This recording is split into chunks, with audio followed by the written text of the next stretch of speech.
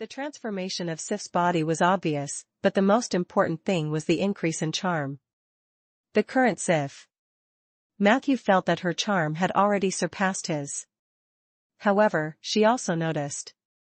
Although Sif had a smile on her face this time, there was a kind of gloominess that only adults had. She didn't seem as happy as she looked. So do you mean I wasn't pretty before? Sif pursed her lips. Matthew fell silent. Before he could choose his words, Sif laughed. I'm joking. You don't have to answer such a boring question. And I also know that I wasn't beautiful enough before, and I'm not beautiful enough now. My teacher said that if you want to become an outstanding warlock, you have to use all kinds of means to make yourself more beautiful. As she spoke, she suddenly stepped forward and pressed herself against Matthew.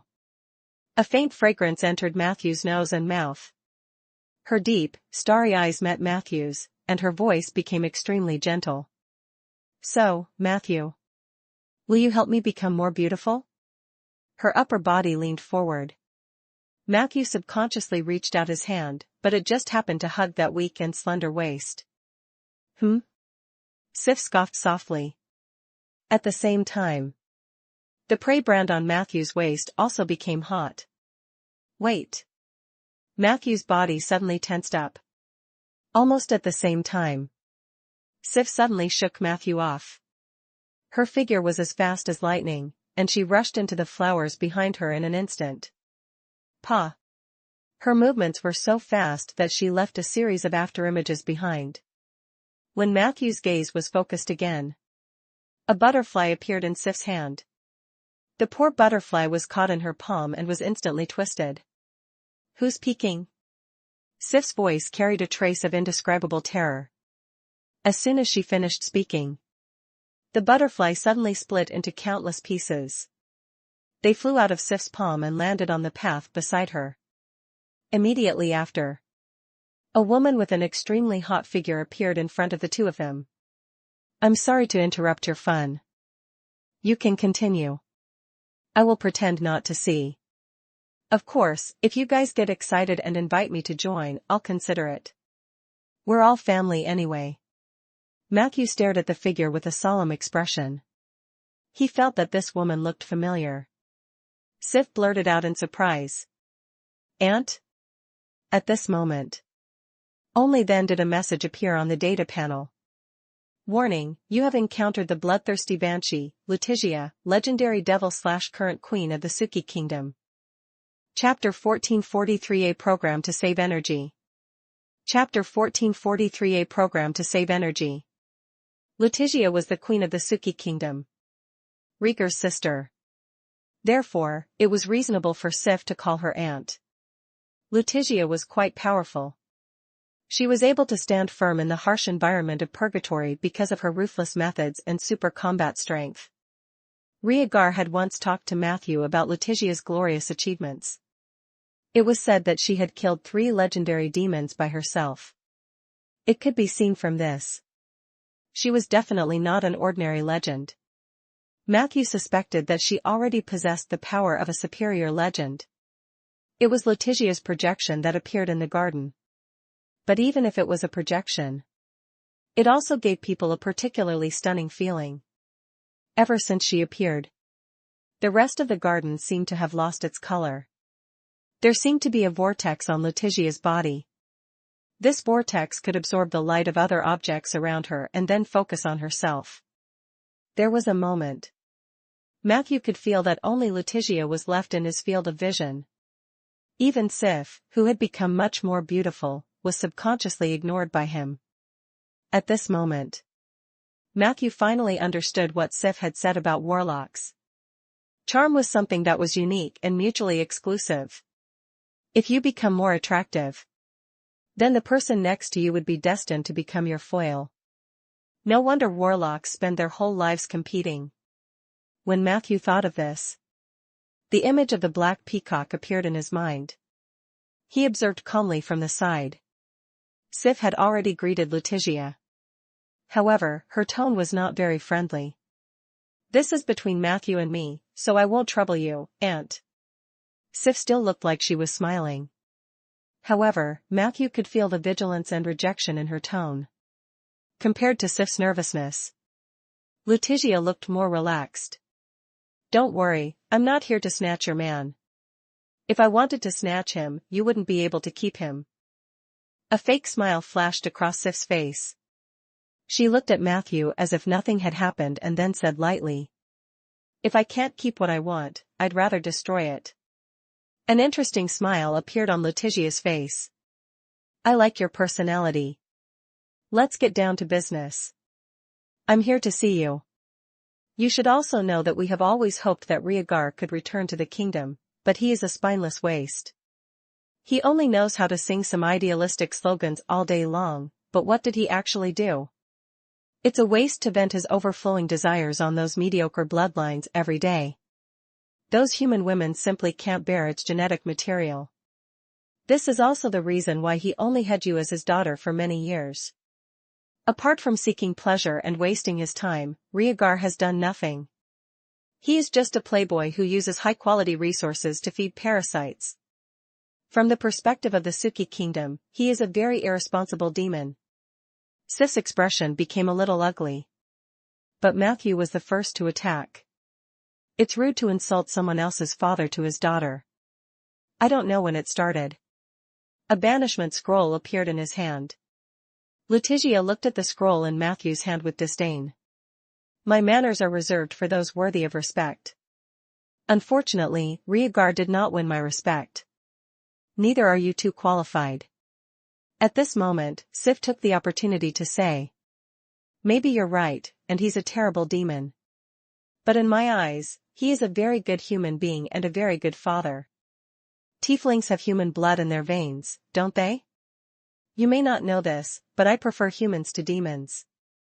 I am only ashamed of being a demon and proud of being half human. Hearing this, Letitia suddenly burst into laughter. Ridiculous. You clearly enjoy the power brought by the demon bloodline, but you want to escape the responsibility of being a demon. Instead, you consider yourself a human and feel honored?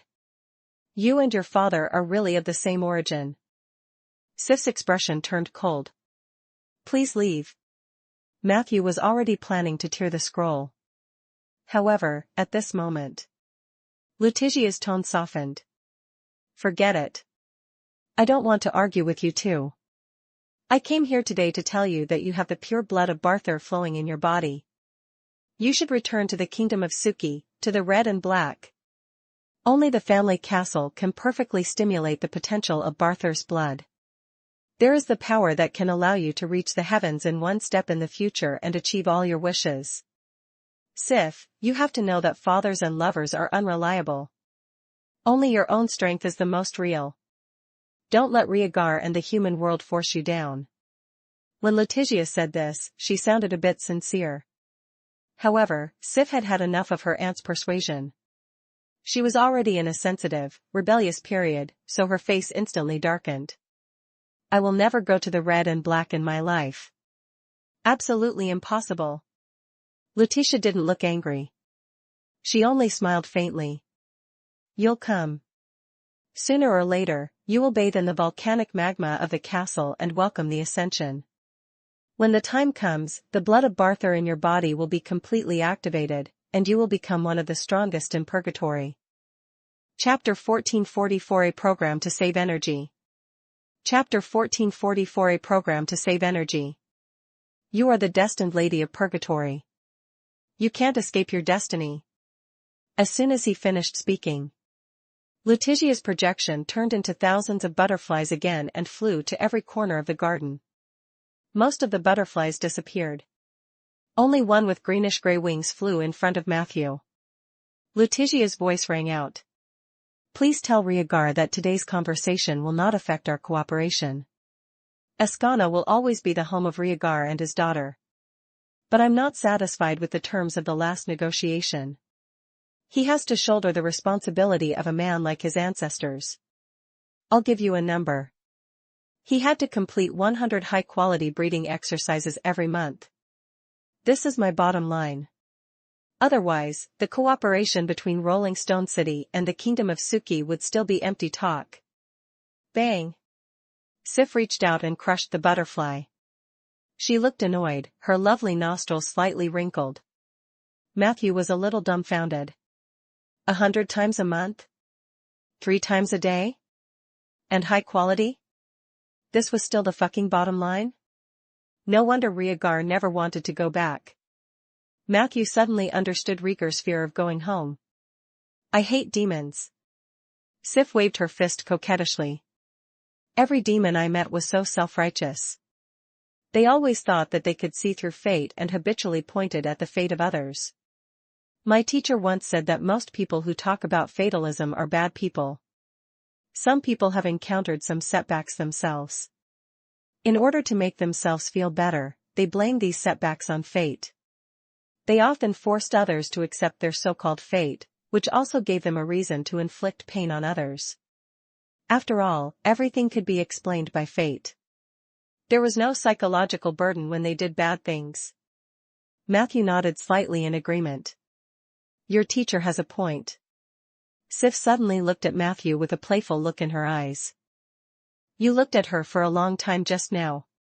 Matthew pointed at the scroll in his hand. I'm looking for an opportunity to tear the scroll. Sif was suspicious. Are you sure? It can't be something else, right? Matthew had no choice but to change the topic stiffly. By the way, what do you mean by becoming beautiful? Sif's expression suddenly darkened. Her attitude became much colder. I'm a little tired, Matthew. I'll go back and rest first. As she spoke, she walked towards the garden, shook Matthew off in a few steps, and then disappeared. Matthew was still hesitating about whether to chase after her. A figure suddenly appeared behind him. Matthew took a closer look. That sneaky guy was Rhaegar. The guy was holding a red carpet in his hand. Matthew looked familiar. Wasn't this the invisible carpet that Rhaegar used to tail Sif when she came to his house? Matthew suddenly understood why Sif's attitude had changed so drastically. However, Rhaegar patted Matthew's shoulder and comforted him with encouragement.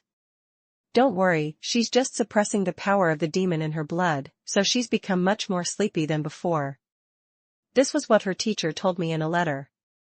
She also mentioned in the letter that after Sif went to Floating City, she actively cooperated with the development of the power of the blood of Barthur. However, after a while, she seemed to have lost interest in this aspect and began to suppress the awakening of the bloodline again. Fortunately, there were no side effects at the moment. It is just that she gets sleepy easily.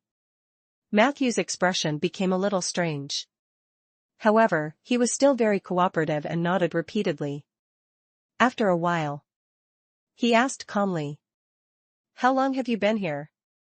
Rhaegar replied, I just came over and saw you two in the garden from afar.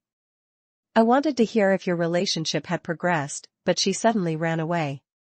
Matthew stared at Rhaegar's expression. After confirming that he was not lying, he finally felt relieved. He told her about his encounter with Letitia. Rhaegar's face instantly turned pale. Immediately after, he said indignantly, 100 times a month? Why didn't she do it herself?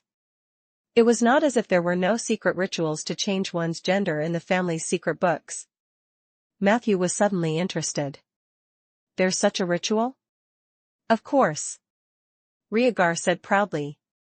The Suki kingdom has been passed down for thousands of years and has a deep foundation. Whether it's a man turning into a woman or a man turning into a woman, there's no problem. Matthew felt that something was wrong. He didn't have to point it out. Rhaegar continued.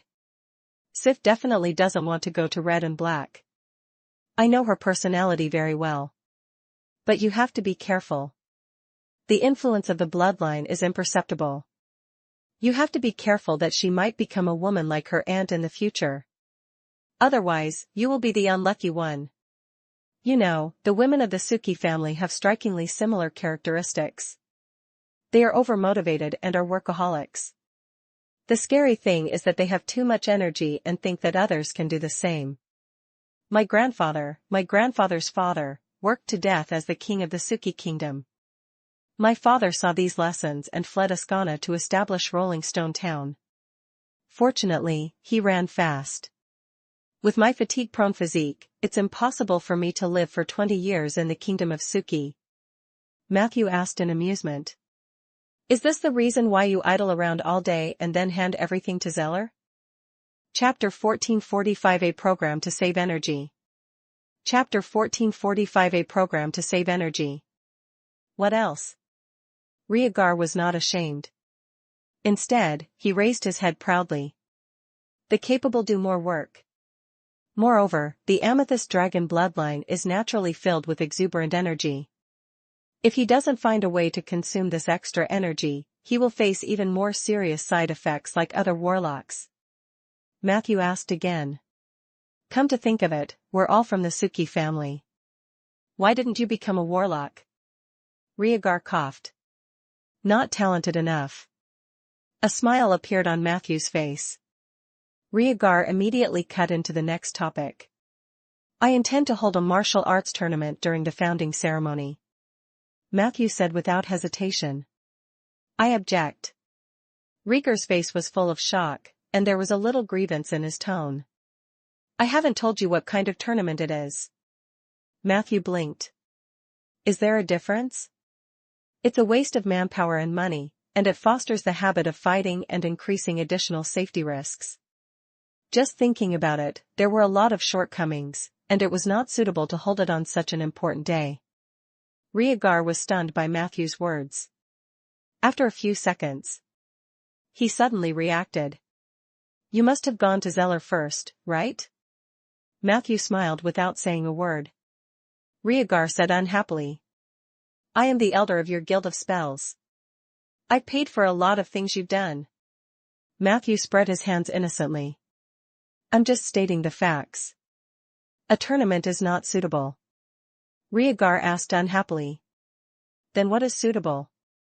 If the martial arts tournament at the ceremony is cancelled, there must be other programs to replace it, right? You can object if you want, but you have to provide a wonderful program. Matthew thought for a moment. I can make fire. Rhaegar rudely interrupted. The fireworks are Bobo's program and she's already booked it. Matthew was a little surprised. Have you already discussed it? When did that happen? Rhaegar took out the Guild of Spells badge and waved it. You're behind, Matthew. We've been discussing it in the chat group for a week. Matthew looked at it. It really was. He hadn't been looking at the chat group recently. Most of the records are about Rhaegar and others discussing the content of the celebration program at the founding ceremony of the Rolling Stone Kingdom. It looked like Rhaegar had invited everyone in the Guild of Spells, and most of them had agreed to watch. Then let me think again. Matthew pondered.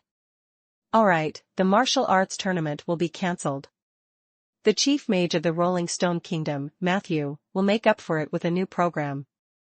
That being said, Rhaegar walked away, still a little unhappy. But he soon returned. When he returned, a few scrolls wrapped in waterproof cloth appeared in his hand. Rhaegar handed these scrolls to Matthew. Matthew opened it and was slightly moved. This is Rolling Stone City's title deed? Rhaegar nodded. Rolling Stone City has a total of 16 districts, of which the best 6 districts were given to Qin Wuyue and Master Ronan. This is also the right thing to do. Without their help, this city could not have been built.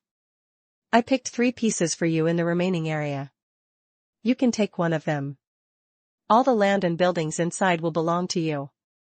The development rights and management rights of the other 2 districts are also yours. Everyone will still belong to the new royal family of the Rolling Stone Kingdom. Rhaegar explained in detail. Matthew felt quite comfortable. In fact, he did not have much need for the land in the new Rolling Stone City. In addition, the Southern Mage Army was busy with this thing, and Rhaegar and Zeller were managing it. He did not contribute much, so even if Rhaegar did not give him anything, he would not say anything. Matthew was very content with the current situation of owning a large territory northeast of Rolling Stone Town. But this was Rhaegar. He would not forget Matthew if there were benefits. He was indeed impeccable in his work. I choose this one. Matthew was not pretentious and directly took the new urban area near the northeast.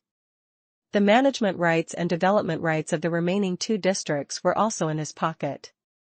Then, Rhaegar reminded him. I plan to issue a metal currency in the near future. You can exchange the Alliance gold coins with them. There will be an additional exchange premium in the initial stage. This is to facilitate the release of the new currency. When you develop these areas and carry out some simple construction work, you will need to hire as many outsiders as possible. When the time comes, you can use this currency to pay. Matthew asked. Have you discussed this with the Southern Mage Legion? Rhaegar nodded. Don't worry, the Alliance has already approved our application for coining. We've already settled these complicated matters in advance. You just need to cooperate with the City Hall's work, and then, the most important thing is to think of a good program. Speaking of this, Rhaegar was full of resentment as he said. Cancel my martial arts tournament. If the program you provide is not exciting enough, I will nag you for a long time. Matthew smiled bitterly. He could only promise that he would prepare diligently. Then, he left the Liege's manor. Back to the oak forest. When he approached the forest, Matthew saw the golden tree that reached into the sky from afar. Bogard was becoming more and more conspicuous. Its overall height did not change dramatically, still more than 200 meters. However, the lush foliage above the tree crown was much more exaggerated than before. Matthew looked around and saw emerald green leaves. The green leaves stacked into waves, and when the wind blew, it gave people the feeling of being in a green ocean. Chapter 1446 A Program to Save Energy. Chapter 1446 A Program to Save Energy. It was different from the giant tree in the Jade Court, which was full of shadows. Bogard's leaves could filter the harmful substances in the light and transmit warmth to the space below. Therefore, the vegetation under the world tree was not affected. Instead, it was greener than other places. Green grass. Moss. Mushroom. Matthew walked among them as if he were walking on a thick straw mat. Some of the grass grew up to his waist. Some of the mushrooms were taller than him. The air was filled with a refreshing fragrance and a faint muddy smell. It was the smell of summer. Not far away, a group of flying horses descended from the branches of the world tree. They stopped by a lake to rest and drink water. Matthew and Obist only found out after talking. These Pegasi were the same race as the Pegasus Ollie in the Heaven Realm. They were invited by Ollie and attracted by the World Tree and the Life Sanctuary, so they finally chose to settle down here. These Pegasi were still very shy and had only talked to the centaurs in the forest a few times. The rest of the time, they hid in the clouds or in places where others could not find them. Matthew felt that the shyness in Obist's mouth was a bit exaggerated. Because just as the two of them were talking, he saw with his own eyes the black peacock, which had regrown its feathers, approach a filly. A bird and a horse were chatting fervently, but they didn't seem very shy. The lake has also become a lot bigger, and the water has become cleaner. Wasn't there only a small pond here before? Matthew asked. Obist quickly replied. I had someone dig it. The elder told me that there should be a lake in the forest of the Life Sanctuary to carry the spirit and spirituality of the water element. This can greatly enrich the life elements on this land, so I expanded the foundation of the small pond beside the stream. It seems that the effect is not bad at the moment. The group of Pegasi only descended after the lake was formed. Matthew nodded in agreement. Before heading to the Emerald Jade Court, he gave Obist the right to decide on the construction of the Life Sanctuary. Obist did a good job. Not only did the centaurs dig a lake in the forest, but they also planted a large birch forest northeast of the Scar of the Dead. They built some strange fortresses and towers in the forest. It was said that this was used to guard against the increasingly active demons in the east. Other than that, the centaur troops under the leadership of Obist were also actively forging bows and expanding their armaments. Judging from the mental state of the centaur tribe members, Matthew believed that they were all good warriors. Once on the battlefield, these archers would definitely be able to display an extremely eye-catching effect. It seems that Obist is just more conservative in terms of tactics. He was also aware of the threat of the demons and was prepared for it. Eugene, the son of the forest, was more radical, Matthew thought to himself. He chatted with Obist for more than half an hour before finding Eugene to report on the situation of the demon army. We killed all the demons and got General Rick to move the corpses back to the cemetery. After that, I followed their footsteps for a distance and found that the demons did not come from the Resting Lands or Apple Avenue as I had imagined. They appeared from Rolling Stone Town. The skinny child of the forest reported fluently. After I ordered the main force to return, I went to do a few more scouting alone. In the end, I confirmed that those wandering demons came from the subordinates of a demon lord named Asner. Asner is very powerful, at least not weaker than a legend, but his original body should not have descended into the material world. At most, this is a clone. Asner has control of multiple dimensional rifts that lead to the northeast of Rolling Stone Town from the abyss, and one of them is within the boundaries of Rolling Stone Town. I have already found his exact location, but I did not dare to act rashly without discussing it with you. And there was a strange castle near the spacetime crack. I felt a very evil aura from it.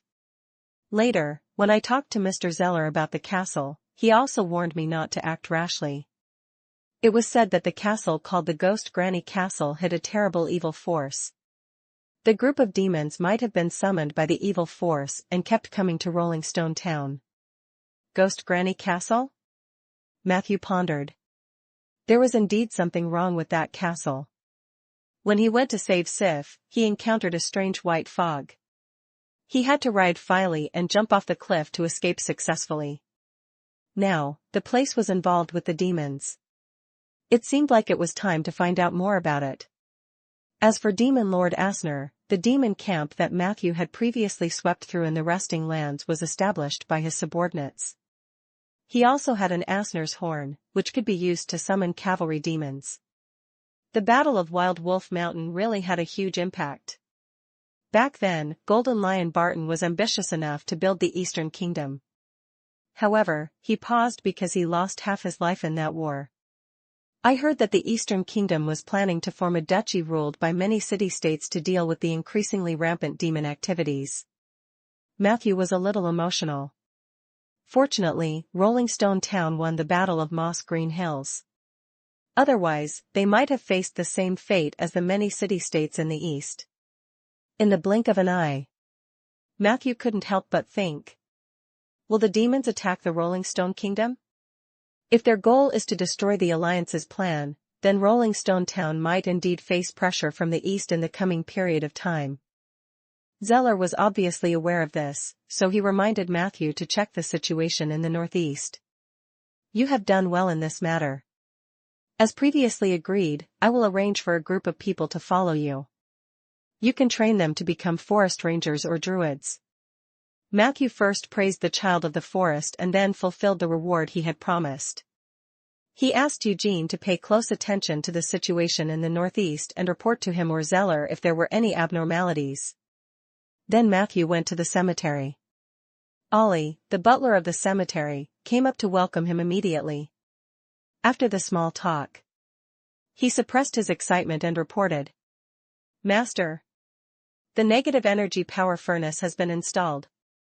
Just as you requested, we opened the negative energy gap in the King's Valley where Lord Filey is located and obtained a large amount of cheap and concentrated negative energy. Currently, the newly filled negative energy pool is enough to support the needs of a short flight. When do you think you can test it?" Matthew's eyes lit up when he heard that.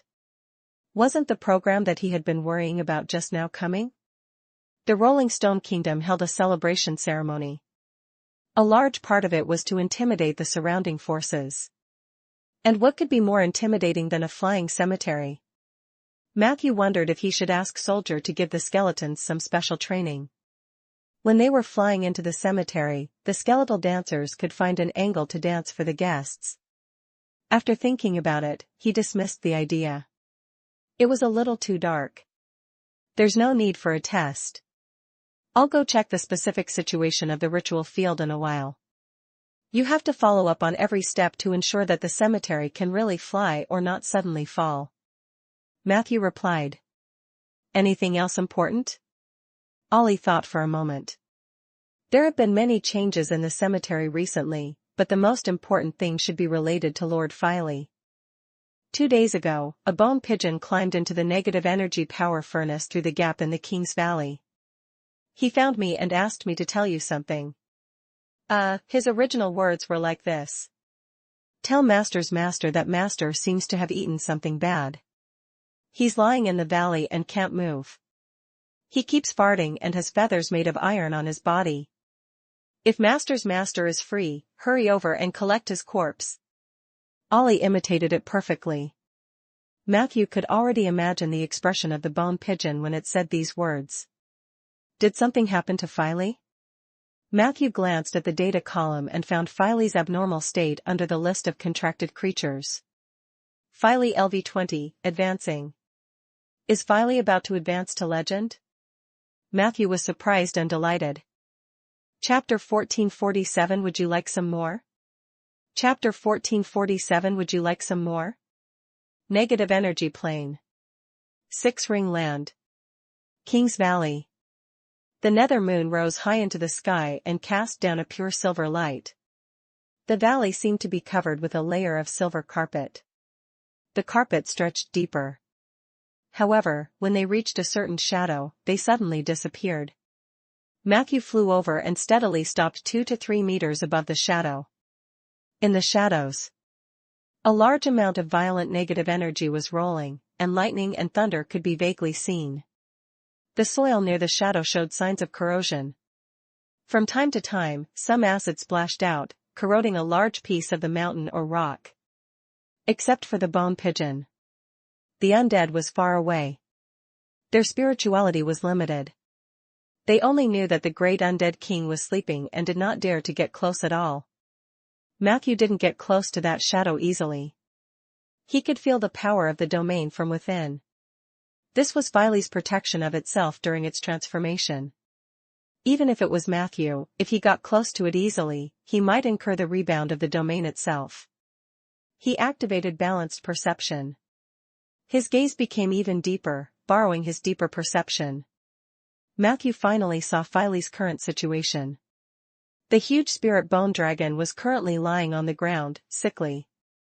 The soul fire in its pupils was gently jumping as if it could be extinguished at any time. Black smoke was coming out of his stomach. Through the black smoke, Matthew could see a lot of flames, like molten metal and some hot liquid. A part of the juice splashed out from the gaps between his bones, which created the bumpy ground outside the shadow. Matthew could sense it. It was as if there was a giant furnace in his stomach. It was as if he had suddenly transformed from a spirit bone dragon into a small, mobile volcano. Mumble mumble mumble. A strange sound came from Filey's abdomen. Immediately after, a large amount of stinky gas came out from the gaps between his bones. Matthew quickly retreated to the upwind. But even so, he still smelled the strong smell of sulfur. There was a moment. Matthew felt a little dizzy. What a powerful poison. Bone Pigeon said that Filey had a stomachache. His evaluation was accurate. Matthew thought to himself. He called the little thing over. How did your master become like this? The bone pigeon did not have any stage fright and immediately cried out. A few days ago, when a young and arrogant black knight came to the vicinity, the master was very unhappy. He wanted to use the excuse of patrolling the territory to find trouble with the black knight. Perhaps the knight got wind of this. When the master led the team out, we didn't encounter the black knight at all. However, there was an unexpected surprise during this inspection.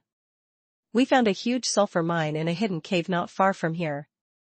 Sulfur is also a very good nutritional supplement for the undead. Master ate half of it on the spot. This was not a problem at first, but when he was eating, he found that there was a half-life chromite alloy in the deeper part of the sulfur mine.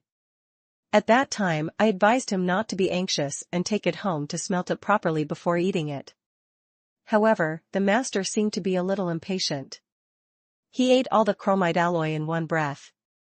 After eating for a while, he looked fine and walked back to the valley. But just as he was sleeping, I suddenly realized that all the black feathers on his body had fallen off. Then, a row of feathers that grew out was actually silver. Matthew listened to the description of the bone pigeon while comparing the traces left on the data column. He had roughly figured out the reason why Filey had advanced this time. He was already on the verge of leveling up.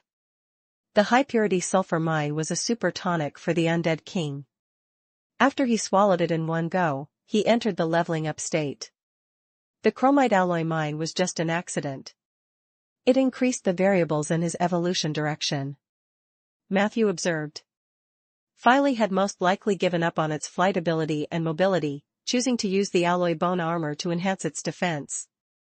If he could really convert all the exoskeletons and feathers into alloy, then he would become an indestructible moving fortress. Does he know that I thought he was fragile before? Is he planning to develop in the direction of super tanks? Matthew was overjoyed. He did not lack the front row now, but who would not love a powerful summon like the alloy bone dragon? Other than that, Filey's breath will also increase the damage caused by the fire and poison given by the sulfur or after it is successfully upgraded. The range of the breath would also expand to 3 times its original size. This would greatly increase Filey's attack efficiency and range. I was the one who gave Filey the 3 keywords for the legendary path. Loyalty and diligence, these 2 elements of practice, have far exceeded the minimum standard requirements, long in line with the promotion criteria. Currently, only the keyword miracle is gray. As long as we can ensure that a miracle happens, even if it's just a small one, then Filey's promotion to legend rank is definitely in the bag.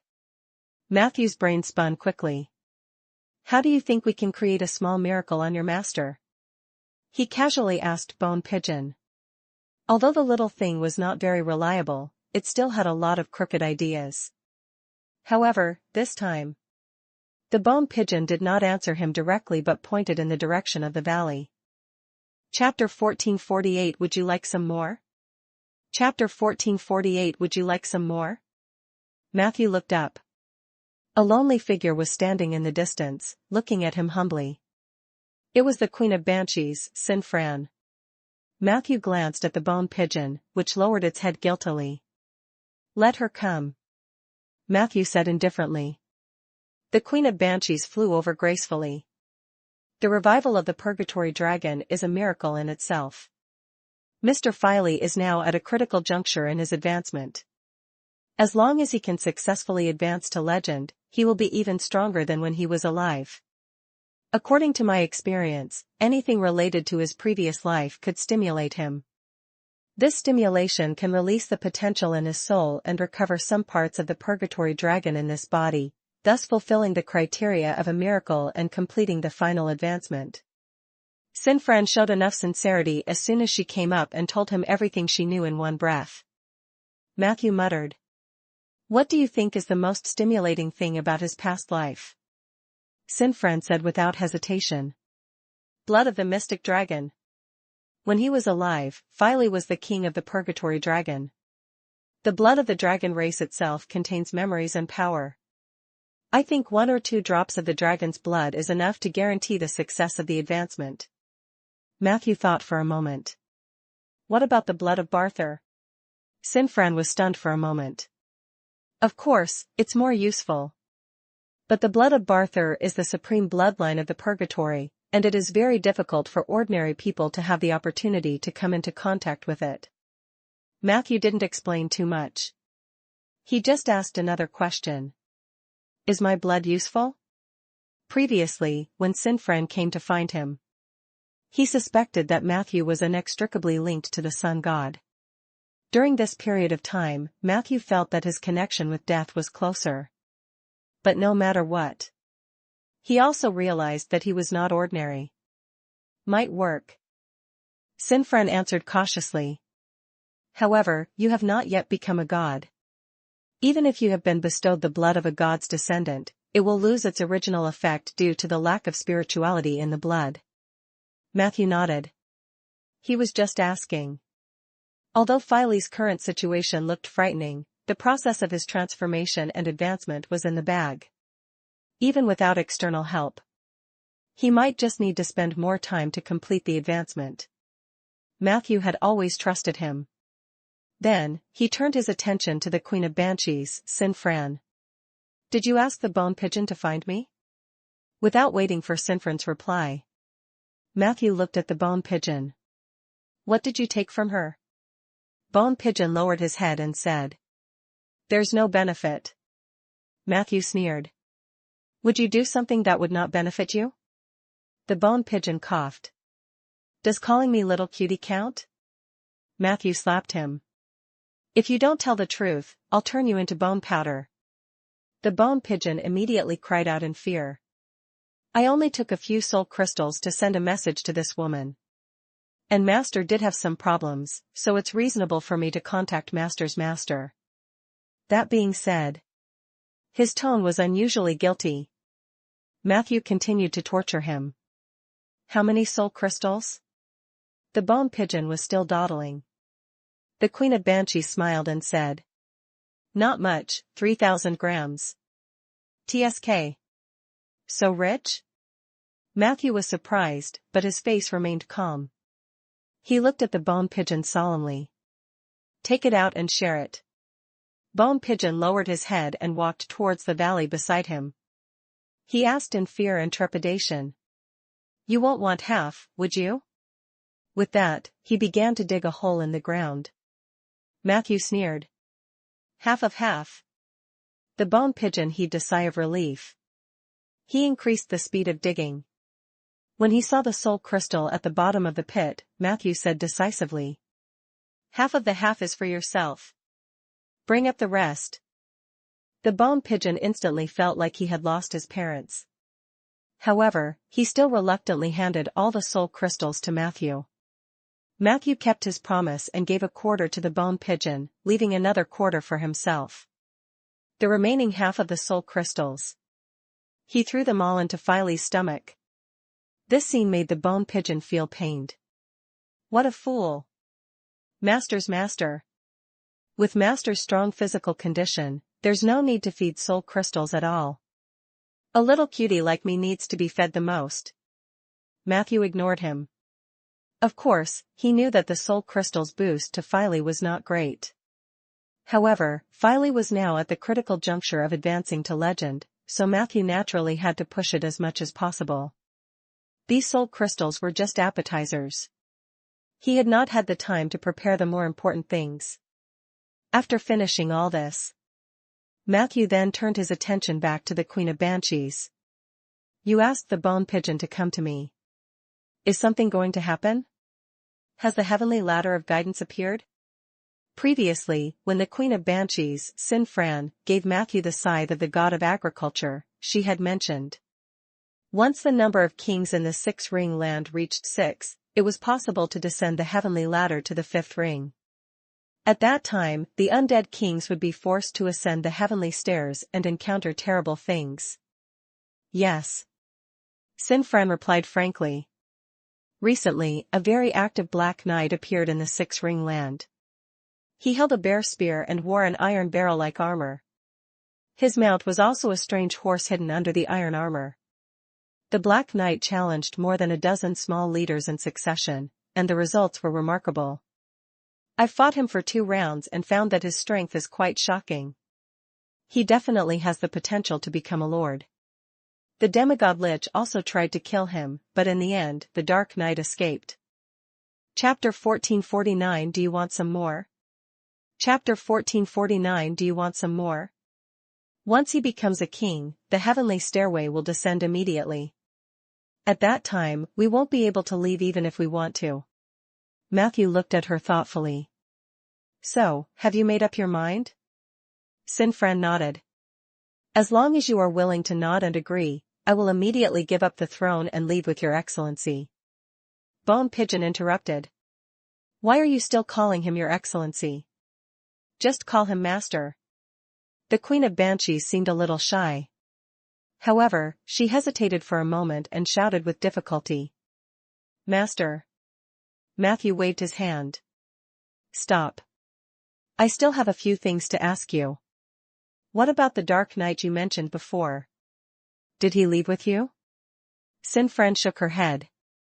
He changed his mind. Actually, the reason is very simple. After I leave, the position of the king will be vacant. Even if the Dark Knight succeeds in advancing, there will only be 5 kings in the 6-ring land. My departure is equivalent to making room for the existence of other kings. Of course, he has a reason to change his mind. But this is very normal. Compared to others, I have less courage. Who knows if there will be other new kings besides the Black Knight? Matthew nodded. Then, he chatted with Sinfran about the current situation in the 6-ring lands. The world of the undead was a completely independent existence from other planes. This place had a unique operating rule. With a veteran native like Sinfran leading the way, Matthew's understanding of the 6-ring lands instantly increased by several levels. In addition, he had already accepted the other party's jade sickle. In the end, Matthew still took the Queen of Banshees, who was also an undead king, under his command. Sinfran was level 20. After signing the contract, she told Matthew that due to her congenital deficiency, she would never be able to advance to legend in her life. This was also the main reason why she was in a hurry to leave the 6-ring land. By chance, she had become a king. To her, it was already her peak. Staying there would only invite disaster. Matthew didn't think much of Sinfran's potential. What he was interested in was Sinfran's handling and management skills. This time, after taking in Sinfran, Matthew had more than 300 banshees under his command. These banshees would follow Sinfran out of the negative energy plane. The new home that Matthew had arranged for them was the cemetery on the Sampan plane. Firstly, Matthew did not trust Sinfran enough. Secondly, the cemetery in the base camp was indeed overcrowded. Placing Sinfran in the new cemetery would not only make the assessment easier but also give the former undead king more room to show off. Let's see how well she manages the Sampan cemetery. There are more and more cemeteries under me. I have to improve the management structure later. Matthew thought. Currently, the number of cemeteries under his control had reached 4. Other than the base camp of Rolling Stone Town. There was also the Icefield Cemetery in the Ancient Lands, the Underwater Cemetery in the Arune Sea, and the newly established Sampan Cemetery. As the cemetery and the number of undead increased dramatically, Matthew also needed more talents like Sinfran, who had rich management experience. After settling down Sinfran and the Banshees, Matthew immediately returned to the cemetery in Rolling Stone Town. He talked to Ollie for a while more and learned about other recent events in the cemetery. All in all, Ollie did a good job as a butler. The entire cemetery was in good order. The prisoners who were busy making the blazing glue looked very energetic. According to Ollie's report, Matthew learned that the number of fire buriers on the 3rd level had reached a total of 186. Considering the super strong combat power of the burier, this was already a terrifying number. If nearly 200 undead who could throw fireballs formed a column in a head-on clash, it could unleash the firepower of 4 to 5 tier 5 mages in a short period of time. Unfortunately, last Wednesday, the fire in the well of buried fire had been extinguished, which meant that the well could no longer continue to produce elite undead like Fire Burier. But after Matthew's examination, he realized that the ritual field of the well of Burier had not completely disappeared. It seemed that the disappearance of the flames in the well had caused the entire ritual ground to fall silent. While Matthew was observing, he found that there were still flames and some special substances similar to carbon deposits at the bottom of the well. It seemed that as long as enough fuel was provided, it would continue to ignite. After testing, ordinary fuel and flames could not reignite the well of the Burier. Matthew was not discouraged. When Olerin wakes up, let him operate it. Maybe he can activate this well again. He asked Ollie to pay attention to the carbon deposit at the bottom of the well. He continued to isolate the entrances and exits between the 3rd level and the other levels. After all, the nature of the Barrier of Fire was too special. Their living environment could suffocate the other undead. Other than the Barrier and the negative energy power furnace, the biggest change in the cemetery headquarters came from the skeleton Prince Rick and the skeleton blade and axe soldiers led by him. According to Ali's statistics, over the past few days, the number of skeleton axemen trained by Rick had already exceeded 2,000. This was a very impressive number. One had to know. A skeleton axeman's combat power was almost 3 times that of an ordinary skeleton. Chapter 1450. Would you like some more? Chapter 1450. Would you like some more? Matthew also noticed. The soul fire of the skeleton axemen was more condensed, and they walked like tigers. In terms of essence, spirit, and soul, they were not ordinary skeletons. Matthew could feel that there was a trace of revenge in their soul fire. Rick seemed to have added this through some kind of ritual. Matthew had no intention of interfering. In fact, this was what a normal necromancer would do. Hatred was the cheapest motivation for the undead. This element was the best way to stimulate the energy in the undead soul fire. This was also the reason why there was an aggro aura in the Tier 5 necromancer's must-learn spell. No matter what. The skeleton Prince Rick was indeed impeccable in training his soldiers. He had personally trained every single one of them. This meant that a lot of energy and time had to be spent. Ollie told Matthew. Ever since he entered the 5th level, Rick trained the soldiers day and night. He divided the soldiers into 4 groups, and each group trained for 6 hours. After one group finished training, another group would take over, and he himself would not rest at all. For this kind of employee, what else could Matthew do besides respect? Compared to Rick, even Filey had to admit defeat.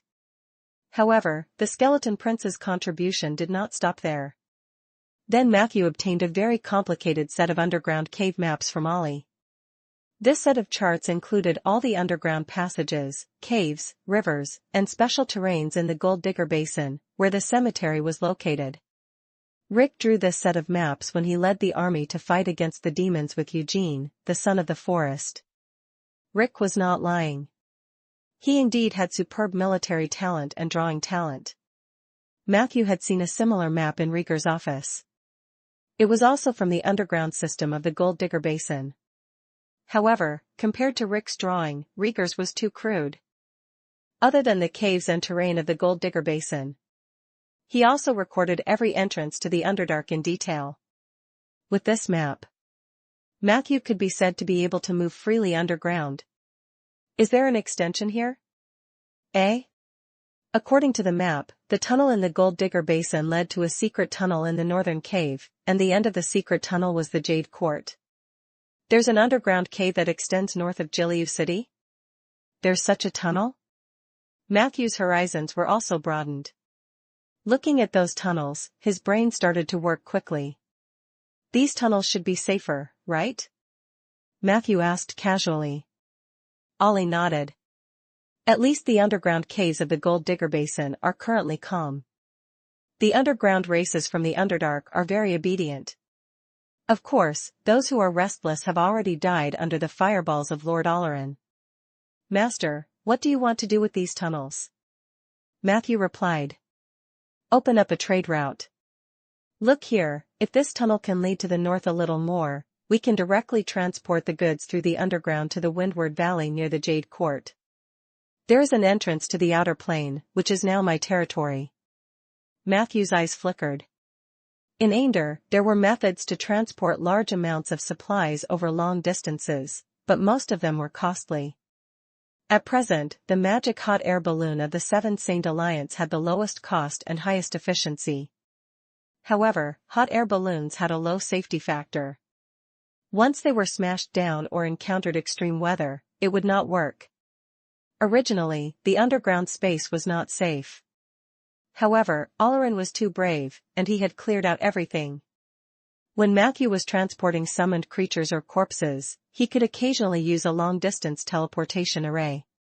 However, if he used teleportation arrays for everything, the cost would be too high. Using the simplest example. The skeleton axemen that Rick had trained so far were seriously lacking in equipment. The current forging system in Rolling Stone Town could not even supply the armaments of the newly expanded Lord's Guards. Not to mention distributing equipment to Matthew's undead. It just so happened that Matthew had obtained tens of thousands of pieces of equipment in the sampan plane, many of which were sets of standard weapons and armor. If he could transport these things back to the cemetery and arrange for the undead, the battle strength of the skeleton axemen could still be increased.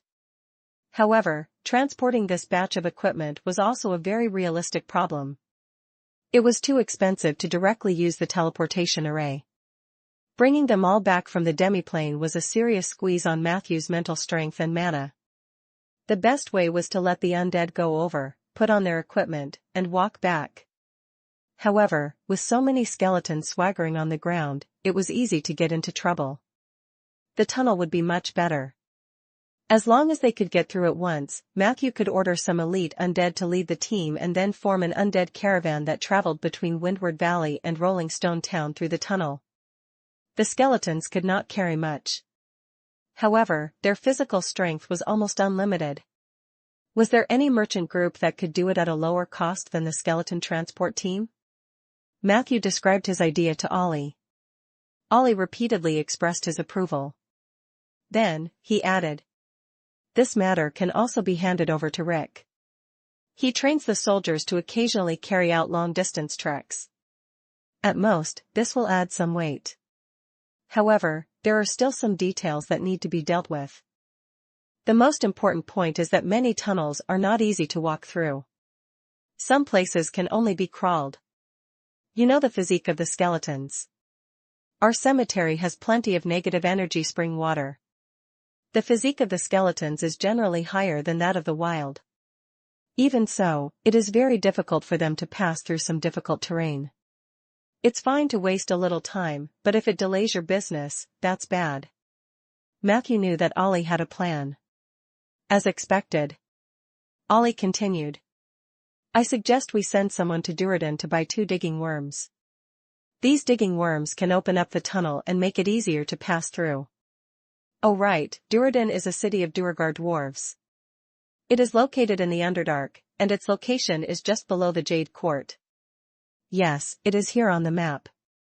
Previously, when Rick and Crimson Nightmare went underground to explore, they had some contact with the dwarves there. The Duergar dwarves of Duradan seem to admire your reputation and are very polite to Rick. Therefore, I think it shouldn't be a problem for me to buy 2 dig worms." Matthew weighed the pros and cons. In the end, he accepted Ollie's suggestion. However, he did not let the skeleton prince go to the city of Duradan. Instead, he assigned this responsibility to the male banshee, Justin. The latter was a rare male banshee that Matthew had extracted from the spirit figurines in the underground palace of the troll. Recently, he had been serving as the treasurer of the cemetery. Matthew looked at it. Justin has been doing well recently. He handed over the purchasing task to the other party and then ordered Death Knight 47 to be Justin's assistant. The two of them quickly went to Duradan, the city of the Duergar dwarves. Then, Matthew dealt with the junk that had accumulated during this period. When these trivial matters were settled, the sky was already dark. Matthew hesitated for a moment before returning to Rolling Stone Town. He entered the Lord's mansion and found Sif. "Can you give me a drop of your blood?" Matthew was about to explain why he wanted the blood. But in the next second, Sif took out a knife from somewhere and slashed her neck. Suddenly, beads of bright red blood oozed out from under her fair skin. "Is it enough?" Sif licked her lips and looked at Matthew with bright eyes. "Would you like some more?" Chapter 1451 I'm afraid Rhaegar can't take it. Chapter 1451 I'm afraid Rhaegar can't take it. Matthew was a little stunned by the scene. However, Sif grabbed Matthew's hand and touched her neck. She urged, "You have to hurry. It'll be out of sight in a moment." As expected, Matthew instinctively withdrew his right hand. The wound on Sif's neck had disappeared without a trace. Immediately after, The few drops of blood also seeped down her skin, as if they were absorbed by Sif's skin, and disappeared completely. There was not a single mark on Sif's fair neck. Matthew finally understood. Sif was no longer the same as before. What a powerful healing ability! Matthew couldn't help but exclaim. Sif smiled. In fact, my father's healing ability is also very strong. This seems to be the characteristic of the Suki family. It is precisely because he is not easy to be killed that he can survive and procreate more easily than other tieflings. Now, the other skin on my body is very difficult to cut by the blade. Only my neck is slightly weaker, but it can only last for a short time. Moreover, I can only cut it myself. If it was someone else, it might trigger some automatic counterattack bloodline ability. Sif briefly explained her unique attributes. Matthew was fascinated. When she waved the knife again, Matthew immediately handed over a small beaker. Sif was rather generous. Matthew only wanted 2 or 3 drops. But she wiped her neck dozens of times and filled Matthew's small beaker. Enough, enough. Although he knew that this action would not cause any harm to the other party's body, the girl's action of harming herself was still a little scary. Matthew tried to stop her. Although I don't know what you want to do with my blood, no matter what kind of research it is, it's best to finish it within 3 hours. Sif put away the knife and reminded him with a smile. After 3 hours, the blood will turn into a cup of poisonous wine. The poison is very strong. Even a powerful creature that has taken the anti-poison potion in advance will find it difficult to resist the invasion of this poison. Matthew was stunned. He had never heard of Reeker's blood being poisonous. This should be the unique property that Barthur's blood gave Sif. Is this what you learned in the Warlock Academy? Matthew asked curiously. Sif replied casually. Something like that. A few mage friends took my blood to do some experiments. The results of the experiments were all fed back to me. They, like you, think that my blood has great research potential, but the problem is that other than the fact that it will turn into poisonous wine after 3 hours, they haven't found anything else. Matthew nodded thoughtfully. At this moment, Sif suddenly raised her chin and narrowed her eyes at Matthew. Are you interested in my awakened power? Matthew nodded honestly. He had a strong desire to study anything that had strength. Humph. Sif snorted in dissatisfaction. Suddenly, her right hand suddenly grabbed Matthew's shoulder. Matthew subconsciously wanted to dodge. However, Sif's speed was surprisingly fast. In an instant, he felt a slight pain in his shoulder blade. Matthew felt that his shoulder was clamped tightly. In the next second, a huge force came from his shoulder. Matthew's vision began to shake. He saw Sif's other hand on his stomach, and then she kicked. Boom! Matthew's back was directly pushed against the ceiling of the Liege's residence. Walala! The ceiling behind him cracked like a spider web. At this moment, Sif was floating in the air with her hands raised high. A black flame was burning below her thighs. Her hair had also turned a darker shade of black and red. Matthew wiped the cold sweat off his forehead. If he had not activated his immortal body in time and used his ghostly body to avoid this attack, he would have been dizzy by now. Stop. What are you doing? Matthew scolded. However, Sif had no intention of stopping. She smiled and said, Didn't you want to see my strength? I also want to test whether the awakening of the bloodline and the things taught by the teacher are useful. Matthew saw that the other party was serious and quickly dissuaded her. Can we at least go somewhere else? The house will collapse because of us. Sif refused to give up. It doesn't matter. If it collapses, so be it. Anyway, Father said this morning that he plans to demolish the Lord's mansion and rebuild it. As soon as she finished speaking, she didn't give Matthew a chance to speak but raised her head abruptly. At that moment, Matthew's pupils gradually constricted. He saw Sif's thick black and red hair suddenly turn into balls of smoke and flames. The temperature of the flame was extremely high, and it had the effect of burning the soul. Hellfire. And in the thick smoke, there were even countless venomous snakes that were wrapped in hellish flames as they rushed towards the ceiling. Matthew was sure. These purgatory vipers and hellfire could definitely cause destructive damage to spirits. This time, he did not dare to be careless anymore. Whoosh. Matthew flashed. He moved from the ceiling to the ground, taking advantage of Sif's lack of actual combat experience before she could react. Matthew raised his hand and used Disintegrate and Human Freeze. Disintegrate could not only soften the dragon's armor. It also has the same effect on the Purgatory race's natural armor. Sif's natural armor was very high. Chapter 1452 I'm afraid Rhaegar can't take it. Chapter 1452 I'm afraid Rhaegar can't take it. Matthew planned to soften it a little to facilitate other operations. However, what he did not expect was these two spells were actually exempted. If it were a game, it would be like two big misses popping out of Sif's head. What high resistance! Matthew was secretly shocked. He originally wanted to use the 9 Ghosts Wind Breath that reduced her resistance, but he had only just mastered this spell and had not reached the standard to be compatible with the supermodel ability of instant casting. Thus, he had only chanted 2 syllables before forcefully interrupting it. Sif was too fast. Although she did not have any actual combat experience and was stunned by the ceiling for a while, the legendary flying ability was a dimensional blow to non-legendary classes. In the blink of an eye, with a smile on her face, she rushed in front of Matthew with hellish flames and billowing smoke.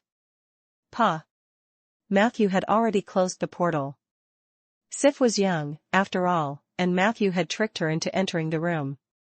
After she appeared at the other end of the door, she turned around and found that Matthew did not enter the door. Instead, he was looking at her with a smile. Sif was a little embarrassed. She had actually entered the dimensional door again.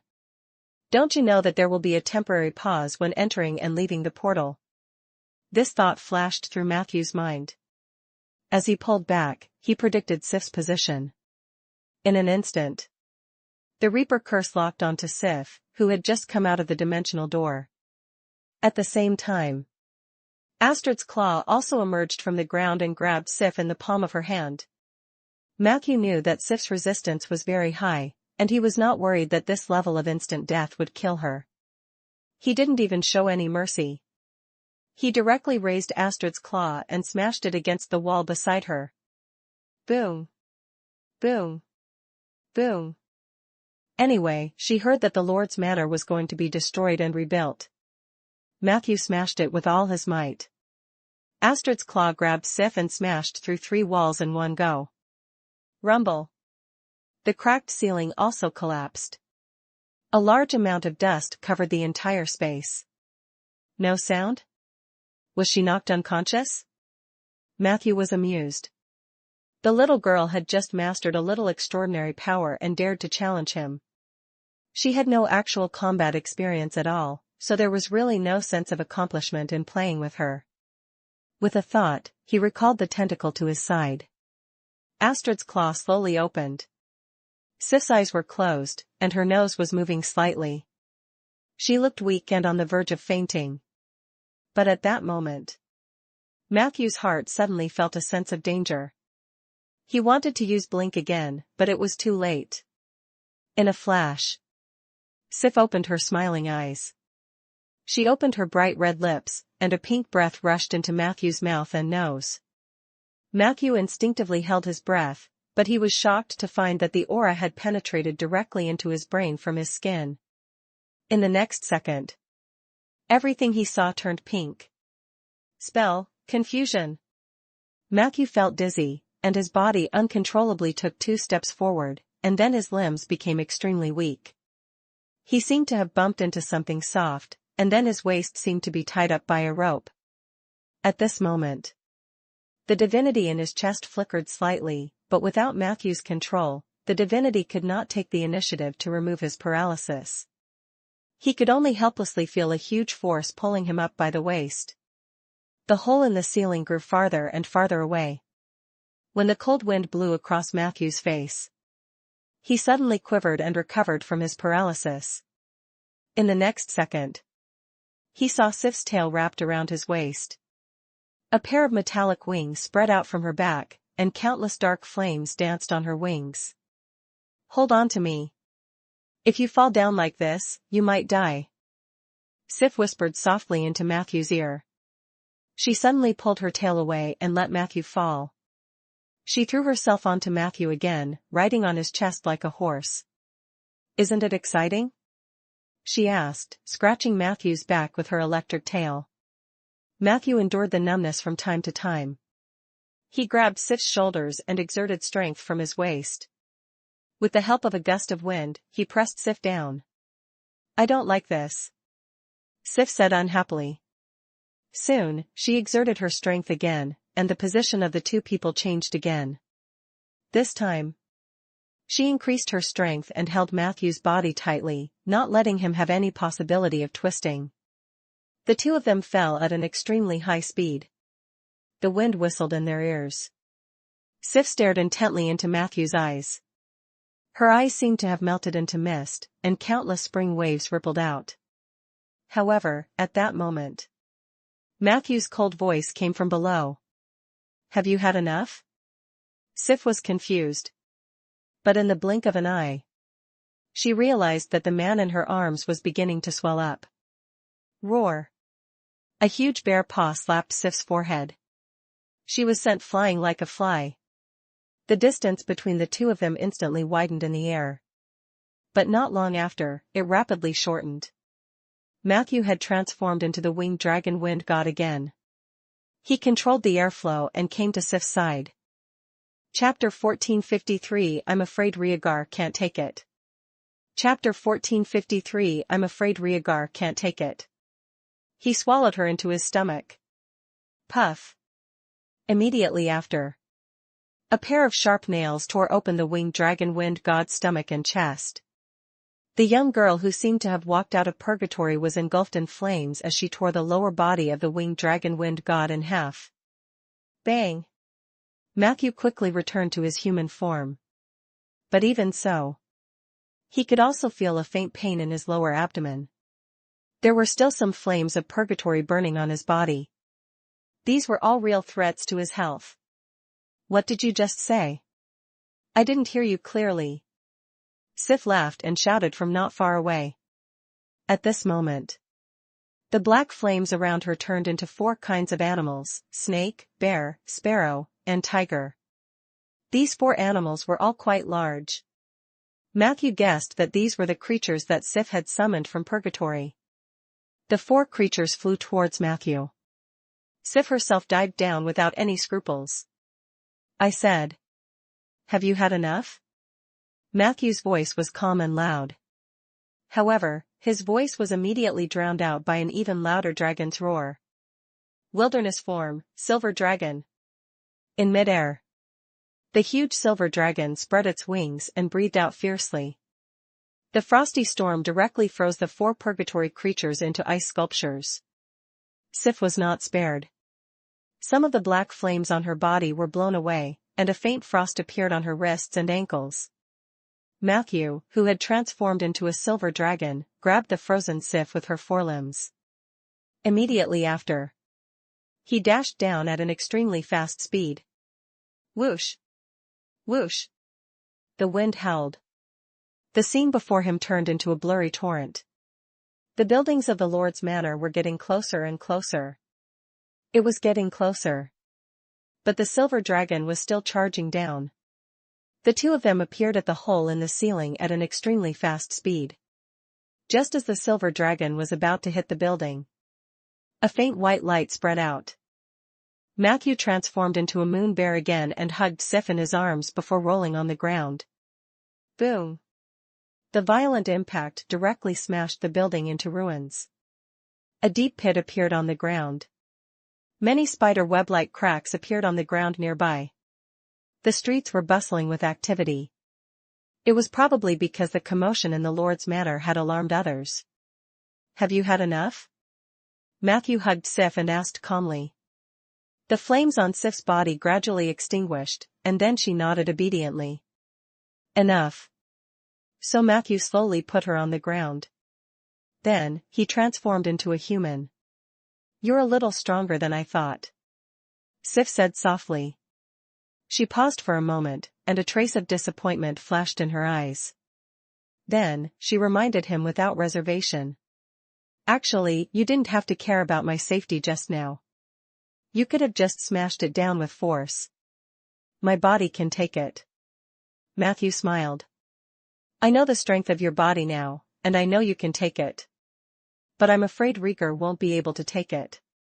As soon as he finished speaking, a man in pajamas walked out of the ruins next to him, stunned.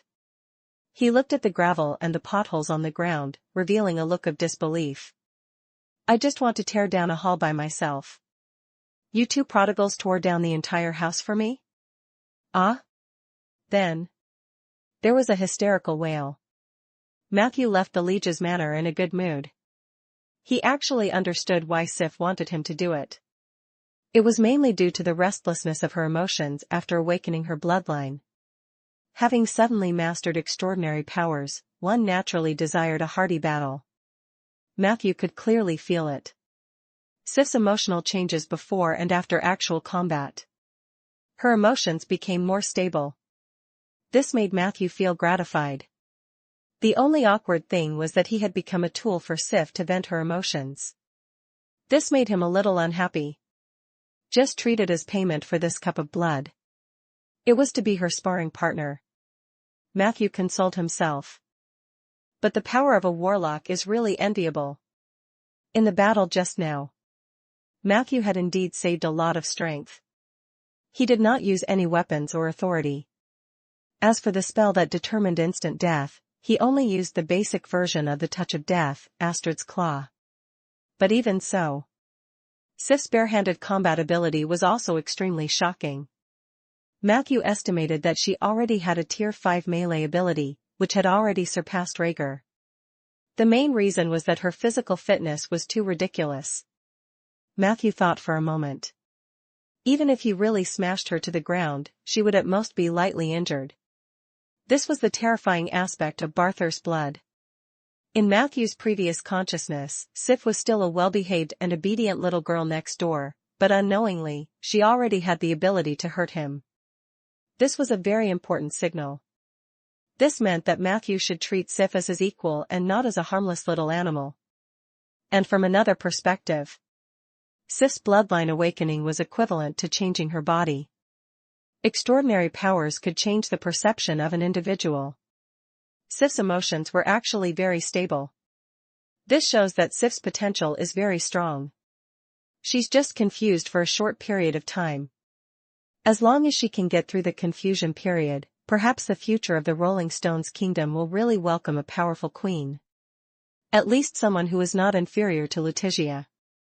Then Matthew went to the Cauldron House and bought a drop of Inferno Dragon's blood at a high price. Other than that. Chapter 1454 I'm afraid Rhaegar can't take it. Chapter 1454 I'm afraid Rhaegar can't take it. He even prepared a small cup of his own blood for Filey. A few drops of liquid from the Divine Phoenix's egg. There was also a large bucket of dragon blood. Matthew did not lack this stuff. There were still a lot of materials left after killing those beasts, and they could be used at any time. This blood, together with Sif's blood, was the material Matthew had prepared for Filey. He poured the blood into the Filey's soul fire in batches. After that, he could only rely on Filey's own performance. However, Simfron's suggestion seemed to be effective. After infusing the Inferno Dragon's blood and Sif's blood, Filey's body became stable. Matthew could sense that his soul fire was undergoing an astonishing transformation. He just didn't know how far he could go.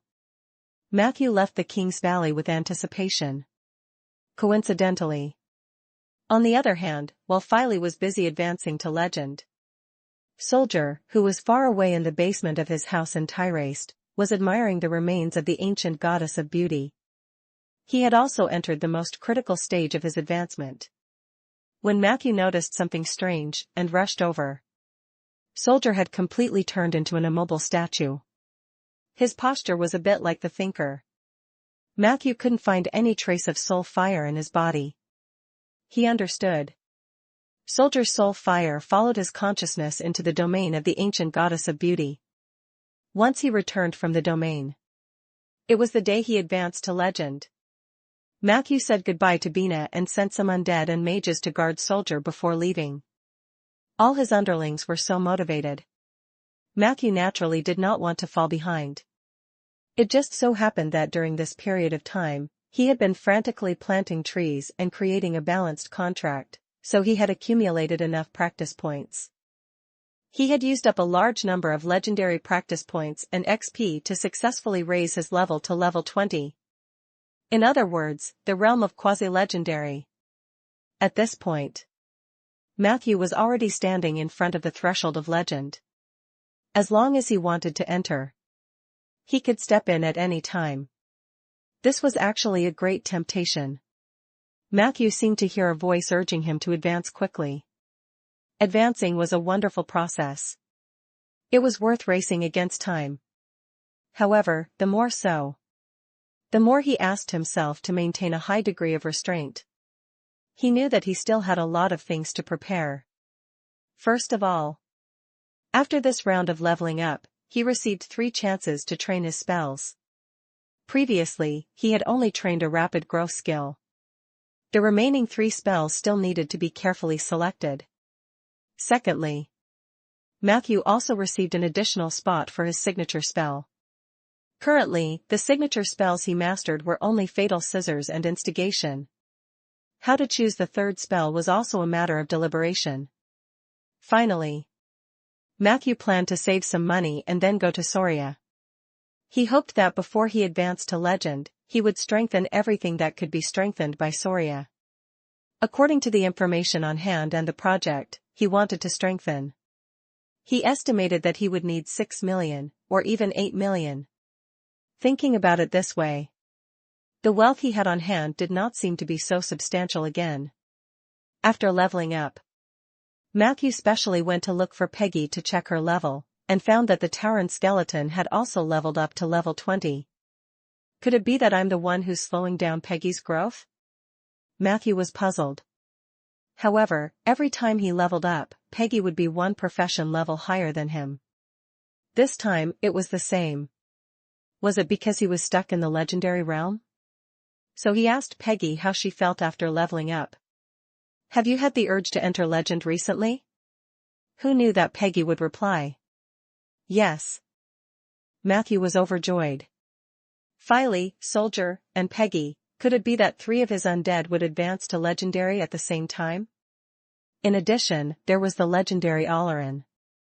He, a tier 5 necromancer, had unknowingly gathered a team of legendary undead. This was the best part about necromancers. However, Peggy's next sentence turned Matthew's joy into embarrassment. I have the urge to enter legend every day. But I just can't get in. Who doesn't have impulses? Matthew fell silent. He thought that Peggy had also sensed the opportunity for herself to advance. However, the Tauren skeleton was a very special existence. Matthew had yet to see her detailed information and data, and there was nothing related to the legendary path or domain. She could only rely on herself to figure it out. In fact, after Peggy transformed into the Valkyrie of the Moon, she was also at the legendary level. It was not that important whether her main body advanced or not. Matthew thought silently. In the next few days, Matthew frequently traveled between Jade Court and Rolling Stone Town. Jade Court is work. Rolling Stone is life.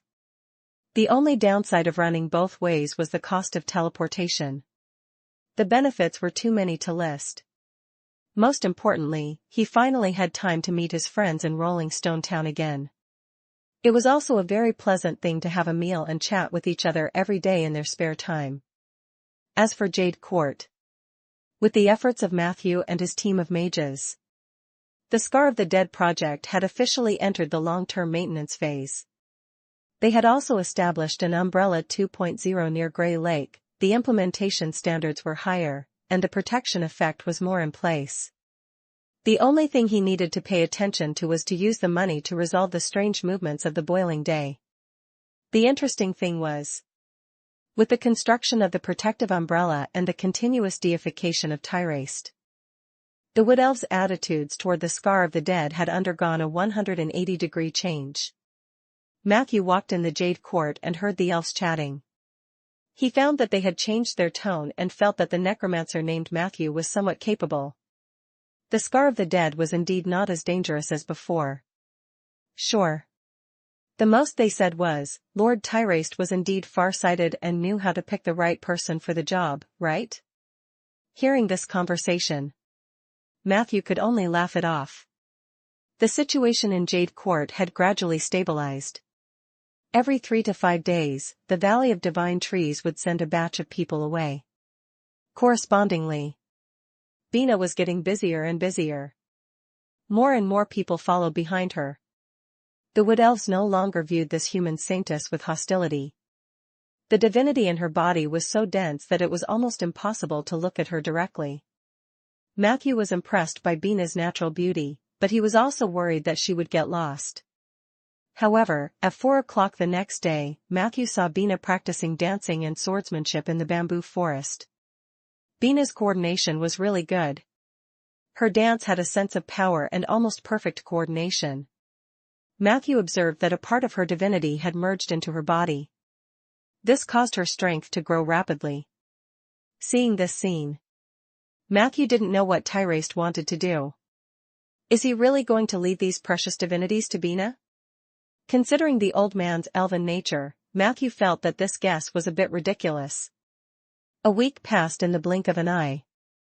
In the blink of an eye, it was July 10th. It was the day of the founding ceremony of the Rolling Stone Kingdom. It was early in the morning. Matthew got up early, changed into a decent set of clothes, and planned to go to the city to see if he needed help. But at this moment, Eugene, the child of the forest, suddenly rushed toward them from the northeast. Matthew's heart skipped a beat.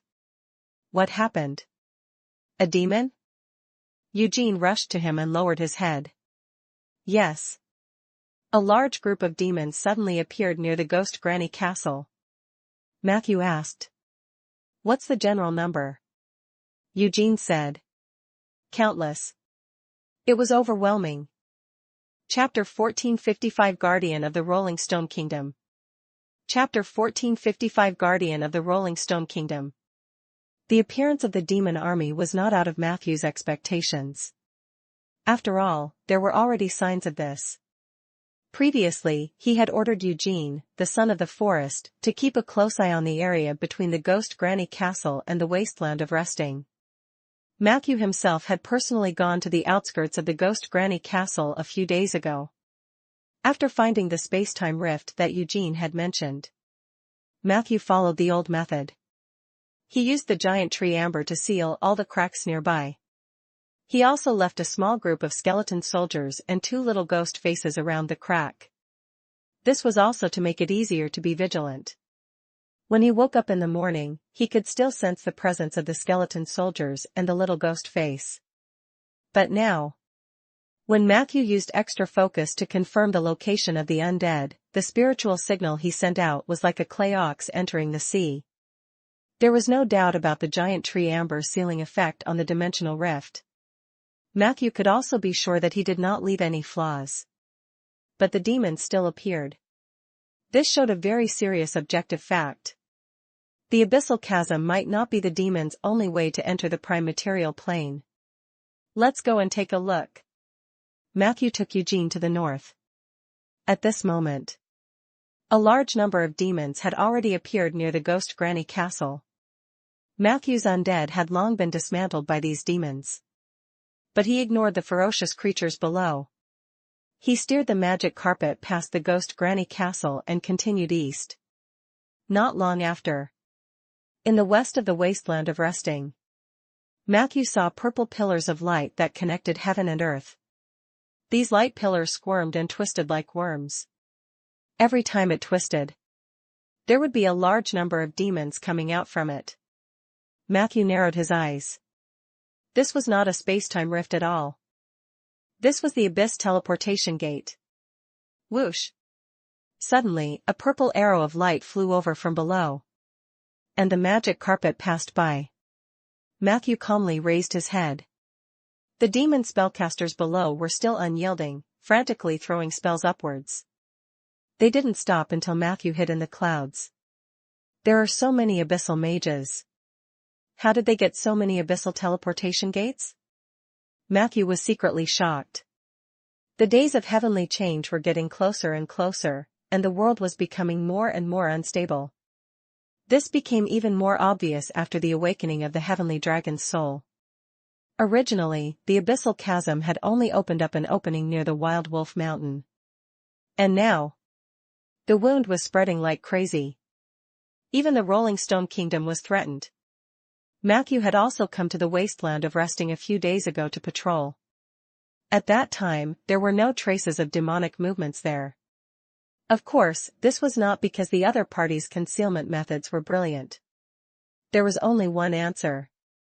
The demons seemed to have mastered a way to enter the material world steadily. Matthew gently bit his lower lip. Things were more troublesome than he had imagined. According to the worst-case scenario, the Ander continent would have to face the endless invasion of the Abyss just like the former Sioux country. Demons had incredible reproductive abilities. The population of the prime material plane was not even enough to fill the gaps between the teeth of the billions of creatures in the countless abyssal planes. They chose to open the portal today, which means that their target is the Rolling Stone Kingdom. They are here for the Alliance, just like when they attacked the battlefield at Wild Wolf Mountain. Matthew hid in the air and observed the situation of the abyss portals below. At the same time, he analyzed the motives of the demons in his heart. After the blood moon strike, all the living beings in the outer planes were obedient. Even the arrogant Storluck Industries had temporarily lowered their heads. Demons were known for their madness. But it wasn't to the extent of bumping into a gun at this time, right? Could it be that they seized the opportunity when all the superior legendary mages entered the vanished historical world? Matthew frowned. The number of demons below was simply too frightening. The key was, this number was still increasing at a terrifying speed. Hundreds of purple light pillars stood between heaven and earth in the wasteland of resting. Every beam of light. It was an abyss teleportation gate. Demons walked out of the door one after another. They beat their chests in excitement or had a life-and-death battle with their compatriots. Matthew saw that many demons had already fought each other. Even before the demon army moved, the demons had already begun to die. However, the number of dead demons was insignificant compared to the total number of demons. Matthew estimated. At present, the number of demons in the resting lands and the Ghost Granny Castle had exceeded 50,000. If this continued, a super army of hundreds of thousands of demons might appear here. This number was too exaggerated. Other than his own undead calamity, Matthew could not imagine any mortal army that could resist it. Undead calamity wouldn't work either. Demons had high resistance, and wherever they went, they would often be protected by the abyssal lands. Wherever the Mother of the Abyss reached was also a natural ritual ground. Its level was much higher than the undead calamity. It was not easy to use the undead calamity to fight against the demon army that had the protection of the Mother of the Abyss. Matthew scouted the enemy while frantically thinking of countermeasures. There was a moment. He wanted to tear down those abyssal teleportation gates. However, the large number of abyssal mages standing around the teleportation portal and the snake demons with bone spikes all over their bodies made him give up on this plan. Abyssal snake demons were the bane of mages. They only knew one type of spell, and that was silence. Chapter 1456 Guardian of the Rolling Stone Kingdom. Chapter 1456 Guardian of the Rolling Stone Kingdom. The abyssal snake silence didn't just block your voice, it could also block your casting ability for 3 to 8 seconds. The effect might be better if multiple abyssal snake demons were stacked. Fortunately, the snake demon's weakness was equally obvious. Short legs, short hands, poor close combat ability, lack of survivability. There was no living space for the snake demons in the abyss. This creature would only be raised in the territory of a large demon, which was similar to a succubus. Except for the snake demon. Matthew also found a few huge and repulsive abyssal monsters near the portal. Although there were no legendary creatures, they were all level 20 lords, and their combat power was considerable. If he were to advance alone, it was very likely that he'd perish with one mistake. Abyssal mages, cavalry demons, snake demons, wasp demons, dragon eaters, bred ancestral demons, imps, evil spirits, grand demon warlords. Matthew silently estimated the enemy's troops and numbers. The only thing worth rejoicing about was the demon army that threatened the Rolling Stone Kingdom did not have any flying units.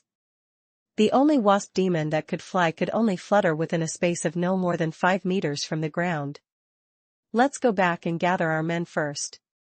Matthew calmly retreated.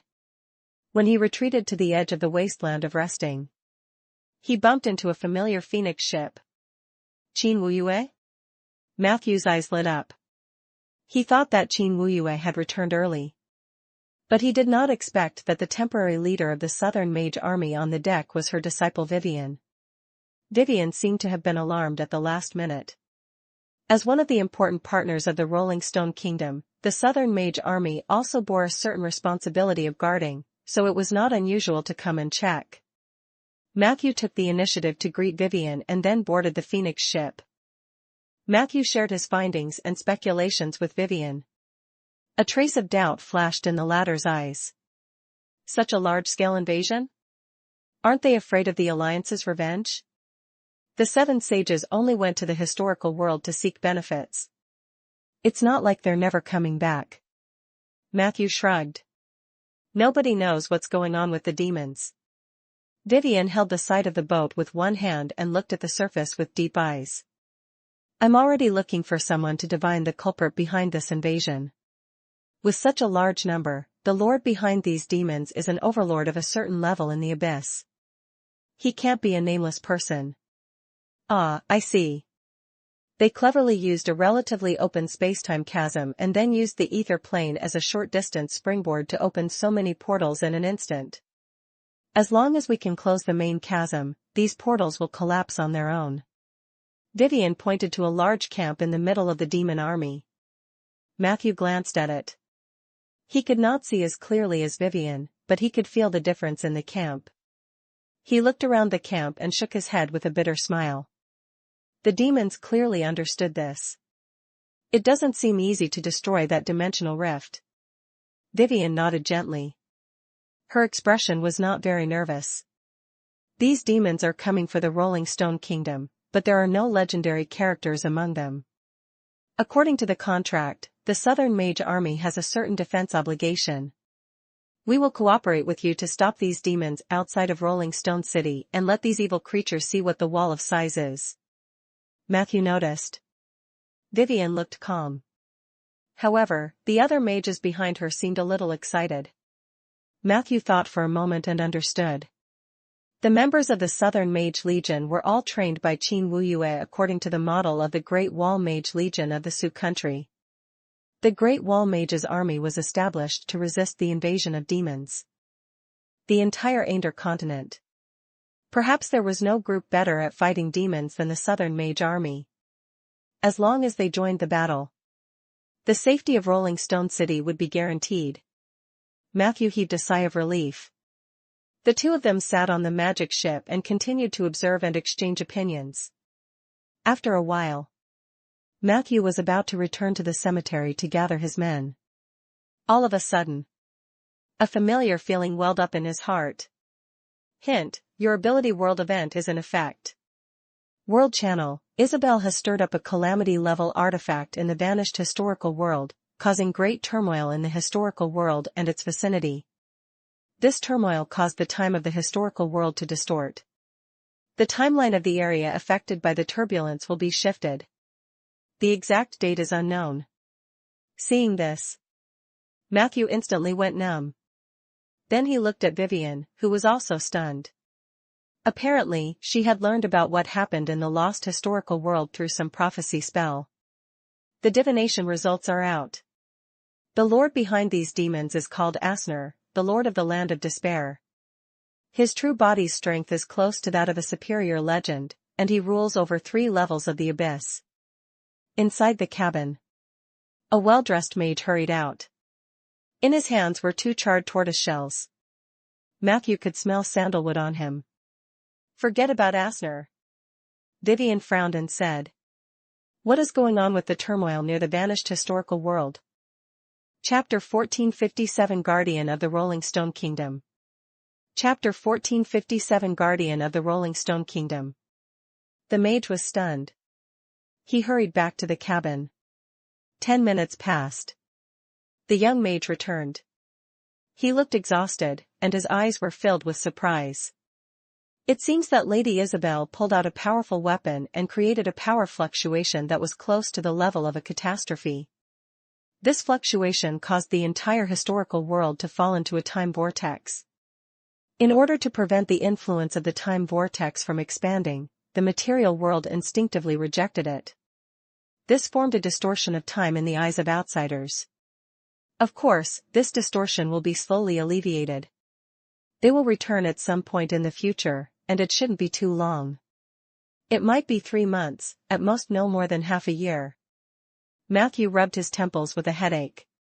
"So, Demon Lord Asner knew about this in advance? Is that why he attacked the material world?" The young clairvoyant shook his head. "It can't be, because this kind of thing can never be predicted or observed. Asner could only have received the news at the same time as us, but he completed his observation in the abyss while we were in the material world, affected by the distortion of time and compensation. Even if both of us received the news at the same time, we had only just digested the news when he was preparing to attack the material world in the abyss. Speaking of this," as if afraid that Matthew would not understand, the young clairvoyant added, "time itself is something that can be manipulated and pried. Whether it's time magic or other supernatural powers, it's possible to scry the changes in time. If there is no supernatural power, then the attribute of time is transcendental. But unfortunately, this is not the case in our world. The time in Ainder is only one of many domains. We only have relative time, not absolute time. The influence of the ascension of the Heavenly Palace on the entire history of Ainder is a perfect example." Matthew nodded slightly, indicating that he completely understood. This time, the young clairvoyant, on the other hand, revealed an embarrassed smile. "We're in trouble, Matthew." Vivian's expression became very serious. She looked straight at Matthew. "After this happened, I'm worried that other places will also be invaded by the abyss or the outer plane. I can't stay here to help you." Matthew could understand. Qin Wuyue and Ronan's base was Jewel Bay. Previously, they could only move around because no one dared to provoke the alliance. But once the 7 saints were temporarily banished, it was hard to say if the forces of the outer planes would take the opportunity to take a bite. She had her duties. Matthew naturally couldn't criticize too much. At this moment, he could only discuss with the other party. "I hope you can leave a group of people behind to help us defend against the first wave of invasion by the demons. As long as the first wave is over, I'll think of a way to deal with the rest." Vivian glanced at Matthew and naturally understood what Matthew's method was. She muttered, "I'll leave half of my men behind. When you can control the situation, let the rest go back to Jewel Bay. If the situation at Jewel Bay goes well, the remaining people can continue to stay in Rolling Stone City to help." Both parties quickly communicated. Not long after, Vivian flew northeast on the Phoenix ship. Matthew, on the other hand, returned to Rolling Stone City with half of Vivian's men and magic ships. The shadow of war was approaching. However, the ordinary residents of the city still knew nothing. They were still celebrating the establishment of the Rolling Stones kingdom in various ways. Suki Square. The 3 blocks east of the square were completely blocked. Because the founding ceremony and various programs were held in Suki Square, residents from other blocks were actively rushing over. On the street, carriages stopped moving. The people on the street were even more crowded. At the intersections of the main roads, there were members of the garrison directing traffic. At the city gate of the inner city, a tall man in thick armor carried 2 donkeys and half a carriage out. Wherever the man went, the people beside him immediately made way for him. The man placed the item in a gradually crowded alley next to the inner city and shouted, "Invited carriages are prohibited from entering the streets near the Suki Square. Donkey carts won't do either." The people nearby started complaining, but no one dared to tell the armored man what to do. This was because he was Blake, the captain of Rolling Stone City's garrison. After the expansion, the garrison team had more than 500 members. They were responsible for all matters related to public security in the city and held great power. Blake's status also rose. In addition, he had a good reputation among the old Rolling Stones. Therefore, he had a high prestige among the ordinary residents. Blake shouted for a while. Finally, those riding donkeys, carrying dogs, and carrying chocobos were dismissed. Then, he pointed to the north and shouted, "Today and tomorrow, the Craftsman Protection Association and the Veterans Association will be giving out lucky slips from time to time. Every 3 straws can be exchanged for a basket of eggs. The extra slips can be directly exchanged for the new Rolling Stone money issued by the City Hall." As soon as he said this, immediately, many people rushed towards the northern street. Chapter 1458 Guardian of the Rolling Stone Kingdom. Chapter 1458 Guardian of the Rolling Stone Kingdom. The road leading to Suki Square was no longer as crowded as before. Carriages started moving towards the inner city one after another. Blake's door-like body was stuck in the doorway as he dutifully checked the origin of each carriage. At this moment, a luxurious carriage slowly approached them. The person in the carriage took the initiative to open the curtains. Blake took a look and saw 2 men with extraordinary auras and a woman in a well-dressed dress sitting inside. He waved his hand behind him. "The carriage from the post house. Let them pass." The man who rolled down the car window took the initiative to thank Blake. Blake chuckled. He then busied himself to check the next carriage. The luxurious carriage slowly entered the inner city. At this point, the road opened up, mainly because there were fewer carriages. The man by the window lowered the curtains. Then, he smiled and said to his 2 companions in the car, "Even the gatekeeper is a level 20 warrior. The Rolling Stone Kingdom is indeed promising." The middle-aged woman with a beautiful face and dressed in a fancy dress sighed softly and then said weakly, "You're mistaken, Gavin. The warrior guarding the door is Rieger's nephew, not a nobody. But the Rolling Stones Kingdom does have a bright future ahead of them, hey?" Gavin looked at the woman and smiled mischievously.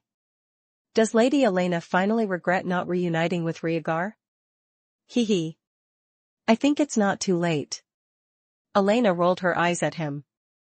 Another burly man sitting next to him slowly said, "Rieger does seem like the chosen one.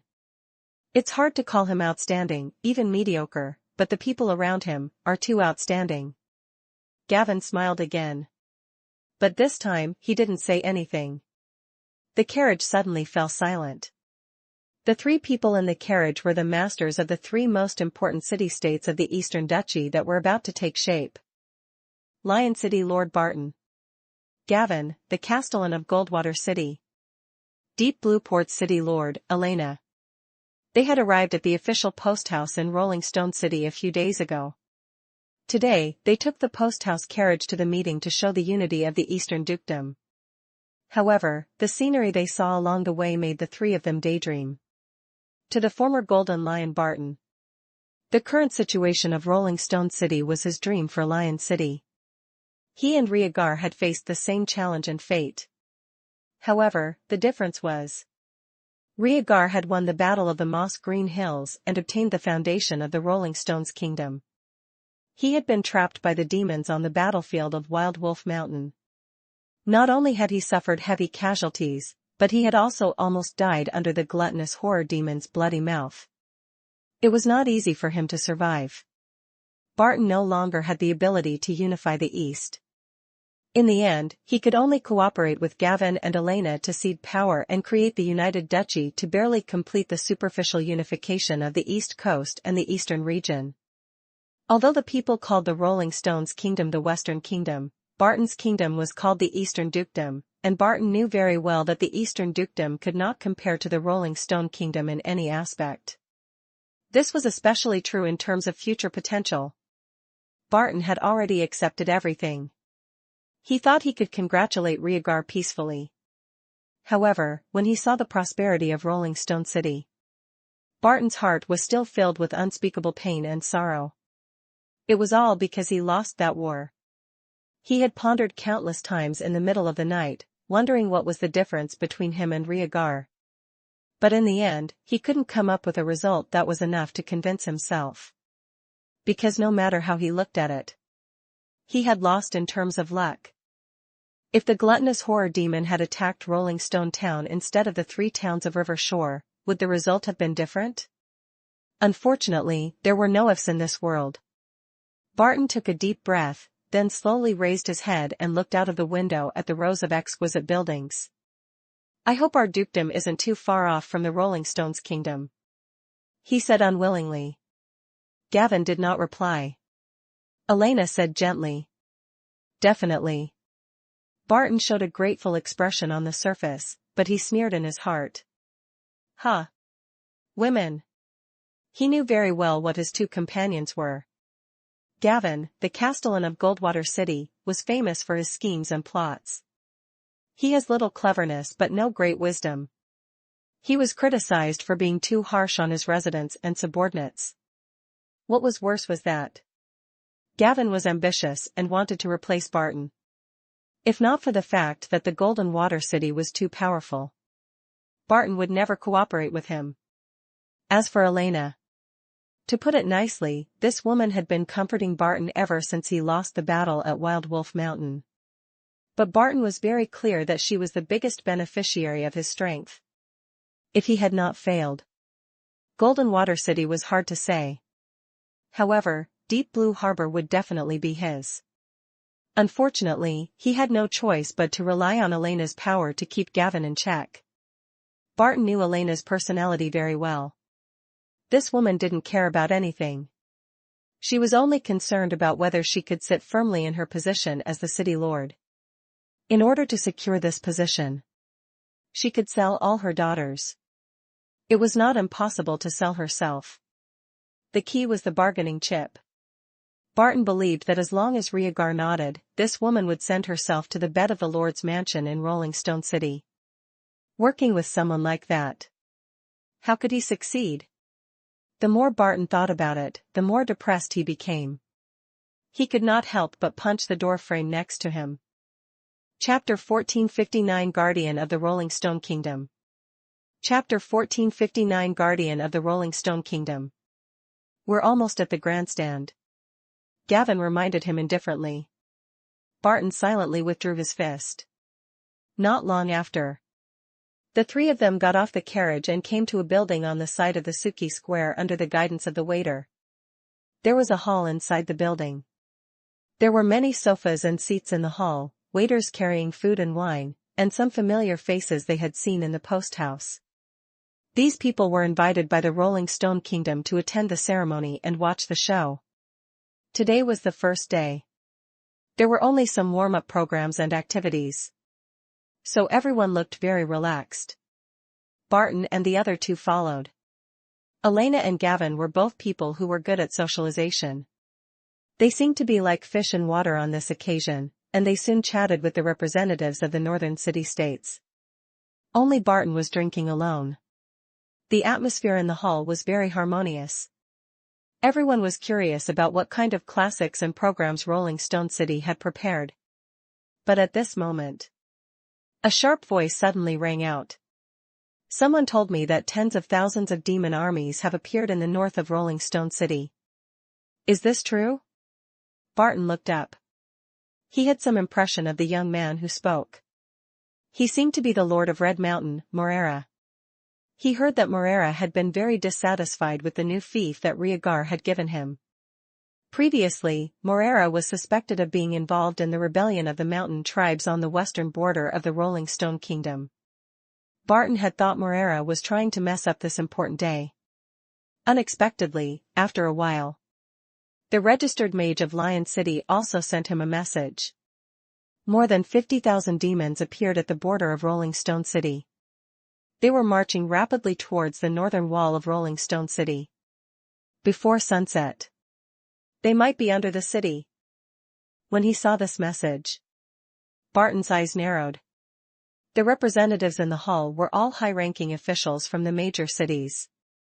Most of them had mages they were familiar with or efficient information channels. Therefore, not long after, more and more city-state representatives began to raise questions. They weren't really trying to cause trouble. However, if there were really a large number of demons gathered there, would they still hold the founding ceremony of the Rolling Stone Kingdom? Even if the Rolling Stone Kingdom insisted on it. But who would guarantee their personal safety? For a moment, the originally harmonious atmosphere in the hall was gone. Everyone was talking about it. Among them, Red Mountain Lord Moreira was the loudest. He demanded an immediate explanation from the officials of Rolling Stone City. Otherwise, he would leave the city with his followers. The representatives of the other city-states had the same concerns. Only the representative of the Troll Kingdom cursed as he drank. What are there to be afraid of? We will just kill as many as they come.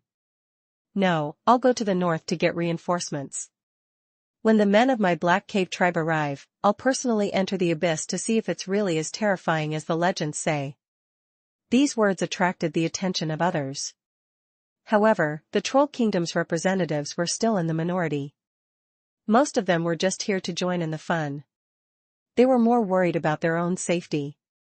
Just as the situation in the hall became more and more chaotic, a young mage suddenly appeared in the middle of the hall. He glanced at everyone present and said, "There are demons, but it doesn't matter. The program and celebration will proceed as usual." Someone in the crowd questioned, "Demons don't matter? What an arrogant tone. Who are you?" The young man looked at him calmly. "Guardian of the Rolling Stone Kingdom. Matthew." Chapter 1460 Will we win? Chapter 1460 Will we win? Matthew? The Necromancer Matthew? Seems like him. There's been a rumor that he's close to Rolling Stone. Which Matthew are you talking about? I've only heard of a tree master before, and his name is also Matthew. I'm not sure, but in the northern city-states, Matthew the Destroyer's name is even more resounding. In the hall, the representatives of the various city-states whispered to each other. After experiencing a series of events, Matthew's name had already become a legend. Even ordinary civilians had heard of him, not to mention that these were the representatives of the upper class in the major city-states. Because of the distribution area, everyone heard different stories about Matthew.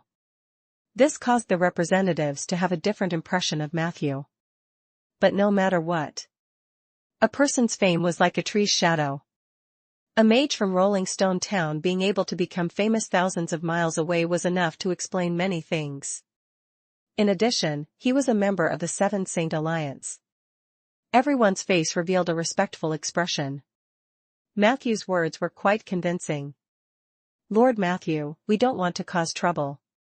We just heard this sudden news and wanted to confirm the specific situation with you. After all, the demon invasion is a matter of life and death for many of our cities. I hope you can understand." A chubby representative of the Northland city-state took the initiative to step forward and mediate the situation. Matthew said lightly, "Understandable. If you still have concerns, you can leave on your own, but I must remind you that there are indeed many demons active outside the city. It may be more dangerous to leave now. As for the founding ceremony of the Rolling Stone Kingdom, it seems that everything is going on as usual. We have the ability to solve all unexpected situations." After saying this, he turned around and walked into the depths of the hall. At this moment, Sif, who was dressed up, walked down the corridor. Matthew met her face to face. Sif's outfit today was quite stunning, attracting the attention of many people. Many men, especially young men, looked at each other eagerly, hoping that the princess of the Rolling Stone Kingdom would look at them. However, they were disappointed. Sif's attention was always on Matthew. There in the council room next door, the one near the watchtower. When Sif saw Matthew, she knew his intention and reminded him softly. Matthew nodded. Hurry up and go over. Father and Uncle Zeller are waiting for you. Today, Sif was as gentle as a little lamb. She spoke softly and wished she could put her mouth next to Matthew's ear. Leave this to me. Matthew felt a little gratified. At the critical moment, Sif was very reliable and knew what she had to do. If there was no one by Rieger's side to hold the fort, the representatives of these foreign city-states would probably find it hard to calm down. Under the current circumstances, only Sif was the most suitable to appease them. Matthew glanced back at the crowd and found that little Patton was also among them. He immediately felt relieved. He exchanged glances with little Patton. Then, he suddenly took a deep look at Red Mountain Lord Moreira. The latter's body trembled. His pupils contracted violently. Matthew left without looking back. Sif watched Matthew's figure disappear into the corridor. When she turned around, the gentle and sweet smile on her face instantly turned into a cold and elegant expression. She took the initiative to step forward and chat with the representatives. Sif's posture and etiquette were impeccable, and she was very mature in dealing with people, giving people the feeling that they were valued. However, compared to the conversation with Matthew earlier, there was a faint sense of alienation in her body. It was also because of this unique temperament that Sif became even more charming. Many representatives of the city-states subconsciously wished to chat with her for a while longer. Unfortunately, Sif was treating everyone equally.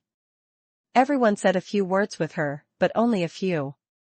After chatting for a while, Sif elegantly indicated that she wanted to leave for the time being. When she reached the corridor, she saw the young Red Mountain Lord covering his lower back with a shirt and walking towards the changing room with strange movements. Sif took a step forward. Little Patton suddenly appeared beside her. Matthews taught him a lesson. Sif smiled slightly, her eyes narrowing into a crescent shape. That's Matthew's lesson. I want to teach my retainer a lesson too. When she said this, she exuded an awe-inspiring aura. Little Patton shrunk his head and quickly made way. Remember not to go overboard. I mean, at least let him live, right? Sif snorted and left. West side of the hall. In the VIP locker room, Moreira had changed into a new set of clothes, but his face was gloomy. He looked at the wet pants on the ground with hatred. It's a soul-stirring gaze, a standard necromancer technique. It can shock a person's soul and magnify the fear in your heart. An old mage beside Moreira said seriously. Lord Matthew has already shown mercy. Moreira said indignantly. What right does he have to treat me like this? I didn't say anything wrong. I just asked the same question as the others. The old mage was silent. Perhaps knowing that he was not qualified to argue with Matthew, Moreira directly pointed the spearhead at the old mage. What did you say before you came? You said you were good at defensive spells and could protect me. Chapter 1461 Will we win? Chapter 1461 Will we win? What happened in reality? When I was being played by the Necromancer, you just stood by and watched. It's fine if my face is completely swept away, but the glory of Red Mountain can be said to be destroyed in a day. The more he spoke, the angrier he became. His face swelled to the color of pig liver, and he punched the wardrobe several times. There was slight damage to the wardrobe. The old mage whispered. Not many people noticed just now. Then, a bitter smile appeared on his face. And I'm just a rogue mage. I heard that the other party is a disciple of the Seven Saints. Moreira said irritably. I don't want to hear these excuses. Can you do it? If you can't do it, get lost. A shadow flashed across the old mage's eyes, but he still said in a deep voice. As long as it's not Matthew. I can protect you. Moreira stomped his foot hatefully. You better. As soon as he finished speaking, the locker room door was suddenly pushed open. The old mage instinctively made a vigilant posture, but when he saw who it was, he relaxed a little. Miss Sif? Moreira was a little surprised. He tugged at his clothes, trying to look neater. He had a good impression of Sif. However, Sif's eyes were serious and cold. First, call me princess. Second, you smashed my favorite wardrobe. She pointed at the old wardrobe next to her and said. Moreira was stunned. Then I'll buy a new one. Before he could finish, a sharp pain came from the top of his jaw. Bang! Moreira's front teeth were knocked out by Sif. Stop. The old mage beside him reacted and raised his staff. Do you want to attack me too? Sif sneered. A few seconds later, there were a few wails and slight movements in the locker room. In less than 30 seconds, Sif walked out of the changing room gracefully. She was holding 2 uniquely shaped spittoons in his hands. She carried 2 spittoons to the hall where the representatives were. Then, she placed them next to the sofa. Little Patton came up again. You didn't do anything to them, did you? Sif revealed an innocent look. Do I look like such a fierce woman? Patton shivered and did not dare to say anything. Sif lifted her skirt slightly and walked away with ladle-like steps. Little Patton looked at the sofa. Eh? Why haven't I seen these spittoons before? But it's quite suitable to put them here. He spat in. The spittoons twitched slightly. Seeing this, the other guests followed suit and threw the rubbish into the spittoons. Not long after, the 2 spittoons were stuffed to the brim. New council chamber. Matthew quickly passed through a simple corridor and arrived at the temporary tactical command room. There were several crystal balls in the room. The crystal ball displayed the image information observed by the watchtower in real time. That was the situation in the northeast of the Rolling Stone Kingdom. There were already many people standing in the meeting hall. Riegar, Zeller, Richard, and the others were having a close discussion. Matthew walked in. Everyone looked at him with concern. What is the situation? Riegar, who had already put on his full body armor, came forward with a serious expression. Because Matthew had communicated with them before. Therefore, everyone had guessed that the demons might come to cause trouble, but they did not expect it to be so big. According to normal thinking, the founding ceremony should be postponed. Everyone had to fight against the incoming demon invasion with all their might. However, Matthew's stance was unusually firm. Get your troops to the north wall. Prepare 2 cavalrymen and fire bat soldiers. Have them guard the side of the secret door and be ready to support at any time. The Southern Mage Army and my troops will be the main force on the battlefield. You only need to help defend and delay when necessary. There is no need to delay the founding ceremony. It can also let the representatives of those city-states see our strength. Everyone was surprised. There are quite a number of demons this time. Richard could not help but remind him. Matthew smiled. Necromancers are never afraid of too many enemies. Zeller nodded slightly. We believe in you. We'll do as you say. Riegar only hesitated for a few seconds before patting Matthew's shoulder heavily. Then you should arrange the specific battle plan. Riegar placed the map of Rolling Stone City in front of Matthew. Matthew shook his head. I don't know anything about the military, so you guys should decide on the defense plan for Rolling Stone City. You only need to know that after the first round of battle, the morale of the demons will definitely drop to the freezing point. They will have scattered, and small groups of troops might approach the walls of Rolling Stone City. You only need to destroy them. This should not be difficult.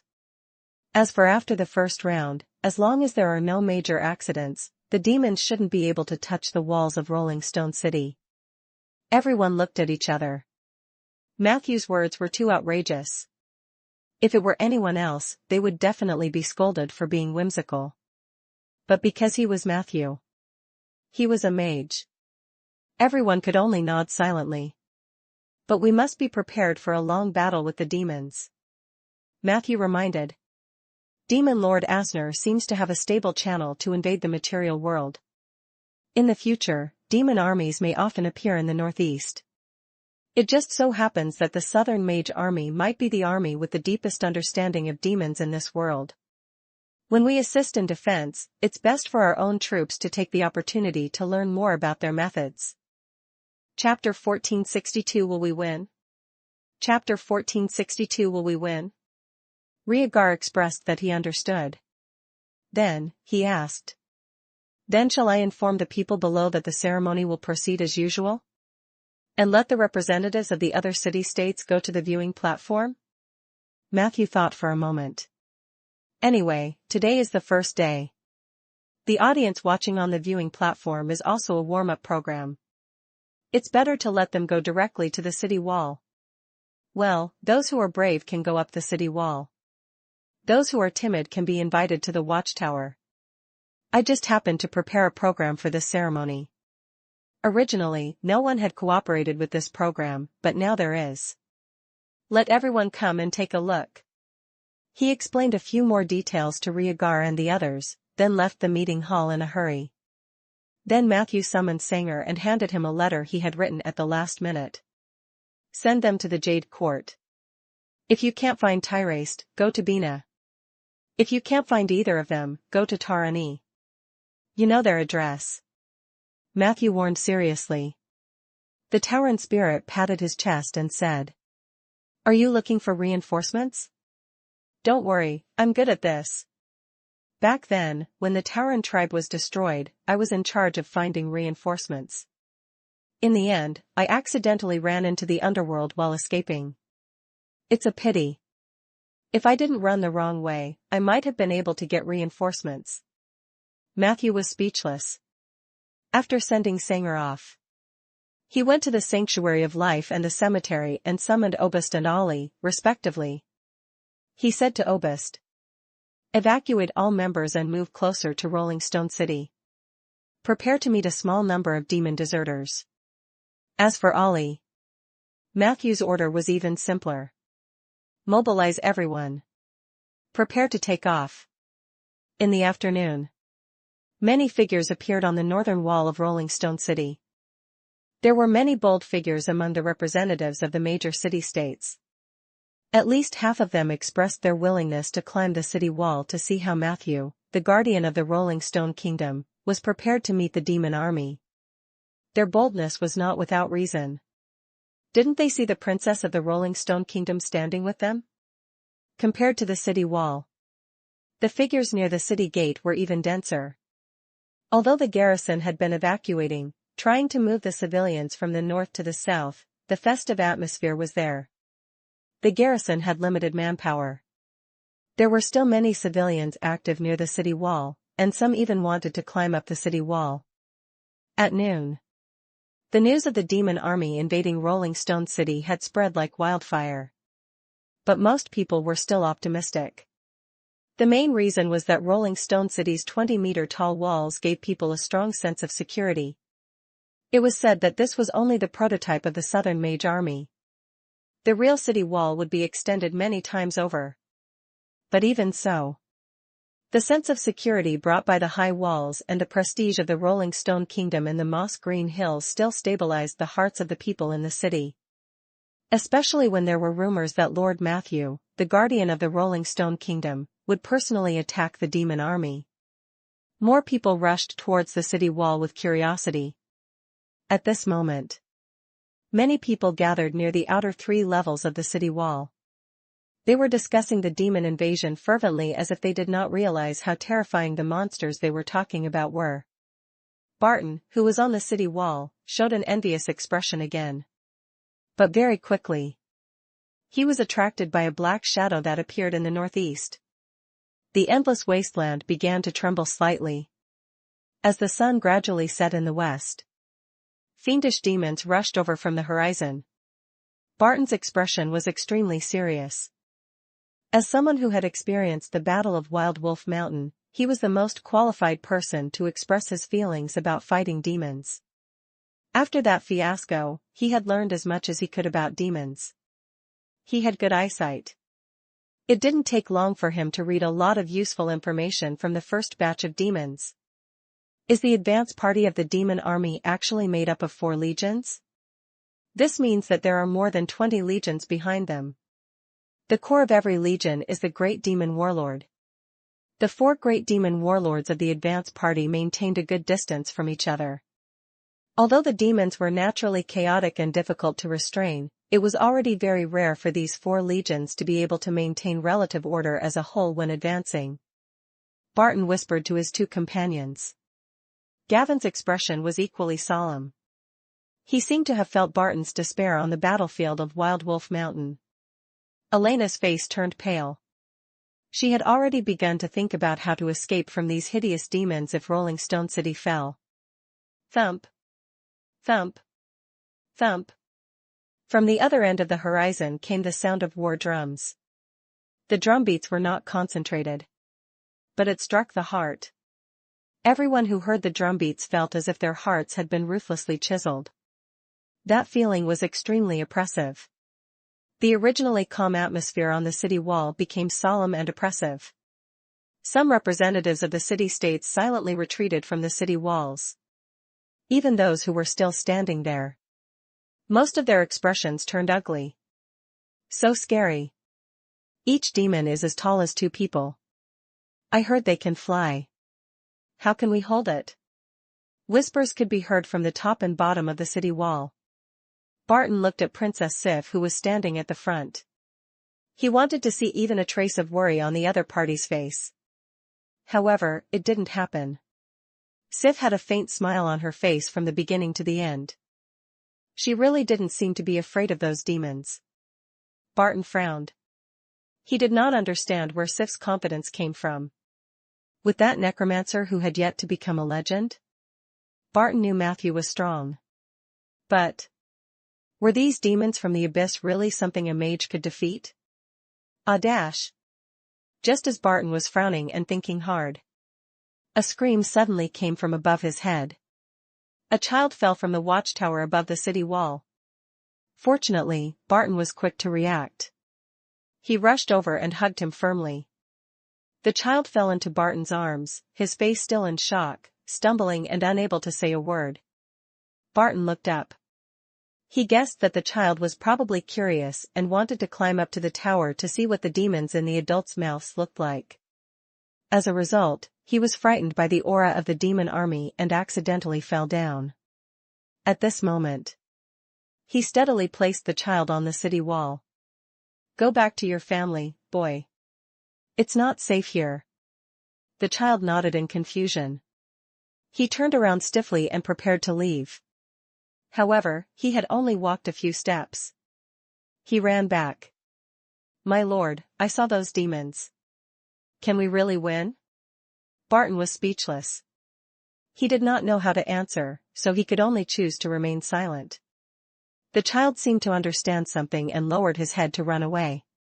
However, at this moment, everyone on the city wall suddenly realized. The sky darkened. No. It was not that the sky had darkened. It was something that appeared in the sky and blocked the sun's rays. They instinctively raised their heads and opened their mouths wide. At that moment, all the residents of Rolling Stone City and the representatives of the other city-states were dumbfounded. They looked up in a daze. There. It was a mountain. The mountain was also filled with tombstones. Chapter 1463 Are you here to clean up the battlefield? Chapter 1463 Are you here to clean up the battlefield? In the wasteland north of Rolling Stone City, the demons that blotted out the sky and covered the earth surged over like a tide. The bred ancestral demons, which were formed from the corruption of various animals, charged at the front. They gathered into groups of beasts and ran tirelessly. The earth rumbled. Behind them were groups of cavalry demons in a relatively orderly manner. Not far away from the cavalry demon, some gray-robed spirit bodies were flying in the air. They were not flying at a high altitude, but each of the gray-robed spirit bodies was huge. From afar, they gave off a terrifying feeling. That was the evil spirit army that had a restraining effect on mages. These three types of demons formed the main members of the advance party. What they had in common was that they were extremely fast and could rush to the battlefield at lightning speed. This advance party was divided into 4 legions, 2 at the front and 2 at the back. Each legion had about 2,000 to 3,000 people. 4 great demon warlords were stationed at the center of the army. They rode on huge flying lizards, sometimes flying close to the ground and sometimes slightly raising their bodies so that the members of their own phalanx could keep up in time. The flying lizard was huge, about half the size of a dragon. Their tails were painted with different colored patterns, which replaced the roll of flags in the demon army. At the same time, the different stench emitted by the flying lizard was also a way for the demon soldiers to distinguish their own generals. All in all, this demon advance party of more than 10,000 people broke the demon army's impression of chaos. Apart from being cannon fodder, the bred ancestral demons that were charging forward like a pig. The rest of the demons could be considered elites. The great demon warlord Gyudel lowered his altitude and let the flying lizard slide slowly on the ground to maintain a suitable conversation distance with his adjutant, Vegas. The human city-state is in front. I plan to increase the efficiency of the army. Take out my Fleetfoot gem and activate the Fleetfoot skill in 3 minutes. We have to leave the other armies behind. I want to be the first to climb up that city wall and taste the delicacy of human blood. Gyudel couldn't help but lick his lips as he spoke. Riding on horseback, Adjutant Vegas appeared to be somewhat rational. My lord, temporarily leaving the main force may not help us obtain too many opportunities. According to our previous investigations, the walls of this human city are very high and solid. Cavalry demons are of little use, and although most bred ancestral demons can jump on them, we can't count on their combat strength. I heard that this city is guarded by a mage army. Will it be dangerous to rush in rashly? Gyudel looked impatient. I gave you an order. Why are you talking so much nonsense? Adjutant Vegas didn't dare to say anything else. He immediately took out a pitch-black orb from his chest. This orb was a valuable strategic treasure in the abyss. Once activated, it could allow the entire army to obtain a powerful rapid movement technique. This kind of strategic spell, coupled with the charge of the demon army, could easily achieve the effect of destroying everything. The enemies who were attacked did not expect the demon army to explode with such a fierce impact in that instant. The demon warlord Gyudel used this tactic to defeat his enemies in the abyss many times. This was also the reason why he was able to lead the team to attack Rolling Stone City today. Remember, Vegas, a powerful demon cannot be without a strategy, but it cannot only be a strategy. The adjutant was ready. Gyudel's attitude softened a lot. He was in a good mood today and planned to take this opportunity to educate his confidant. When you passed by the forest earlier, you suggested that it was risky to attack Rolling Stone City through the forest. I agree with that. There might be ambushes or traps hidden in the forest. Even if there weren't, the terrain would limit the performance of the cavalry. But it's different now. The environment we're in is open, and only the city wall is visible to the naked eye. There are many things you might as well think of simply. As long as we can cross that wall, the humans in the city will be our food. What we need now is no longer the fear, but the most precious temperament of being born as a demon. Courage.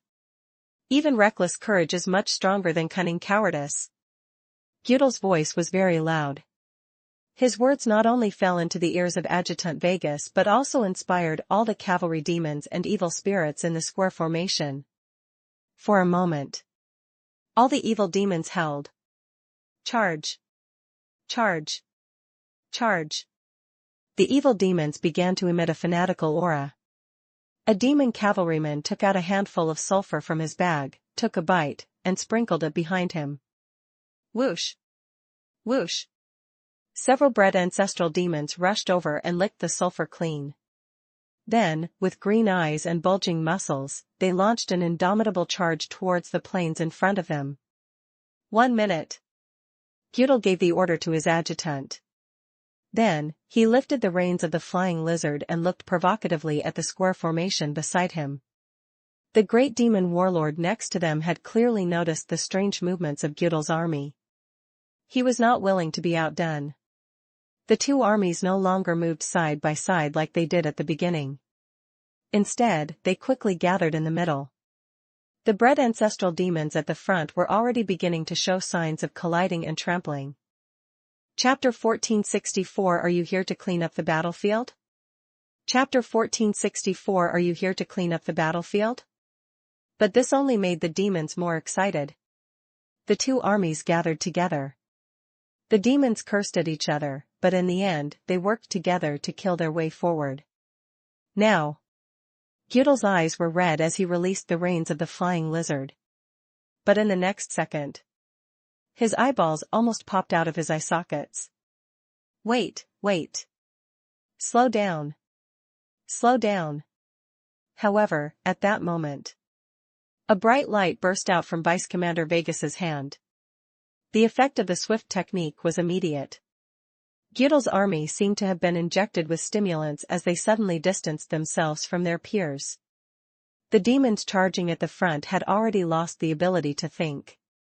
They galloped forward like wild beasts. Only a few demons noticed the strange movements on the city wall.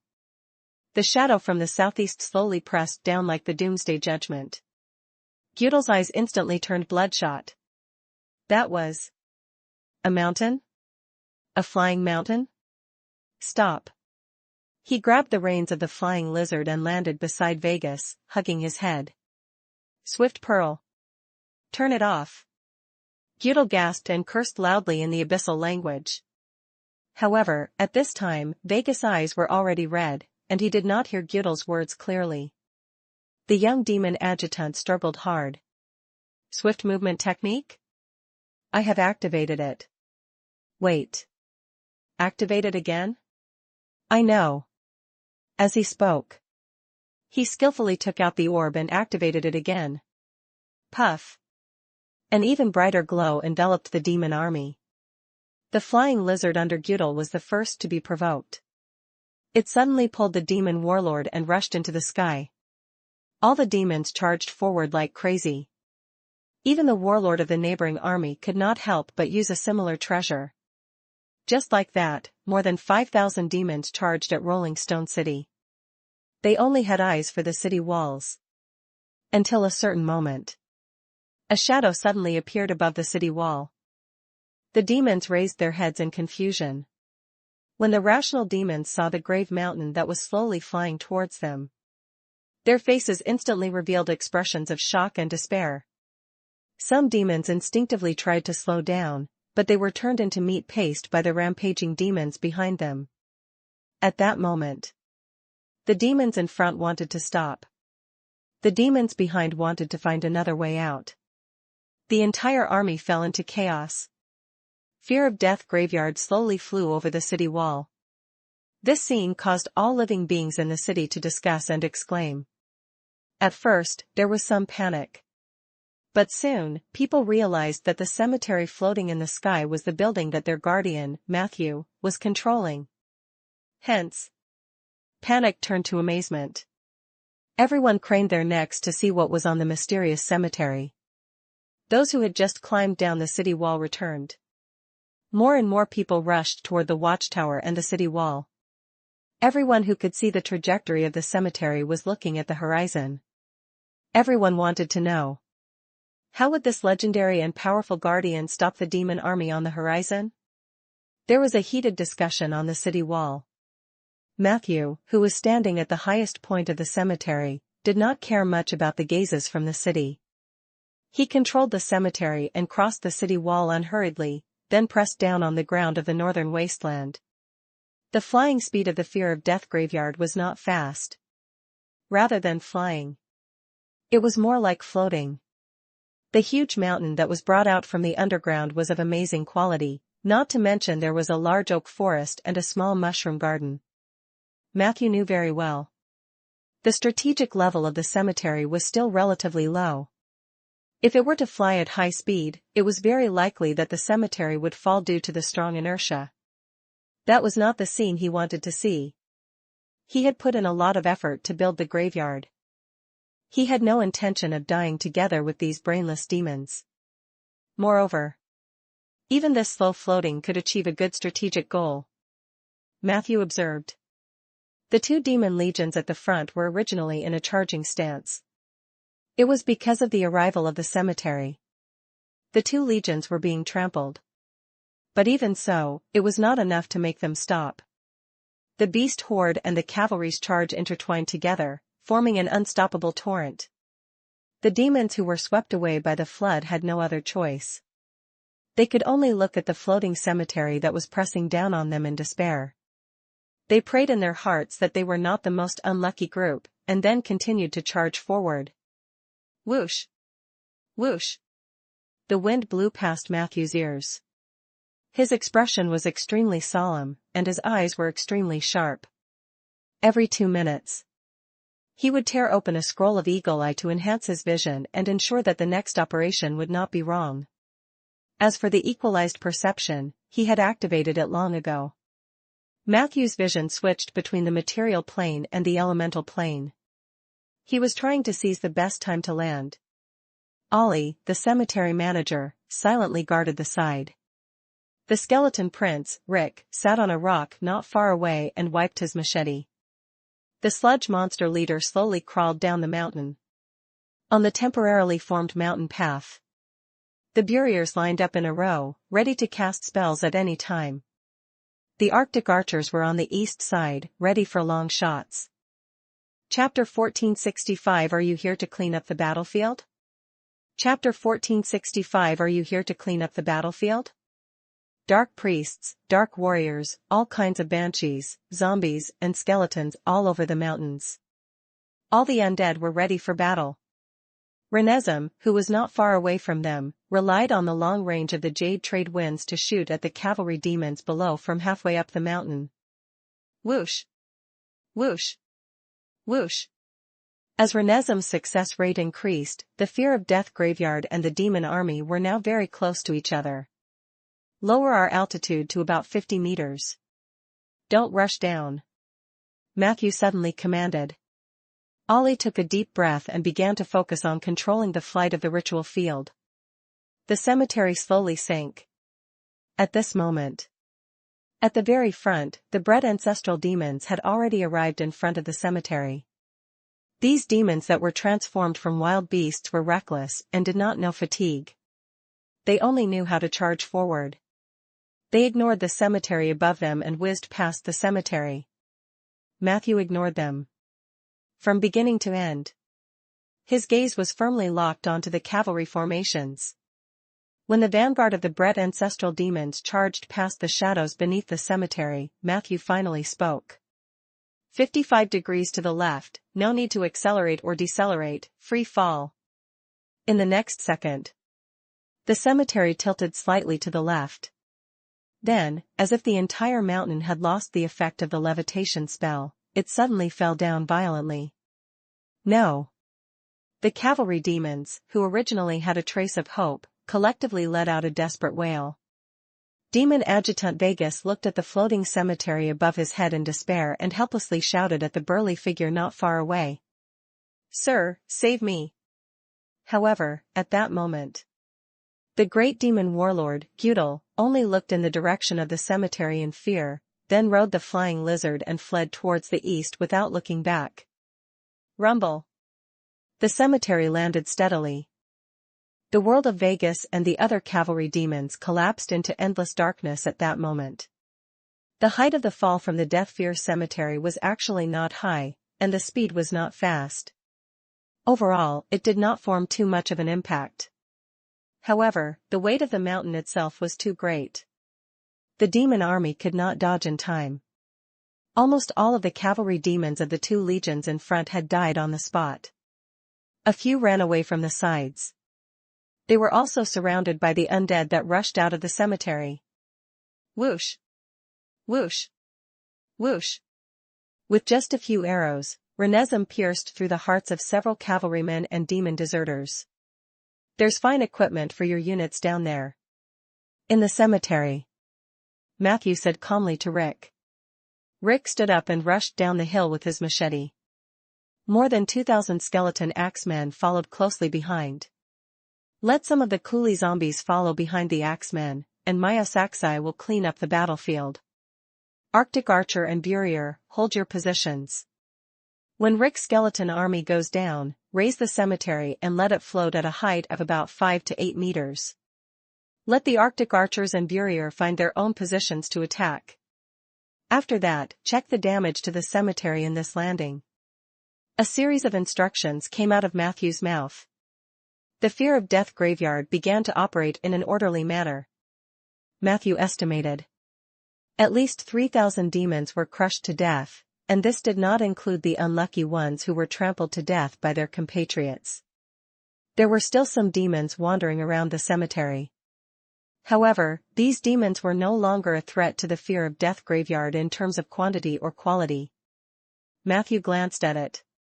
Rick led the skeleton army to clear the demons around the cemetery. The demons might not be weak in combat. However, Rick's skeleton axe soldiers were elites among the undead. Moreover, the skeleton prince was indeed good at leading troops. A single skeleton's combat strength was relatively low. However, once they formed an army, the effect of 1+1 was far greater than 2. After a few rounds, the remaining cavalry demons were killed. Only a small number of evil spirits and bred ancestral fiends at the front managed to survive. The rest had been wiped out by Matthew. Then, the cemetery slowly rose. The demon corpses below were a mess. But Matthew did not mind them. These were the important sources of undead for Matthew. Matthew couldn't thank them enough. He sent people to drag the crushed corpses to the cemetery and then threw them into the dead soul transformation pool as intact as possible.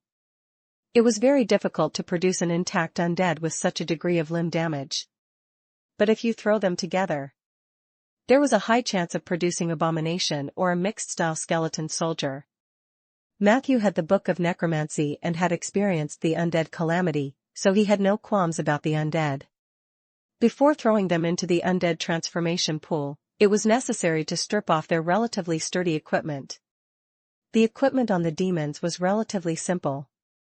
However, no matter how crude it was still better than most of the undead who were unarmed. Matthew observed. After this round of equipment picking, Rick's skeleton army looked much better than before. At the very least, everyone had a weapon or defensive equipment. It was much stronger than before. Seeing this scene, Matthew felt more at ease. He continued to look towards the north. There, the remaining 2 legions of the demon advance party were gathering the remnants of the demon army. They did not seem to have any intention of backing down. This was in line with the personality of a demon. It was exactly what Matthew wanted. To him. Chapter 1466. Are you here to clean up the battlefield? Chapter 1466. Are you here to clean up the battlefield? The demon that had just been smashed to death in the cemetery was just an appetizer. What happened next was the real show. The Fear of Death graveyard was stuck in an extremely subtle location north of Rolling Stone City. Not far from Matthew's left was the Moss Green Hills, the territory of the Mad Frogmen. Not only was the terrain harsh, but the climate was also unpredictable. The demons did not dare to advance rashly. As for the right-hand side, it wasn't long before they approached Matthew's oak forest. Compared to the Moss Green Hills, with the blessing of the World Tree, Bogard, and the Centaur army lurking in the oak forest, it was a place where the demons would die easily. As long as there were 1 or 2 demon generals with brains, they could only choose to advance head-on. If they wanted to advance head-on, they would have to face Matthew and his cemetery. As long as Matthew was stuck there, the demon army would not be able to touch the walls of Rolling Stone City. He was the barrier of Rolling Stone City. The demon army in the north began to move again. This time, they were clearly much more cautious. Seemingly afraid that Matthew would repeat the same trick, they divided the remaining troops into several groups and outflanked them from the north in a more scattered form. Seeing this scene, Matthew couldn't help but smile. He opened his arms and stepped on the blanket. The head of Augustus rose into the wind and then flew towards the north alone. At the same time, the people on the walls of Rolling Stone City who witnessed the scene just now let out an uproar. Most people were amazed by the terrifying methods of mages. They might have come into contact with some mages. However, it was the first time he had witnessed someone as powerful as Matthew. Everyone began to believe that under Matthew's protection, Rolling Stone City would definitely survive this disaster. Some people even joked about Sif and Matthew in private. They felt that the reason why Matthew was willing to put in so much effort was most likely to pursue Princess Sif. The atmosphere on the city wall suddenly became relaxed and cheerful. However, just as the representatives of the other city-states were whispering to each other, Rhaegar, who was walking down from the watchtower, could not help but make a decision. I can't let Matthew bear all the pressure alone. Our cavalrymen and fire bat soldiers have to join the battle too. I'll personally lead the team. Everyone was stunned. Someone tried to pull him back. You are the king.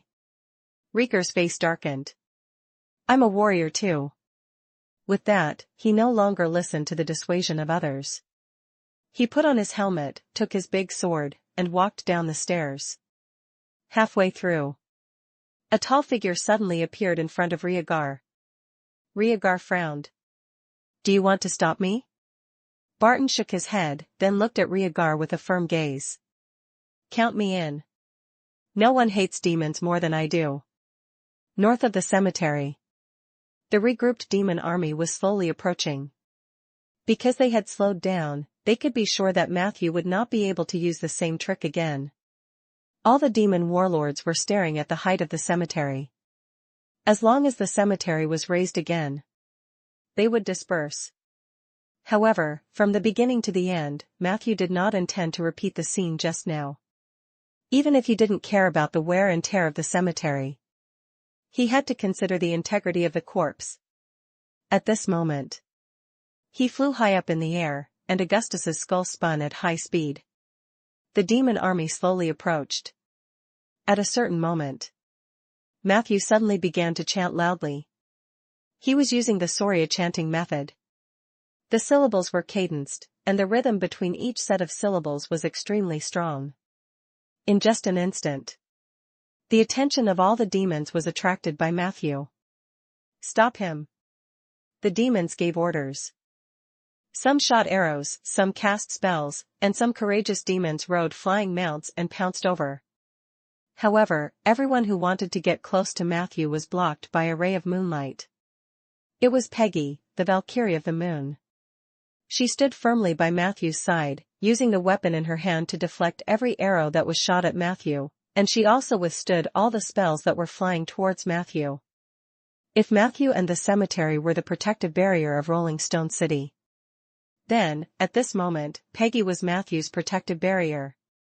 Under Peggy's strong cover, Matthew swaggered over the heads of the demons and finished chanting the spell. Prepare to counterattack. A supreme demon lord commanded the abyssal mages under his command to make defensive moves. However, in the next second, a cold aura locked down all the demons nearby. A burst of blue light burst forth from the skull of Augustus. Matthew stuffed 7 or 8 ice elemental crystals into it. The crystal cluster disappeared in an instant. Do you still want to retaliate? Have you asked Augustus? The remnant soul in the skull let out a strange howl. In an instant, the ice elements were completely gathered. Under the control of the vast mana, the entire northern part of the cemetery was enveloped by an extremely cold domain. Frost began to form on the eyebrows and beards of the demons. At that moment, all the demons sensed that their limbs had become incomparably slow. Spell, 1,000 miles of ice. When the cold wind carrying ice elements blew among the demon army, everyone's movements slowed down by a few beats. Even though the demons had high resistance, ice domain spells were their natural enemy. All the abyssal mages could not help but shiver. All the attempts to counter Matthew ended in failure. In the next second, two spells that fell from the sky from the left and right destroyed all the suspense of this battle. Under the superimposing effect of his supernatural abilities, Matthew threw his signature spell Fatal Scissors and his self-created spell, Alistair's Claw, at different areas almost one after another. When the grey giant beast's claw tore through space and arrived at the land of the 1,000 miles of ice, and when a pair of large scissors that were dozens of meters long appeared beside the frozen demons, the demons were stunned. The knell of death has quietly sounded. Puff. Boom. Puff. Boom.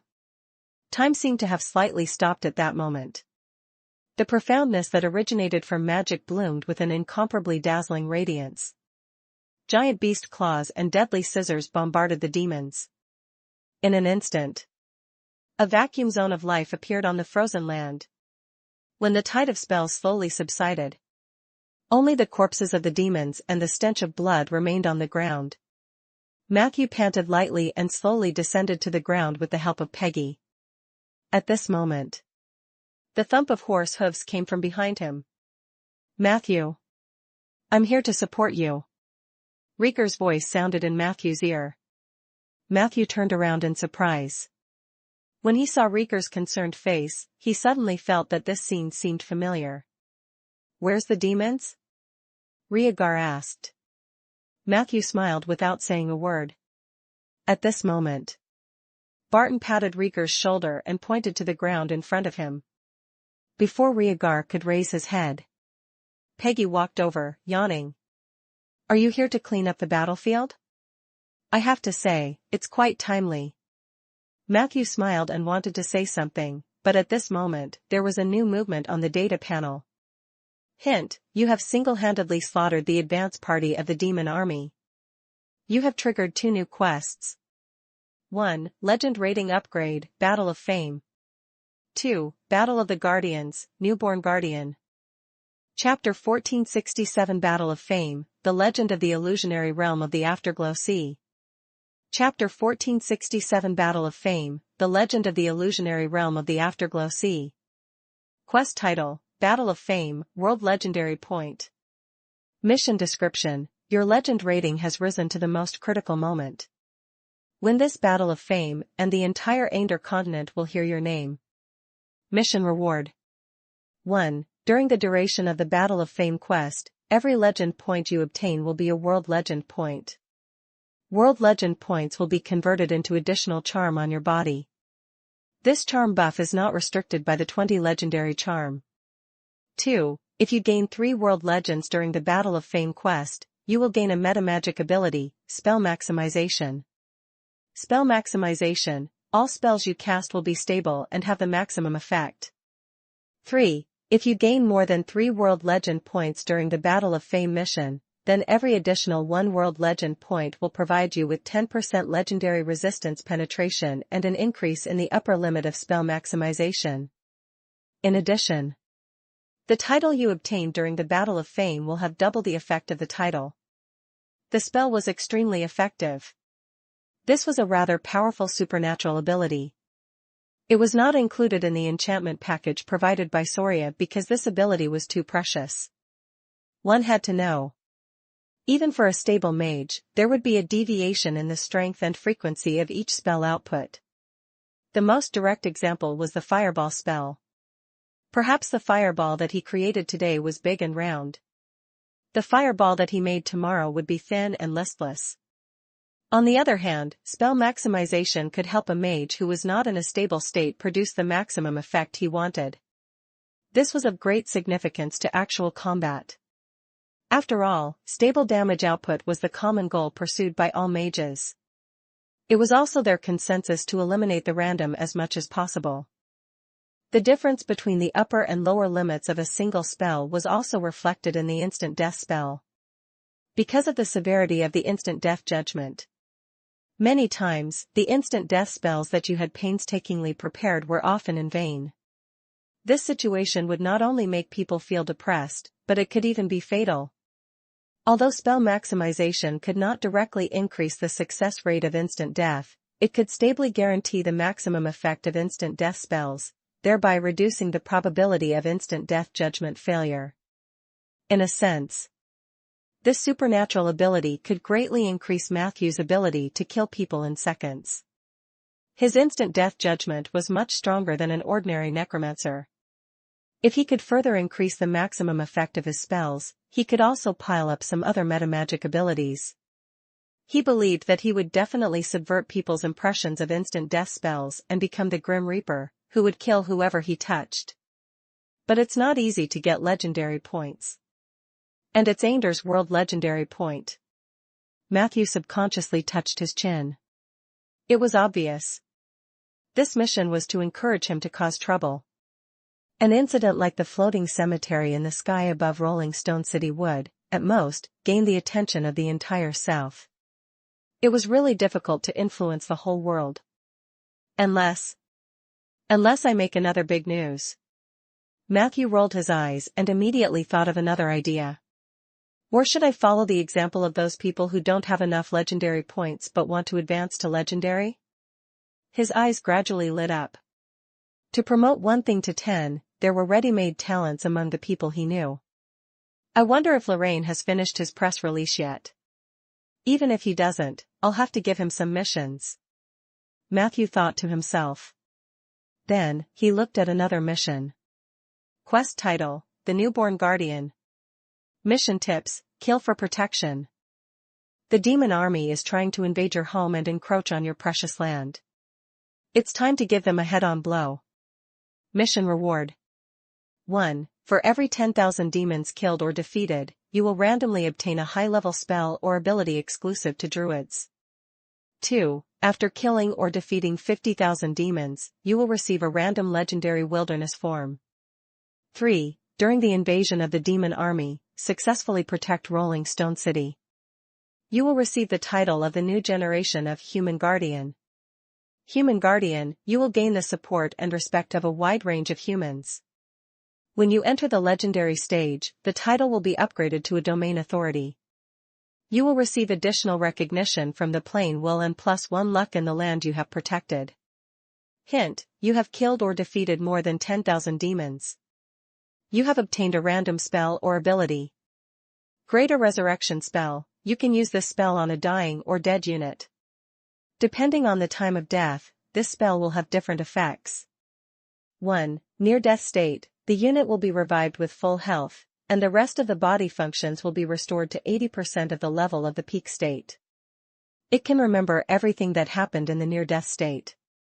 2. Death time less than 7 days, the unit will be revived with full health, and the rest of the body functions will be restored to 60% of its peak state. All memories during death will be lost, but all memories of life will be retained. 3. Dead for more than 7 days but less than 49 days, the unit can be resurrected, but it may be disabled or have a root cause. In addition, the unit may have mild or severe amnesia, and its personality may also change. 4. Death time over 49 days, the resurrection effect is questionable, and the success rate is extremely low. Even if it is lucky enough to succeed, the resurrection may not be the person himself, but an undead with the memories of others. Chapter 1468 Battle of Fame, The Legend of the Illusionary Realm of the Afterglow Sea. Chapter 1468 Battle of Fame, The Legend of the Illusionary Realm of the Afterglow Sea. Not bad, much stronger than the resurrection ability provided by the miracle pot. Matthew was very satisfied with the spell he had just drawn. In fact, he was satisfied with all the free spells. The only regret was that he could not use the advanced resurrection spell on himself. Otherwise, Matthew would have another life-saving method. As for the mission Newborn Guardian, Matthew also liked it very much. He was originally going to kill the demon, but now he had additional motivation. Why not? There doesn't seem to be a human god in history. I wonder what kind of power will come with the title of Human Guardian? He gulped down a large bottle of energy potion as he thought. Matthew urgently needed to recover. The powerful spellcasting just now, coupled with the flight of the ritual field, had almost emptied Matthew's spiritual power and magic power. In fact, he wasn't that optimistic about dealing with the first wave of demons. But the result was quite gratifying. Alistair's Claw and Fatal Scissors, two legendary spells, showed a terrifying dominance on the battlefield. Matthew roughly estimated. About 3,000 elite demons from the two demon legions were wiped out by these two spells. Especially the Claw of Alistair. The scope of its attack was too wide, and the impact was even more earth-shattering. After witnessing these two great spells, it was estimated that no one would continue to brace themselves and charge towards the cemetery. Matthew also made it very clear that the 1,000 miles of ice that came with the skull of Augustus also had a powerful control effect. On the battlefield, ice element-related AoE spells were indeed more valuable. A legendary mage does have the ability to protect an area alone. I'm not a legend yet, but I can destroy an army of tens of thousands of demons with my own strength. Of course, there's the uniqueness of a necromancer, but the mage profession is indeed very cheat-like. Matthew sighed inwardly. It was no wonder that Richard had been envious of mages. For legendary masters like them, this was perhaps something that they felt a lot closely. On the battlefield below the cemetery, Rhaegar and Barton silently walked among the corpses of the demons. They looked at the demons' wounds and tragic deaths, their hearts filled with mixed feelings. Barton didn't know what Rhaegar was thinking. However, he had this thought in his mind. The only difference between me and Rhaegar is that we lack a powerful mage like Matthew. If Matthew had stood on my side in the Battle of Wild Wolf Mountain, perhaps that demon wouldn't have had the chance to wreak havoc. He shook his head helplessly. He was quite a practical man and knew very well that such fantasies were meaningless.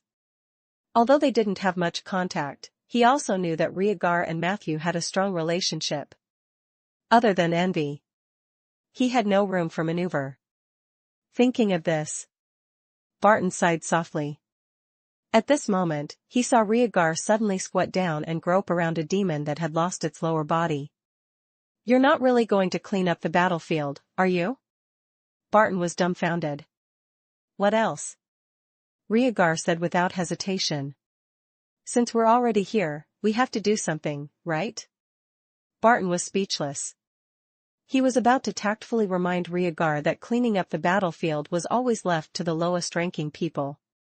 But at this moment, the demon that was touched by Rhaegar suddenly twitched. Rhaegar was obviously shocked as well. However, his reaction was still fast. He immediately threw away the heavy sword and pulled out a thin sword from his waist. Then, he stabbed the demon's throat. Puff! A muffled sound rang out.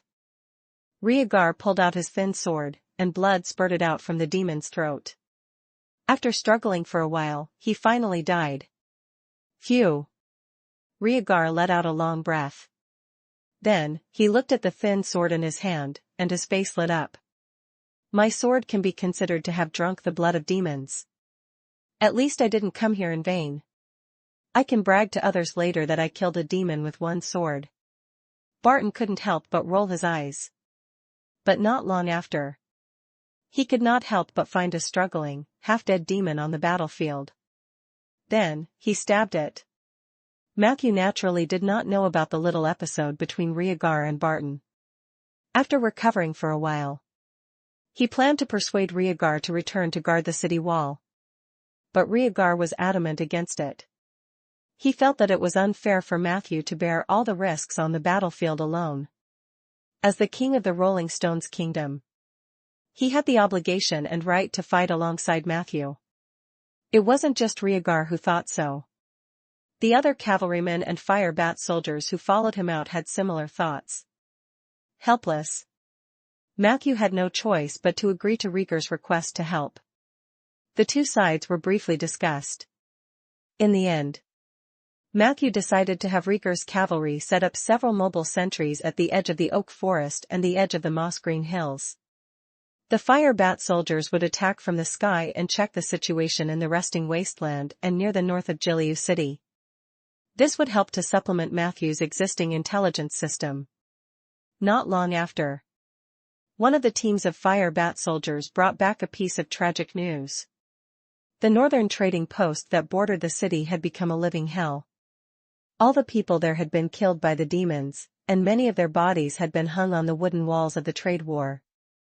It was said that the demons were planning to set fire to the place. Chapter 1469 Battle of Fame, The Legend of the Illusionary Realm of the Afterglow Sea.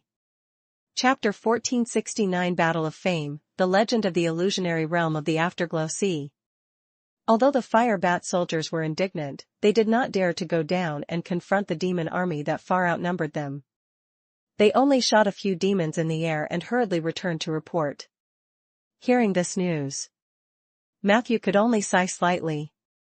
Due to the newly built rolling stone town, the population of the original North Trading Post was much smaller than before. Most of the people and shops had moved to the city. However, there were still a small number of people who stayed at the North Trade Station, including a garrison team responsible for local security. The garrison consisted of a total of 6 people, all of whom were recruited by Rolling Stone Town. Now, they had all become food for the demons. It was clear how cruel the invasion of demons was. This was no longer an ordinary war. This was a war that concerned the survival of the race. No wonder Matthew, who guarded Rolling Stone City, had the chance to receive the title of Guardian of Humanity.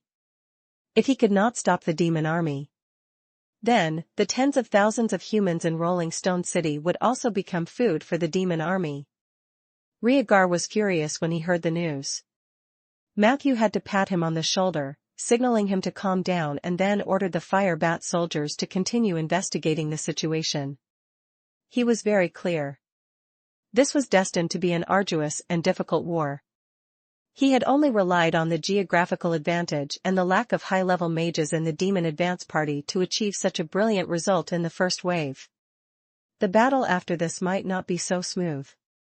They had to be fully prepared. On the battlefield, the mother of slaves led the zombies and dragged the broken corpses of the demons up the cemetery. The undead transformation pool had been filled. Matthew asked Ollie to work overtime to open up a few more conversion pools to improve the efficiency of replenishing the cemetery. On the other side, a few abominations that were over 5 meters in size crawled out from the yellow mist that filled the sky. They were the demon abominations. It was an elite undead summoned by Matthew after he killed the enemy with deadly scissors. Every abomination that emerged from the yellow mist was at least level 18. And the 2 fattest abominations were as high as level 20. Compared to ordinary abomination, demon abomination had higher HP, stronger resistance, and an uglier appearance. The yellow mist around their bodies was filled with the smell of sulfur, probably because these demons had consumed a lot of sulfur when they were alive. These abominations could display extremely strong combat power on the conventional battlefield, and could even influence the situation of a certain direction.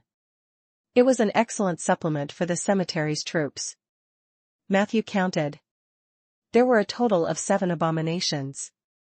He handed the command of the abomination to Argus the Dark Knight, who currently had the same military rank as Rick and had a previously formed cemetery patrol.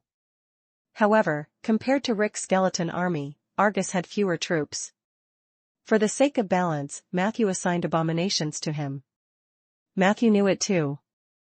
Argus, the Shield of Wondrous Mountain, was actually an undead general who was not inferior to the skeleton prince, Rick.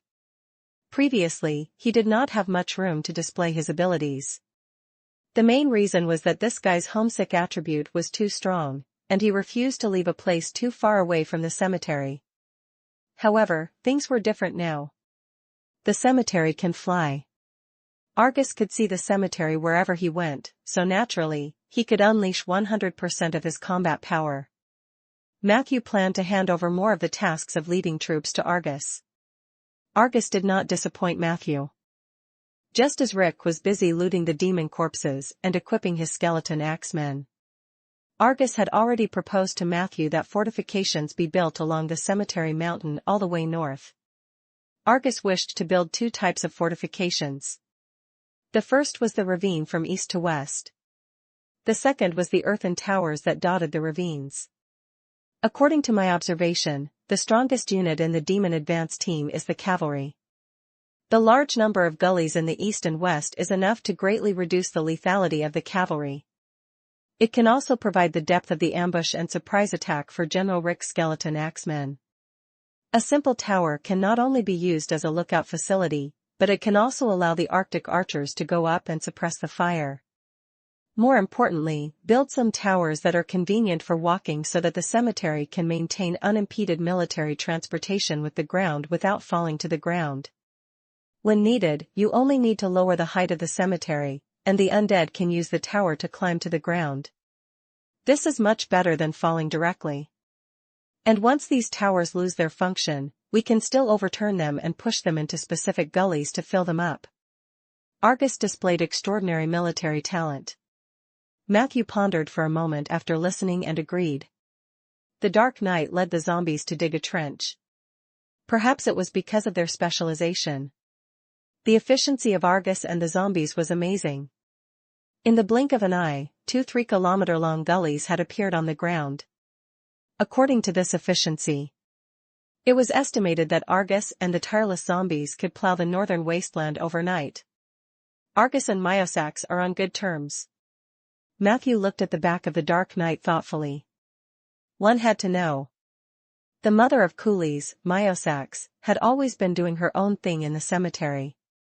Even Ollie, the cemetery manager, couldn't do anything to her. Chapter 1470 Battle of Fame, The Legend of the Illusionary Realm of the Afterglow Sea. Chapter 1470 Battle of Fame, The Legend of the Illusionary Realm of the Afterglow Sea. If others wanted to borrow the coolie zombies, Matthew had to step in. However, Argus did not ask Matthew for help this time. He just greeted Myosage, and the group of zombies followed him to dig trenches. It seemed that the relationship between the two of them was really different. Matthew wasn't the kind of boss who couldn't get rid of sand in his eyes, as long as it didn't affect his work efficiency. A cemetery romance between elite undead was also acceptable. The cemetery was bustling with activity. The sanctuary of life, which was also threatened by the demons, also began to prepare for war. Matthew took some time to go to the woods. He then summoned the forest guards several times with Fairy Princess Lulu, Owl Ella, Tree Herder Obist, and an elder of the Centaur tribe. Matthew had already summoned a portion of the Oak Guards. And this time, they wanted to activate more trees to gain a stronger defensive force. The final result was quite satisfactory. Oak Forest, Pine Forest, and the new Birch Forest. A total of 86 forest guardians were awakened. These forest guardians had arrived at the northern border under the control of the World Tree's heart.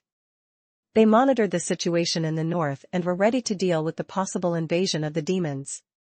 Because of the damage reduction and sharing provided by the World Tree, Bogard, these forest guardians had an unimaginably firm stance. Matthew also asked Rhaegar to send a large number of stones to the forest guards. With these stones, these forest guardians could transform into merciless catapults. No matter how strong the demon's physical fitness was, that was still a mortal body. Even if they were hit by a huge rock falling from the sky, they would only turn into a pile of meat paste. Other than that, the Centaur tribe had set up a ritual ground called the Green Barrier at the edge of the forest. Eugene, the child of the forest, also activated the forest maze. The former could push creatures that were not welcomed by the forest out of the forest.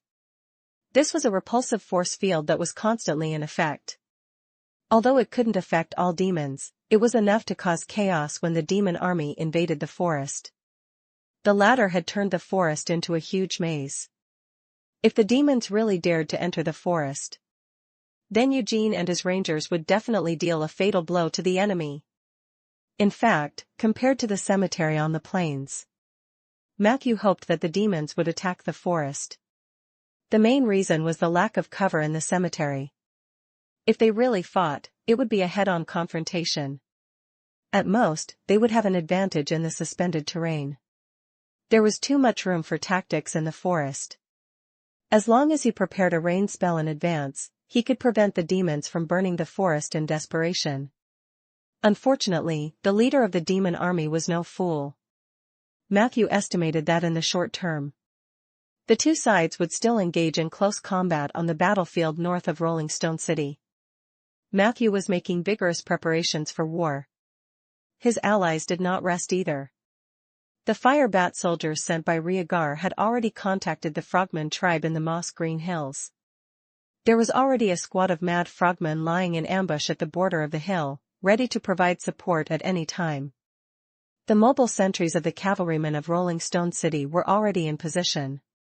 The magic ships of the Southern Mage Army were all docked in the mountains near the Moss Green Hills. They were hidden in the fog. They could go to the battlefield at any time before the second wave of war began.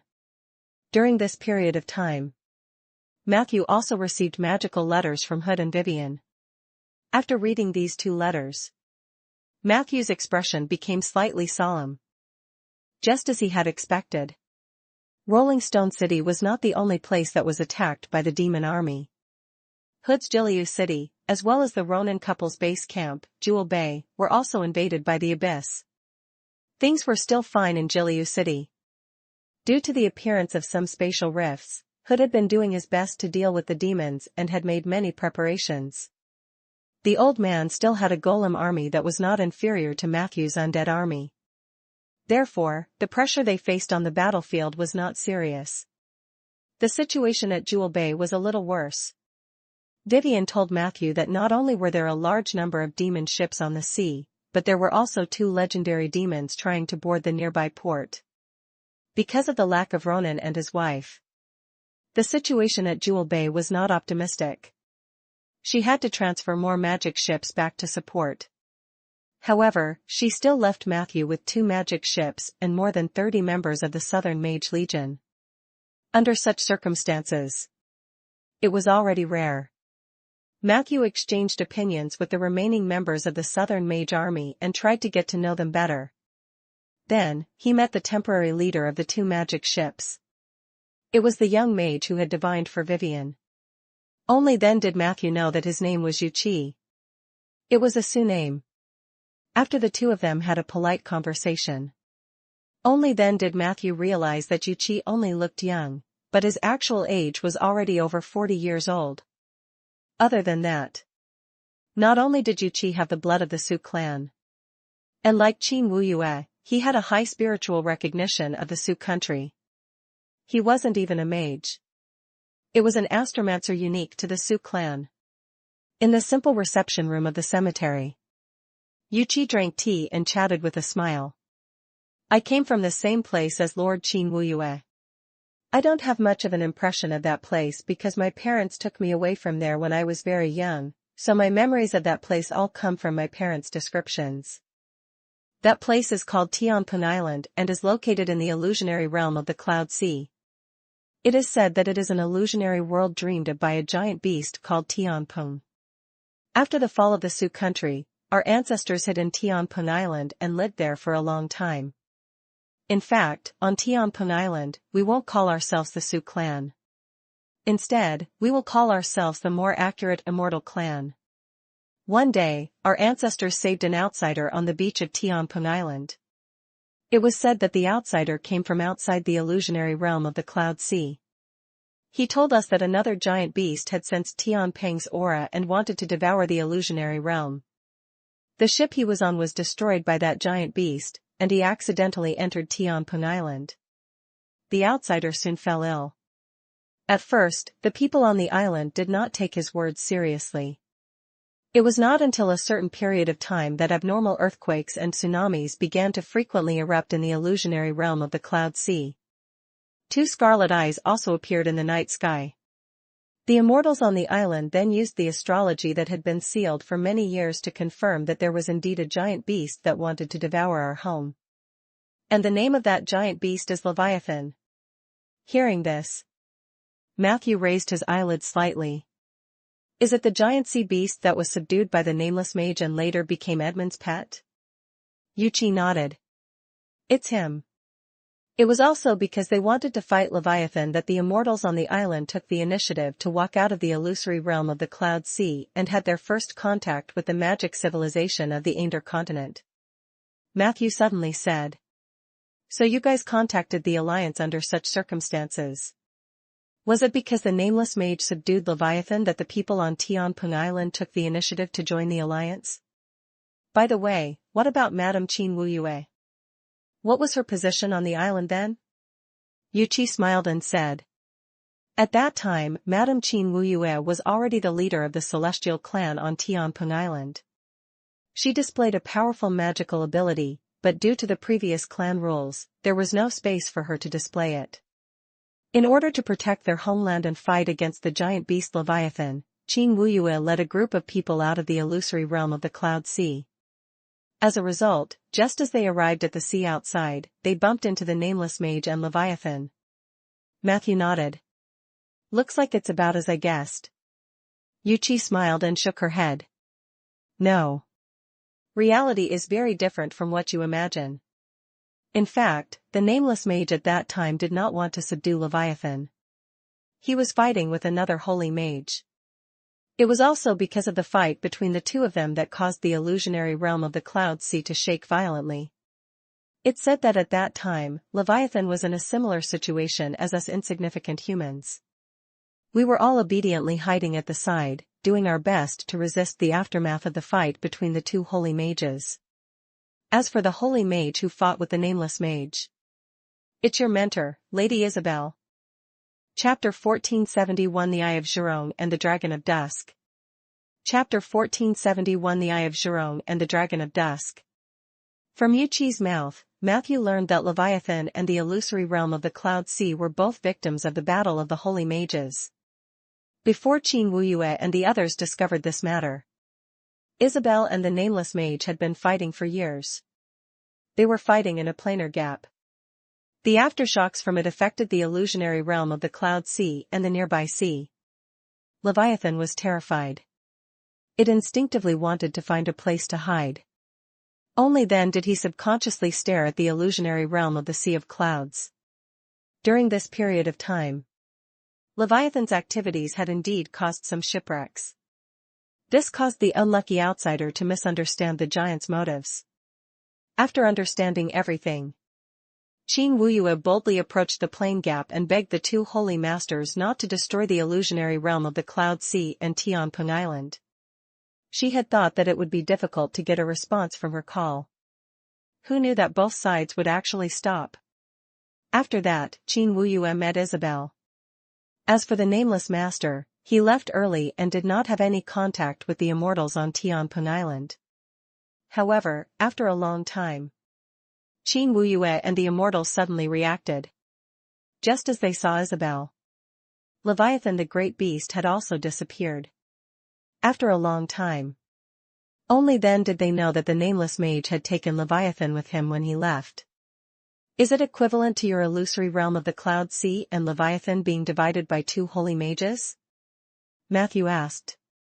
Yuqi laughed bitterly. It seems so. After that, Madame Qin Wuyue followed Madame Isabel for a short period of time, and the immortals on the island also joined the Seven Saint Alliance. As for the motives of the battle between the two holy mages and the aftermath, no one knows. Matthew nodded lightly. He was not surprised by this. The nameless mage and Isabel had always had a major conflict of opinion. The two possessors of extraordinary power could not convince each other for a long time, so it was almost inevitable that they would use force. However, the two of them were still relatively restrained. If the holy mage really made a move, it was hard to say if they could destroy the world, but they should have the potential to destroy a continent. What's the situation with the Tianping Island and the illusionary realm of the Cloud Sea now? Matthew asked curiously. Yuqi sighed. It is gone. I've said before that the illusionary realm of the Cloud Sea originated from Tianping's dream. Since it's a dream, there will always be a day when it ends. Not many years after joining the Alliance, the illusionary realm of the Sea of Clouds gradually burst like a bubble rising to the surface.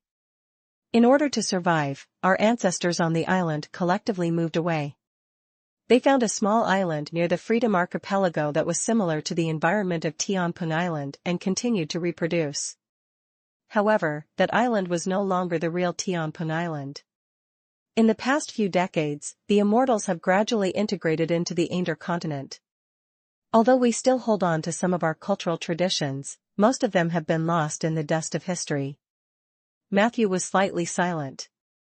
Yuchi sighed slightly, and his tone became positive again. Actually, this is not a bad thing. Whether it's a human or a race, we have to look forward.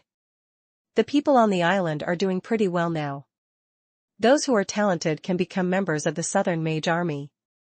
Those who are not talented can also join the organization affiliated with the army. Compared to those refugees who wander around and have no fixed residence, we are already much better. Yuchi was a very optimistic person. He told Matthew a lot of interesting stories and rumors about Tianpeng Island. As an astromancer, he was very well informed. According to his own words, there was no information in this world that he could not obtain.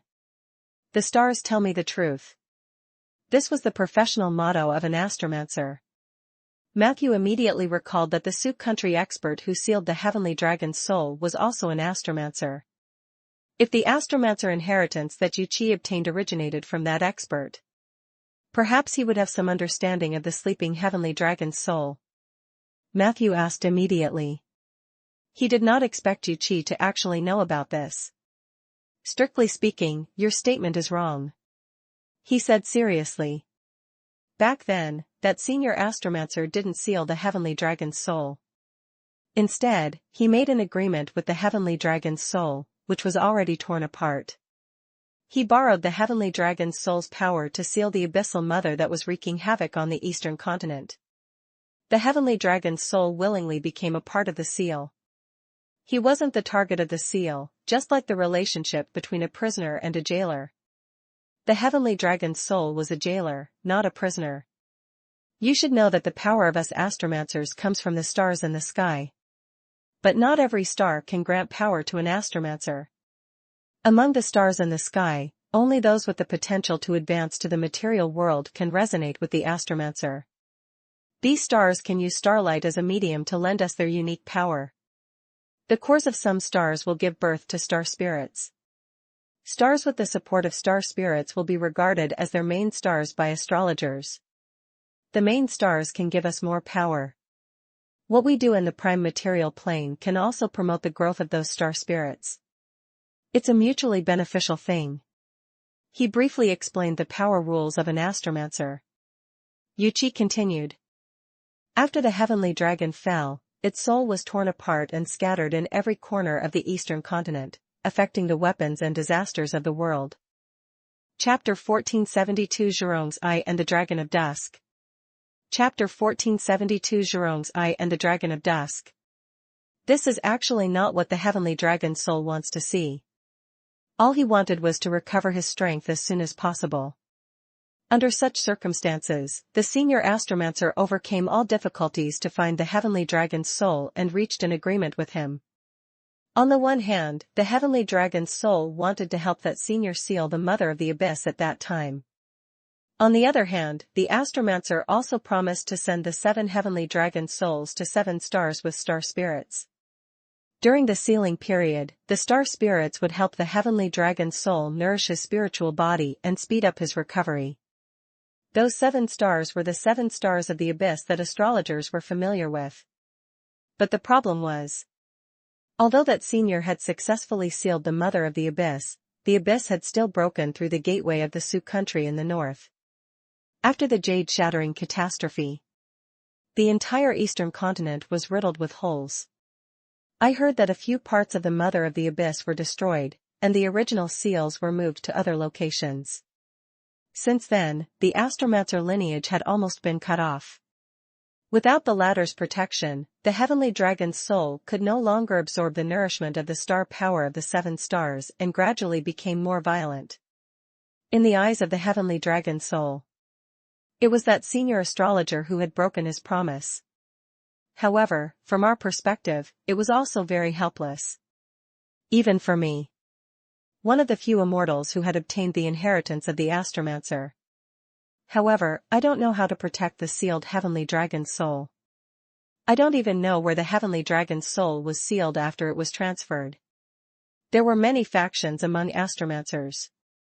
I could only say, compared to the heavenly dragon, which was an almost immortal species, it was indeed very difficult to complete the contract with humans who might have great strength at their peak but were very short-lived, placing hopes on their descendants. It was still a little illusory. So, was this the truth? Was the reason why the heavenly dragon's soul was so violent? Was it because the descendants of the astromancer failed to fulfill their promise? Matthew was enlightened. This explained why the heavenly dragon's soul of the Equal Stream Island was relatively gentle. King Sandalwood, or the envoy of equilibrium who set up the ritual field back then, is very likely to be the descendant of the ancient astrologers. They ensured that the soul of the heavenly dragon could be nourished by the experience of the 7 stars, so the dragon's soul there is very easy to talk to. The dragon's soul at the bottom of the Grey Lake is unlucky. Not only is there no one to protect it, but it's also being pressed down by the tentacles of its old enemy. It's probably disgusted, which is why it's so irritable. Matthew analyzed. From this point of view, if he could provide the heavenly dragon's soul with an appropriate amount of nourishing star power, would he be able to solve the increasingly serious boiling phenomenon of the Grey Lake? Matthew wasn't sure. But in any case, this conversation with Yuchi had benefited him a lot. Even Yuchi didn't know that there were 3 dragon souls sealed on the Ander continent. It could be seen that the inheritance of the Su clan was indeed fragmented. Hex is right. Even the holy mages don't know what's at the bottom of the Grey Lake. Matthew composed himself. Then, he talked about the situation in the Far East. Unfortunately, this time, Yuchi expressed that he did not understand the situation in the Far East. The immortals on Tianping Island had been isolated from the world for a long time. Although they were all related to the Su clan, it was inevitable that there would be a gap in the inheritance of the short-lived species in the long time scale. Matthew felt a little regretful. However, Yuchi added, "If it's related to the Su clan, I can help you look it up at the Heavenly Book Pavilion." The Heavenly Book Pavilion is equivalent to the Alliance's library. It stores the historical materials and books of the Eastern continent that the ancestors of Tianping Island have collected and organized over the years. Matthew thought for a moment. I want to know the information of a prisoner named Illusory Dragon in the Far East. He was imprisoned by the Emperor of the Su clan in the Nine Netherland. In recent years, he seemed to have found a way to influence the outside world. When I bumped into him, he was still pretending to be the Emperor of the Su clan. Yuchi's face instantly revealed a stunned expression. The Emperor of the Su clan has been dead for thousands of years. Is there still someone pretending to be him? Matthew shrugged. The next time you enter the Heavenly Book Pavilion, I will help you pay attention to this content. Yuchi promised. Matthew naturally thanked him again and again. He also inquired about the way to enter the Heavenly Book Pavilion. Yuchi explained that the Heavenly Book Pavilion was built in a smaller illusion. That illusion was actually a derivative world of the Cloud Sea illusion. Because it was smaller and more hidden, coupled with the deliberate maintenance of the astromancers, it had not broken up until now. In order to protect the illusion, only the immortals of Tianping Island were qualified to enter. Hearing this, Matthew did not ask any more questions. The two chatted for a while. Then, Yuchi stood up and said goodbye. When Yuchi returned to the Phoenix ship, it was already dusk. Not long after, Matthew saw a bright fireball rising above a moss cage. It was a huge lantern. The lantern was burning with orange flames. As the lantern continued to rise, the flames gradually illuminated a large area in the north. More and more lanterns were raised. A diamond-shaped gem was suspended above each giant lantern. The gem reflected a myriad of colors and looked very beautiful. Hint, your ally, the Southern Mage Legion, has set up the Eye of Zhurong formation. All invisible units will appear where the fire of Zhurong's eye shines and will be punished by Zhurong's fire. A large number of lanterns floated to the northeast. Chapter 1473 Zhurong's Eye and the Dragon of Dusk. Chapter 1473 Zhurong's Eye and the Dragon of Dusk. Seeing this scene, Matthew also heaved a sigh of relief. The Abyssal Legion was very good at night raids, and Matthew lacked sufficient means to counter long-distance stealth and long-range attacks at night. Fortunately, Yuchi's people made up for this. With these lanterns, Matthew could more intuitively obtain the movements of the demon army near the wasteland of resting. After the advance party suffered a major setback, the following demon army chose to wait for orders.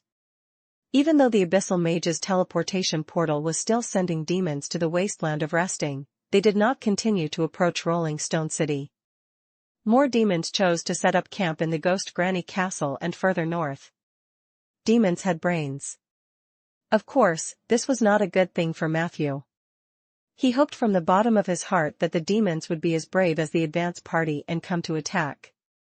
This would save him a lot of effort. It was a pity. Enemies, in reality, were not so brainless. Even demons were the same. Tonight, or even before tomorrow night, they won't march in haste. In this situation, Dark Warrior Argus gave his judgment. Although the number of demons transported to the material world has reached 50,000 to 80,000, most of them are ancestral demons who can only fight poorly. The number of elite cavalry demons and archdemons is very small. They must also know your means, Master. As long as the enemy commander has a brain, he will not let his men continue to blindly die. This is equivalent to increasing your strength. If I were the commander of the demon army, I would definitely make sure that the number of elites was enough to defeat us in a single breath on the battlefield. And I see their movements.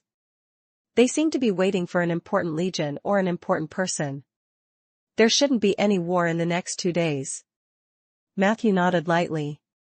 His opinion was similar to Argus's. However, he could not be careless.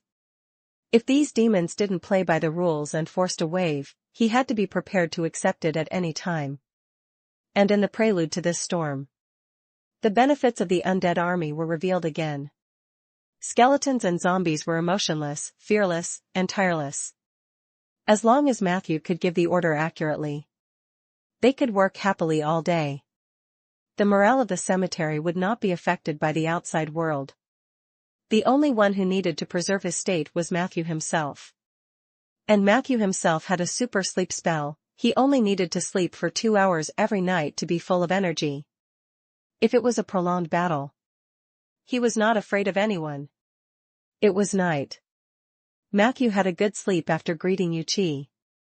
When he woke up, it was still midnight. Nothing happened on the battlefield. He got up and washed his face. After greeting the Southern Mage Army, he began his preparations for war. At the top of the cemetery, outside the workshop on the first floor, Matthew took out a cold mini stone statue and threw a small bucket of dragon flesh on the ground that was engraved with the death spell. Then he carefully spread out the 2 priceless runes of the dead and placed the newly brewed dark divine oil on the side. After doing all this, he then placed one of the stone statues in the center of the magic array. He planned to summon an extremely special tactical undead unit, the Dragon of Twilight. The Dragon of Twilight was not a true dragon. Instead, it was an undead creature transformed from a gargoyle. Its appearance had the characteristics of a flying dragon, and it was famous for its iconic twilight breath, hence its name. Everyone knew gargoyles were a type of demon. Thanks to Rhaegar, Matthew easily obtained a large number of small gargoyles as summoning materials. But even so, Matthew also tried his luck to see if the summoning would succeed. This thing was special. It was because the success rate of summoning was too low. It was so low that many necromancers doubted the existence of the Dragon of Twilight. Even in Bayan City, there was a period of time when they were discussing whether this thing was made up by some scammer to deceive the poor necromancers. But Matthew knew that this thing really existed. The reason was simple. In his previous life, when he was playing the Necromancer account, he was lucky enough to summon a Twilight Dragon. Rhaegar gave me 300 small gargoyle statues. It is said that the cost of a single gargoyle is about 200 gold coins, which is about $60,000. He counted the materials in his hands. Matthew began to squander without any psychological burden. First of all, he personally stood in the center of the summoning circle, took a small bucket of dog blood, stuck a drop of blood with his index finger, and then placed it on the head of the gargoyle statue. This was the process of activating the gargoyle. In the next second, the outer shell of the statue began to soften slowly. The gargoyle released from the seal blinked and scratched its claws. It was alert and confused. Immediately after, it saw Matthew looking at it with a friendly expression. Under Matthew's powerful aura, the gargoyle naturally lowered its head. "Are you willing to become my slave?" Matthew asked amiably. The gargoyle nodded its head like a chicken pecking on rice. At that moment, a thick dragon tooth pierced through the gargoyle's body from behind. Woo! The gargoyle let out a wail and died. Peggy pulled out her dragon tooth. Matthew immediately began to chant a summoning spell. Chapter 1474 The Eye of Zhurong and the Dragon of Dusk. Chapter 1474 The Eye of Zhurong and the Dragon of Dusk. In an instant, a large amount of negative energy surged into the gargoyle corpse's body. At the same time, a portion of the dragon blood and meat that Matthew had prepared earlier was also mixed in. After he finished chanting the spell, the gargoyle's corpse emitted a gray light. Unfortunately, this light was fleeting. The summoning failed. Matthew sighed. Next, the second gargoyle statue was lifted up. He still used dog blood to replace his own blood to deceive the poor gargoyle. Just as the other party was about to agree to become his slave, Peggy, who was invisible, immediately killed him with her dragon tooth. Gargoyles that died in such a situation would accumulate extremely dense evil elements and vengeful thoughts. It will desire to drag all the creatures around it down with it to become an undead creature like him. And this was the general principle of creating the Dragon of Twilight. The gargoyle's resentment determined the success rate. For this, Matthew was forced to swindle the poor little devil. He felt a little guilty. He had no choice. Every time he summoned it, he had to bear the wronged, confused, and hateful gaze of the gargoyle before it died. If it wasn't for the fact that this thing itself wasn't anything good, Matthew really couldn't bear to do this. Matthew and Peggy cooperated skillfully. They had destroyed more than 100 gargoyles in one go. In order to preserve his magic power and mental strength, Matthew set himself a daily trial of 120 maximum. He would not go beyond this number.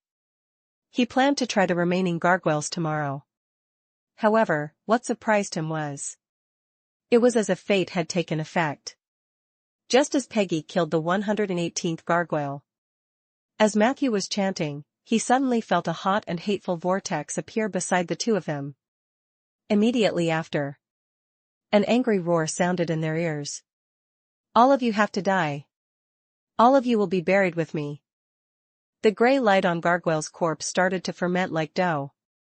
Its body suddenly expanded to more than twice its original size. The gargoyle's wings were spread open, and its appearance was like a two-legged flying dragon. Only his blood-soaked eyes and the burning soul fire in them reminded him of his true identity. This was a genuine undead. Go to hell. The newborn dragon pounced on Matthew angrily. Unfortunately, he was only halfway there. He was knocked down by a huge shield. Bang! Argus slowly put away his shield and dragged the disoriented Dragon of Twilight to Matthew. "I won't submit to you." The Dragon of Twilight was filled with resentment. Bang! Argus threw another round of shields at the other party's head. "I won't submit." The dying dragon was still struggling. Argus frowned. He picked up the shield with both hands and swung it wildly at the other party's head. Matthew added a brainwashing spell at the right time. A moment later, only a dull dragon was left standing on the spot. "I submit." Hint, you have obtained a brand new summoning unit, Twilight Dragon. Twilight Dragon, Tier 5 Undead. Low combat power. able to spray fan-shaped dragon breath 3 to 8 times a day. The target hit by the dragon breath will be turned into an undead at an extremely fast speed. The undead had stronger combat power and resentment than ordinary undead. At the same time, their soul fire's lifespan is 1/3 of that of ordinary immortals. Well done. Matthew gave Argus high praise. He did not command Argus to intervene. It was the latter who took the initiative to act according to the situation and helped. In the cemetery, there was quite a shortage of subordinates with such discerning eyes. After encouraging the Dark Warrior a few more times, Matthew flew down the cemetery mountain with the weak dragon. They came to a battlefield that had yet to be cleaned up.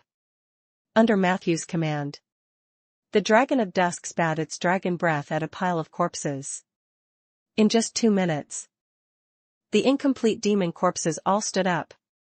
Some were zombies, some were skeletons, and some were stitched monsters, low-level abominations. Matthew's face revealed a satisfied expression. Let's not talk about the quality for now. What he wanted was to have quick results. There were too many corpses. The dead soul transformation pool in the cemetery was already running out of supplies. On the one hand, Matthew sent people to continue to build more conversion pools. On the other hand, he was also actively exploring faster ways to transform the undead. The Twilight Dragon was one of them. The undead transformed by the Twilight Dragon was more like a temporary worker. As long as he could consume the excess corpses and ensure a certain number of undying creatures were produced, Matthew's goal was achieved. He didn't want high-quality undead, but he wanted cannon fodder that could fight without activating the undead calamity. The Dragon of Twilight was the perfect replacement. He brought the dragon around the battlefield in the blink of an eye. In the northern wasteland, there were nearly 2,000 undead. This was a terrifying efficiency. This meant that in the upcoming war, as long as the Dragon of Twilight did not die, the cemetery would be able to continuously and efficiently turn the corpses into undead. Compared to the undead calamity, this method was not easy to lose control. I'm finally lucky. Matthew assigned all of these undead to Argus. In this way, the Dark Knight General's army suddenly became stronger. I will summon the remaining gargoyles tomorrow. I hope there will be another Dragon of Twilight. Matthew finished his summoning work today with satisfaction. At this moment, the Crimson Flame Nightmare also ran back with the lost lantern in its mouth. Matthew had assigned this guy the task of collecting the souls of demons. This was not easy. The soul of every demon belonged to the Abyss. After their death, their souls would be summoned by the Mother of the Abyss and go to the Abyss through the nearest channel. Only a mount like the Crimson Flame Nightmare, which could run fast and enter the ether plane, could catch up with the fleeing speed of the demon's soul. After taking the lantern, Matthew counted the items, and his face lit up with joy. I actually caught more than 3,000 of them. This time, Viscount Fan has to give me a reward. Matthew fiercely praised the achievements of the Crimson Flame Nightmare. Then, he contacted Viscount Fan in the underworld through the lost lantern. He had a lot of demon souls. Not to mention the quality, the scarcity was still very high. Under normal circumstances, the underworld wouldn't be able to receive these. Even if I can't exchange for the entire Sun God Spear, I should be able to convince Viscount Fan to lend me the spear for a few days or buy it in installments. Matthew's mood was getting better. He reached the top of the cemetery, overlooking the deep earth. It was already dawn, and dawn was about to break in the east. Matthew stretched and was about to have another cup of coffee. But at this moment, a purple lightning bolt suddenly flashed in front of his eyes. Where the lightning passed, the sky on the distant horizon seemed to have been torn into countless small holes. The small hole in the center had even cracked into a pitch-black crack. Immediately after, there was a muffled sound. A bright red, gigantic tongue with countless bumps sticking out from inside. Just as the tongue entered the prime material world, it was suddenly broken by an unknown force. Walala! A large amount of blood gushed out from the broken tongue. blood dyed the ground red. The huge tongue also began to collapse, turning into small tongues that jumped up and down on the ground. That scene was quite horrifying. Matthew's expression instantly became extremely serious. Warning, you have encountered the tongue of Demon Lord Asner. World event. In order to pass through the barrier between the prime material world and the abyss, Asner cut his body into 100 million pieces and sent them to the prime material world in batches. Warning, the remains of Asner, superior legend, are rapidly approaching your graveyard. Chapter 1475 I need some stimulation. Chapter 1475 I need some stimulation. Demon Lord Asner's radical move had clearly exceeded everyone's expectations. Matthew was no exception. He had thought that he would only be facing one of Asner's subordinates. He had never thought that this demon lord would take the risk of being torn into pieces and forcefully descend into the prime material world. This is too crazy.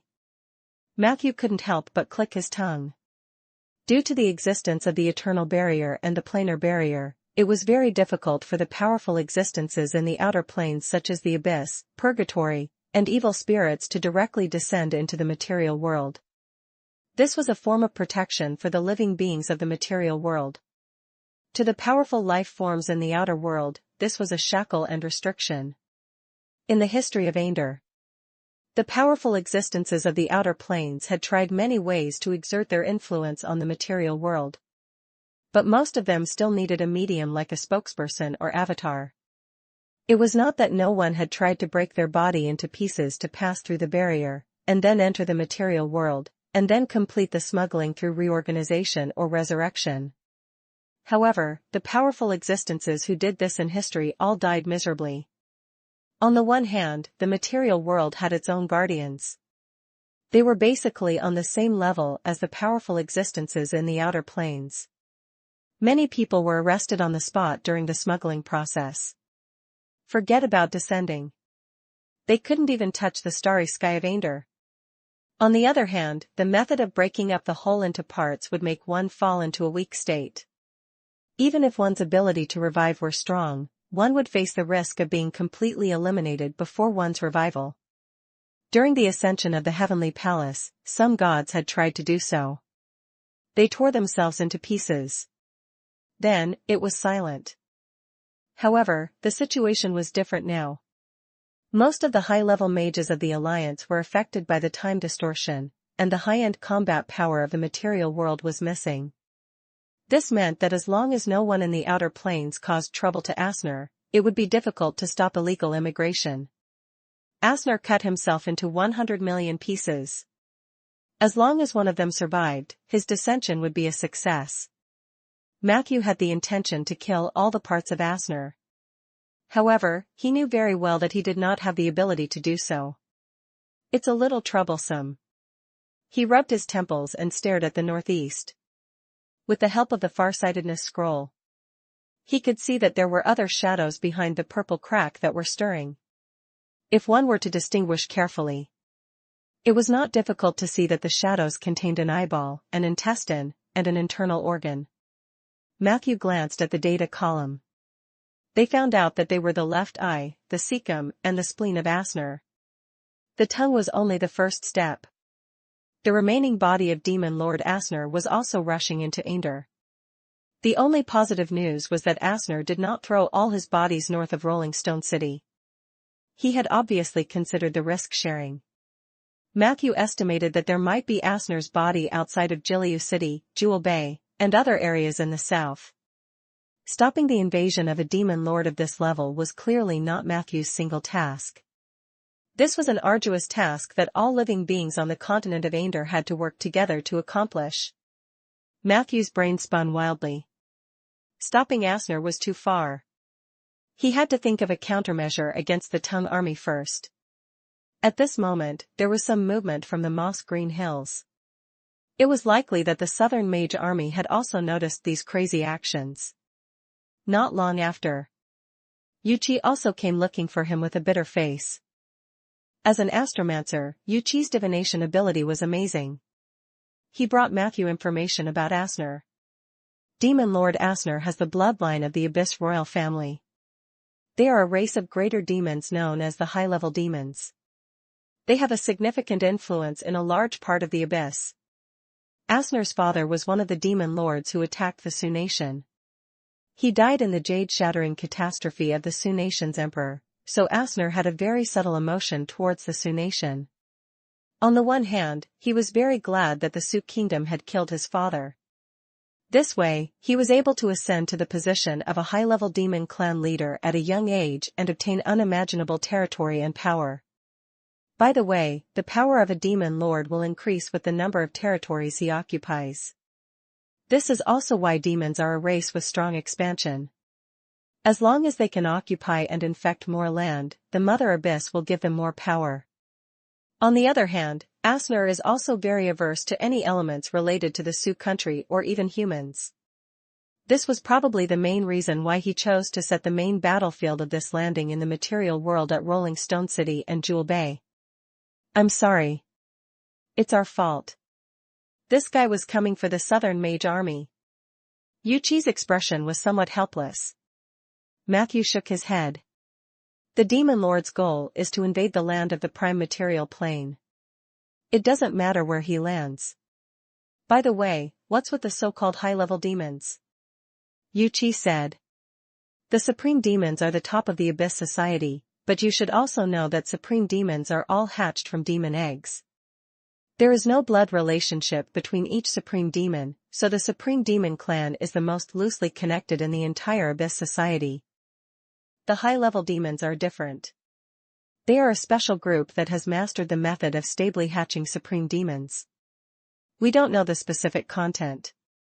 The family that Asner is in can indeed produce a shocking number of Supreme Demons. Chapter 1476 I Need Some Stimulation. Chapter 1476 I Need Some Stimulation. Moreover, these Supreme Demons have a stronger physique than ordinary demons. The most terrifying thing is their ability to recover. The recovery ability of a high-level demon is more than 10 times that of a Supreme Demon of the same level.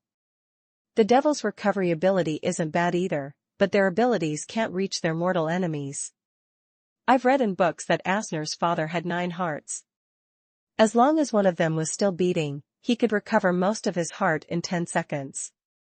It's very likely that Asner has inherited this recovery ability. In addition, the Supreme Demon can also evolve different resistance and adaptability according to different environments. The soldiers they led also showed this characteristic. In history, the soldiers of the Sioux country generally believed that the most difficult thing to do in a battle with a Supreme Demon was that the other party would always trade their lives with you. Even if they were seriously injured, as long as they didn't die, the ones who suffered were the humans. This greatly affected morale. Matthew remained calm after listening. Compared to human soldiers, demons were indeed more terrifying. But he treated them equally as his undead. Then the demons should have weaknesses, right? He asked. Yuchi muttered. We generally believe that the demon's weakness lies in light and fire. First, fire. In ancient times, the demons were very afraid of fire. Later, the devils discovered this. They always used the flames from purgatory to burn the demons. Taking advantage of this, the devils gained a lot of advantages in the early stages of the bloody battle. But not long after. A portion of the Supreme Demons and their armies had already evolved to have extremely high fire resistance. So they fought back. But even so, not all demon armies had high fire resistance. In the history of the Sioux country's resistance against demons, there had been several successful large-scale fire attacks. Those demons didn't show high fire resistance. According to the speculation of the Great Wall mages, a demon's fire resistance required time to adapt to the environment. In other words, even if one of the demon armies evolved to have fire resistance, but as long as they didn't come into contact with fire for a long time, this resistance would also slowly disappear. Until the next time they encountered a fire attack, they would often suffer a big loss at the beginning, but it would not take long for them to awaken their bloodline's resistance to fire. Matthew nodded slowly. It's adaptability, not conventional resistance. what about the light? Yuchi said. Although demons can move under the sun, they generally hate sunlight. It is said that this is because the environment of the abyss is always covered by a huge blood cloud. Demons rarely experience moving under the midday sun, so they have a certain stress reaction to the dazzling sunlight. Especially the high-level demons. Some high-level demons become stronger at night because their ancestors seem to have mastered the authority of the night. These high-level demons will be weakened under the sun. I'm not sure yet if Asner or his army will be punished by the sun. But it's certain that demons hate bright light. Matthew nodded lightly. Dealing with the demon army was already a very troublesome matter. Now, there was an army of tongues, an army of intestines, and an army of kidneys. Who knew what other organs were waiting in line? He could only gather as much information as possible and adapt to the situation on the battlefield. Matthew and Yuchi chatted for a long time. He had gained something. But not much. It was mainly because Qin Wuyua's Southern Mage Army was trained according to the template of the Long March Mage Army. However, they only had a large amount of theoretical knowledge related to demons. They did not have enough combat experience. According to Yuchi, the flames on the Eye of Zhurong array had the effect of restraining demons. However, there were too many demons. Secondly, it was unknown whether these flames would work on Asner's tongues. In Matthew's opinion, the trickiest part about dealing with Asner's tongues was the quantity. It was the same as the beast horde that had transformed into the bred ancestral fiend. There were too many tongues. Looking from the sky, the ground was almost densely packed with them. One's scalp would go numb if one looked at them more. The only thing worth rejoicing about was these tongues could only move slowly by squirming or jumping. The tongue group was still near the wasteland of resting. They wanted to get close to Matthew's cemetery.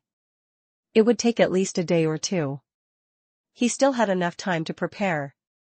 Before dawn, Matthew, who was thinking hard about countermeasures, waited for Viscount Fan, who was travel-worn. It was different from before. Viscount Fan seemed to be in a hurry this time. He was very happy when Matthew handed the demon's soul to him.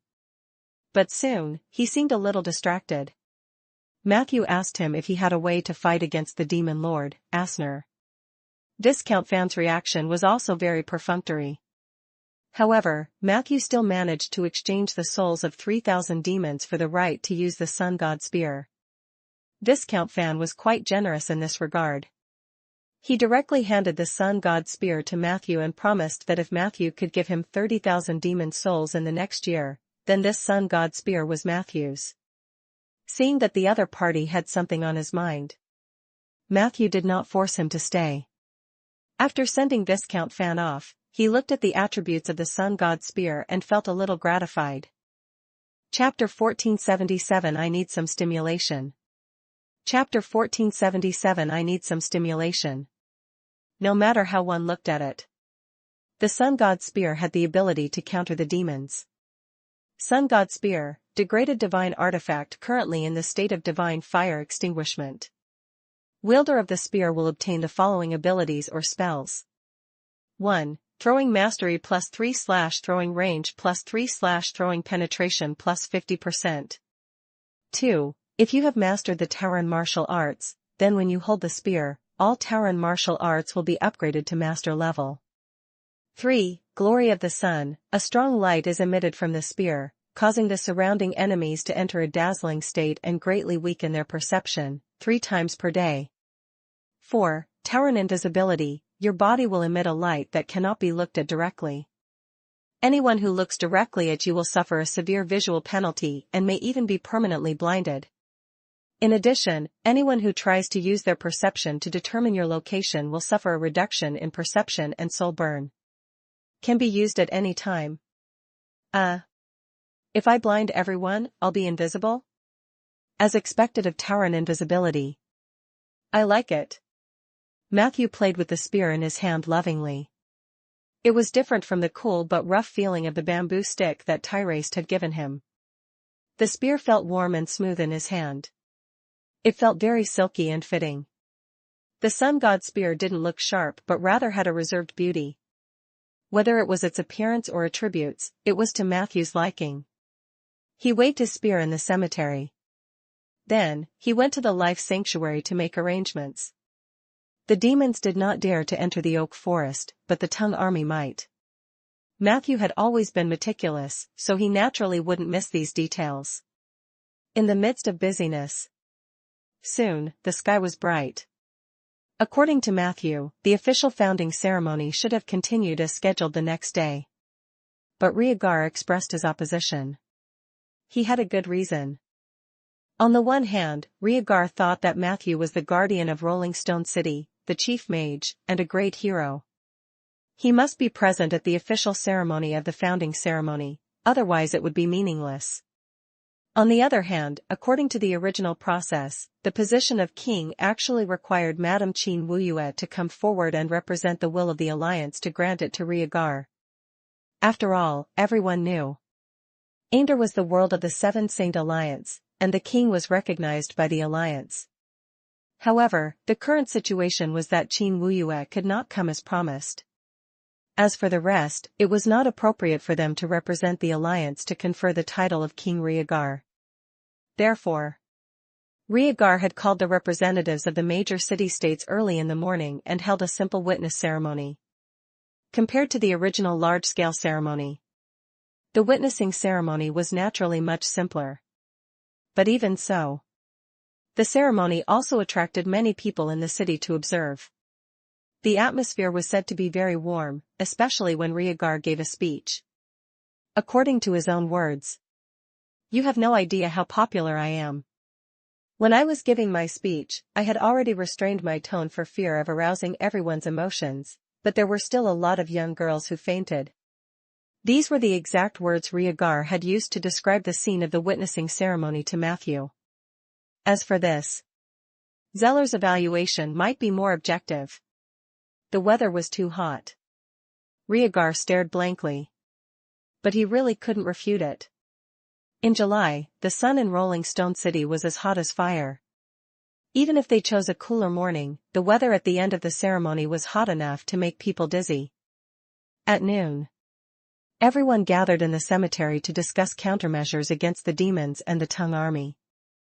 Those tongues are indeed scary. Fortunately, other than a small number of cavalrymen and fire bat soldiers, the soldiers in the city have not seen those scary scenes. I have already ordered the news to be blocked. It is best not to let the ordinary people know about the demons' invasion in the short term," Zeller said. Matthew nodded slightly. So many tongues squirming on the ground was indeed a scene that subverted the common people's perception. It was easy to cause chaos. Zeller's handling was reasonable.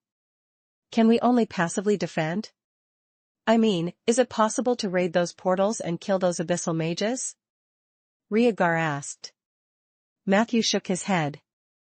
It's very difficult. Not to mention that the abyssal mages themselves have extraordinary combat power. They also have professional demon armies guarding them. And we currently lack the high-end combat power to carry out such a mission, especially the legendary mage. Although the defensive strategy is conservative, it is also the safest. I just observed that under the scorching sun, the speed of the tongues is almost halved.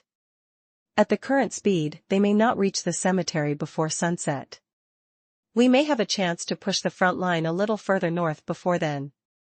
In addition, the trenches I have people digging should also be able to block the tongues. Rhaegar rubbed his chin. What about fire? Oil cans and rockets. This is the most common tactic used by the Suki kingdom to deal with demons, Yuchi said.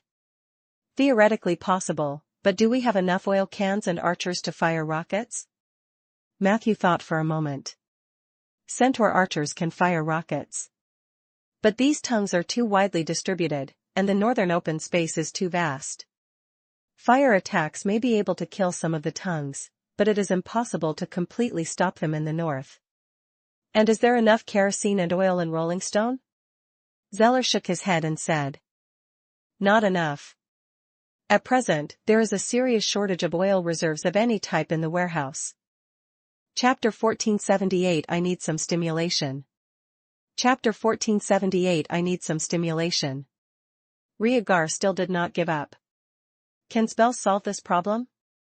I remember there was a spell like grease, right? Yuchi smiled bitterly and said.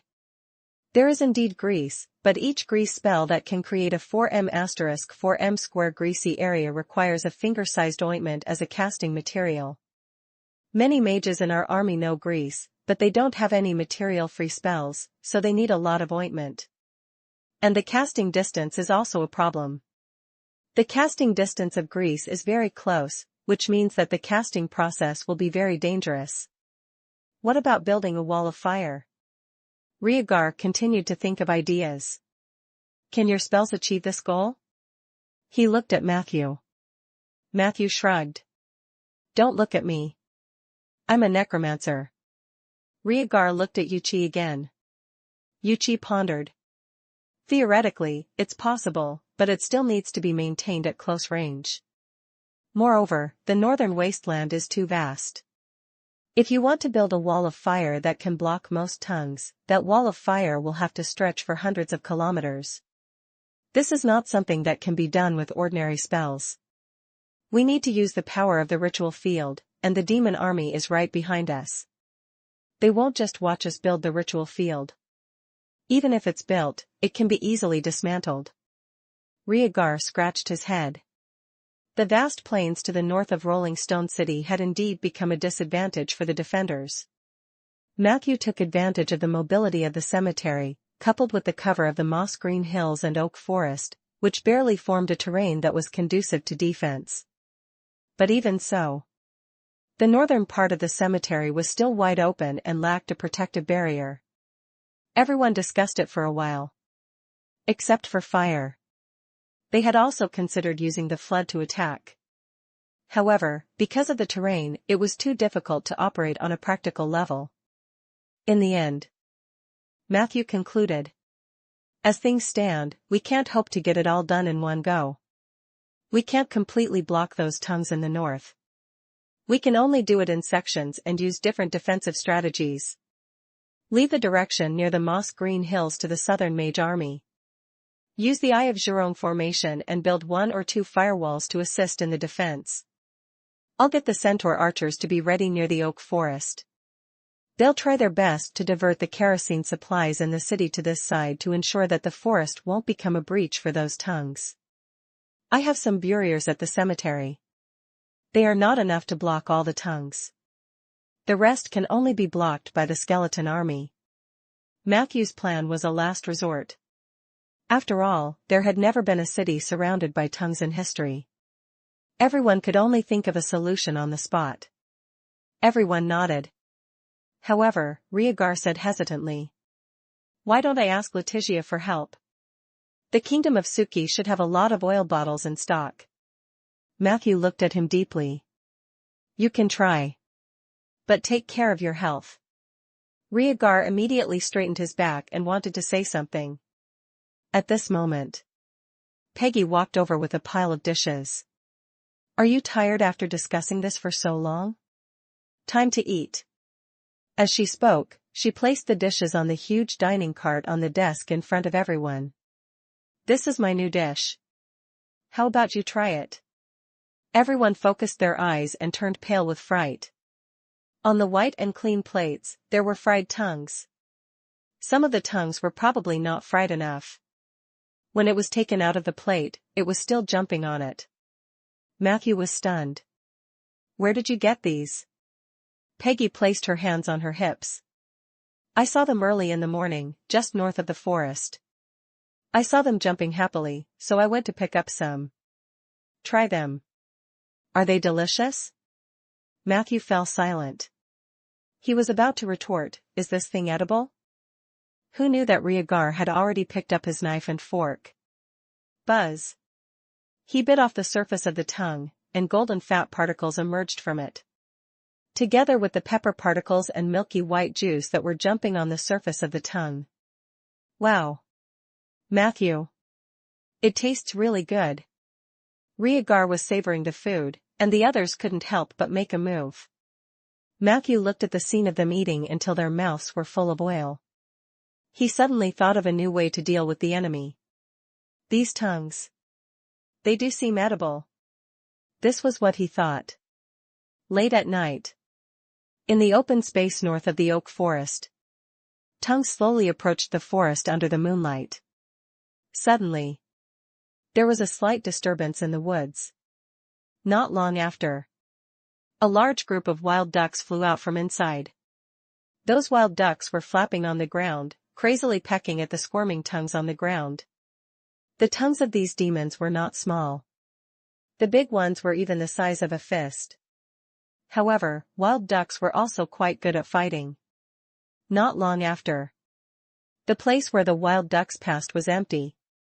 There was a sharp whistle in the forest. Under the call of the voice. The wild ducks flapped away toward the east along the edge of the forest. On the magic carpet in midair. Matthew stood there with a look of surprise. At this moment, he could see the shadows moving in the forest. In addition to wild ducks, there were pheasants, peacocks, and other large and small birds. And in the middle of these black shadows, the tall and straight posture of a larger bird was particularly obvious. Chapter 1479 I Need Some Stimulation.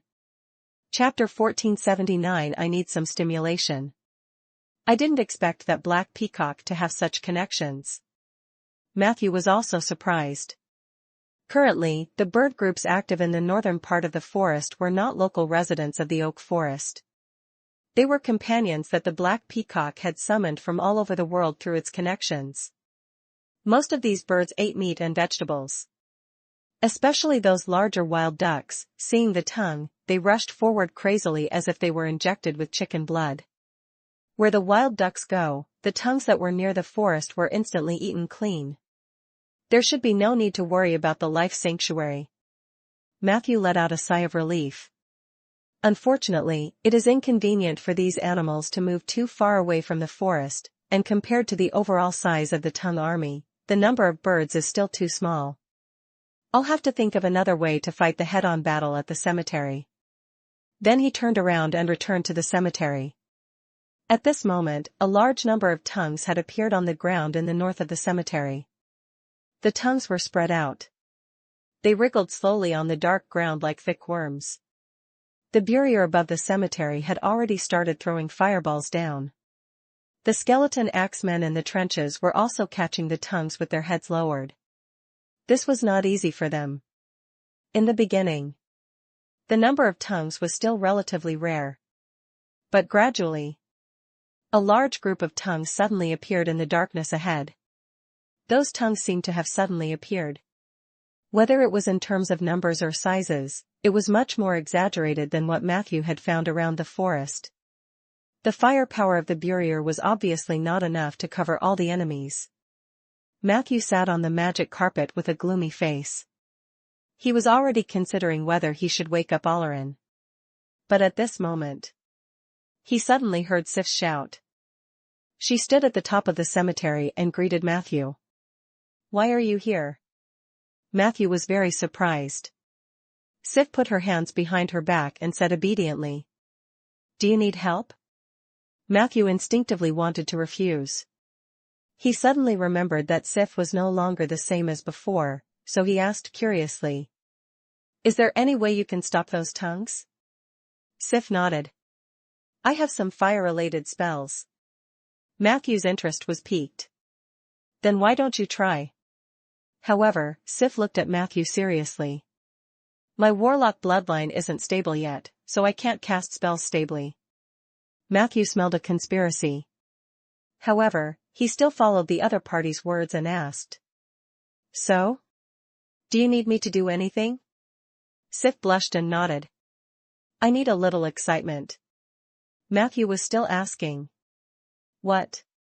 Before he could finish his words, a fragrant wind suddenly hit him, and an extremely soft touch touched his lips. The slender tail hooked around Matthew's waist and wrapped him tightly around the girl's chest. A long time passed. The two of them slowly separated. Matthew's eyes were still a little dazed. Sif suddenly curled her lips. "It's not exciting enough." In the next second, she pulled her tail forward again. That soft, beautiful feeling emerged again. However, the difference was. This time, what awaited Matthew wasn't just a soft touch. There was also a sharp pain. Hiss. Matthew endured the pain on his lips. He could feel Sif's tongue licking the blood seeping out of his lower lip. At that moment, her body became hot. Hint, you have activated Barda's blood of the Lady of Purgatory. Sif is entering her second form. Chapter 1480 Miracle Watcher and Banquet of Heroes. Chapter 1480 Miracle Watcher and Banquet of Heroes. Black flames coiled around Sif's waist and arms like snakes. Her lower body was draped in a black and red dress that seemed to be pieced together from countless pieces. The long skirt was so slim that it was exaggeratedly shaped near the waist. Further up, it was a black leather armor with a metallic luster. It was a part of the natural armor. They seemed to have been born on Sif's body, giving people a feeling of a perfect fit. At the same time, Sif's long hair flowed backwards like a waterfall. As she entered her second form, her hair color changed from brownish red to a darker burgundy. The girl's faint body fragrance turned into an extremely invasive fragrance. Matthew took a light sniff. He felt a little dizzy. It was okay to look at other people, but when he looked at Sif, he only felt that she was extremely beautiful and could not be compared to others. It was as if this girl was the most beautiful thing in the world. Her legs have grown longer, her breasts had also become bigger. Can a devil's second form change her body shape? Matthew complained silently in his heart to offset the discomfort of being hit by the fragrance. In his opinion, after entering the second form, Sif's expression was closer to her aunt, Queen Letitia. Her charm had increased by at least 3 points. Even if she didn't surpass legend, she had definitely touched the boundary of 20 points. In terms of stunning degree, Matthew admitted that only the previous fairy princess Lulu could be compared to the current Sif.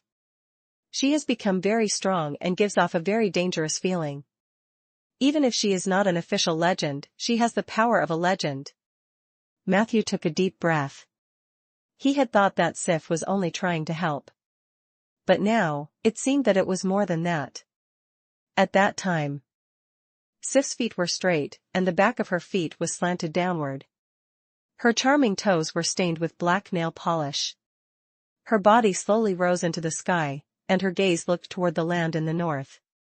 In the next second, she relaxed her body naturally, and her small cherry mouth opened slightly.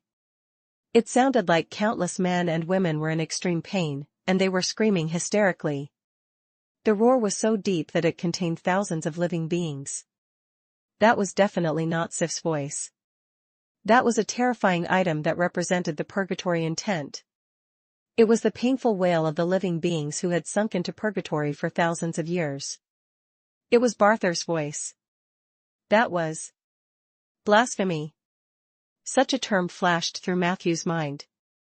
In the blink of an eye, he saw Sif suddenly reach out her fair hand and grab the same bag as his. In an instant, an unknown amount of sulfur powder was thrown out. On the data panel. Hint, your partner Sif has used the legendary spell Blasphemy Hellfire.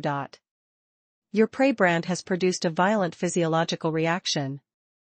Hiss. Matthew covered his burning lower back with his hand and quickly mobilized negative energy into it. A few seconds later, the restless mark of the prey was covered by the thick negative energy. At the same time, Matthew saw flames suddenly rising from the wasteland in the north of the cemetery. These flames were like torches. They were erected from the ground and covered a wide area, almost covering the area 90 to 100 degrees north of the cemetery. Black flames flowed on the torch. The black flames were linked together like Ouroboros, forming chains of flames. And in the center of the hellish flames, a large stream of flames continuously rolled up like a chaotic flower and then ruthlessly slammed down. Wherever the flames went, a large number of tongues were turned into ashes. Amazing. Seeing this scene, even Matthew, who had a premonition, could not help but exclaim. There was no need to talk about the strength of this spell. The main thing was that it covered a wide area. It was almost like she was defending a large direction with her own strength. The tongues that had gathered together to attack had no chance of surviving.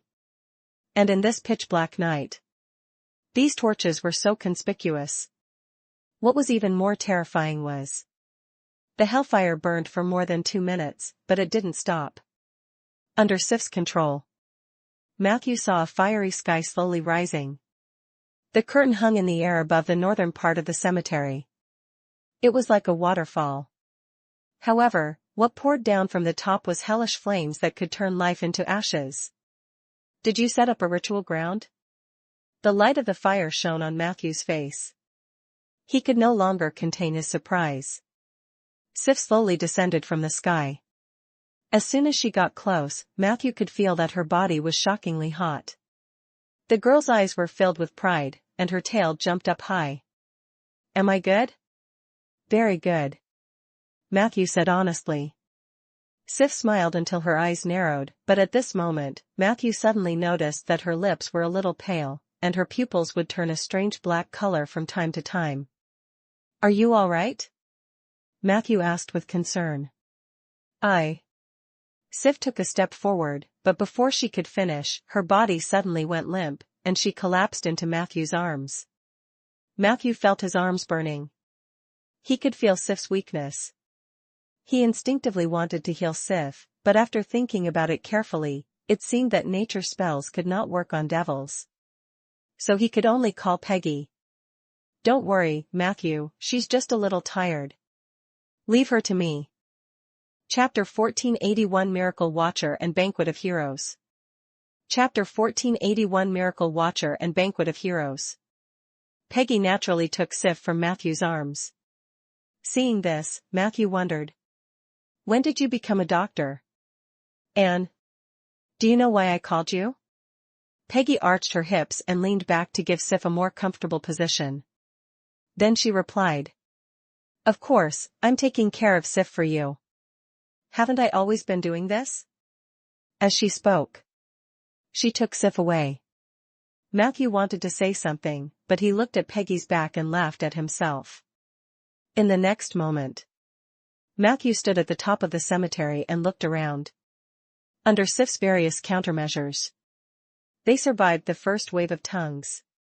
There were still some tongues moving on both sides of the fire canopy, but Rick's skeleton soldiers were still chasing after them.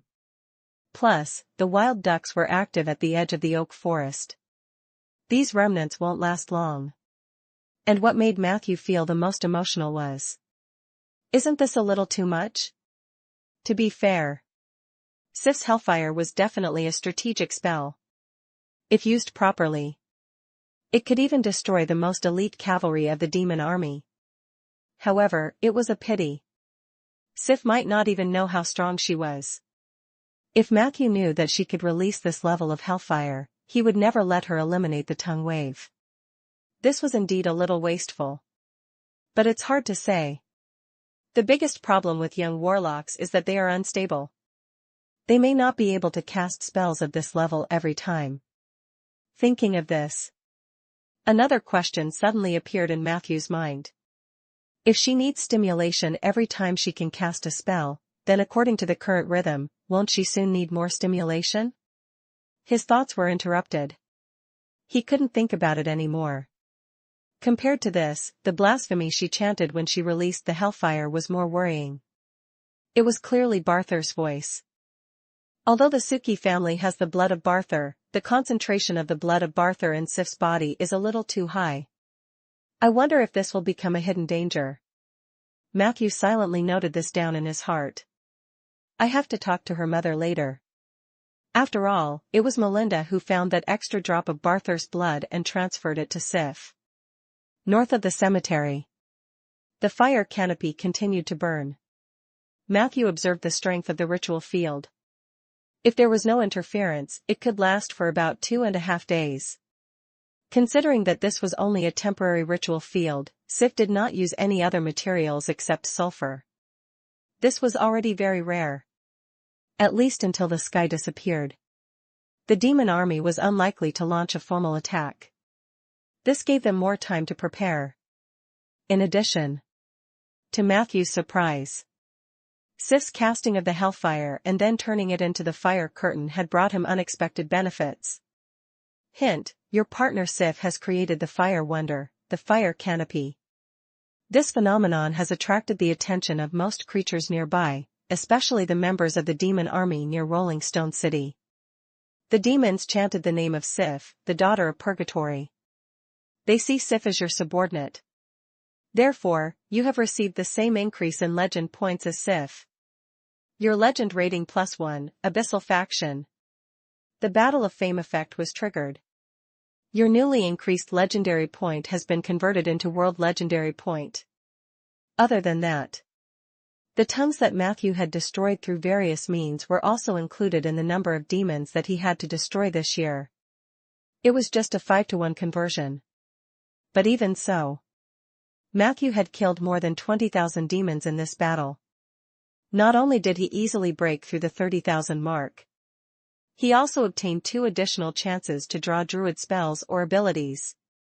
Under such circumstances, Matthew naturally would not keep it. Immediately draw. He gained 2 new abilities. Miracle Observer, you can gain some special abilities and knowledge by observing the wonders. When you observe natural wonders, you will obtain a certain degree of exploration in the natural domain. Banquet of Heroes, you create a table of the best delicacies. Within an hour of the spell, the delicacies on the table will never be finished.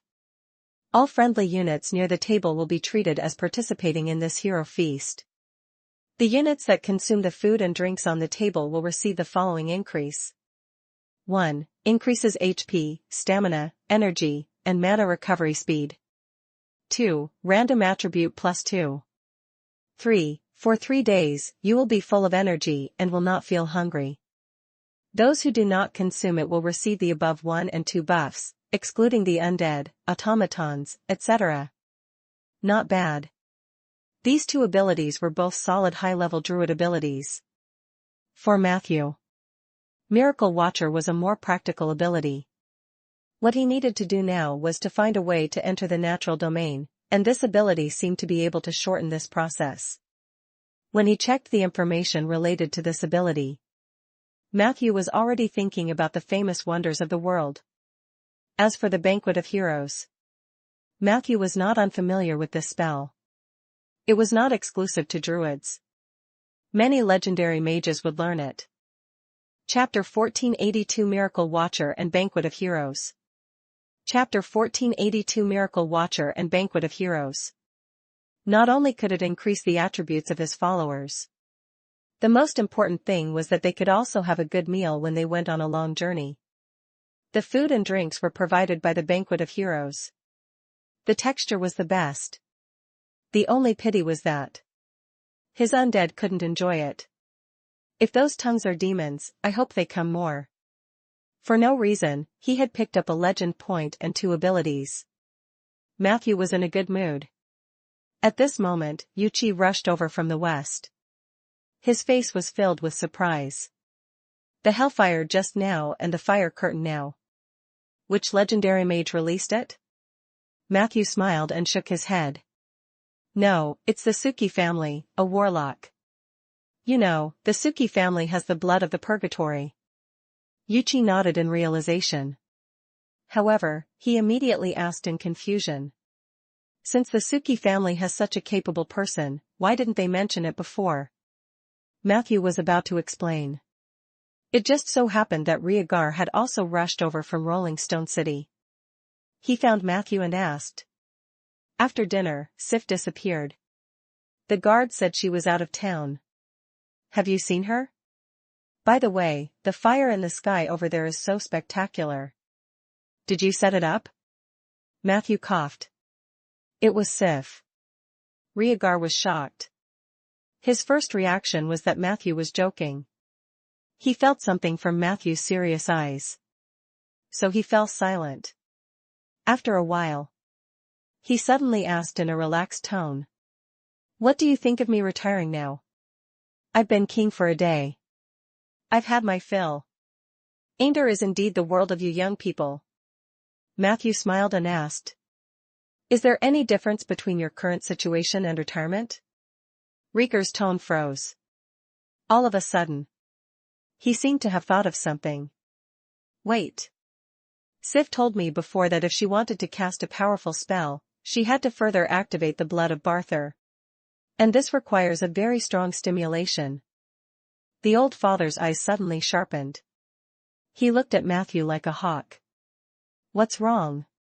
Matthew looked at him innocently. Did she need stimulation? I don't know about that. Then, he unconsciously licked his lips. The wound was still bright red. A few days later, Rolling Stone City had entered a state of war preparation. The cavalry set up more than 12 mobile outposts along the moss green hills, cemetery, and oak forest. The fire bat soldiers would cross the dangerous border every day to patrol and inspect the northern and eastern regions. At the same time, Riegar also transferred the main force of the army guarding Rolling Stone City to the north of the city. Once the war broke out, they could go out of the city to support at any time. Thanks to the rapid increase in the population of Rolling Stone City. Currently, the available soldiers under Rieger's command were nearly 3,000 infantrymen, excluding the old elite cavalry and fire bat soldiers. In addition, there were more than 8,000 militiamen as reserve soldiers. There were also many people who wanted to join the militia. After all, for outsiders in Rolling Stone City, joining the militia training could at least provide them with food. Riegar had always been generous to his men, so the food of the militia group was quite good.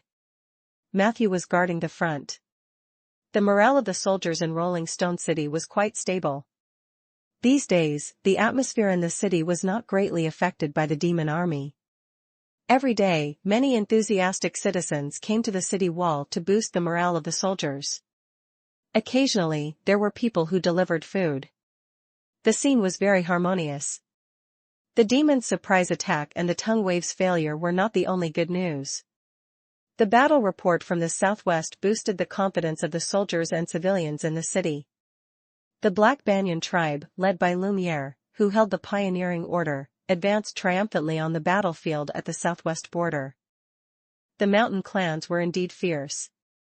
But the Rainforest tribe was no joke. Moreover, their leader was a forest beast that could fight a dragon. With the cooperation of Lumiere and Bobo, a large number of mountain tribe members died at the hands of Flame Canopy and Lumiere. The members of the mountain tribes were only good at guerrilla warfare in the mountains. When they entered the plains, after suffering 2 defeats, all the mountain tribes retreated to the southwestern mountains. After that, the various tribes sent representatives to negotiate peace. However, Lumiere predicted their intention to negotiate peace and secretly sent a group of people to ambush them on the road, directly killing the representatives who tried to negotiate peace. After that, he announced that he had received no request for peace. Then he led the Jangos, who were in high spirits, and this time Lumiere really showed his thunderous methods. With the support of the Lunar Sorrow, Lumiere charged forward alone and had already torn apart 4 guardian gods of the mountain tribes. He had also occupied 3 mountains in the northeast of the Misty Mountains. He had almost killed his way through the mountain tribes by himself. Currently, the remaining mountain tribes had already retreated to the central and southwest regions of the Foggy Mountain area. At this point, Lumiere did not rush forward for the sake of success but chose to play it safe. He asked Riegar and Matthew for their opinions as he sent back the battle report. When Matthew received this bloody battle report, he could not help but be surprised by Lumiere's decisiveness and ruthlessness. In order to fight for a livable territory for his clansmen, he really did everything. Matthew sighed inwardly. Chapter 1483 Miracle Watcher and Banquet of Heroes. Chapter 1483 Miracle Watcher and Banquet of Heroes. He didn't have much opinion about the situation at the southwest border. It was all up to Riegar and Zeller. But no matter what, after this battle, Lumiere would at least become a small lord in the Emerald River region. The Rainforest tribe no longer had to worry about not having a place to stay on the plains. Matthew congratulated Lumiere and Bobo through his spell badge. The messages in the chat room had not stopped recently. Everyone was talking about the demons that had appeared all over Ander.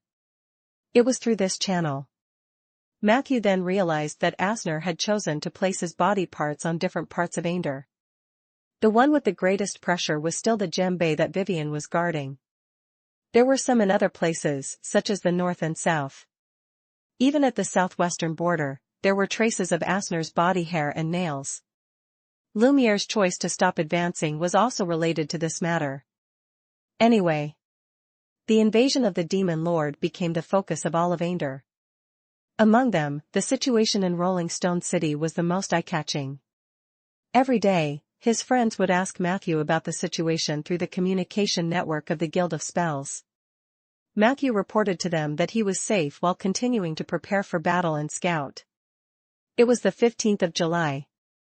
On the 5th day after the first batch of demons landed in Ander, the main headquarters of the demon army appeared in Matthew's vision, along with a large number of Asner's remains. He knew. Finally, it was time for Asner's troops to launch a full-scale attack.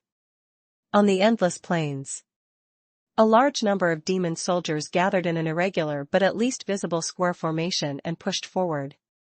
Compared to the four groups of the advance party, Asner's main force was divided into 12 legions. Each legion had 3,000 to 5,000 demons. Matthew estimated. The number of demons he was about to face was between 42,000 and 50,000. This was an extremely terrifying number. Nearly 50,000 demons gathered together, giving off a sense of oppression that was not inferior to the scene when Matthew launched the Undead disaster. If not for the fact that the north of Rolling Stone City was a wasteland, it might not even fit in a smaller place. Fortunately, Matthew was not intimidated by the scene. After days of intelligence work, he knew very well that at least 80% of this nearly 50,000-strong demon army were mere cannon fodder for ancestral demons like Brett. Most were demons from an animal lineage. The true elites were the 4,000-plus cavalry demons mixed in between ancestral demon Brett and the remains of Asner. Other than that, there were also nearly 400 abyssal mages and some special demon groups that Matthew was wary of. He looked over. Those special demons were hidden in the various large square formations. Because the appearance of the demons was generally ferocious, it was easy to confuse and disguise them. Matthew silently highlighted those units so that he could identify these dangerous guys in time on the chaotic battlefield. The first was the 1,000-feet demon, which was a terrifying creature with a body like a giant dolphin but thousands of hooves under its body. The 1,000-legged demon's body was covered with potholes, wrinkles, and thick water. When they moved, they would produce stinky clouds. The stinky clouds were poisonous, which could paralyze or even directly poison the creatures that were sucked into their bodies. The most terrifying thing about the 1,000-feet demon was its face. This demon had a baby-like face, but every time he smiled, the fangs hidden under his face would stand up.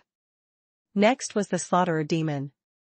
It looked like a baboon, but its shoulders and arms were abnormally swollen and violently bulging. Their claws were strong and powerful, capable of tearing through most armor in the world. The slaughterer demon was a demon born purely for killing. According to Matthew's observation, even in the midst of the demon army, these terrifying demons were constantly sacrificing their compatriots. It was just that the ones who died were some unlucky bred ancestral fiends. The third type was the flesh-hook demon. This demon was about the size of a human, but it was made up of a huge eyeball and 3 muscular thighs that extended from the eyeball. At the end of the thigh, at the edge of the eyeball, the flesh-hook demon extended 3 strong and flexible arms. These arms were like claws that could grab the enemy in front of him. Then, he would use the other meat hooks to grind the enemy into minced meat. Just like the slaughterer. Flesh-hook demons were also natural killing machines. The last type was the wandering demon, which was one of the few flying units in the demon army. This demon looked like a human child with a pair of bat wings, deformed and terrifying. They were similar to imps, lacking in strength but extremely cunning, and were good at mobility. Among all the special demons, wandering demons had the lowest combat power, but they were also the easiest to produce unexpected effects. Matthew naturally wouldn't neglect it. The number of these 4 special demons ranged from 600 to 800. Together, their overall strength would not be inferior to those cavalry demons. Except for the soldiers.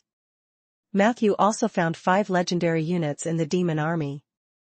They were the Abyssal Mage, the Slaughterer Demon Lord, the Twin Cavalry Demon, and Asner Cerebellum. The good news was, other than the small brain of Asner and the Abyssal Mage, the other 3 legendary units were named Legendary, also known as Bloodline Legends. Chapter 1484 Miracle Watcher and Banquet of Heroes. Chapter 1484 Miracle Watcher and Banquet of Heroes. These legendary creatures were similar to human legends. They didn't advance to legend because they mastered the domain or because of their own hard work. It was only because of bloodline or other reasons that it met the will of the Mother of the Abyss and was promoted to a legendary creature. Matthew was not very worried about them. What he really cared about was only Asner's brain and the legendary Abyssal Mage, who was hiding very deeply. This mage would create a lot of trouble for him. Just as the demon army was slowly advancing, Matthew was also adjusting the deployment of troops in the cemetery. Argus, the Dark Warrior, and his army of more than 3,000 cannon fodder were at the forefront. These cannon fodders were quickly transformed from the Dragon of Twilight. Matthew wouldn't feel bad even if they died. Anyway, as long as the war started, he would have an endless supply of cannon fodder to use. Meanwhile, the Skeleton Prince, Rick, led 4,000 skeleton axemen to lie in ambush on both sides of the main battlefield through the trenches they had dug earlier. The rest of the undead gathered on the mountain of the cemetery. This included the Queen of Banshees, Sinfran, and the 300 or so banshees she led. The Mother of Coolies, Myosax, and the more than 6,000 zombies led by her were not as good as skeletons in combat. Considering their talent and work, Matthew would not send them away unless it was absolutely necessary. Every ditch hid an abomination. On both sides of the mountain were more than 200 buried flames and 128 Arctic archers. In addition, Matthew himself was leading more than 100 elite undead chosen from the Undead Calamity. This included the Draconid Lord Cossack, the elite undead, and more than 3,000 zombies of astonishing quality, who also came from the Undead Calamity, formed a central army behind Argus. All Matthew needed was a thought. They could go to the battlefield at any time and go to the right place to support. On the east and west sides, Yuchi's magic ship and Obist's centaur archers were already in position. Reeker's cavalry was also lying in ambush near the moss-green hills on the west side. The fire bat soldiers were arranged at the outpost above the cemetery, waiting for Matthew's orders at any time. As for the main infantry, it was also slowly moving out of Rolling Stone City. The demon army was not advancing quickly. This amount of time was enough for them to go to the battlefield. As the two armies continued to approach, the atmosphere on the battlefield became somber. Far away, suddenly, 2 cavalrymen left the headquarters of the demon army. They rushed to a place less than 2 kilometers away from the cemetery and shouted at Matthew through a sound amplification spell. "The glory of Asner is invincible. Today, we will definitely plant the flag of weeping blood on the city walls of your human race to wash away the shame of 1,000 years ago. Despicable Necromancer, do you dare to fight with us 2 brothers?" Matthew frowned slightly. There was no tradition for the 2 sides to fight in Aender, where the leaders would challenge each other before the war. However, he thought about it. The Sioux culture was very popular in the Abyss. Perhaps this tradition came from the Sioux country. In that case, Matthew didn't intend to run away. However, he did not think of doing it himself. Matthew's gaze moved back and forth between the elite undead and finally locked onto Peggy. Peggy pointed at her nose with a finger. "Me? You want me to go? I'm just a cook." Rhaegar, who had heard the news, suddenly stood up. "I'll do it." Before Matthew could speak, suddenly, an astonishing pressure descended from the top of the Gemini cavalry demon's head. following that, a black portal opened up in midair. In the next second, the manic negative energy poured out. A towering figure slowly crawled out from inside. Who dares to shout so noisily in front of my master? Boom. The bone claw that emitted a huge metallic luster suddenly descended. For a moment, dust flew everywhere. Hint, your partner, Filey, has successfully advanced to legend. Filey's template had been transformed into the legendary Chrome Gold Nether Dragon, unique/hero. He has obtained the following new abilities and domains. Chapter 1485 I'm also of the same mind, Master. Chapter 1485 I'm also of the same mind, Master. In just an instant, information that was as dense as a waterfall rolled in Matthew's field of vision. What was surprising was, not only had Filey successfully advanced to become a legendary creature, but he had also become a legendary creature. His level had even reached level 22. This was under the condition that Matthew did not supply Filey much XP. It could be seen how deep Filey's reserves were. The moment he entered the legendary stage, he was no ordinary dragon and completely revealed his talent. Matthew's gaze quickly focused. Information about Filey also entered his eyes. The first was the basic attributes. After entering the legendary stage, Filey received the following enhancements to his basic attributes. Legendary armor, Filey's armor will receive an additional 7 points on top of the original. Legendary resistance, resistance greatly increased, and you will obtain directional resistance that can resist legendary spells or abilities. Legendary tenacity, greatly increased tenacity/able to move normally in a near-death state. Mythical body type, Filey will have the huge body of a mythical creature. This body type can provide him with additional charm and has the chance to be taken in as a material by a bard or painter who has seen his true appearance. He can be written into a work or painted into a scroll. Molded soul, as a legendary Chrome Gold Hell Dragon, Filey fused his soul fire with the hot metal. There is a metal ball in his body that contains the core, the molded orb, which carries Filey's soul. As long as the melted sphere was not destroyed, Filey's body would slowly recover and eventually return to normal under any circumstances. Once the melted sphere is destroyed, Filey will be given one chance to revive, and his soul fire will no longer be protected by the melted sphere. Metal armor, Filey has a full body armor made of gold and silver. In addition, the gold and silver armor comes with a halo of light, which means that all friendly units within 100 meters of Filey will receive a thin layer of metal armor for protection. Legendary Dragon's Might, Filey's Dragon's Might has been upgraded to the legendary level. It will have a chilling effect on people with weak physiques. In particular, those with vitality lower than 8 points may be scared to death by the Dragon's Might. Matthew's eyelids twitched. Just the increase in its basic attributes was enough to make Filey's combat power achieve a qualitative leap. However, this was only the appetizer to becoming a legend. The more powerful ones were still to come. He looked down. Below the basic attributes were the domains activated by Filey when he entered the legendary realm and the secondary domains derived from it. Matthew counted. Filey had entered the legendary stage in 3 main fields, namely Undying, Metal, and Loyalty. There were 6 secondary domains. Negative Energy, Diligence, Miracle, Monarch, Chrome Gold, Unique, and Hell Dragon, Bone Dragon, Ghost Dragon, Rotten Dragon Soul, etc. To a Bone Dragon. This domain set meal was so extravagant that it was a waste. Although legendary bone dragons were rare to begin with, most of the bone dragons that were promoted to legend by chance could only have 1 or 2 domains. There was no one like Filey. These domains looked vague and ethereal, but they could provide Filey with a higher priority in battle. They were considered to be an amplifier of combat power and could not be underestimated. Other than the domain. What surprised Matthew the most was that Filey had actually obtained 2 legendary blessings. One had to know. Legendary blessing was a very rare blessing. In the world of Ander, only those who were perfectly recognized by the Plains Will during their advancement could receive the legendary grace from the Plains Will. for ordinary legends. Possessing one legendary blessing was already something worth bragging about.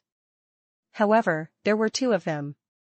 Domain harmonization, granted to Filey by his legendary mentor. You can open all domains at the same time and receive the blessing of all domains. During this period, these domains will not conflict with each other, and their effects will not be reduced by the existence of multiple domains.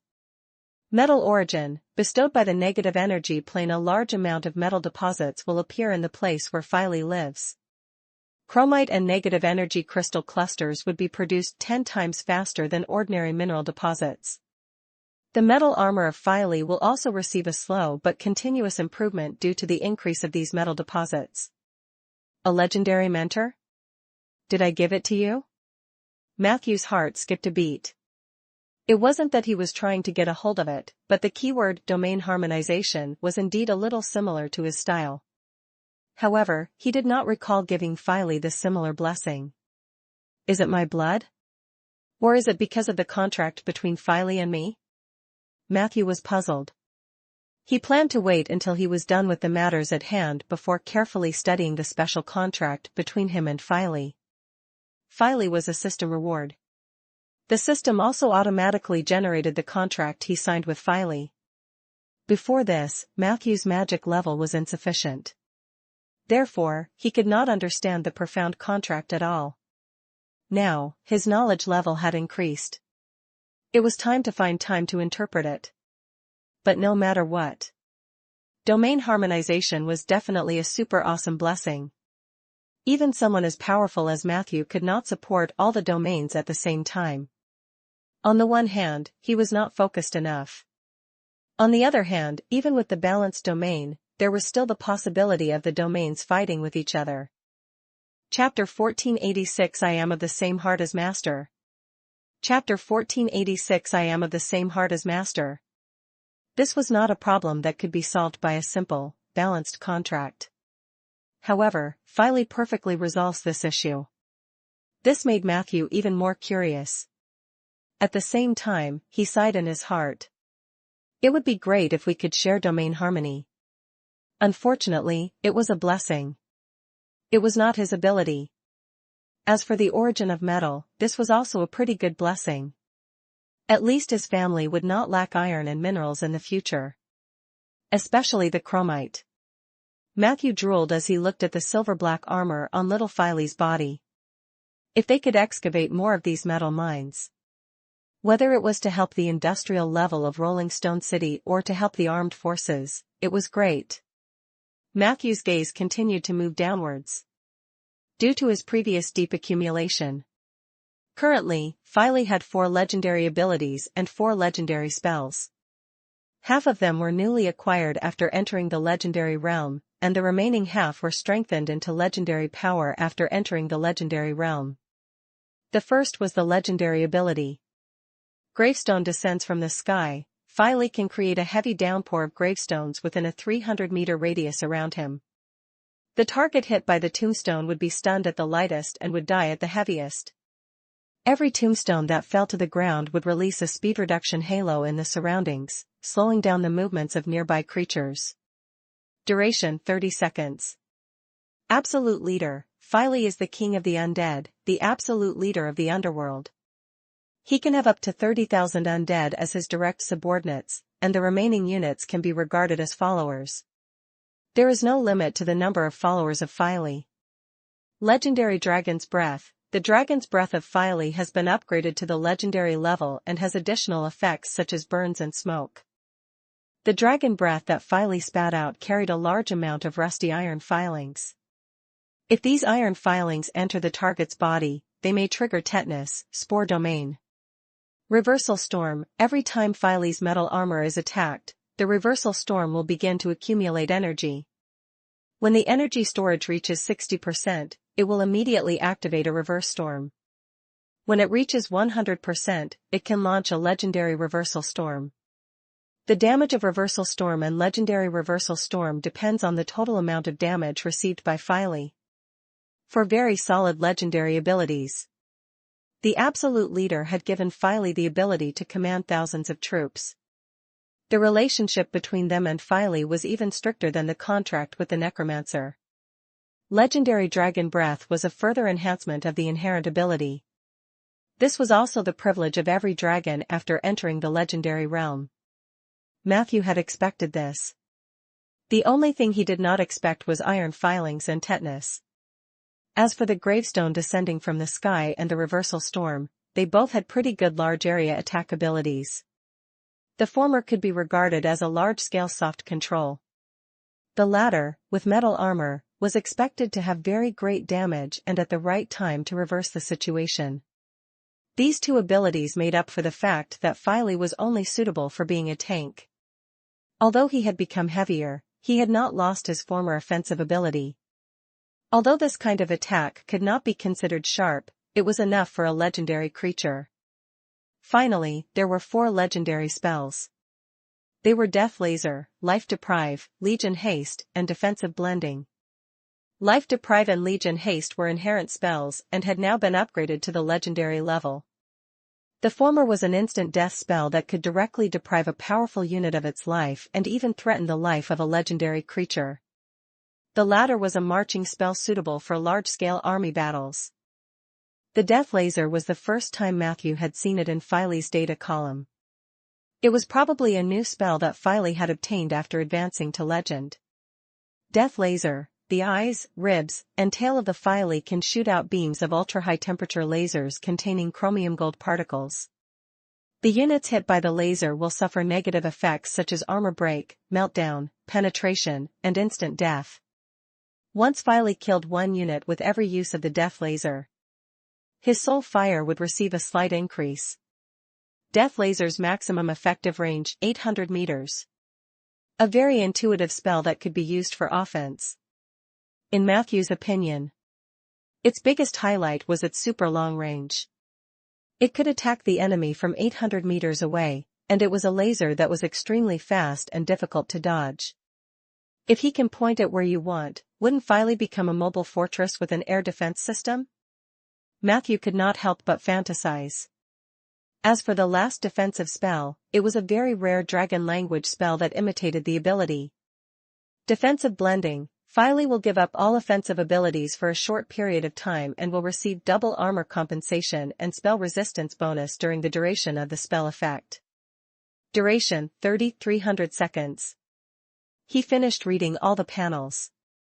Matthew couldn't help but gasp. The attributes of Filey were astonishingly strong. It was definitely one of the top legendary creatures. The chrome gold skeleton perfectly compensated for the bone dragon's relatively fragile body. Or even the opposite. Filey had transformed into a moving fortress.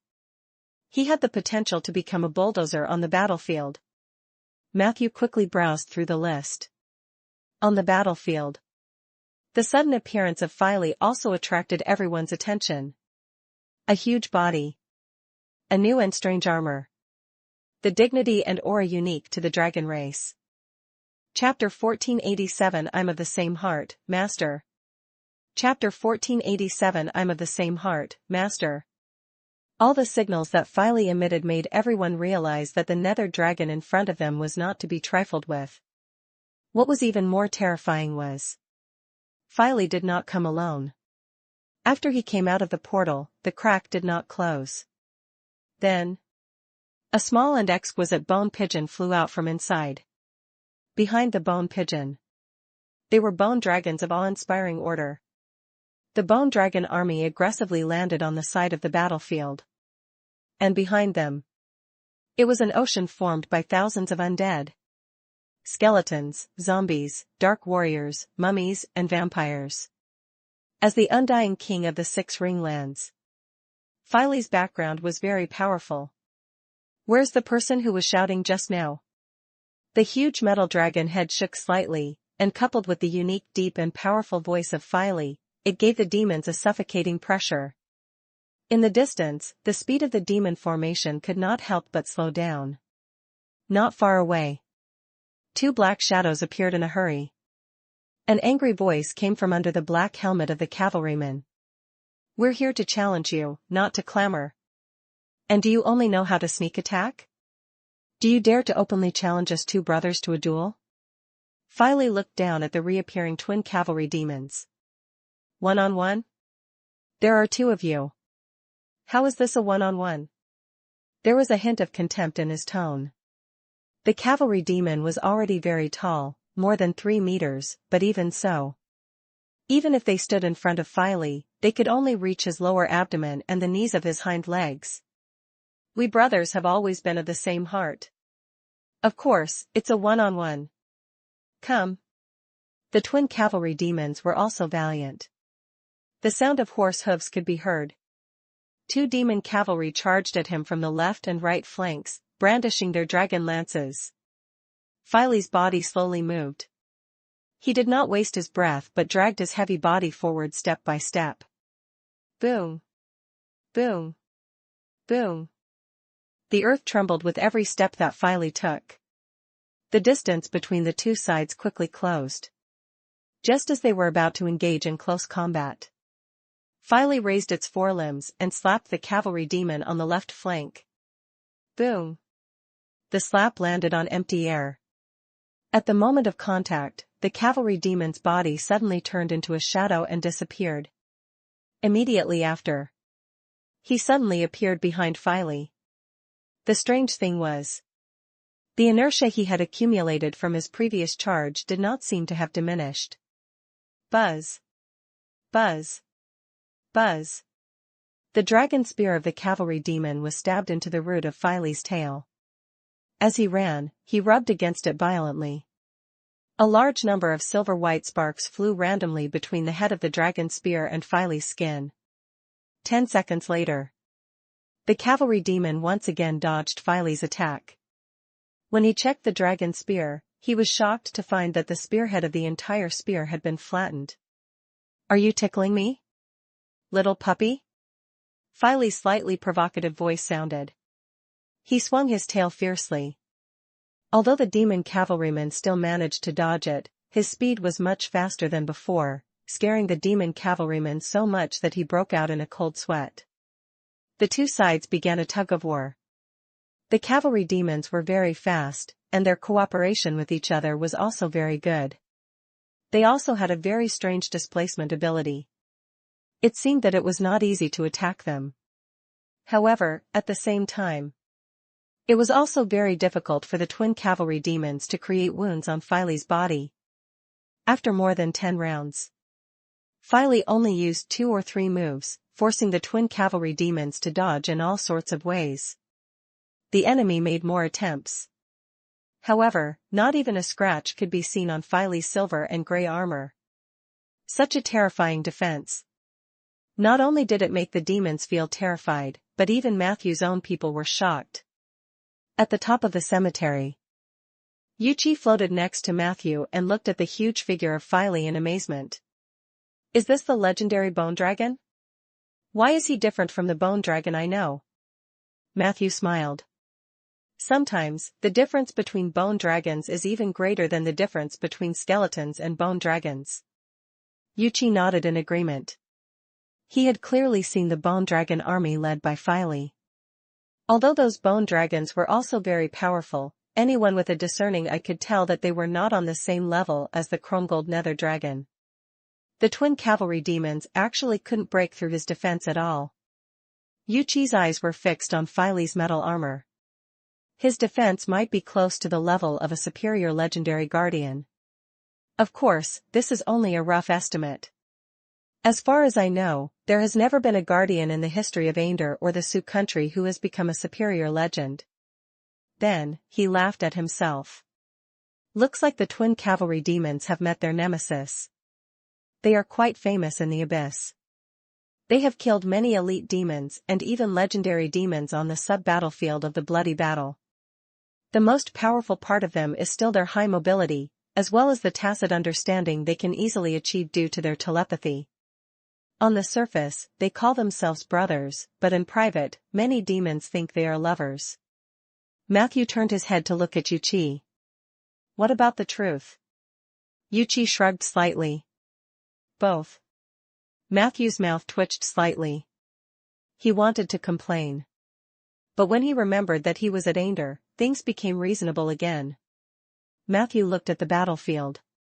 The twin cavalry demons were still fighting Filey at close range.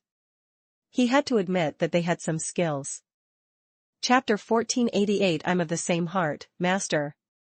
Chapter 1488 I'm of the same heart, Master.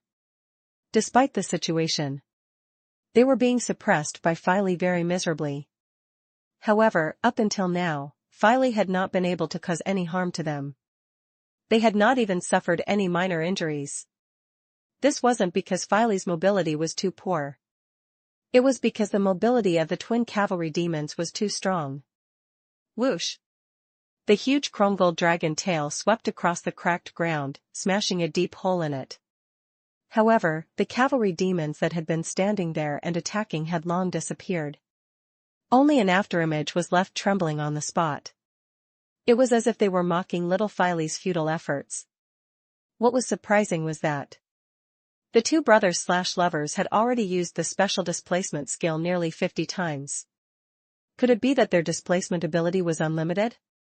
With such doubts, Matthew quietly activated his equalized perception. From the elemental level, he captured the special surge of the elemental level near the cavalry demon when it moved. In the end, he really saw through something. It's the power of the phase. Matthew immediately relayed his findings to Filey through the contract. Cavalry demons can absorb the power of the phase when they run. They can use the accumulated phase force to move at any time. As long as the phase force is sufficient, they can always avoid your attacks. I don't know how much power they have left, but if you want to catch them, you have to make them stop running. Do you need my help? Filey immediately replied. Got it. Master, you don't have to do anything. If I really need help, I'll ask you for help. In the next second, Filey's chest suddenly pressed tightly against the ground. His entire body quickly shrank together, leaving only his huge tail swaying gently outside. Facing this scene, the twin cavalry demons remained indifferent. They maintained a safe distance from Filey, then circled around him from the left and right, galloping forward. It seemed that the twin cavalry demons had developed the habit of running on the battlefield to accumulate the power of the phase. Filey was indifferent to this. His tail, which was full of metal spikes, suddenly lashed out violently. Immediately after, Filey's body also began to slowly rotate with itself as the center. During the process of spinning, his tail kept slapping the soft ground, and soon, the surrounding ground was filled with potholes. Finally, he retracted his tail, jumped high, and then suddenly rushed down. Boom! After a loud bang, the earth shook violently. With Filey as the center, a pit appeared on the ground, and cracks spread out in all directions. The ground in the pit was full of cracks and small holes. Compared to before, the movement route of the cavalry demons was greatly restricted. What a joke! Do you think that we brothers have to step on solid ground to run? The cavalryman demon's mocking voice came from under the black masks. As soon as they finished speaking, the two cavalry demons once again urged their horses forward. Their forehooves stepped on the air, and they actually charged toward Filey at a speed that was not inferior to when they were on flat ground. At the same time, Matthew also caught a detail. Just as Filey was changing the surrounding terrain, the twin cavalry demons quietly changed the dragon spears in their hands. The original black spearhead had turned into a dark green spearhead. There was a dark green gallbladder hanging near the spearhead. When the cavalry demons ran, the gallbladder shook violently near the horse's head, and a large amount of dark green juice fell on the ground, instantly corroding a large hole in the ground. Be careful, Matthew quickly reminded them. They changed their weapons, probably to corrode your metal armor. Filey did not answer. Instead, he chose a more intense action.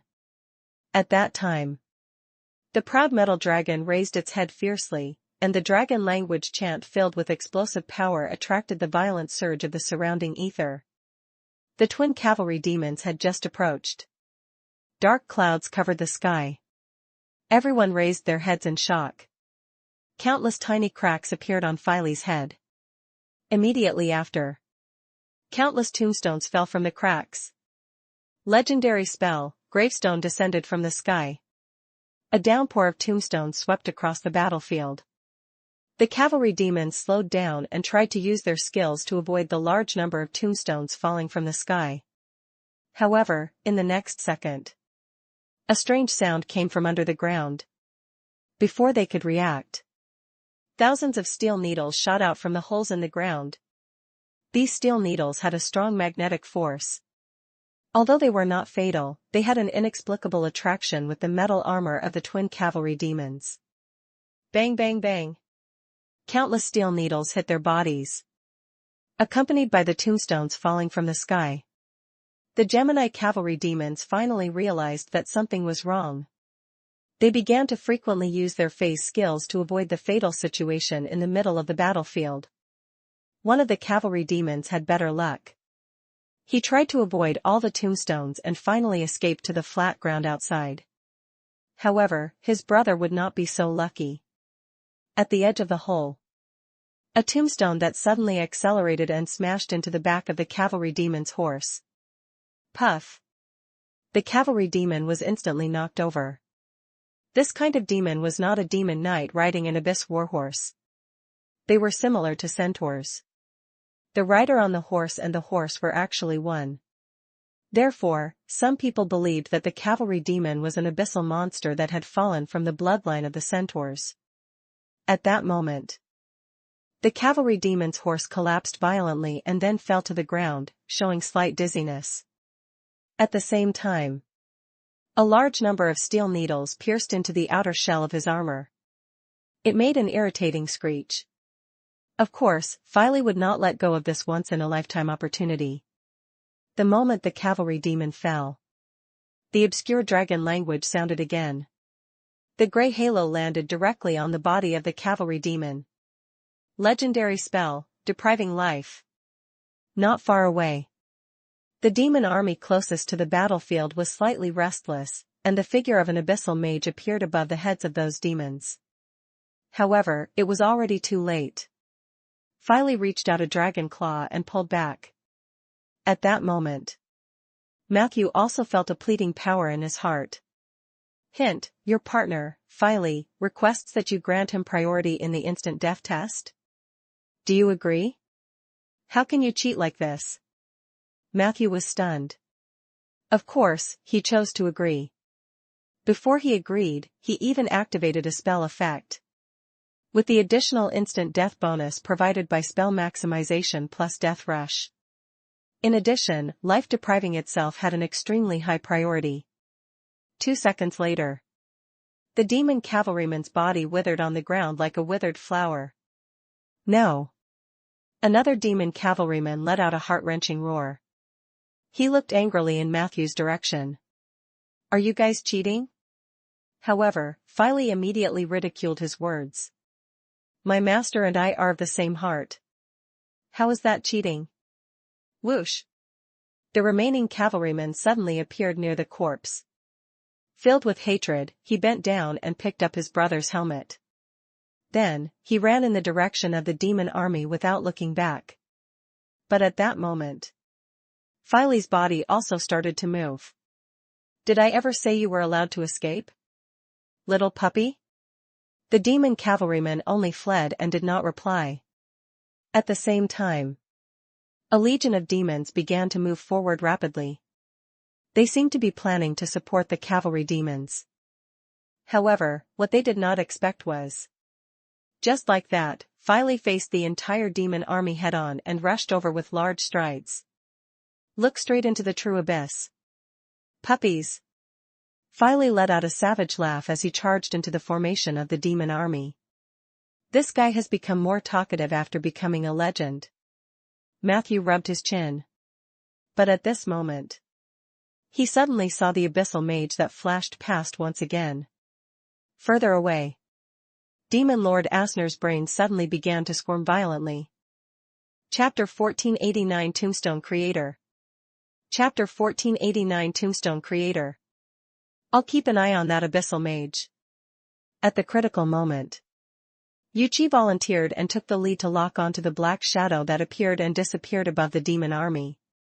Matthew nodded slightly. Yuchi's strength was not weak.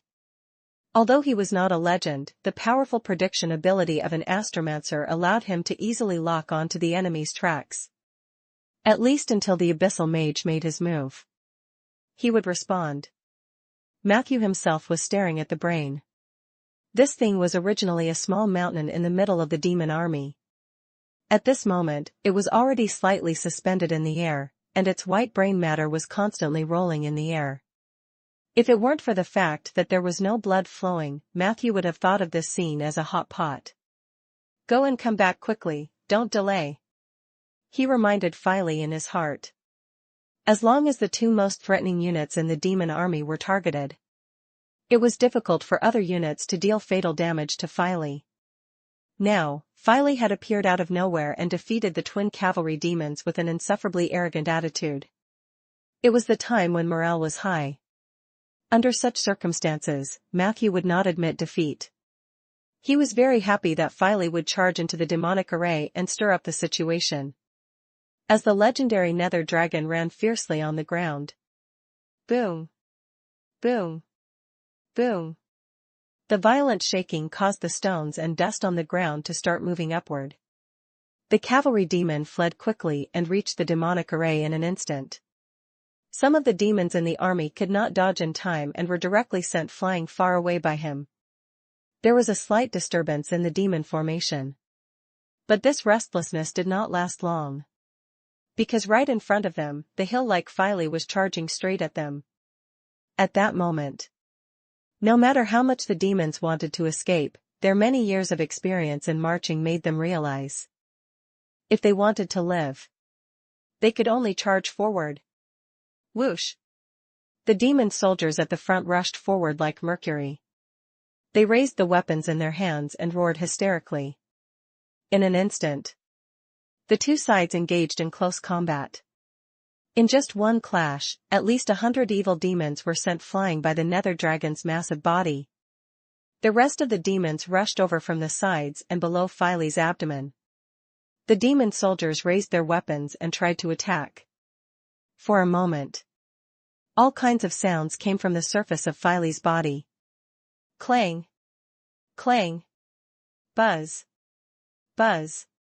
Buzz! Kakaka! The sound of weapons hitting indestructible metal plates. The sound of the blade cutting through the armor was heard. There was also the crisp sound of weapons being bounced or damaged. These voices mixed with the roars of the demons. For a moment, the battlefield became extremely chaotic. In addition to the cold weapons, there were also countless strange attacks that hit Filey's body. Steel teeth, flagella, axe, backstab, fireball, missile, claw. Matthew even saw one of the demon spellcasters with the army throw a healing spell at Filey in a panic. However, a few seconds later, he was slapped to death on the spot by Filey. The battle became extremely chaotic.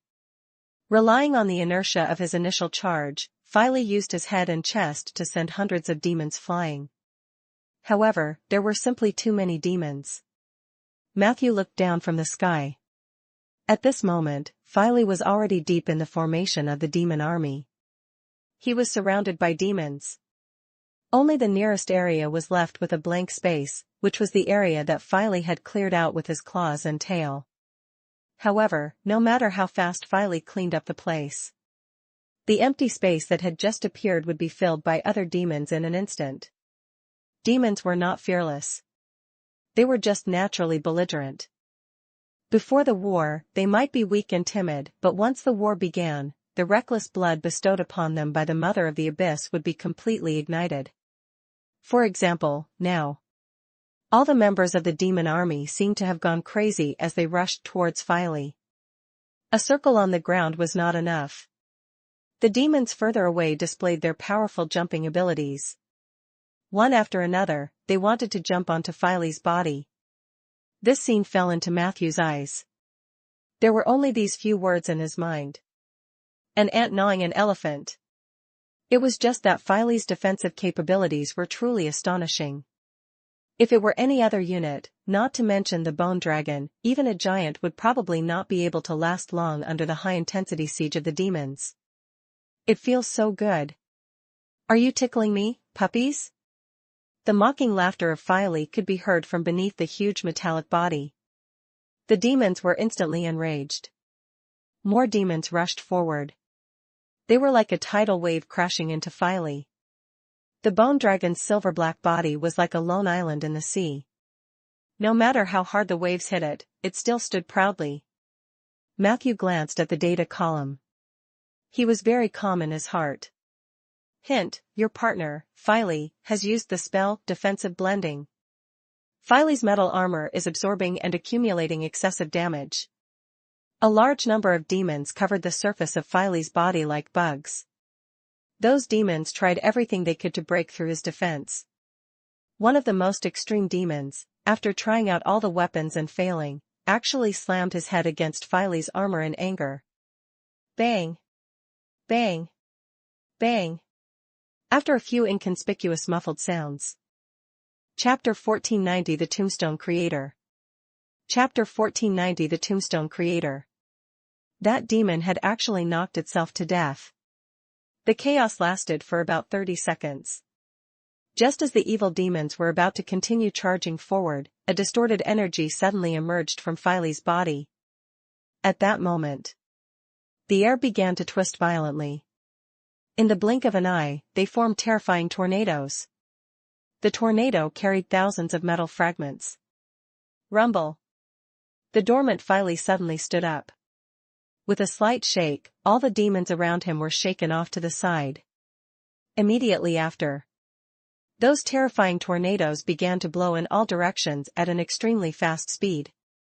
Legendary ability, Reversal Storm. Even if they were far apart, Matthew could also feel the power of the magnetic field and force field contained in the tornadoes. This power was quite terrifying. Even Matthew himself had to be careful when dealing with it head-on. As expected, tornadoes swept across the demons' bodies, and the demons, who were originally known for their defense, were instantly melted into pools of blood. Puff! A light and a crueler sound rang out on the plains. A large number of demons were swept into the tornado, and in the blink of an eye, their skin and flesh were torn apart, leaving only skeletons behind. Seeing this scene, no matter how warlike the demons on the periphery were, they felt an unprecedented fear. They stood there for a few seconds. Then, they fled in all directions in a panic. Unfortunately, it was too late. A total of 32 tornadoes covered the demon army as they moved in all directions from the center of the army. The tornado moved very quickly. The demons who were slightly closer were not spared even if they turned around and ran when they saw the tornado coming. Such a tragic storm happened too suddenly. As a result, when the abyssal mages and the rear army attacked to weaken its power, the demon army that Filey had charged into had already completely collapsed. The ground turned black and red. In addition to the blood and flesh of the demons, there were also relatively intact skeletons scattered on the spot. Filey stood proudly in the center. The blood of the demons flowed slowly on his silver and black armor. It added a lot of cruelty to his majesty. Huh! Puppy! Filey stretched out a paw and made a provocative gesture towards the demons in the distance. However, the furious demons did not dare to make any moves. They were only helping the scattered demon soldiers. The place where Filey was standing, a large area was left empty. Seeing this scene, Matthew was also extremely emotional. This time, Filey had charged forward and killed at least 3,000 demons. Although most of them were low-ranked bred ancestral fiends, this was still a terrifying result. Ordinary legends could only protect themselves or escape when they saw the demonic army. How could they be like Filey, who could charge forward and easily crush them? This was the benefit of having a super strong defense and a huge body. Filey was now a moving fortress made of steel and iron. When Matthew saw him, it was more reassuring than seeing his own cemetery. The super tank that he had been longing for was finally here. It still has to be Filey.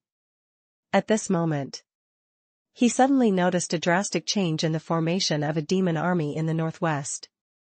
Matthew narrowed his eyes. At this moment, he caught the source of the abnormality. A monster that was only slightly smaller than Philey was quickly passing through the passage that the demons had temporarily opened up. Even so, there were still many demons who were crippled or died on the spot by the slaughtered demon lord's huge feat. At the same time, a small group of demons also rushed out from the formation in the northeast. The rest of the demon army was in a defensive stance. It's the slaughtered demon lord and the flesh-hooked demon army.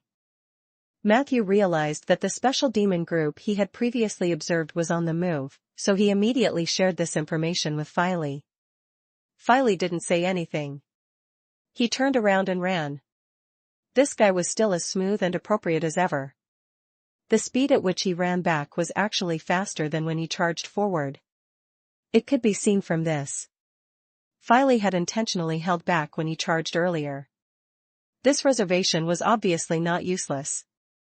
Due to the miscalculation of Philey's movement ability, after the defeated demon army moved aside, there was no longer any unit that could stop Philey from escaping. Long before that, a group of special demons rushed to the battlefield. Philey had returned to the battle formation in front of the cemetery.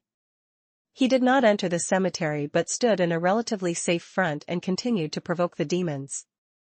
Wah! The slaughtered demon overlord's attack missed, and he was so angry that he killed a few bred ancestral demons to vent his anger. Matthew took the opportunity to fly forward and greet Philey. Then, he stood on the bone dragon's head as usual. When Philey charged earlier, it would be great if there was a cavalry behind him. He looked at the situation on the battlefield. A trace of regret flashed across Matthew's heart. The demon army was generally divided into 12 legions. They were divided into 4 deep echelons according to the 1-3-5-3 formation. The demon army that Philey destroyed was precisely that one. In fact, when Philey activated the Reversal Tempest, he had the opportunity to launch a second wave of assault on the 3 legions behind him. As the 3 legions were very close to each other, they maintained a similar distance from the 5 legions behind them. Chapter 1491, Tombstone Creator. Chapter 1491, Tombstone Creator. If they could use the tornado's power to disrupt the central army, perhaps it could cause chaos in the demon's formation and obtain greater results. Unfortunately, it was too risky. Secondly, Philey was alone. The Bone Dragon army was very fragile and was not suitable for charging into battle. The cavalrymen of Rhaegar perfectly fit this condition. But the problem was that the distance between the two sides was too far. These cavalrymen were deployed by Matthew to the 2 wings of the main battlefield, mainly for the purpose of infiltration and support. After all, before this, even Matthew himself did not expect that he would suddenly have such a fierce general who could charge into battle. But even so, Philey's solo charge into the formation had also achieved gratifying results. The morale of Rolling Stone City was high. The morale of the demons, on the other hand, had fallen dramatically. As a synonym for recklessness, the demons were actually the type of army that needed morale the most. After all, they were just reckless, not brainless. Once morale was low, even demons would slack off. For example, just now. After Philey defeated the twin cavalry demons, he took advantage of the chaos to give chase. Most of the people who died at his hands were ancestral demons. The elite cavalry demons of the First Legion quietly covered their boss and second boss as they escaped. This scene also gave Matthew a new understanding of the nature of demons. Due to the collapse of the First Legion, a vacuum appeared on the battlefield ahead. Matthew looked at the corpses on the ground and slowly mobilized the authority of the tombstone. Then, he activated a gust of wind of rest. Whoosh! Whoosh! A west wind blew over the plains. It was the same wind, but Philey's reversal storm was violent and fierce, while Matthew's wind of rest was especially gentle and peaceful. Where the wind of rest blows, the bloody corpses crawled up on their own, under the horrified gazes of the evil demons. The corpses used their hands and feet to dig holes in the ground and bury themselves. Immediately after, an even stranger scene appeared. Just as the corpses were buried on the ground, the shadows of tombstones suddenly appeared. The gravestone gradually materialized. In a few breaths, the demon battlefield that was still in a fierce battle had turned into a mass grave filled with graves.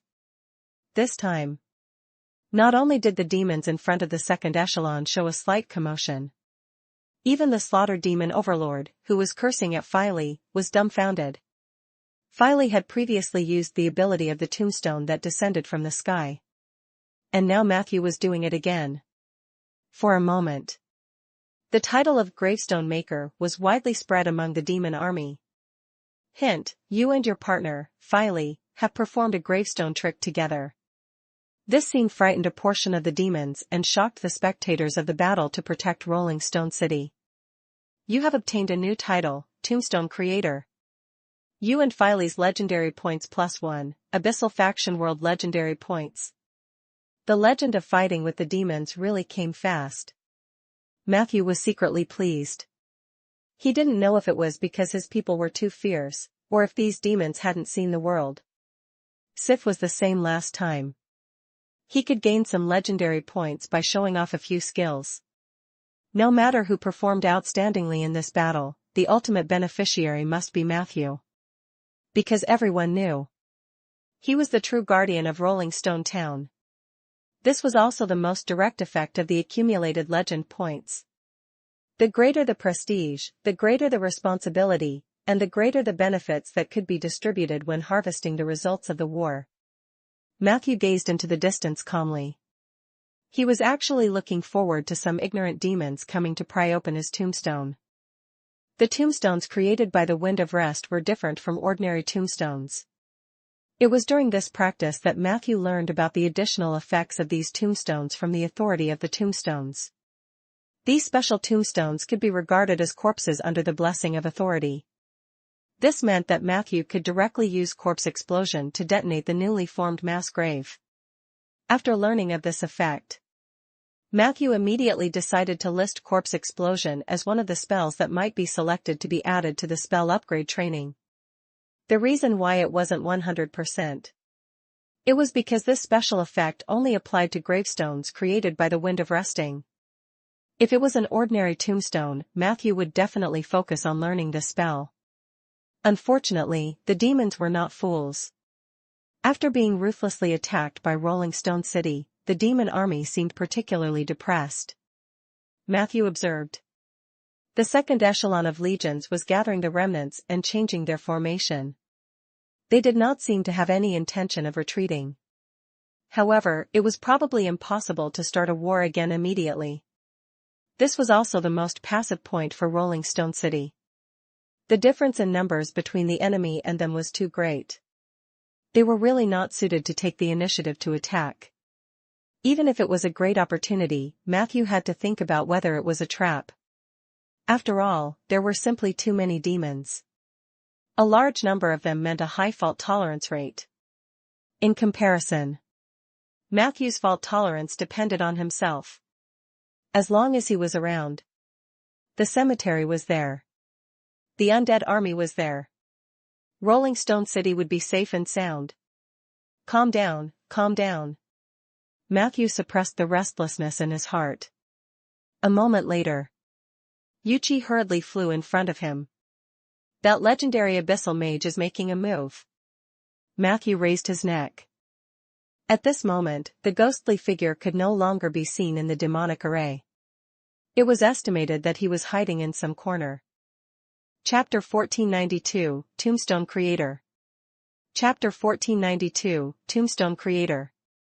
Therefore, he lowered his head and looked at the crystal ball in Yuchi's hand. From the background of the crystal ball, the other party was probably in a tent near the central army. He saw the survivor of the twin cavalry demons in the video. At this moment, the other party was handing his brother's head to a certain black shadow. In the next second, a large amount of black fog flashed. The scene was interrupted for about 10 seconds. Yuchi muttered something and white light appeared in his eyes. When the crystal ball's image became clear again, Matthew's pupils subconsciously constricted. This was because he saw the twin cavalry demons that Filey had killed with life-deprived earlier walk out of the tent unscathed. At first, he thought that he had seen it wrongly. However, when he saw the two Gemini cavalry demons standing side by side, only then did he realize what the legendary abyssal mage had done. It's a resurrection spell. This was not rare in the abyss, but the price was high. Only the truly strong were qualified to use it. Yuchi explained. If you want to kill a high-level demon, you have to destroy its soul, but the demon's soul runs very fast. I tried to intercept the demon's soul just now, but I failed. Matthew nodded. He glanced at the crimson flame nightmare that was wandering at the edge of the battlefield and knew that Yuchi was right. Even the flame nightmare carrying the lost lantern could not catch the souls of the twin cavalry demons. It could be seen how fast these demon souls ran. Matthew suspected that they had signed a soul recall agreement with the demon lord, which was similar to the contractual relationship between the electorate, believers, and gods. This kind of person was the most infuriating to necromancers. The only thing that was gratifying was that, if the soul were not destroyed, the repeated resurrection would at least leave behind a corpse. This meant that their corpses could be used many times, which was also an advantage. I just divined that this abyssal mage's name is Isidro, and he is the most trusted official in the territory of Asner. Yuchi pointed at the image in the crystal ball and said, He's level 23 and is very powerful. It was not easy for me to find a hidden angle. As soon as he finished speaking, the crystal ball suddenly exploded. A ball of black mist emerged from within. The black mist turned into a shriveled claw and went straight for Yuchi's head. Yuchi was also very alert and immediately dodged the first attack of the black claw. In the next moment, Matthew activated the pale hand, grabbed the black claw, and crushed it. The peeping failed. Yuchi sighed.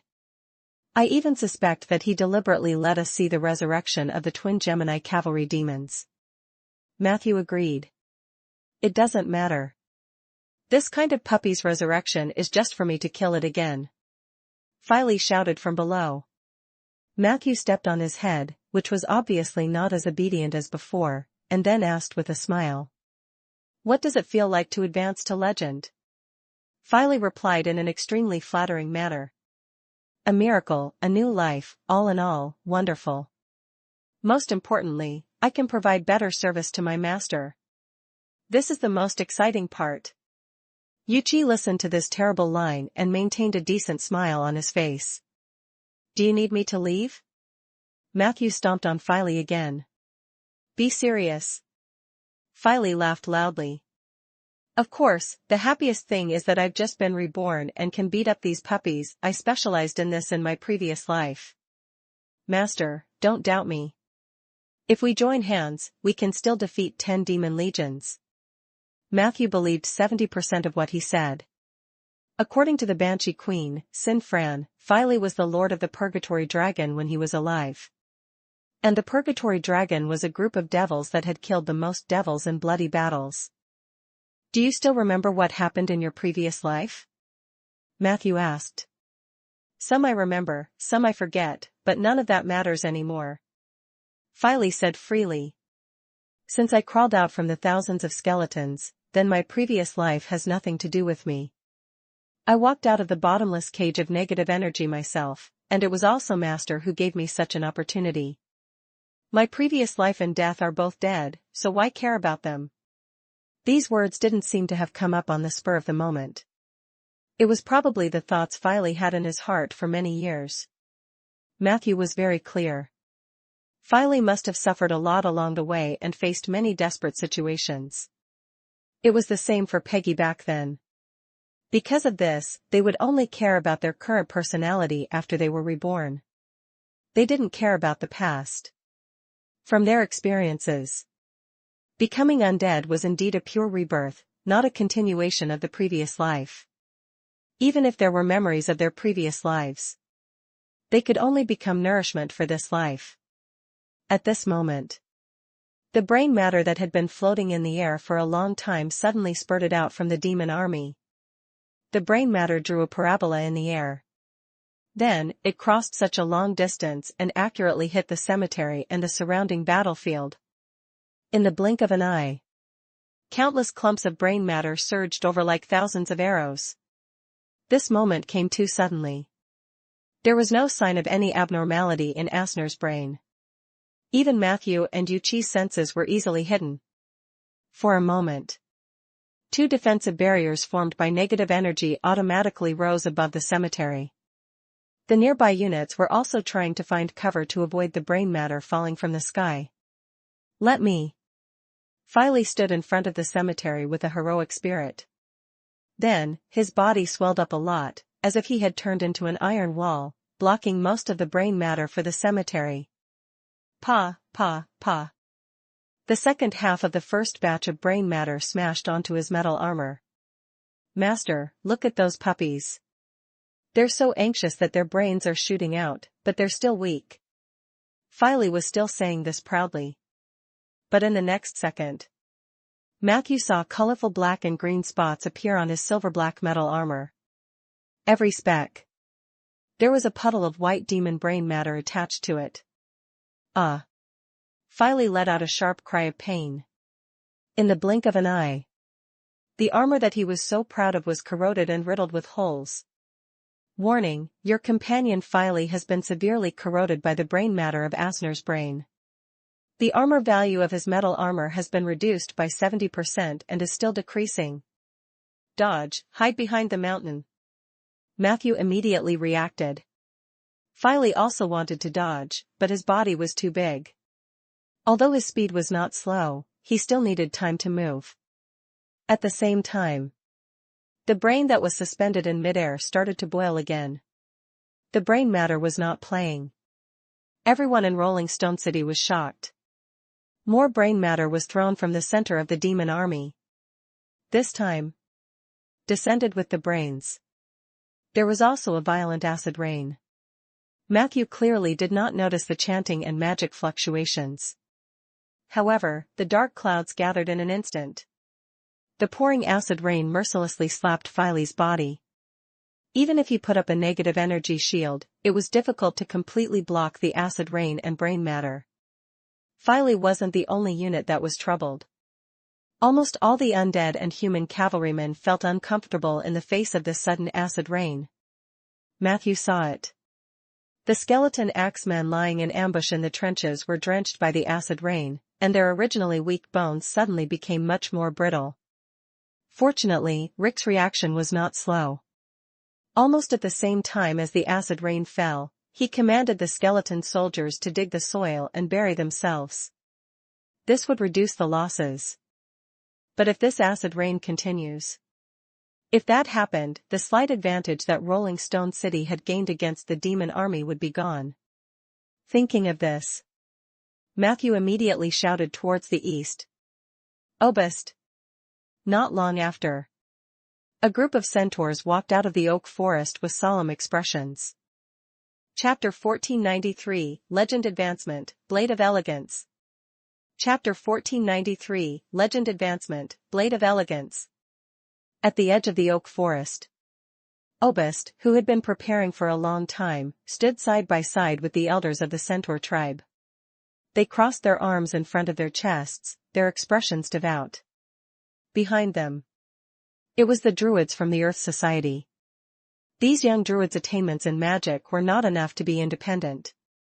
However, it was more than enough to support a large group spell. For a moment, the chants of the centaurs and druids echoed throughout the oak forest. It attracted a lot of anxious animals to come and watch. Half a minute later, a blinding ray of sunlight pierced through the dark clouds above the cemetery. Immediately after, more sunlight shone down from above. A portion of the acid rain quickly evaporated, turning into water vapor that surged up. Ritual spell, clear sky for 10,000 miles. Matthew knew. The leader of this spell was actually an elder of the centaur tribe. As a nature spell caster, this elder had extraordinary attainments in the field of meteorology. Obist and the other druids were only responsible for cooperating with him to strengthen the effect of the spell. In the blink of an eye, the originally dark sky suddenly became clear. Matthew heaved a sigh of relief. Without acid rain. What? However, the intense sunlight did not last long. 10 seconds later, Matthew looked up in surprise again. He touched the raindrops on his face and was surprised to find that the originally clear sky had gathered dark clouds again. The dark clouds were so thick. It was even more exaggerated than when the acid rain had just descended. Dark clouds were slowly pressing down. It was like a small mountain, giving people a suffocating feeling. And the acid rain fell first. The bean-sized raindrops hit the mountain of the cemetery and the ground, silently causing a large amount of corrosion. No. There are no magic fluctuations. The position of the dark cloud is actually very high, so high that it doesn't match the normal weather phenomenon at all. Matthew noticed something unusual. He then cast a long-distance spell on himself and activated his balanced perception. A few seconds later, he had finally found the source of the acid rain. Hint: you have discovered the Lord of Decay, LV19/Lord, and his descendants. Lord of Decay. Matthew's expression was slightly solemn, and his eyes became extremely deep. In the sky where the dark clouds floated, there was actually a large group of strange birds hiding there. The strange bird in the lead was huge, and its surface was dry.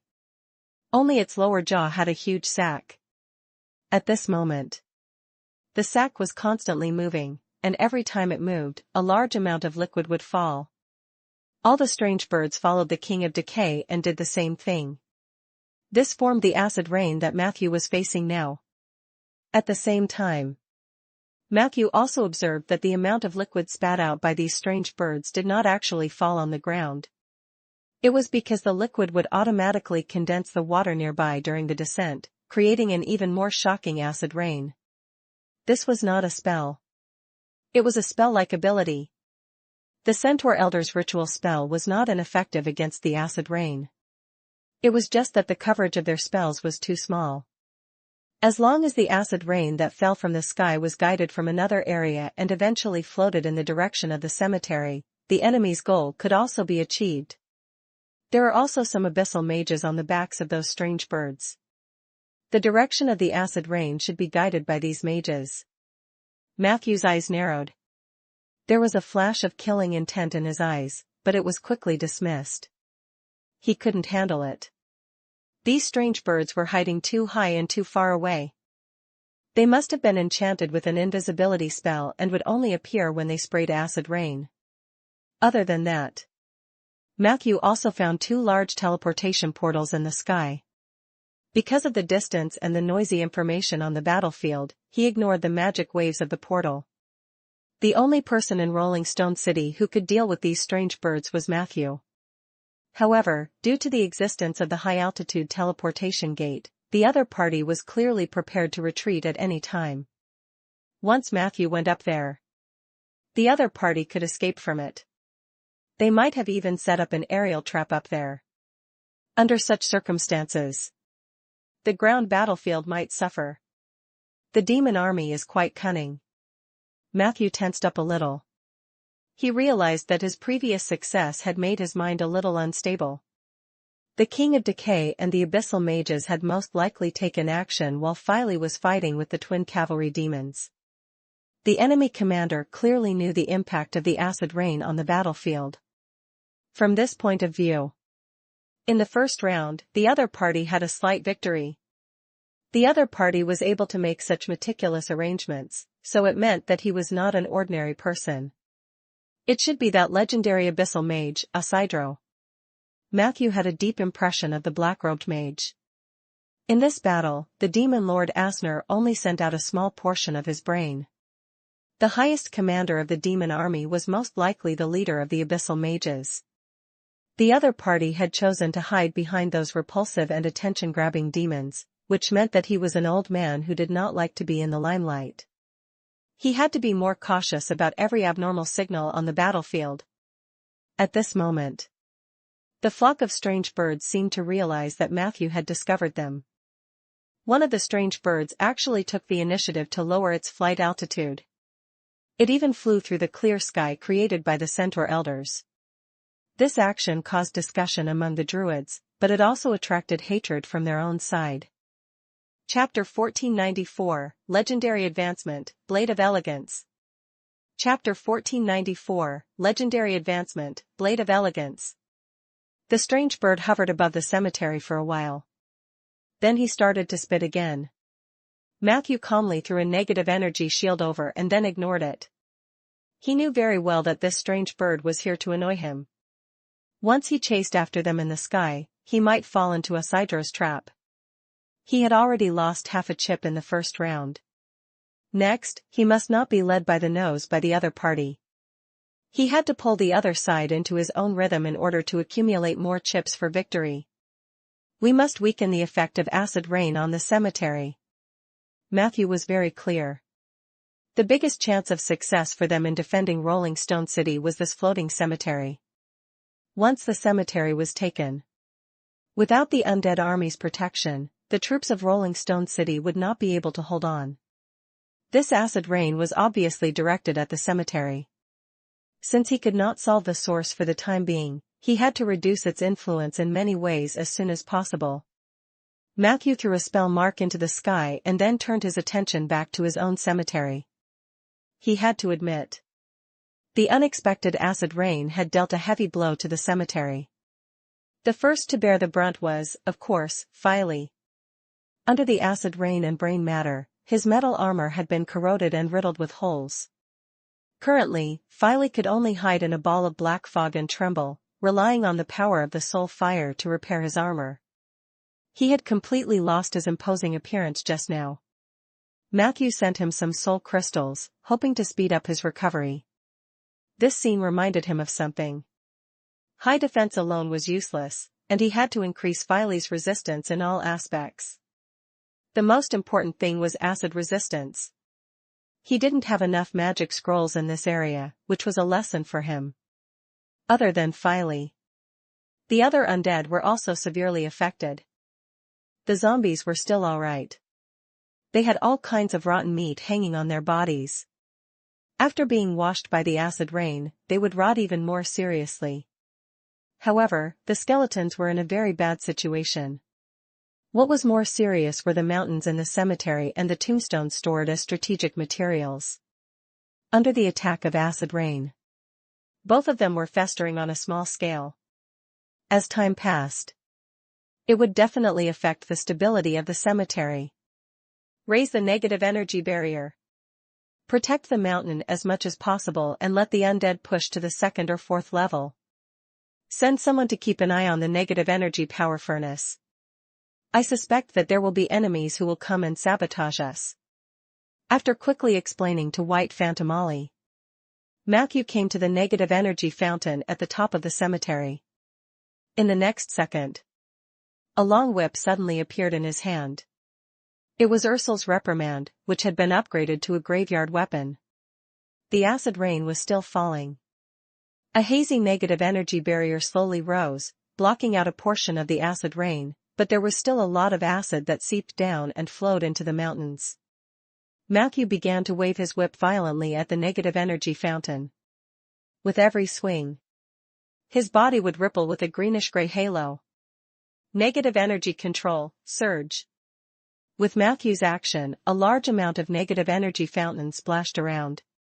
Matthew wrapped the negative energy with a long whip and then whipped it to other corners of the cemetery.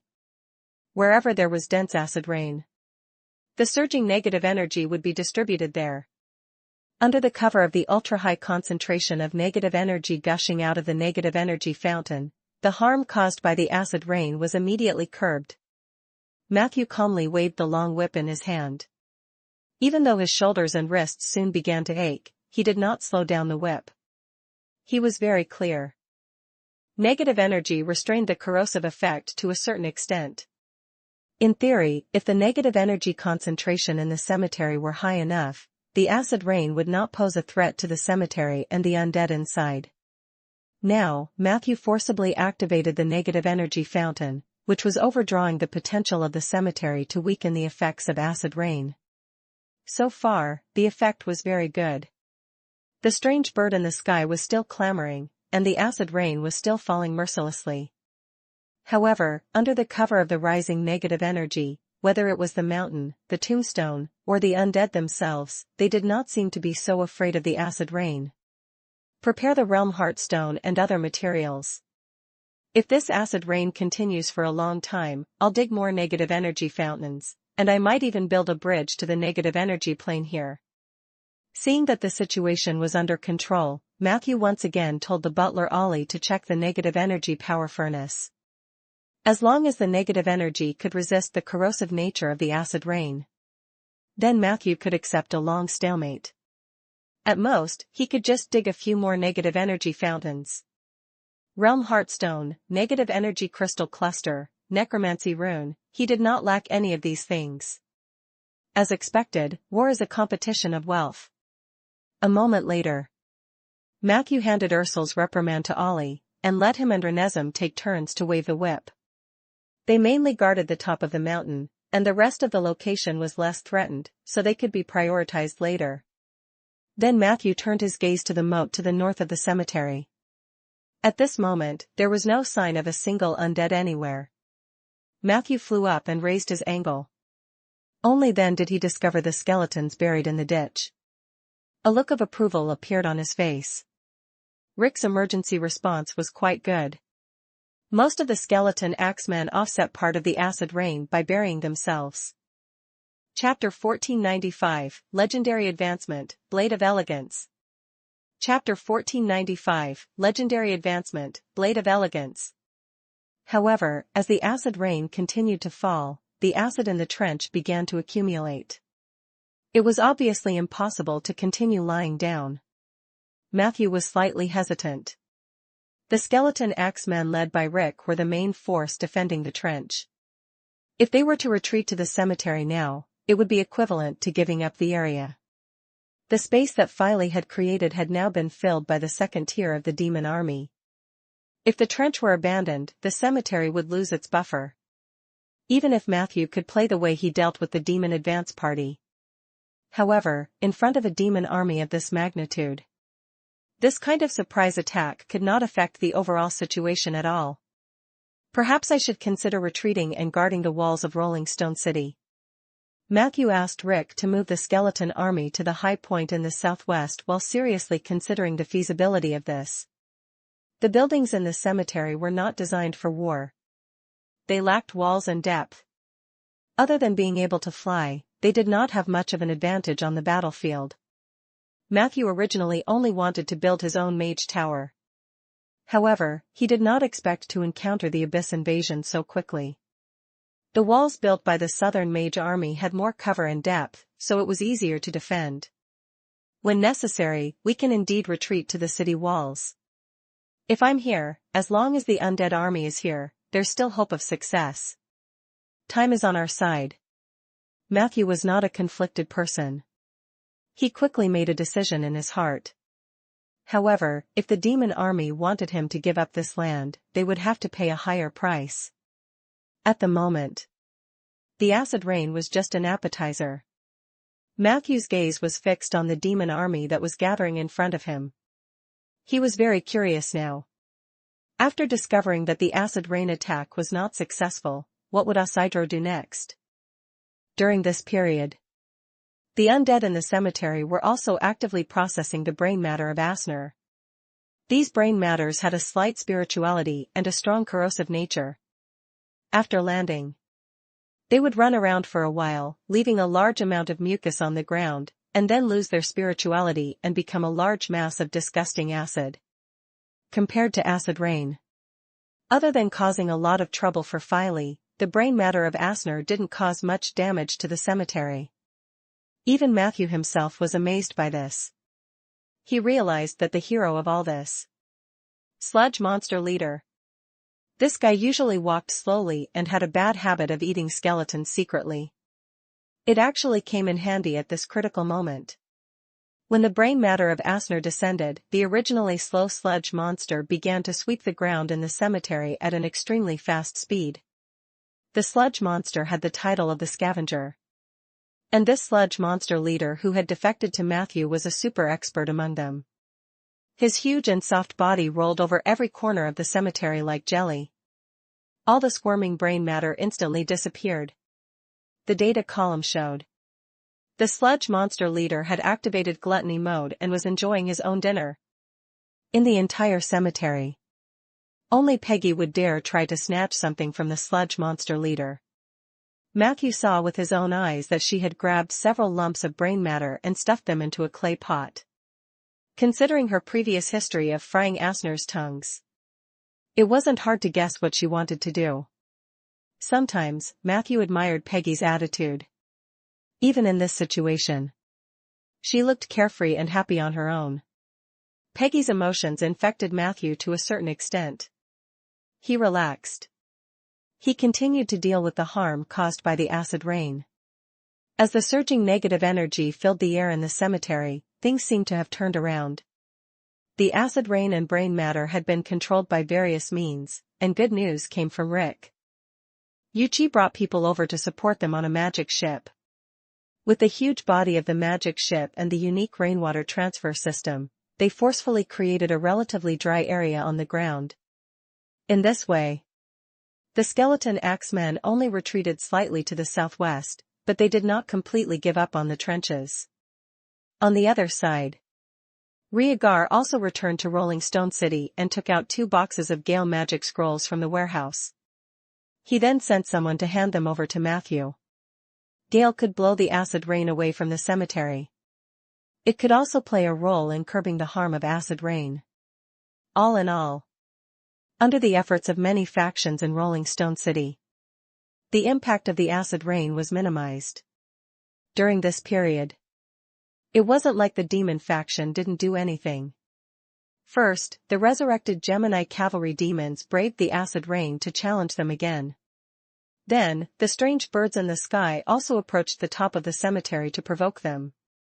Demon Lord Asner's brain was raining like crazy into the cemetery. At first, Matthew was worried that the sludge monster leader would not be able to eat all of the brain matters. It was only later that he realized that he was worrying too much. The sludge monster leader's digestive ability was amazing. The brain matters looked like they were just his appetizers. After at least 3 or 4 rounds, the sludge monster's skin color did not change at all. This meant that he was still far from being full. Chapter 1496, Legendary Advancement, Blade of Elegance. Chapter 1496, Legendary Advancement, Blade of Elegance. In this situation, of course, Matthew chose to sit on the sidelines and watch patiently, facing the provocation of the twin cavalry demons. Filey, who was still recovering, wanted to go over and teach them a lesson. But Matthew stopped him. He slowly sent out Argus, the shield of Wondrous Mountain, to deal with the battle between the demon brothers. Matthew had only given Argus one task. That was defense. Defend. And survive. As long as he could. At this moment, Matthew had a feeling of enlightenment. He realized that a temporary victory or defeat would not affect the direction of this battle. If he still used the previous thinking of being constrained by tactical gains and losses to deal with this war, then Rolling Stone City would definitely lose miserably. He had to raise his perspective and look at the overall situation in order to give a better response. At the end of the day, it's actually a game between me and the other team's commander, Isidro. Whoever loses may face a catastrophe. His fault tolerance rate is higher than mine, but time is on my side. I still have a little home advantage. Although he didn't know why Isidro insisted on the general confrontation mode and insisted on letting the top demons come up to challenge him. But Matthew was actually happy to see this happen. For example, now, after Argus received the order, he fought with the twin cavalry demons in the open space north of the trench. Argus was not a legend. When facing the twin cavalry demons, he could actually display an effect close to Filey. Clang! The cavalryman demon's spear thrust brushed past Argus' shield, leaving only a shallow mark on it. But Argus himself was as steady as Mount Tai and did not move at all. Then, Argus also easily resolved the surprise attack of the other cavalry demon. Argus found an opportunity to clamp the opponent's dragon spear under his armpit. If the cavalry demon had not let go in time, he would have been caught by Argus and thrown into a mess. This was almost as Matthew had predicted. From the battle between the cavalry demon and Phile, he could tell that these two brothers were indeed strong, but they had a fatal flaw. They couldn't deal with a proper tank. Even though they had switched to corrosive weapons in order to break through Argus' shield. However, Argus' dodging ability was also far better than that of Phile. On the empty ground, the black warrior wielding a huge shield was able to fight against two enemies at once. Even though it was impossible for him to kill the twin cavalry demon, the enemy would find it difficult to break through his defensive steps. For a moment, the battle between the commanders became much duller. The acid rain was still falling. From time to time, the sound of weapons colliding could be heard in the open space in the north. Everyone else seemed to have become air. There was no sense of existence. Are all your cemeteries teeming with turtle tanks? The twin cavalry demons did not speak. The slaughter demon lord, who had rushed to the front of the battlefield, could not help but shout loudly. He also shouted at the cemetery. Send out someone who can fight, someone with hard bones. Let me see if the strongest elite among the undead can resist my claws. His language was very rough. Matthew had no choice but to use language proficiency to understand what the other party was howling about. After understanding the other party's words, Matthew's face flashed with a trace of seriousness. The slaughter demon overlord was not like the twin cavalry demons. Although they were both legendary creatures, this guy was obviously much stronger than the two brothers. The slaughterer demon was a famous butcher in the abyss. This was a slaughterer demon lord. It was a question of who should be sent to deal with it in order to stall for time. But this question did not make Matthew think for too long. Because half a minute after slaughter demon overlord shouted, a fair and beautiful female warrior with a grass ring on her head appeared in the sky above the cemetery. Seeing this, Matthew quickly shouted, "Wait, what are you doing? Do you want to go up and fight him?" Peggy adjusted the angle of the grass ring and replied seriously, "Yeah, he just called my name." Matthew looked confused. "Did he?" Peggy crossed her arms. "Do you think I'm not the strongest of the undead?" Matthew fell silent. Seeing that Peggy was determined, he had to remind her. "This guy is very strong, and you have to be careful." Peggy gestured with her hand.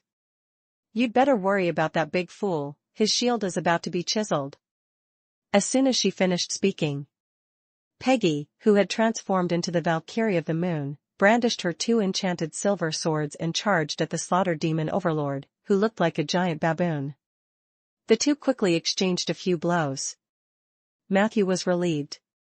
Peggy was not as reckless as she looked. She was using her speed advantage to tire out slaughter demon lord. Although the latter was strong in a frontal assault, the Valkyrie of the Moon could crush him in speed. As long as Peggy didn't have the intention to kill and didn't act recklessly, it wasn't a problem for her. On the other side, Argus' situation was not as good as it had been in the beginning.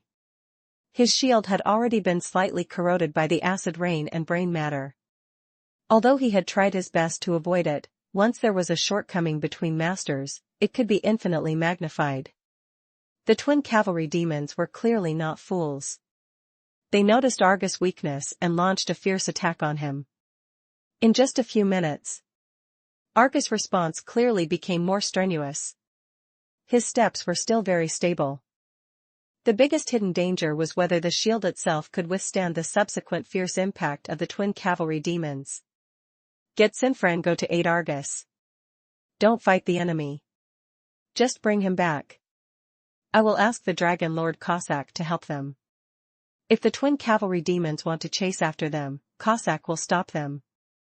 Matthew gave the order. Then, he rubbed his temples hard. As far as the eye could see, the demon army was densely packed with elite units. Matthew already had a lot of elite undead under him. However, it was still dwarfed by the demon army. He had no choice. The two sides were not on the same level. Matthew did not expect to be able to defeat the demon army that had mobilized the entire plane in this aspect. He was just worried that if more and more elite demons came out to challenge him, should he continue to fight? If he accepted the challenge, which units should be sent? And, why did Isidro have to let them take turns to challenge me? If I were the commander of the demon army, I would just let everyone charge. Even if he can't cross the walls of Rolling Stone City with the advantage of numbers, he should be able to force me to give up the cemetery, right? Matthew's brain spun rapidly. He could feel that he was growing rapidly in this war. This was a sublimation of one's thoughts and consciousness. It was also a unique understanding of war. A moment later, Argus successfully escaped from the battlefield. The undead Cossack took his place and began to fight with the twin cavalry demons. Cossack were not weak. However, the twin cavalry demons seemed to be able to restrain him in terms of combat style. After a few rounds, the former Draconid Lord's body now had several holes. Although the soul fire did not suffer too much damage, the operation was clearly not as smooth as it had been at the beginning. Continue to change people. Matthew held his breath. His perspective seemed to jump out of the chessboard of the battlefield, overlooking everything around him from a higher dimension. At that moment, he caught a strange signal. That was the change of fate that could only be observed at the equilibrium node. Matthew suddenly understood. He was not the only one paying attention to this war.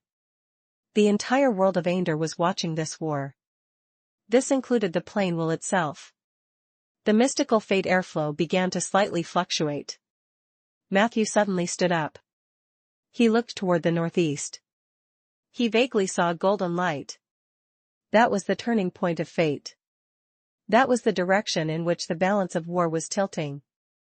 That was Jade Court. In the next moment, the annoying, strange birds continued to lower their altitude. They hovered over the cemetery, trying their best to provoke. And Matthew turned a blind eye to them. Because on the data panel, the message that he wanted to see the most had already been refreshed. Hint, your partner soldier has comprehended the domain of the ancient goddess of beauty and practiced his own legendary path. Are you willing to provide him with a large amount of XP to help him advance to the legendary class Blade of Elegance? Chapter 1497, Dual Blade Sage, // Chapter 1497, Dual Blade Sage, // Matthew naturally wouldn't refuse. Just as he was providing Soldier with XP through the Undead contract. A special throbbing came from the contract. At that moment, Matthew vaguely had a third-person perspective focused on Soldier. He looked around. It was still the basement filled with the works of the ancient goddess of beauty and had a strong elven architectural style. At this moment, the skeleton knife dancer was sitting cross-legged in the middle of these artworks. His head tilted slightly to his right shoulder. The soul fire seemed to have been extinguished. From the looks of it, it was as if he was a monk who had passed away. However, Matthew could clearly sense it. In this not-so-spacious basement, many domains were overlapping and surging. Soldier's soul fire was now roaming in these domains related to aesthetics. Matthew looked at it. There were many pieces of art in the basement. Sculpture and painting were the main works. However, the content and style were extremely messy.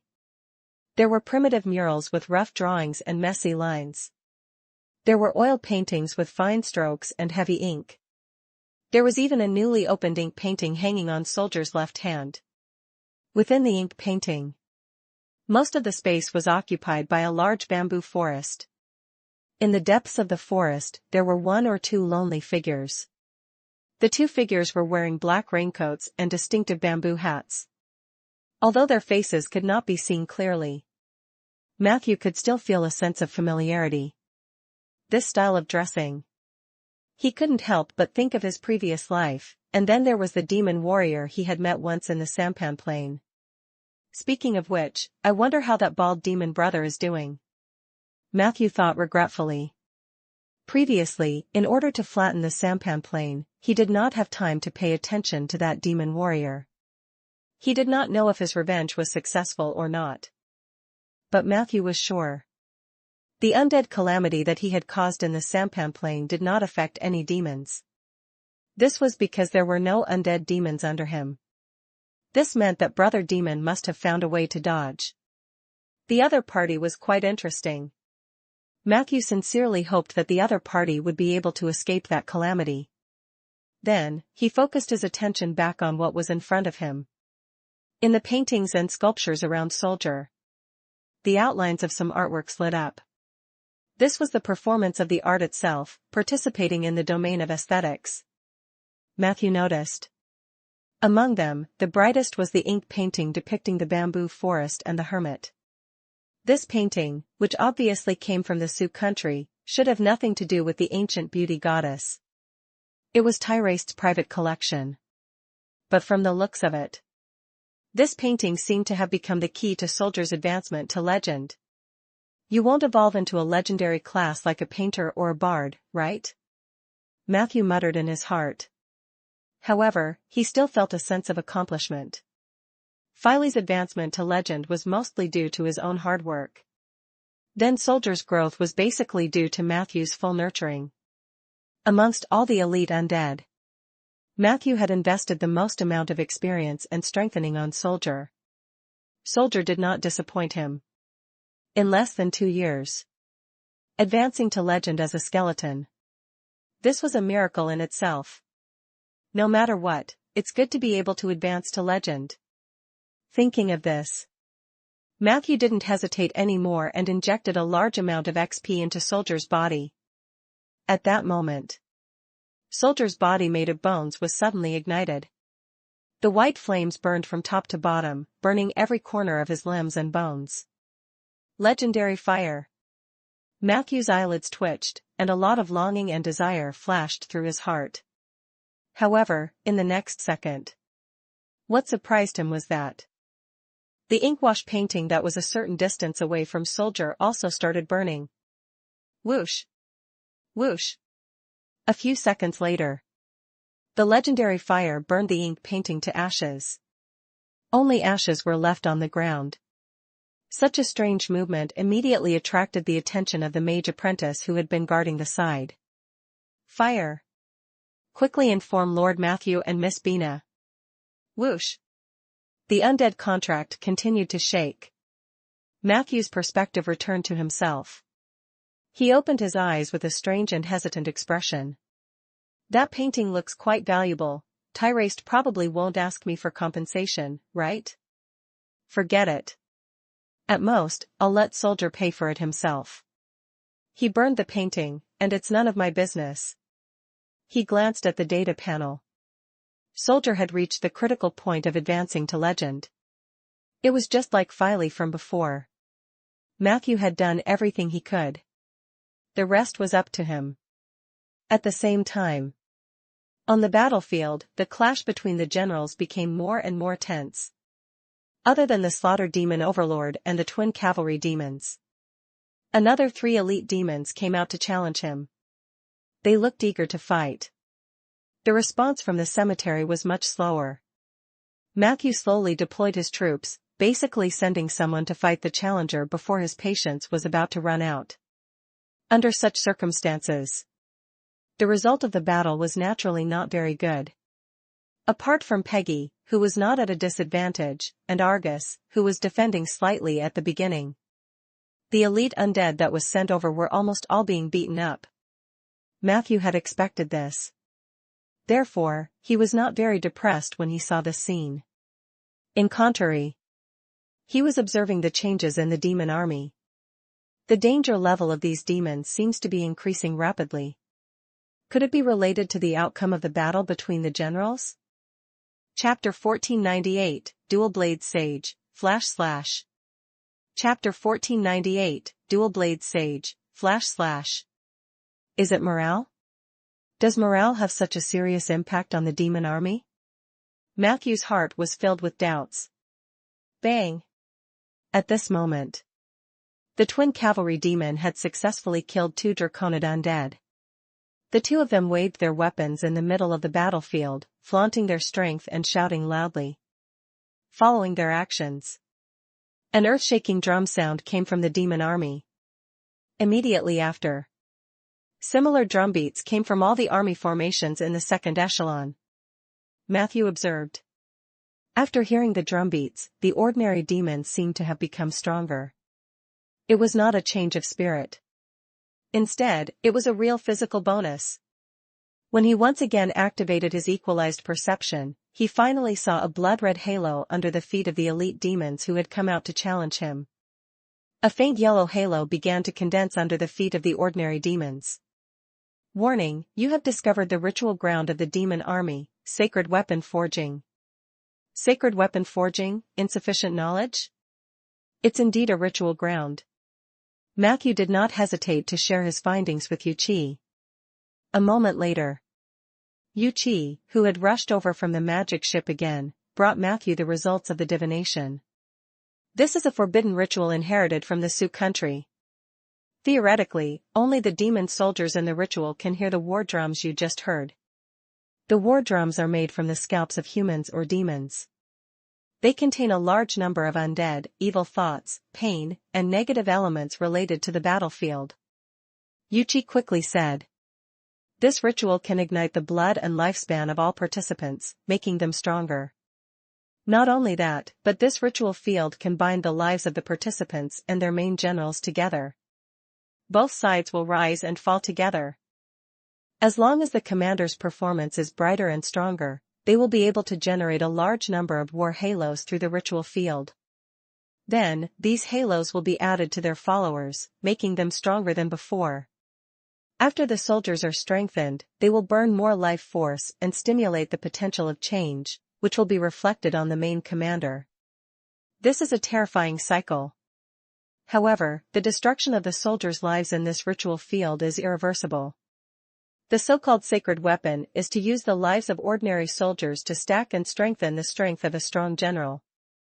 In the end, a powerful existence that is invincible on the battlefield will be created. This ritual was said to have been taught to an astromancer in the Sioux country by the five-clawed heavenly dragon's dragon soul. Later on, it was abused by the kings or lords of some small countries. It was once listed as a forbidden spell by the emperor of the Sioux country. However, when they were resisting the invasion of the demons, a portion of the soldiers of the Great Wall Army were forced to use this spell. In the end, it was unknown how it spread to the abyss. Matthew's eyes became serious. But at the same time, he also discovered some details that he had not noticed before. Have you noticed that there are many ordinary demons in the demon army who are not in a good state? Matthew asked. Yuchi used eagle eye and looked into the distance for a while. Then, he scratched his head. Demons look bad normally, so I can't tell. Matthew was speechless. But it's understandable that they're not in a good state. Yuchi thought for a moment. For the creatures of the outer planes, landing in the prime material plane itself would cause a huge burden on their bodies. Although the demon lord, Asner, was under the greatest pressure, the ordinary demon soldiers themselves would also face resistance when crossing the plane. Also, due to historical reasons, the plane wall of the material world is very unfriendly to the abyss units. The more sensitive demons might even feel that the material world is targeting them. Their perception is not wrong. The plane wall of the prime material plane is very powerful. Without the protection of the abyssal badlands, if only one or two small teams of demons landed, most of them would die for various reasons. Matthew nodded. They have just landed, and with the rapid march, the demon army may be at their weakest now. He judged. The reason why they are so aggressive and make it seem like they want to attack the city is just to make us afraid and dispel the idea of us taking advantage of the opportunity to fight. That plan is successful. Matthew's tone was very calm, as if he was talking about a trivial matter. Yuchi was a little silent. From this point of view, the role of the first demon advance team that came to die was probably to cover for the main force. When I first fought against the demon army, I didn't realize that those demons seemed to be too weak. At that time, I should have boldly launched an attack. Perhaps I could have intercepted many enemies during their landing. Unfortunately, I was too cautious. But it wasn't a mistake, and it was just a loss of opportunity. Matthew evaluated himself in a neutral manner. His mentality was very calm. He was indeed not a war expert, and he lacked sufficient information. It was normal for him to make mistakes in his judgment. On the contrary, he was intoxicated by the feeling of learning and growing rapidly in the war. Even so, Matthew still felt a little regretful. If only Vasnov didn't betray us. With his ability and vision, he will definitely be able to play a big role in this war. Yuchi saw that he was silent and thought that he was blaming himself, so he comforted him. Chapter 1499, Dual Blade Sage, // Chapter 1499, Dual Blade Sage, // It's not your fault. I've learned a lot about fighting. If we really fight, it's a mess everywhere. Speaking of which, if this is really the time when the demons are at their weakest, why don't I bring some people to sail over and use some area of effect spells? Matthew shook his head. The opportunity had been missed, and the demon army had become stronger than before under the blessing of the sacred weapon forging ritual. They were being targeted by the malice of the material world. However, with the demon's adaptability, this situation would not last for long. It was too risky to attack rashly now. We just have to wait. Matthew said. Time is on our side. Yuchi opened his mouth and wanted to say something, but when he saw Matthew's confident look, he ultimately did not say anything. Time ticked away. As the number of demon generals who came to challenge him increased. There were already 8 sub-battlefields in the north of the trench. However, the outcome of the battle made the people of Rolling Stone City, who had been paying attention to the battle, anxious. Apart from Peggy, who was locked in battle with the Slaughter Demon Lord. The forces of the cemetery were almost being abused. Every once in a while, the elite undead would be defeated, and the substitute would replace them. In less than an hour, more than 30 of the elite undead that Matthew had obtained from the undead calamity had fallen. It was only because Matthew had a strong background. If it was any other necromancer, he was probably crying for his parents and dying in place of his subordinates. The momentum of the demon army naturally rose. As for the cemetery, there was no movement. At this time, the greatest advantage of the undead was displayed. They would only follow Matthew's orders. There would not be any demoralizing disadvantages. On the contrary, Rhaegar, who was looking into the distance from the city wall, sent people over several times to ask Matthew if he wanted to help. But they were all sent away by Matthew. He clearly recognized that the current losses were acceptable for the overall situation. To the demon army, the ritual ground for sacred weapons was very important. Matthew certainly could not let them get what they wanted, but before he exposed his intentions, he had to play the role of a punching bag. Just be obedient and get beaten up. Swap in another person. After repeating the instructions, Matthew went to check on Philly's recovery. With the help of the negative energy crystal cluster and the soul crystal, Philly's recovery speed was very fast, and it would probably be able to recover to his peak condition in a few minutes. Matthew's heart became even more solid. He knew the horn of the counterattack was about to blow. All he needed was a little more patience. Just a little bit. 7 minutes later, black whirlwinds were blowing overhead. The group of abyssal strange birds led by the King of Decay suddenly lowered their altitude. They quickly approached the top of the cemetery, maintaining a distance of about 100 meters. The giant strange bird in the lead flew to Matthew's head and flapped his wings to drop a huge pile of feces. Feces fell down. Before they reached the cemetery, they were annihilated by the surging negative energy in the fountain. The King of Decay let out a strange laugh. Do you like my saliva and feces so much? Then I'll give you more. As he spoke, he lowered his altitude again and flew across the top of the cemetery with a bolder attitude. However, just as he approached the mountain, the Arctic archers, who had been hiding at the side, suddenly appeared. Whoosh! Whoosh! Whoosh! A rain of frost arrows flew towards the King of Decay's wings. At that critical moment, the damned strange bird suddenly folded its wings, then opened its mouth and sprayed a column of water composed of acid.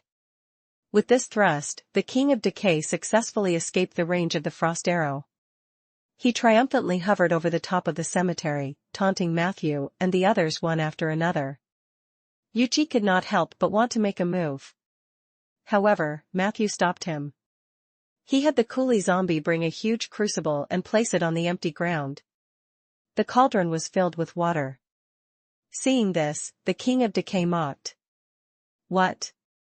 Do you want to collect my excrement?" So thoughtful.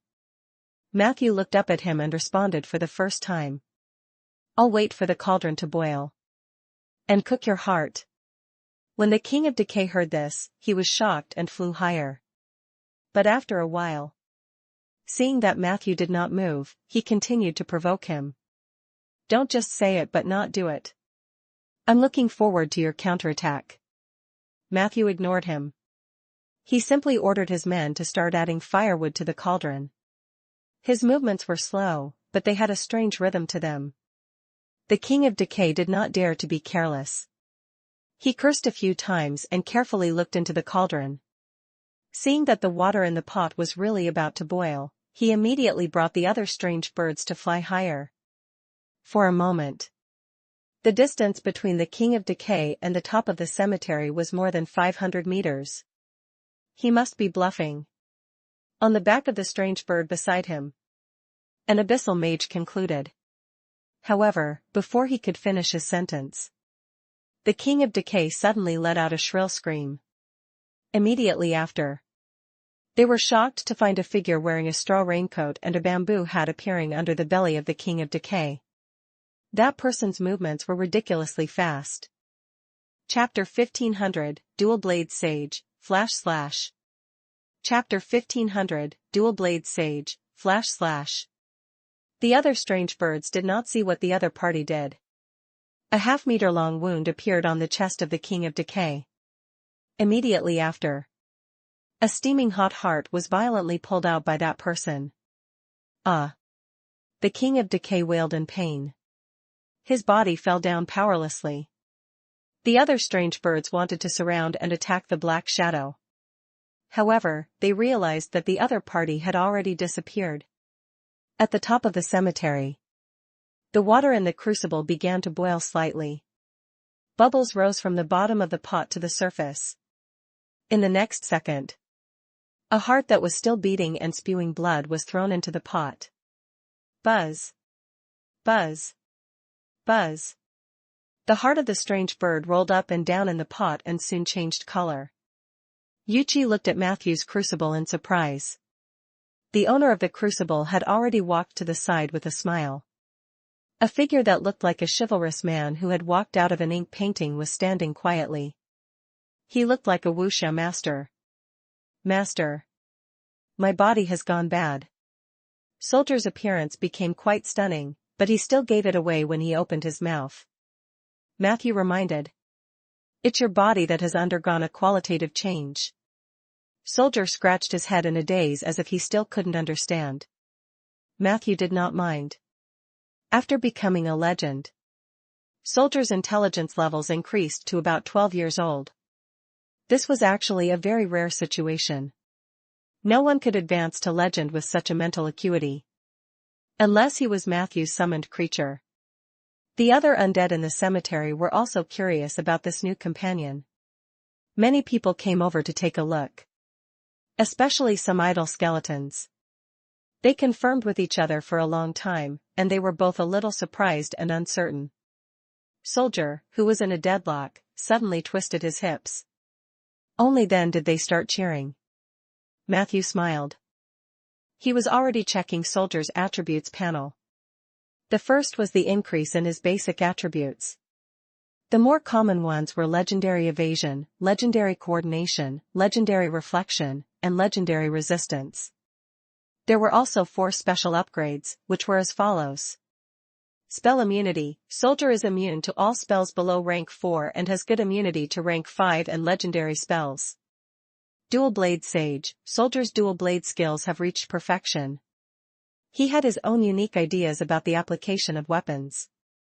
His two blades will not be swung at the weak, the benevolent, the faithful, and the righteous. At the same time, his dual blades would deal additional legendary lethal damage to tyrants, villains, and traitors. Soul Fire Enhancement. Soldier's soul fire has been greatly enhanced during the process of becoming a legend.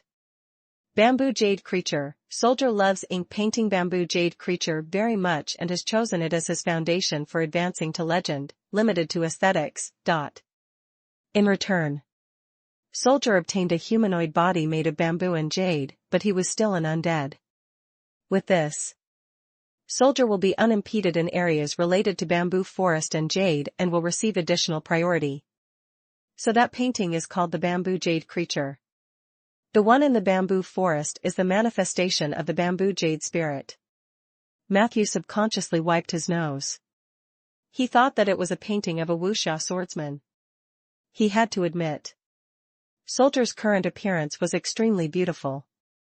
He had the elegance of someone who had walked out of the ink painting world, and he also had a sense of explosive power. Perhaps this was the bonus that the Bamboo Jade Creature attribute brought to him. Other than that, the Dual Blade Sage also made Matthew feel a little emotional. From the Blade Dancer at the beginning to his usual Firefly and Bright Moon, and then the Naga Avenger, and now the Dual Blade Sage. Soldier was personally armed and strengthened by Matthew, and then he personally witnessed him step by step becoming stronger. Without Matthew, Soldier might still be that skeleton who only knew how to twist his hips. The bonus brought by the Sword Dancer in his previous life might be difficult to cash in, not to mention advancing to the legendary level through aesthetics. Magic immunity is quite practical. Assassins need to have magic immunity. The soul fire strengthening is not bad either. It has increased the fault tolerance rate by quite a bit. Matthew read on excitedly. Then, it was the domain. Main domain, shadow, slaughter, beauty. Secondary domains, ink, bamboo forest, statue, dual blades, jade, battle, assassination, movement, loyalty. The main domains were the ones that Matthew knew very well. There was nothing much to see in the secondary domain. All legends would obtain some scraps after advancing in the main domain as a supplement to the main domain. The secondary domain was inferior to the main domain in terms of quantity and quality. At least in front of Matthew, who was an expert in domains, it was indeed nothing. Further down, as expected, Matthew once again saw an extremely rare legendary grace. Just like Filey, Soldier also started with many great skills. Shadow Plunder, gifted by legendary mentor. Soldier hides in the shadows and can perform legendary plunder on any target. Plundering targets include but are not limited to the opponent's weapons, equipment, armor, underwear, gold coins or other valuables and storage items. Prerequisite: the plundered unit must not have more wealth than Soldier. Blade of Elegance, gifted by the aesthetic domain. Every battle of Soldier will be automatically recorded by the aesthetic domain. He could extract the entire battle into the crystal ball and play it automatically, or he could take a portion of the scene and stamp it into a picture scroll. Every battle based on aesthetics would leave a unique mark on Soldier and his dual blades in the domain of aesthetics. These imprints could speed up his acquisition of authority in the domain of aesthetics. It could also make his dual blades sharper. I want the Shadow Plunder skill too. How come no one gave it to me?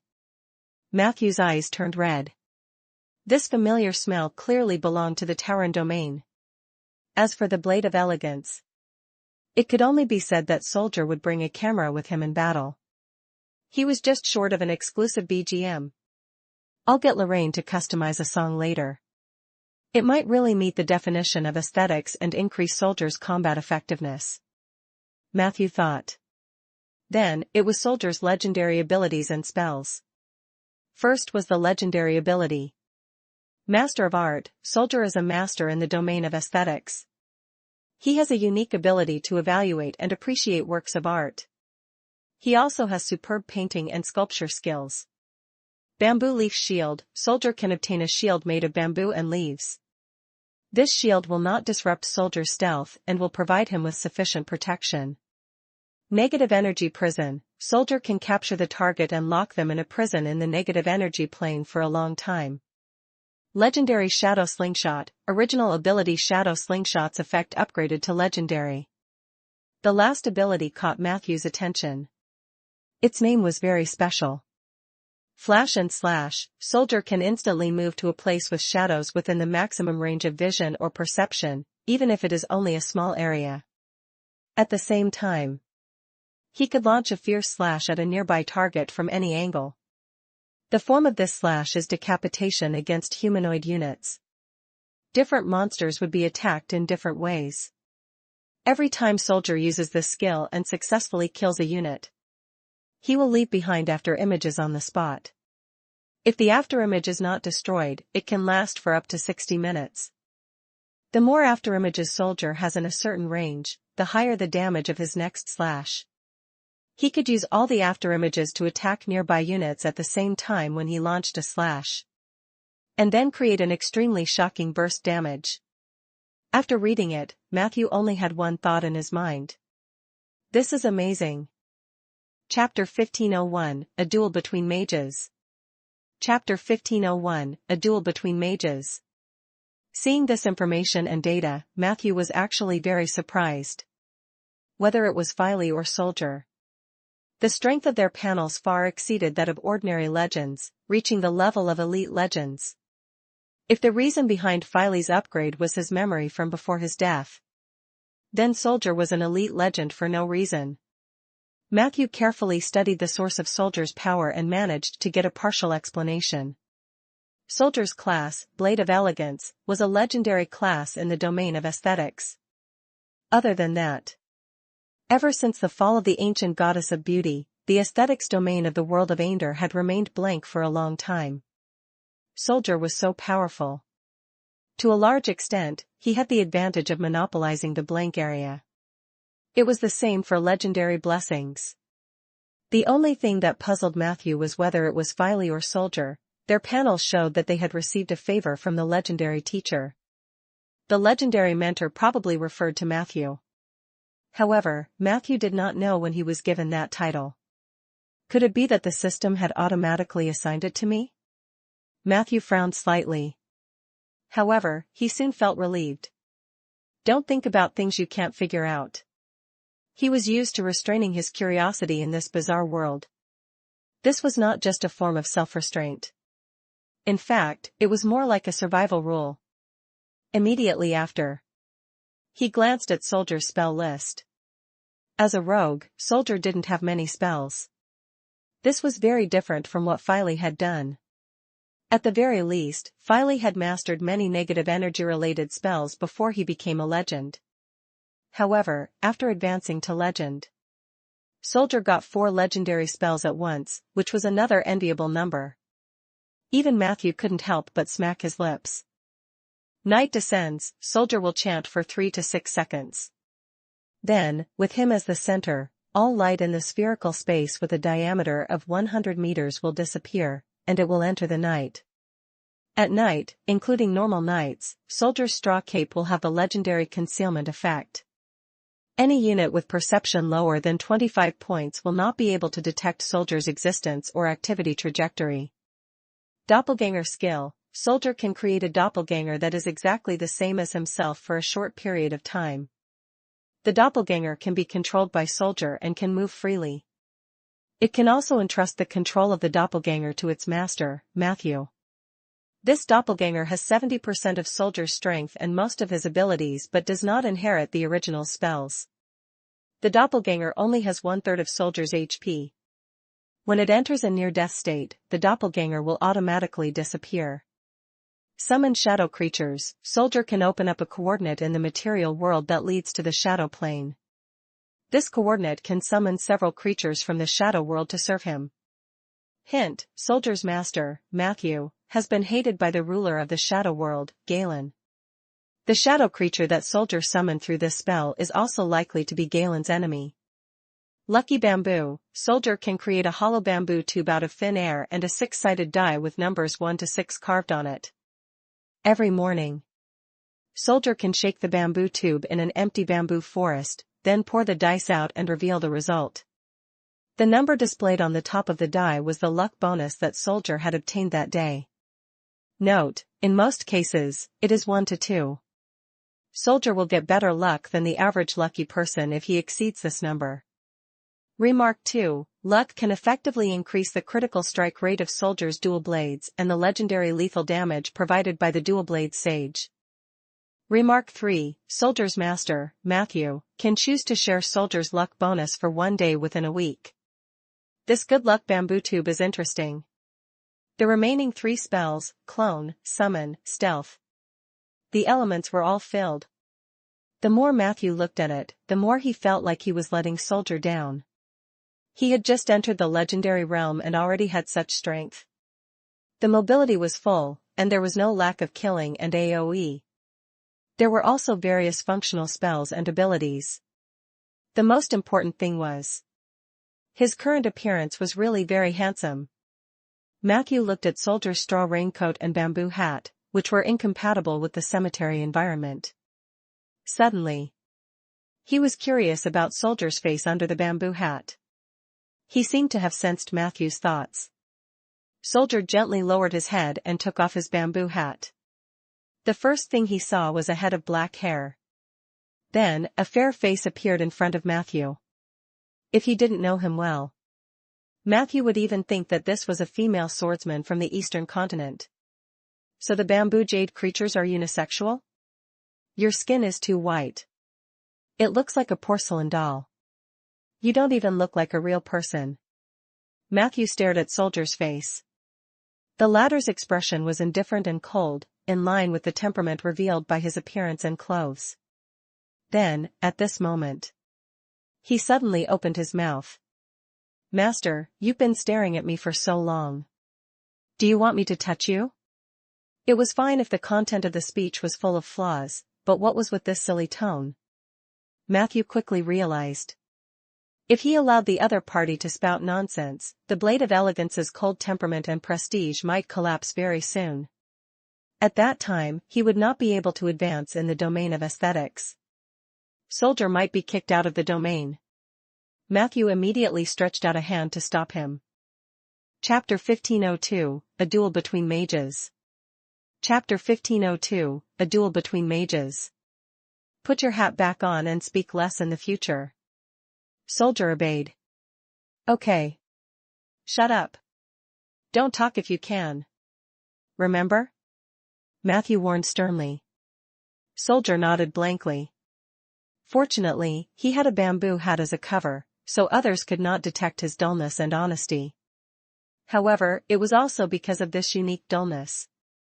Matthew felt a sense of familiarity from the Blade of Elegance. He sized up the other party from head to toe. Advancing to legendary was like a complete transformation for Soldier. Not only did his strength increase greatly, but many of the gray keywords he had previously obtained during the enhancement had also been washed clean. Currently, the Blade of Elegance only retained the following 3 gray keywords. Bad sense of direction. Drinking. Cross-dressing. In addition, at the bottom of the panel, there was an additional noble character, would rather break and not give up.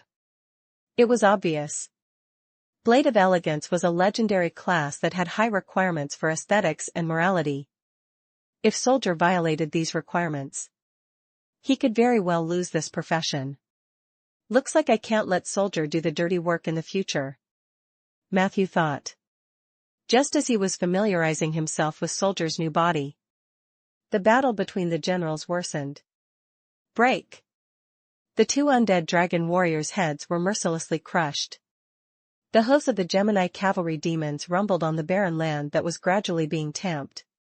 Too weak. You're too weak. Humans are destined to become our slaves.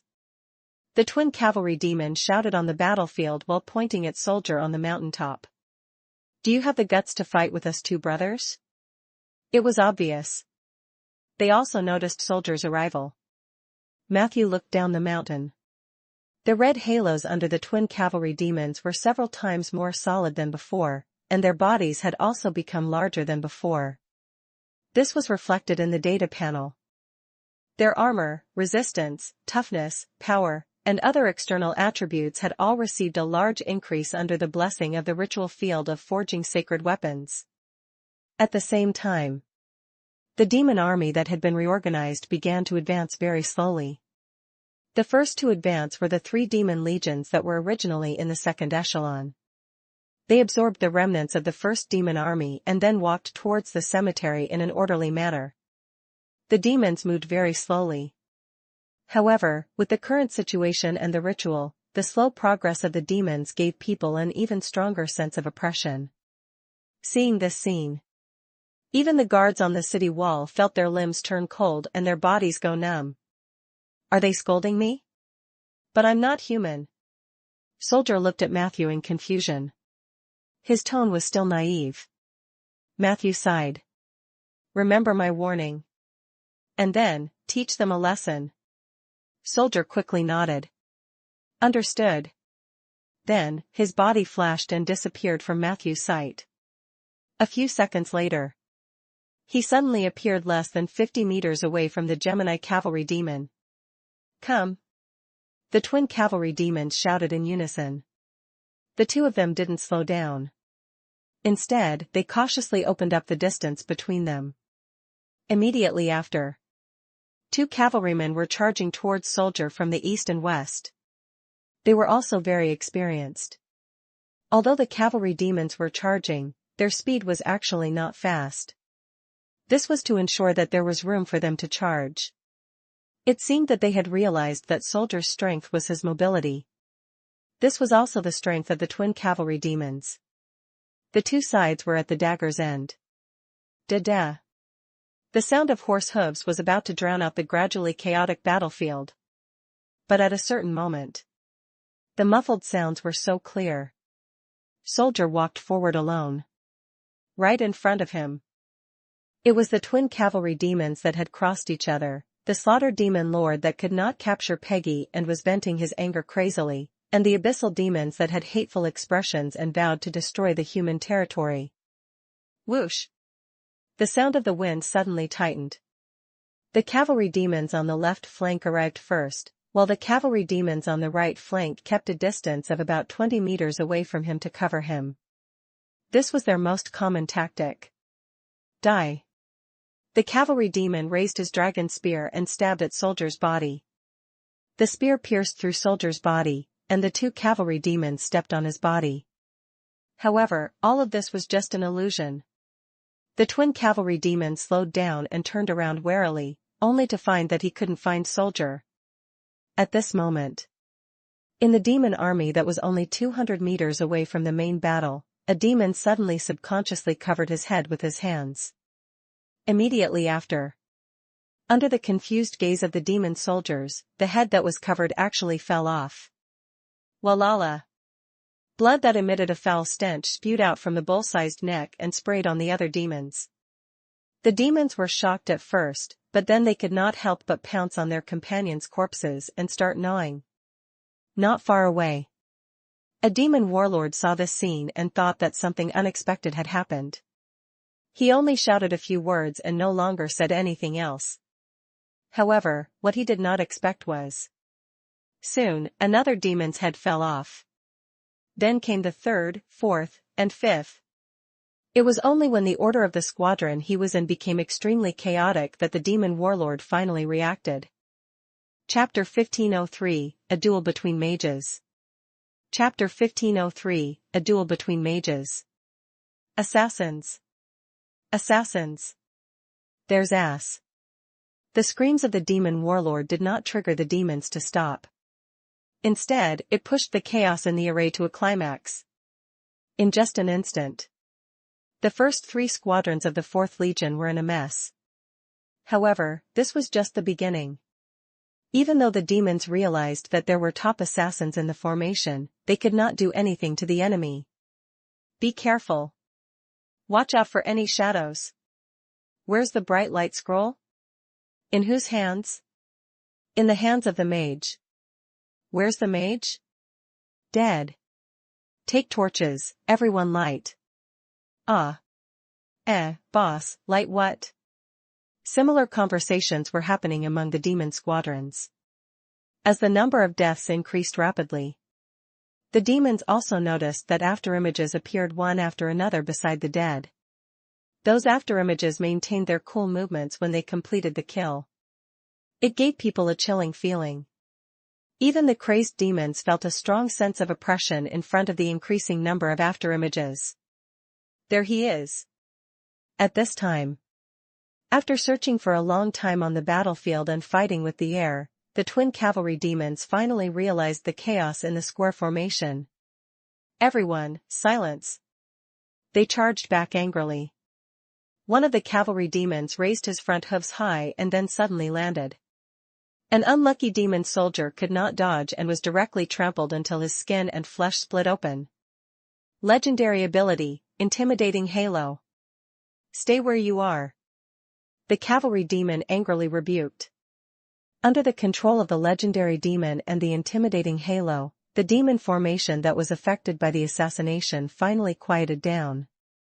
All the demons froze on the spot. Da-da.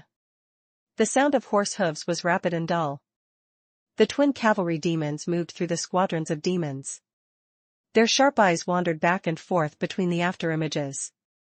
At a certain moment, one of the cavalry demons inadvertently walked past an ancestral demon Brett. In the next second, he suddenly thrust his spear at the ancestral fiend's shadow. Roar. The bestial ancestral demon let out an uncontrollable roar, but it quickly shrank back in fear. At the same time, the cavalry demon's spear had already pierced through his shadow. Another demon cavalryman rushed over. Both sides looked at each other for a while. The demon cavalryman withdrew his spear without batting an eyelid. It's in the wrong place. The two walked away as if nothing had happened. However, in less than 3 seconds, the cavalry demon who had attacked earlier swiftly turned around, then thrust another powerful thrust into the shadow of the ancestral demon. Woo! The ancestral demon was clearly quite frightened. The spear brushed past his cheek. There was obvious liquid oozing out of his lower body. However, an embarrassing scene happened. In the shadows, under the spear, there was still nothing. No. I clearly felt the aura of an outsider here just now. And that's the stench of the undead. The demon cavalryman murmured in confusion. The other cavalryman silently walked over. He used his spear to pick up the ancestral fiend and rolled it up and down before casually throwing it to the ground. Nothing special.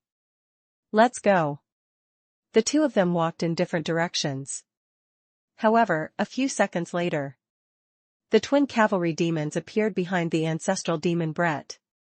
The two of them raised the spears in their hands. One stabbed at the body while the other stabbed at the shadow. Puff. Puff. Before the pitiful ancestral demon could react to what had happened, he had already died. And in the shadows beneath him, a light black crystal suddenly cracked open. It's a coordinate condensed by the power of shadow. There should be many similar coordinates. The cavalry demon picked up the crystal powder from the ground and sniffed it in front of his nose. Then, he came to a certain conclusion. That kid is hiding among the soldiers. However, just as he finished speaking, the sound of the wind came from above. The cavalry demons reacted quickly. They successfully dodged the attack. In the next moment, they saw strange heads falling from the sky beside them. Pa, pa, pa. Some of the heads fell to the ground and split open like watermelons, while others rolled twice on the ground, their eyeballs and brains rolling all over the ground. The heirs of the King of Decay. The twin cavalry demons were shocked. They suddenly raised their heads. At this moment, they saw a shadow flashing rapidly in the sky. Every flicker, soldier could accurately appear under the bellies of the strange birds, and with a familiar decapitation, he cut off their heads. Following this action, handsome afterimages condensed in the sky. If one looked from afar, it was as if there were more than 10 swordsmen who could ride the clouds and kill the strange birds with their swords. High in the sky, the flock of strange birds fled in fear, but even so, more than 30 strange birds died in soldiers' hands, leaving more than 30 afterimages on the spot. When the twin cavalry demons exhausted their vision to find soldiers' traces, a familiar exclamation suddenly came from the depths of the army formation next door. The chaos in the sky had just subsided. The chaos on the ground had once again begun. The twin cavalry demons looked at each other and could only grit their teeth and rush over. Chapter 1504, A Duel Between Mages. Chapter 1504, A Duel Between Mages. For a moment, the entire demon formation was in chaos. Rumors about the terrifying assassin began to spread among the demon army. All the demons looked nervously at the shadows of themselves and the people beside them. Some demons even fought with their companions because of their nervousness. The situation seemed to be developing in an uncontrollable manner. Not far away, between the first echelon and the second echelon, the legendary abyssal mage Isidro, who was hiding in the invisibility magic ball, revealed a solemn expression. He had a similar expression on his face when the strange bone dragon in steel armor appeared. How many legendary undeads does this guy have? Isidro was filled with bewilderment. Before attacking Rolling Stone Town, he had heard of Matthew's fame and knew that the destroyer Matthew, who destroyed the sampan plane by himself, was no ordinary person. He had even gone to the sampan plane to find out about the elite undead that had appeared in the Undead Calamity. He had done a lot of homework in advance so that he could respond on the battlefield. However, be it the steel bone dragon that could be called a moving fortress or the skeleton assassin that came and went without a trace, none of them had appeared in the previous Undead Calamity. This made Isidro's heart beat faster. Could it be that he had retained his strength when attacking the sampan plane? What made him even more concerned was, when Matthew caused the Undead Calamity in the sampan plane, he was suspected to have summoned a lich whose strength was definitely above that of a legend. Now, he had a legendary skeleton dragon and a legendary skeleton assassin under him. A necromancer with 3 legendary undeads. What was his true strength? Legend. He must be a legend. Isidro found it rather troublesome. Unlike those demon soldiers who only had reproduction and muscles in their minds. As the commander of the demons, he had a high level of intelligence, but he was also more troubled by anxiety and a sense of crisis than his subordinates. Of course, he was confident that he could take down Rolling Stone City from Matthew. But he didn't want to pay too much of a price. But now it seemed like, without paying a price, this battle would be very difficult to end quickly. Pass down the order, have all the demon warlords prepare to launch a general charge. Isidro ordered coldly. Tell them to restrain their men and ignore the troublemaker assassin as if he doesn't exist. Go find Big Root Heiss and tell him to stop fighting with the Valkyrie. Quickly cooperate with the twin cavalry demons and lead the 2nd, 3rd, and 4th Legion to push forward. Tell the cavalry demon brothers to be careful when crossing the trenches. Eastern Phalanx, watch out for the creatures in the oak forest. I smell a lot of annoying smells. Have the 2nd echelon of the Central Army prepare to link up. Mobilize all the evil spirits to the front and let them search for the traces of the legendary assassin with all their strength. There is no need to kill or capture him alive. Just slow him down. Inform the vice leader of the mages to prepare for group bloodlust and fanaticism. Be prepared for spells to be disrupted. All demons, target, Rolling Stone City. Under Isidro's instructions, the demon army that seemed to be in trouble soon regained its vitality. The demon warlords waved their whips and urged the soldiers to get into formation. The Gemini cavalry demon cooperated with the slaughter demon lord to chase Peggy away. Then, they returned to the front of the 1st echelon. In the next moment, the 3 demon legions of the 1st echelon were pressing toward the cemetery. At the top of the cemetery, Matthew's face showed a trace of regret, and then he sighed softly in his heart. The enemy commander was too experienced. Almost immediately, Isidro made the most perfect judgment. The entire Abyssal Legion was about to press forward. It was obvious. The other party realized that after Soldier appeared, the dominant position of Abyss and Cemetery on the battlefield would be reversed. Therefore, the enemy chose to take advantage. It wasn't that he didn't want to fight anymore.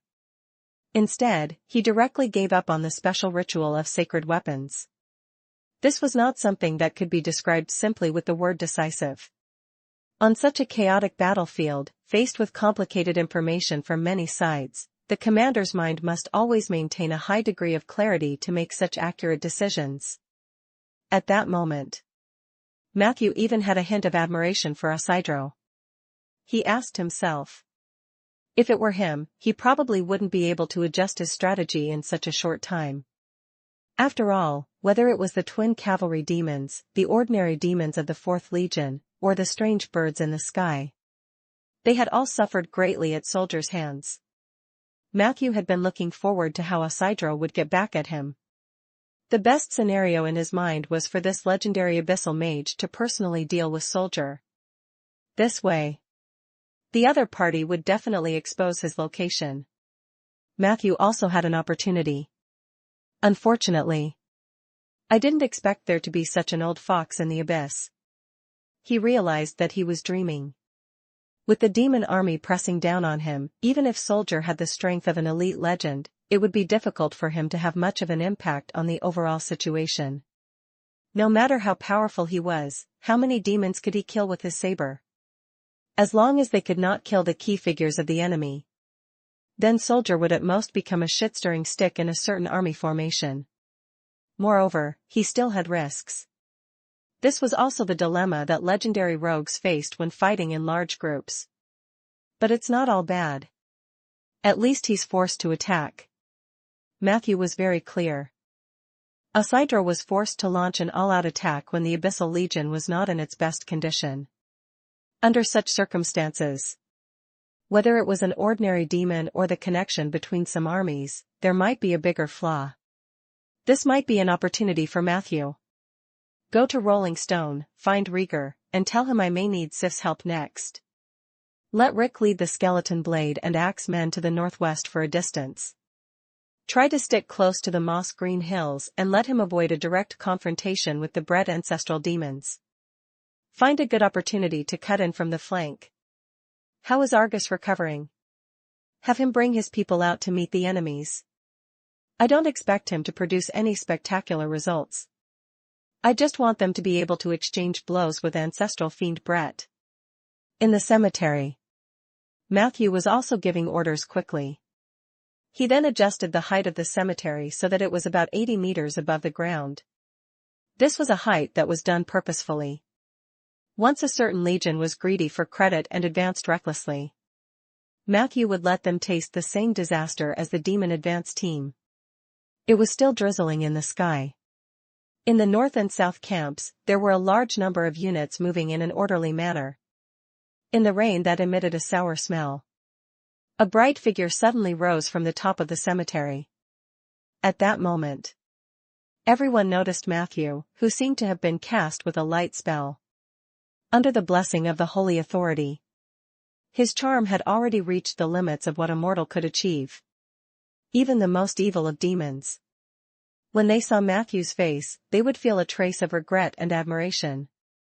At that moment, Matthew slowly said to the demon army, Isidro, do you dare to have a duel between mages with me? Just you and me. I won't use any of my undead summons. Do you dare to accept? Chapter 1505, Legendary Wizards are also wizards. Chapter 1505, Legendary Wizards are also wizards. Under the support of the sound amplification spell, Matthew's voice spread throughout the battlefield. Many demons looked up at him silently. Matthew cast a calm gaze. He called out 3 invitations to duel. However, the commander of the demon army, Isidro, did not respond. On the other hand, the few legendary demons who were at the front line were indignant. I'll fight you. Come down, cowardly mage. You don't deserve to call the Abyss Sage by his name.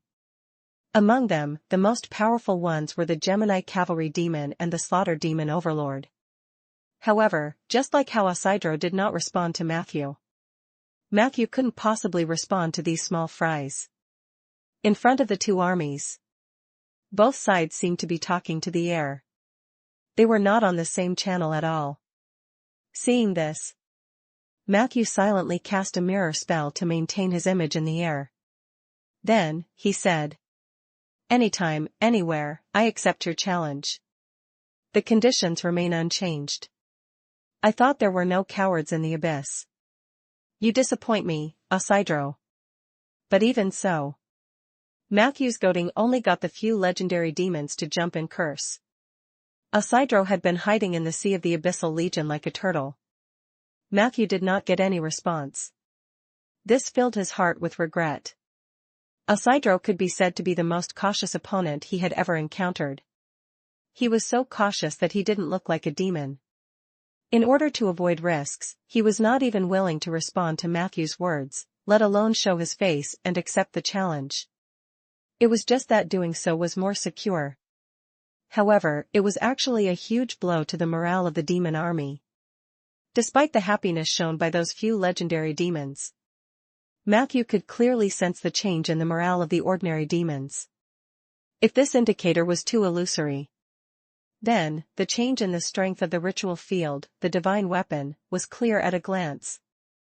The strength of the divine weapon has been weakened by at least a third. Matthew nodded in satisfaction. This was the consequence of the demon commander avoiding the battle. Although he did not achieve his main goal, he had gained other results. It was not in vain for him to waste his breath. Even though the effect of the ritual field was affected, the demon army did not stop advancing. Matthew was now completely certain of Isidro's strategic intentions. In the short term, it was impossible for the other party to clash with him or other elite units. Isidro only wanted to use his military strength to flatten Rolling Stone City. He could only try his best to achieve results on the battlefield. The loss of morale would be compensated. Only then could the effect of the ritual field return. A few minutes later, the first echelon of the three legions surrounded the cemetery from the north, west, and east. The demon troops at the front were lined up in a straight line. They stretched the battle line very long as if they wanted to gradually penetrate the hinterland between the cemetery and Rolling Stone City after a carpet search. From the perspective of military deployment, Isidro did not want to play any tricks. He just wanted to crush all enemies with the advantage of numbers. Then, he pushed it forward. At the same time, Matthew also noticed that the structure of the demon group gathered at the front of the three demon armies was undergoing a slight change. Following this action, the three legions also slowed down. Matthew stared at the front line of the battlefield with a serious expression. A large number of small dogs, spiders, and bat-type demons were driven to the front. They were a type of bred ancestral fiend. They were relatively small in size, but they were relatively agile. Behind them, they were medium-sized humanoid creatures or ancestral fiends that had fallen from the lineage of medium-sized four-hoofed creatures. Further back, the only ones left were a few massive elite ancestral fiends, as well as squadrons or squads of cavalry. Has Isidro's control over the demon army actually reached such a level? Matthew was taken aback. In his impression, bred ancestral demons were the lowest of demons, and were used as cannon fodder by demons in all wars. In any case, if a battle were to break out, he could just have the ancestral fiends turn into a beast tide and charge forward. However, the army in front of him was not that chaotic. This was despite the fact that the one charging at the forefront was ancestral fiend Brett.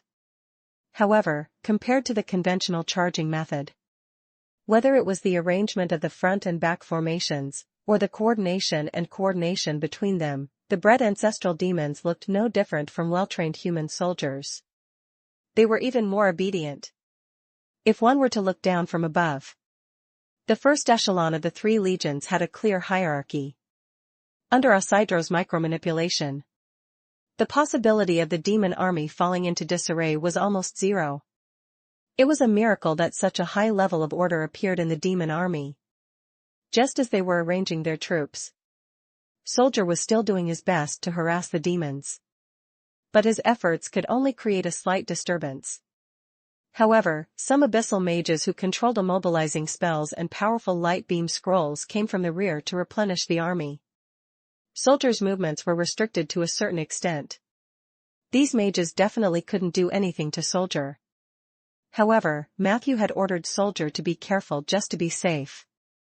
7 minutes after adjusting the battle formation, the first batch of bred ancestral demons charged excitedly towards the trenches at the front.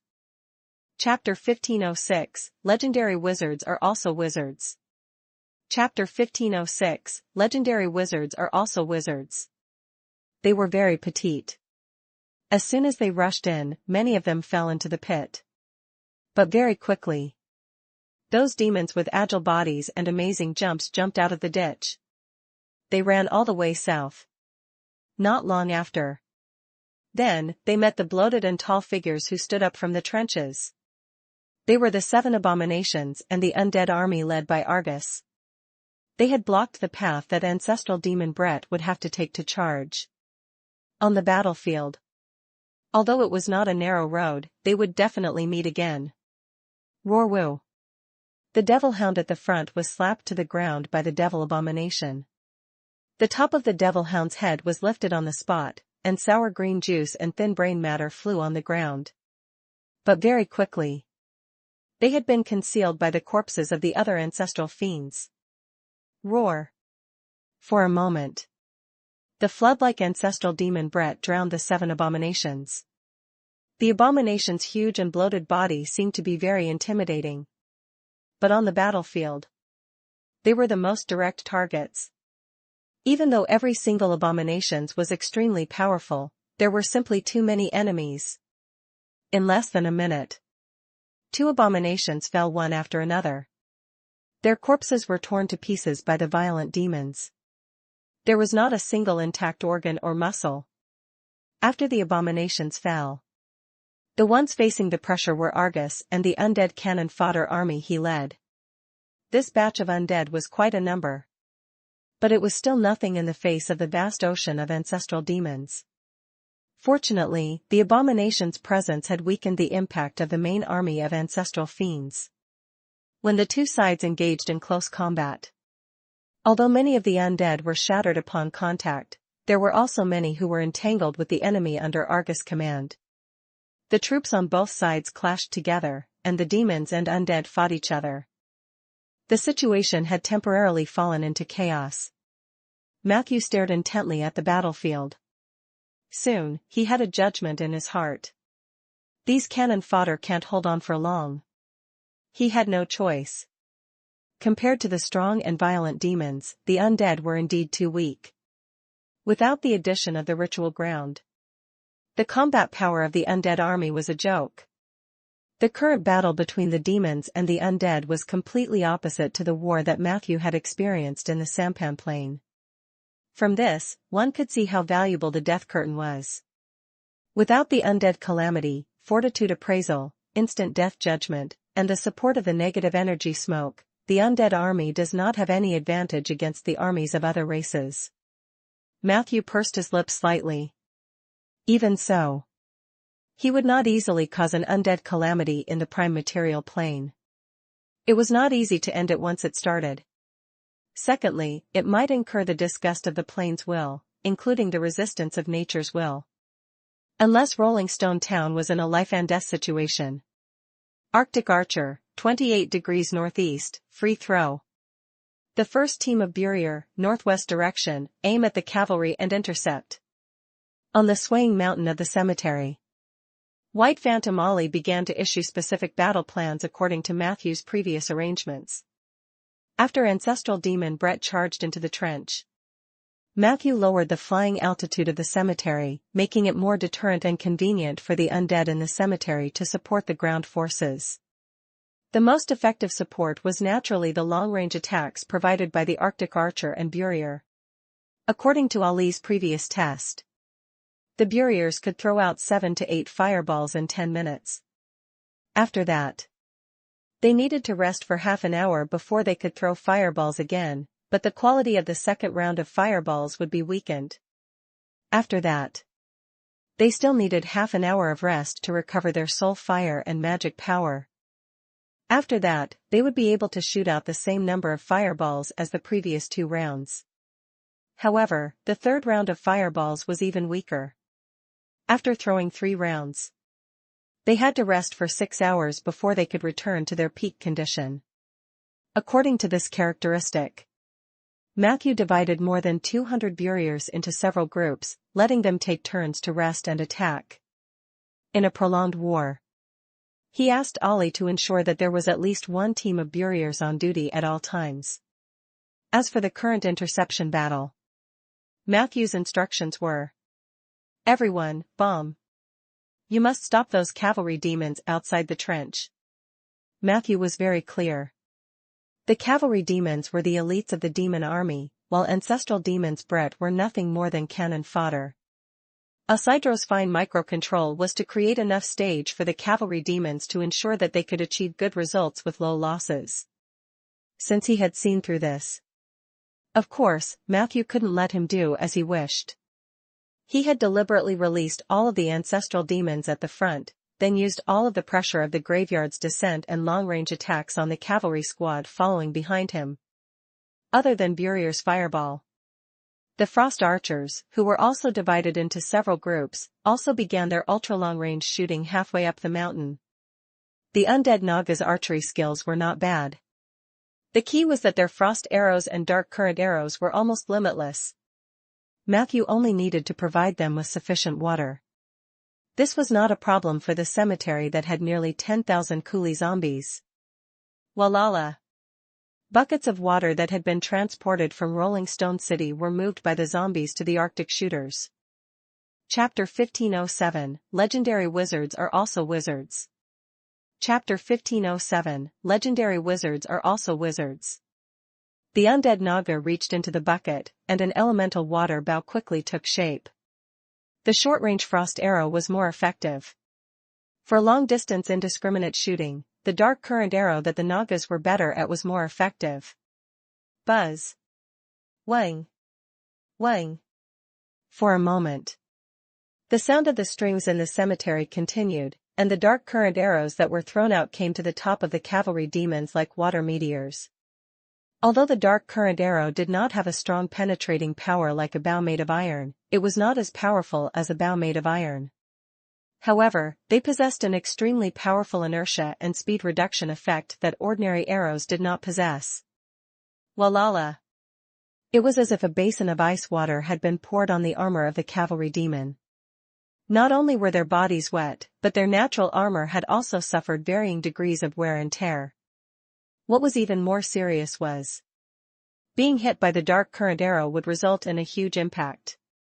From certain angles, it was like being hit by a small trebuchet. 2 unlucky cavalry demons were hit in the head by the dark current arrow and fainted on the spot. Then, they were trampled by other demons who couldn't dodge in time. It seemed that their life and death were unknown. Except for the main battlefield where the cemetery was located. The east and west flanks of the defense line were also facing the threat of the demon army's frontal advancement.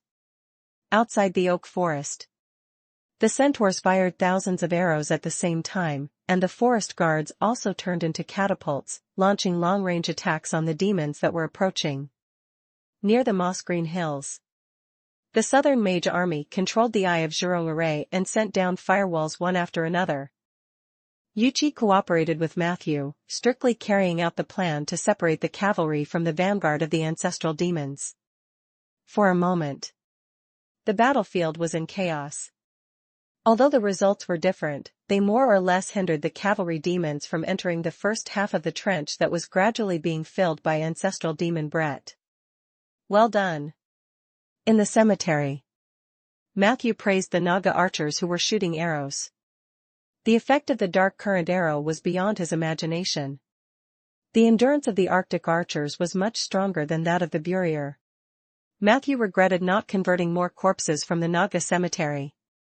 The Burier of Fire needs a special ritual ground. I might need Oleron's fireball, but the Arctic archer doesn't need it. It seems that I have to make time to make a trip to the Arune Sea. Matthew's eyes were firm, and his gaze toward the Arctic archers became much gentler. If nothing unexpected happened. The Arctic archer was the high-level soldier that he would be nurturing and training. However, the Arctic archer wasn't the one who set the long-range kill record in the cemetery. The real undead long-ranged master was now holding the jade trade wind, constantly looking for a suitable shooting angle on the cemetery's body. Miss Zombie's target was different from a normal Arctic archer. Her target was usually the high-level characters among the cavalry demons. Thanks to her powerful arm strength and the super range provided by the jade trade winds, Renesmee's bow was equivalent to a lethal weapon for long-range attacks. Whoosh! Another arrow shot out. She used the most common white feather arrow. The arrowhead accurately hit the right eye of a cavalry demon and penetrated the back of his head.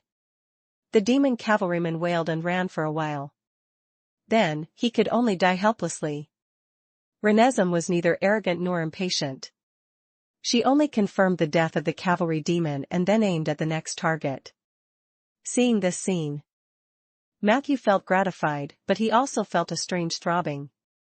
He could feel that Renesmee was different from the past. She had a very lively temperament. This was incompatible with the aura of the undead. Of course, it was also far from being a living person. It's a little like the aura I gave her when I injected XP or enhanced her. Matthew thought thoughtfully. In fact, Renesmee wasn't the only one who gave Matthew this feeling.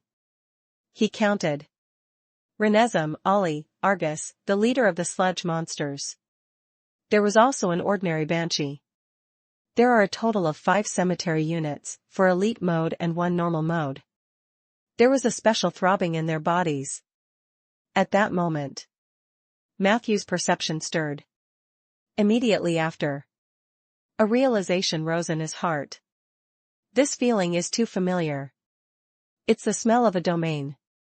The battle between Rolling Stone City and the Abyssal Legion has pushed us into a domain called war. This realm is invisible and intangible, but it is everywhere. I'm actually comprehending the war domain and will soon reach the entry point. These 5 undead are the same. They have resonated with war domain. This thought flashed through Matthew's mind. On the data panel. Hint, you have realized that you and your undead are resonating with war domain. You have received a new quest, Learn in War.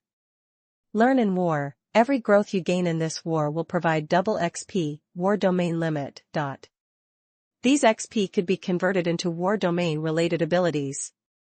You can also infuse these XP into the body of the undead that resonates with it, allowing them to gain more talents related to the war domain. If you succeed in winning this battle, you will receive a special ability from war domain, Training Contract. Training Contract, you can increase the level of your troops through daily training. There was no limit to the race of the soldiers. The only difference was that the level of the humanoid soldiers would increase faster. Chapter 1508, A Legendary Mage is also a mage. Chapter 1508, A Legendary Mage is also a mage. As for the undead, automatons, and other soldiers, their levels increased more slowly but more steadily. As expected, I'm about to comprehend a new domain. Matthew's eyes flashed with joy. He was not happy because he was about to obtain a new domain, but because he had noticed this sign before the system notification and analyzed the general situation. In comparison, the system mission was the one that was too late to realize. This is the benefit of solidifying the equilibrium node. This realization flashed through Matthew's mind. Then, he turned his attention back to the battlefield. At the same time, Matthew activated the Enlightenment Halo, which could be used once a month. Then, he listed the 5 undead as the key targets for enlightenment. I hope they can grow more in this war. A few minutes later, Sif rushed to the cemetery. Matthew? Do you want my help? Before the girl could finish her sentence, Matthew grabbed her fair wrist and pulled her directly into the stone house next to him. Bang! The small door of the stone house was closed. In a small room without windows on all sides, Matthew hugged Sif's waist. Their chests were pressed tightly together, and they could feel each other's heartbeats. The girl's fragrance seeped into his nose and mouth, making him want to violate her. Woo. What? Sif's voice trembled slightly. She didn't seem to understand what had happened. In the darkness, she could only see a pair of eyes looking at him lovingly. So she lowered her head and humphed. I'm ready. Matthew's excited voice came from the darkness. Are you ready? That's great. Sif's cheeks burned, and a hint of shyness flashed across her face that Matthew could not see. However, in the next second, she was pulled out of the dark room by Matthew. Is it exciting enough? I need your help to release a hellfire. Just for a moment. When you hear my signal, release it and aim it at the cavalry, okay? Matthew looked eagerly at the dumbfounded Sif. At this time, he seemed to realize that he had misunderstood, so he asked apologetically. If you need more excitement, we can go back. No need. Sif interrupted him angrily. I feel full of power now. You better tell me where to vent my anger. Matthew watched her gradually clench her fists and ran away without looking back. Time was of the essence. He found Yuchi. Help me locate Isidro. Yuchi said with some difficulty. Although astromancers do have an advantage in divination and tracking. But the other party is a legendary mage. If he doesn't show any flaws, it will be difficult for me to capture his position. Matthew said calmly. I'll give you a chance to track him down. Did you see how the legions marched, how they lined up, how they advanced and retreated? Such a neat and orderly change is impossible for those greater demon warlords who can't stand each other to coordinate. The only explanation is that Isidro controls every step of the demon army's microcontrol behind the scenes. To do this, two conditions are indispensable: a global vision and a more central position. I'm guessing that Isidro is hiding in one of the first echelon legions. Only in this way can he obtain enough information at the first moment. The information obtained by the magic vision is delayed. Not to mention, it can't compare to the information obtained by the naked eye. An old fox like Isidro can't completely believe in information spells that may be distorted or tampered with. Yuchi frowned and thought for a few seconds. Then, he gritted his teeth and said. Sure. I'll help you this time. But you have to think clearly. He's an out-and-out legendary mage. Although the abyssal life forms will be punished by the material world, and Isidro might be at his weakest right now, a legend is still a legend. He's different from any enemy you've encountered before. In this regard, Matthew only smiled faintly. We'll have to try. A legendary mage is still a mage, after all. Yuchi did not say anything. He returned to the cabin and took out a precious yellowing fragment. This is the remaining material from the mythical beast black tortoise of the eastern continent. I only have this last bit left. I hope this can help us to find our enemy. Matthew received Yuchi's promise and immediately returned to the cemetery. He said to Sif, who was standing there like an iceberg. You can start burning now. However, Sif's face was stern as she turned around coldly and said. I'm sorry. I couldn't hold it in. It's already burning. Matthew looked into the distance in shock. In the north, the familiar fire curtain appeared once again. Under the curtain, black flames coiled around the evil demons' bodies like snakes, devouring their lives. Sif's hellfire was far stronger than the attacks of Burier or Arctic Archer. The group of cavalry demon squads that were hit head-on were almost completely wiped out. The teams at the side and behind had no choice but to change their course due to the remnants of the flames. Matthew knew. Isidro, who liked to micromanage, would not let his troops go into chaos. He would take up the commanding mantle. Whether it was a spell signal or a verbal command, now was the time when Isidro was most likely to reveal a flaw. Matthew was about to remind Yuchi that he could start divining. However, yellow smoke suddenly rose from the magic ship. Immediately after, Yuchi's excited voice came from inside. Found it. Matthew, follow the starlight. You have 3 minutes. Chapter 1509, A Legendary Mage is also a mage. Chapter 1509, A Legendary Mage is also a mage. Matthew looked up. As expected, there was a very weak but perceptibly bright starlight shining down from the sky. Where the starlight gathered, it was the rear half of the Third Legion, a region filled with ordinary demons. Matthew looked again. It's an illusion. There aren't that many demons there. I see you, Isidro. In the next moment, the huge cemetery suddenly flew forward, and the negative energy power was unprecedentedly adjusted to the highest level. Boom. Boom. Boom. The high-speed flight of the cemetery caused a violent airflow disturbance, and everyone was shocked to look up. This scene fell into Isidro's eyes. He looked at the starlight on his body and realized that he had been exposed. Stop him.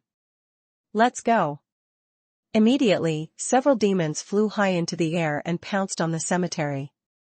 But in the next second, the figures that had just flown up were knocked down by a huge black shadow.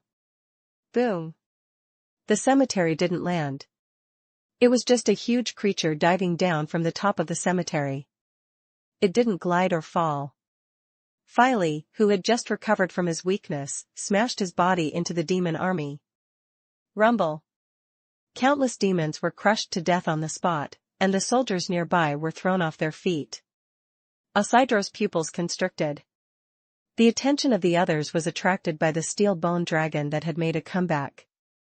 However, Isidro was more concerned about the man standing on top of the skeletal dragon's head. This guy is indeed a legend. If he is not a legend, how dares he challenge a legendary mage like me? Such a thought flashed through Isidro's mind. At this moment, the distance between them was only a few hundred meters. He ordered all his guards to intercept Matthew and the skeletal dragon. The other side. He directly tore the scroll hanging on his chest. Whoosh! Isidro's figure disappeared from where he stood. Then, he appeared 500 meters away, at the intersection of the first and second echelons. He looked at the bone dragon that was being attacked by all the demons. Isidro breathed a sigh of relief. But in the next second, the jade wrist guard on his right hand suddenly became bright and hot. It was a warning that a malicious unit was approaching. Isidro's nerves became tense again. But his thoughts were still calm. It must be the skeleton assassin who was lurking nearby. No need to be nervous. Isidro gently buckled the gemstone on his belt. In the next moment, 3 frost elemental rings of resistance shot out from his body in all directions. Wherever the rings of resistance went, all invisible units will lose their stealth effects. As expected, the skeleton assassin that came and went without a trace was no exception. He appeared 50 meters to the right of Isidro, and his body was still covered in ice shards. A cold smile appeared on Isidro's face. He was different from ordinary legendary mages. He was least afraid of legendary assassins. In the abyss, what kind of legendary assassin have I not seen? He sneered and opened a portal. The other end of the door was 200 meters away. There, the second tier of elite demons was coming over. At this distance, can you still follow me? He suddenly shouted at Soldier, who seemed to be slow. In the next second, Soldier disappeared. Isidro stepped on the corner of the portal, but the assassin who jumped out of his shadow seemed to have predicted his movements. Soldier stepped on the portal before him. However, at this moment, the foot that Isidro had placed on the portal suddenly vanished. Disappearing with the foot was the portal 200 meters away. He looked at Soldier, who was about to be teleported, with a sneer and said, "Undead creatures are really brainless. Welcome to the abyss." But before he could finish, his voice froze in his throat. Because at that moment, Isidro was horrified to find a human crawling out of the skeleton assassin's body. Whoosh! The skeleton assassin had been sent into the abyss by his dimensional door trap. However, that human was standing in front of him with a smile on his face. That was Matthew Dash. Isidro wanted to use an emergency spell. Unfortunately, it was already too late. A light purple ball of light opened on Matthew's body. Spell ineffective barrier. Within a breath, Isidro's eyes bulged. He saw the shovel in Matthew's hand. Chapter 1510, First Battle Victory. Chapter 1510, First Battle Victory. Broken Moon. Matthew skillfully waved the shovel, and the cold light rose and fell. Before Isidro could react, the sharp weapon had already cut down his neck. Puff. The shovel sliced through Isidro's chest like it was cutting mud and then accurately crushed his heart. At that moment, a large amount of blood splattered onto Matthew's body and face.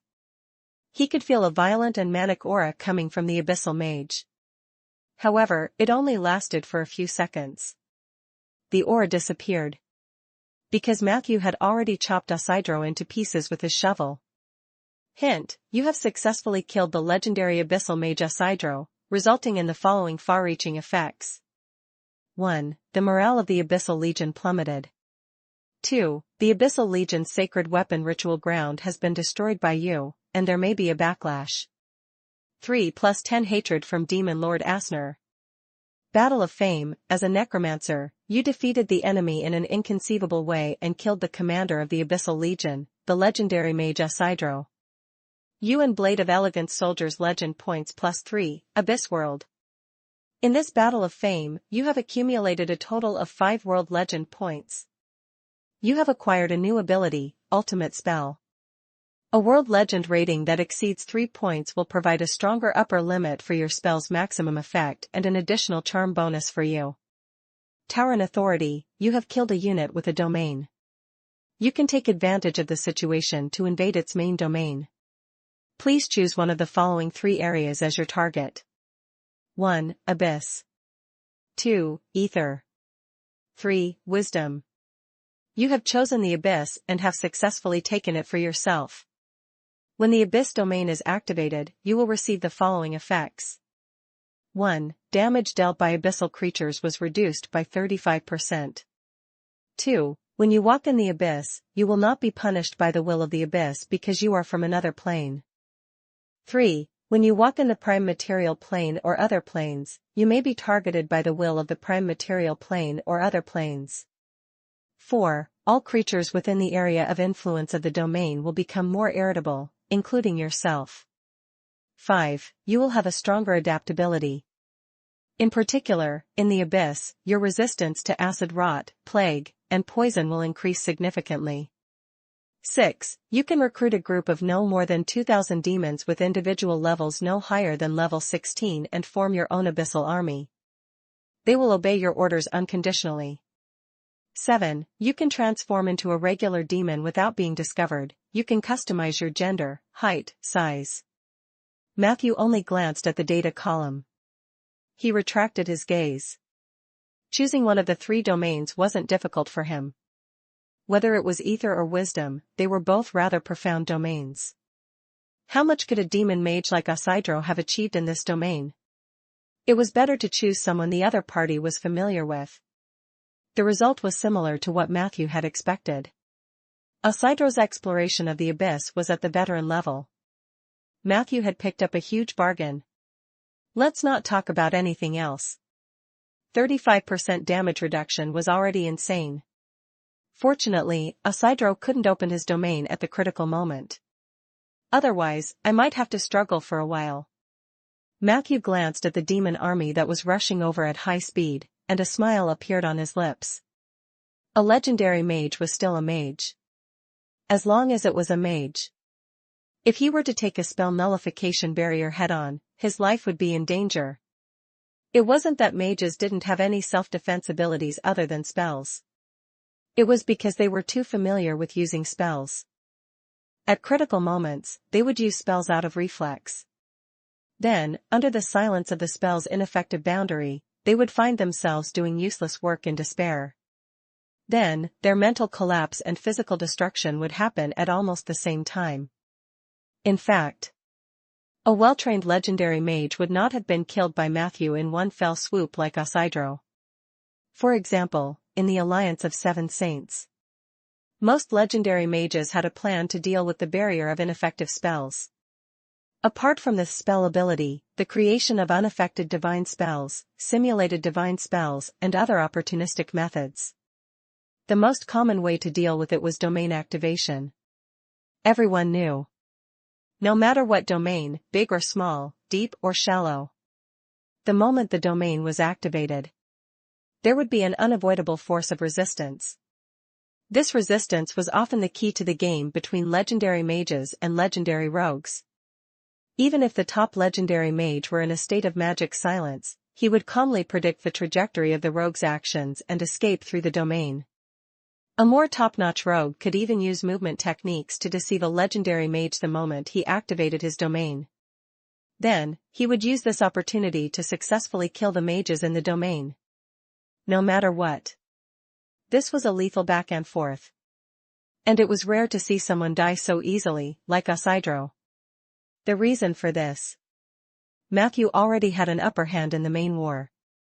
Furthermore, like the other demons, Isidro was punished by the plane will of the material plane. His domain was suppressed. It's not that I can't drive it. The activation speed was a few seconds slower than usual. This was also the reason why he was unwilling to show his face before. The other party was already careful enough. It was a pity.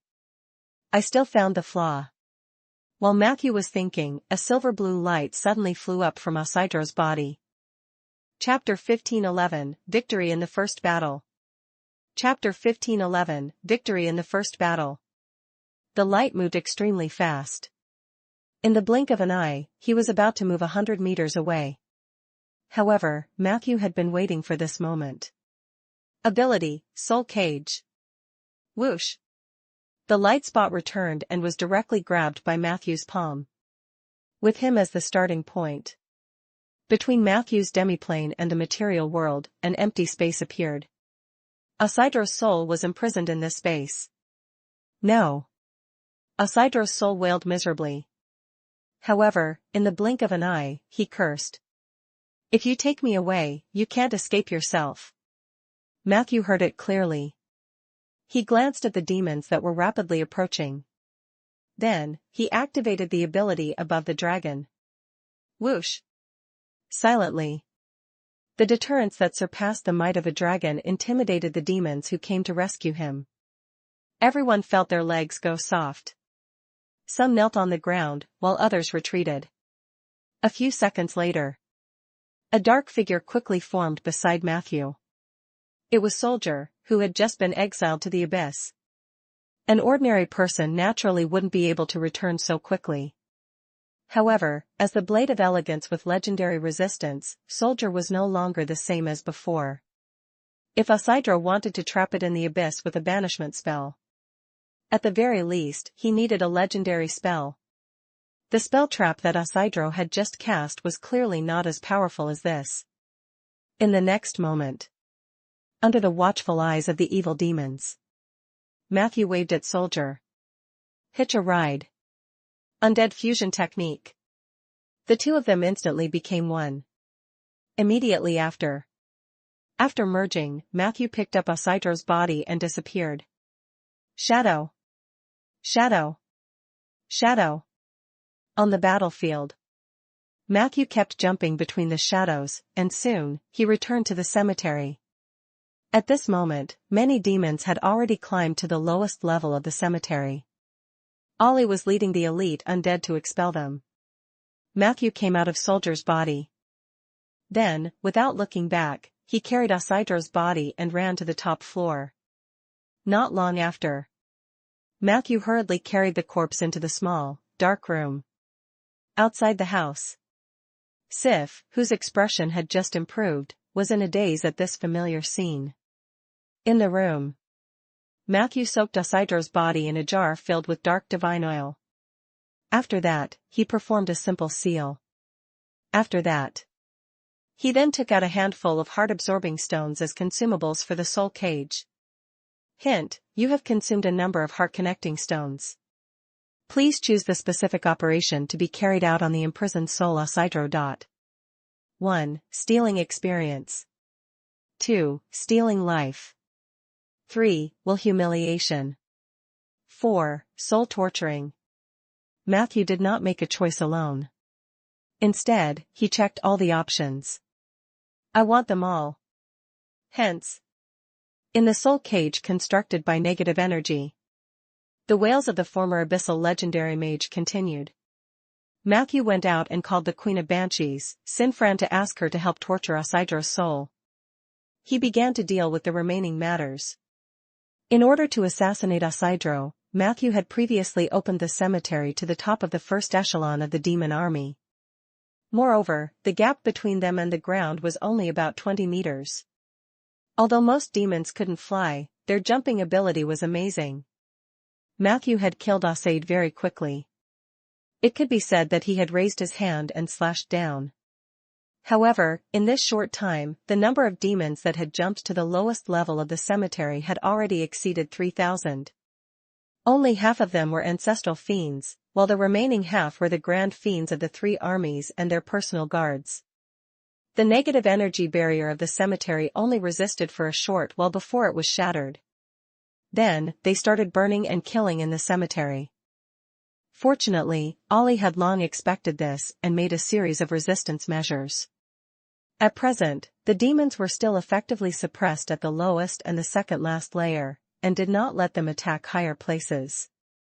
They're destroying the negative energy power furnace. Seeing Matthew come out of the dark room, Ollie immediately floated over to report. Matthew nodded. Increase height. Ollie reminded him. The energy storage of the power furnace is insufficient. After this upgrade, I'm afraid it will be difficult to maintain the hover. I can only find a place to descend. Matthew thought for a moment. Return to our original position and land. Give me the whip. I'll deal with these demons. Ollie was ordered to control the cemetery. Not long after. The cemetery slowly rose, and the mountain began to move further and further away from them as a large number of demons cursed on the ground. Many demons jumped up like crazy, wanting to seize this last chance, but unfortunately, only a few succeeded. Most of the demons attracted by the cemetery could only stand on the ground and stare. In the cemetery. Matthew held the cemetery weapon, Ursul's reprimand, and walked down the steps. He was the owner of the cemetery. This cemetery weapon could only be used to its maximum effect in the hands of the owner of the cemetery. Matthew leisurely waved the whip in his hand. Every time he swung it, it was as if it had traveled through time and space and appeared directly beside the low-level demons. Pa, pa, pa. The long whip that was burning with the flames of death stretched out for 50 meters in one breath, binding all the nearby demons by their waists and then pulling them down forcefully. Ah!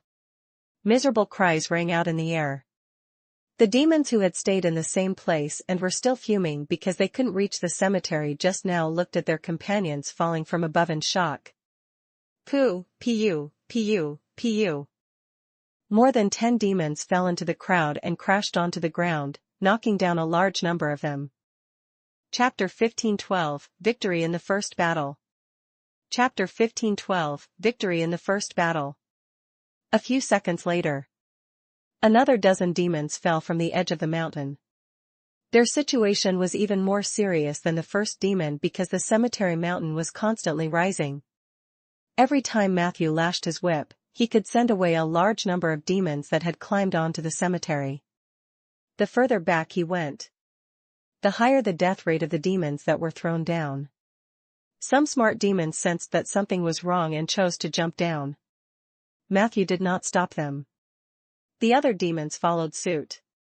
10 minutes later, under the efforts of Matthew and the other undead, the cemetery enchantment was restored, and all the invading demons were either sent to the ground or sent to the undead transformation pool. Peace was restored to the cemetery. It's time to turn the tide of the battle. Matthew stood at the edge of the lowest level of the cemetery, overlooking the chaotic battlefield below. A large number of ancestral demons were trapped in the trenches, and the cannon fodder army led by Argus was being pushed back. If it weren't for Sif's hellfire blocking the cavalry demons' way forward, the main battlefield would have been smashed into pieces. As for the flanks, Rick led his troops to attack the west side of the 2nd Legion, which attracted a lot of firepower for the main battlefield. Matthew observed that the 2nd Legion was gathering their forces to focus on eliminating the skeleton axemen who were cutting in from the flank. Rick fought and retreated. He looked fine at the moment, but as time dragged on when the regrouped cavalry demons circled around the fire curtain, they were likely to face great risks. A portion of the 4th Legion on the right wing also engaged in battle with the forces guarding the forest. The demons were attacking fiercely. They rushed up against the Oak Guard's catapults. Some of the demons had already entered the forest. The centaurs could only fight and retreat. Apart from the forest guards, the Life Sanctuary lacked units that could face the demon army head-on. Fortunately, the forest itself was the best barrier. While the demons were being targeted by the plain will of the material world, they did not dare to rashly enter the ritual field of the Life Sanctuary. Therefore, most of the demons were advancing along the edge of the forest. They did not dare to go too deep. But even so, many demons would kick a tree before they left. Matthew took in all these scenes. The 4th Legion wanted to cut off the connection between the forest and the battlefield, and at the same time try to see if there was a possibility of going around the cemetery. They shouldn't be crazy enough to attack the walls of Rolling Stone City. The 2nd Legion's course of action also showed a similar strategic intent. Only the 3rd Legion at the center was in chaos. First, the Hell Flames blocked the path of the elites, and then, the cemetery and Filey held back most of their energy. Second, the 4th Army is obviously still acting according to Isidro's plan. They probably don't know about Isidro's death yet. The 3rd Legion is in such a mess. A small number of demons among them are the only ones who know. A smile appeared on Matthew's face. Coincidentally, at this moment, Matthew's heart also rang with Filey's cry for help. Master? We agreed to fight together. Why did you run away? I'm still getting beaten up. Matthew looked down. On the main battlefield, because they had lost their main target, the cemetery, the demons of the 3rd Legion vented all their anger on the lone Filey. The latter had already activated a defensive spell. But even so, he looked like he had been beaten black and blue. The demons had also learned their lesson. Buckets of strange sticky liquid were splashed onto Filey's body. Although they were not as corrosive as Asner's brain, they still caused some damage to Filey's metal armor. Judging from the situation, Filey had indeed been beaten up quite badly. Prepare to fight back, Matthew said in his heart. He then took Isidro's body out of the small black room, ignoring the dark divine oil that was scattered all over the ground. Matthew directly grabbed the corpse and used the legendary flying spell to quickly fly over the battlefield. Foolish demons, I have killed your commander, Isidro. All intruders will face the same fate as him. Do not think that death is the end. Your bodies and souls will be enslaved by me, forever be my slaves, Matthew said fiercely as he used Ursul's reprimand to whip Isidro's body. At the same time, he also asked the Queen of Banshees to send him some of the miserable scenes of Isidro's soul being tortured. Matthew used magic to project these images above the demon army. It immediately caused a huge uproar. A few great demon warlords jumped out. He's lying. The Sage of the Abyss couldn't have died in his hands. Matthew ignored these guys. He carefully flew over the head of the demon army and showed them the corpse of Isidro. At the same time, the Blade of Elegance, which had received Matthew's instructions, also took action. Soldier stared at the few great demon warlords who had jumped out to refute the rumors. A few minutes later, the demons lost their chance to speak, because their heads had already fallen to the ground in the chaos. In fact, even if Soldier didn't make a move, the news of Isidro's death could not be concealed. All the demons could sense the subtle changes in the ritual field of the sacred weapon. Chapter 1513, Victory in the First Battle. Chapter 1513, Victory in the First Battle. They could clearly feel themselves weakening. And the source of all this? It could only be the commander's fault. Not to mention that Matthew was flying above them with Isidro's body. Other than a few brave abyssal mages who were quickly taken care of. Isidro himself did not come out to refute the other party's statement. This was enough to explain everything. The morale of the demon army quickly became extremely low. Putting aside the backlash from the sacred weapon ritual ground. One of the drawbacks of Isidro's long-term love of microcontrol was that without his control, the demon army's formation would lose its order. Under normal circumstances, it was impossible for the army of the abyss to be arranged in such a neat and dense manner. When Isidro was around, all these were not problems but advantages. But once Isidro died, when chaos began to erupt, the hidden danger of the demon army's dense phalanx quickly erupted. Morale was low, and the confused demons began to push each other. Some wanted to verify their commander's death, some wanted to leave the battlefield temporarily, and some wanted to continue attacking the cemetery. The three legions in the first echelon were clearly divided. The Berserk Brett demons only knew how to carry out the commander's orders and launch continuous attacks. The great demon warlord wanted to maintain order, control the situation, and then take over the power gap left by the death of Isidro. As for the cavalry demons, they had already returned to the second echelon under the leadership of the Gemini cavalry demons. What a fast escape! Matthew was slightly surprised. The two brothers' perception of danger was quite good. They could always pull out from danger. However, in this situation, Matthew naturally could not target such individuals who were good at sensing the situation. At this moment, he began to mobilize his forces to counterattack in the chaos. On the west wing, the Southern Mage Army's magic ships were all activated, and the two skeleton axemen units that Rick had originally used as backup troops were also charging forward. Ancestral Demon Brett was caught in the middle of a frontal battle, and the cavalry demons had fled.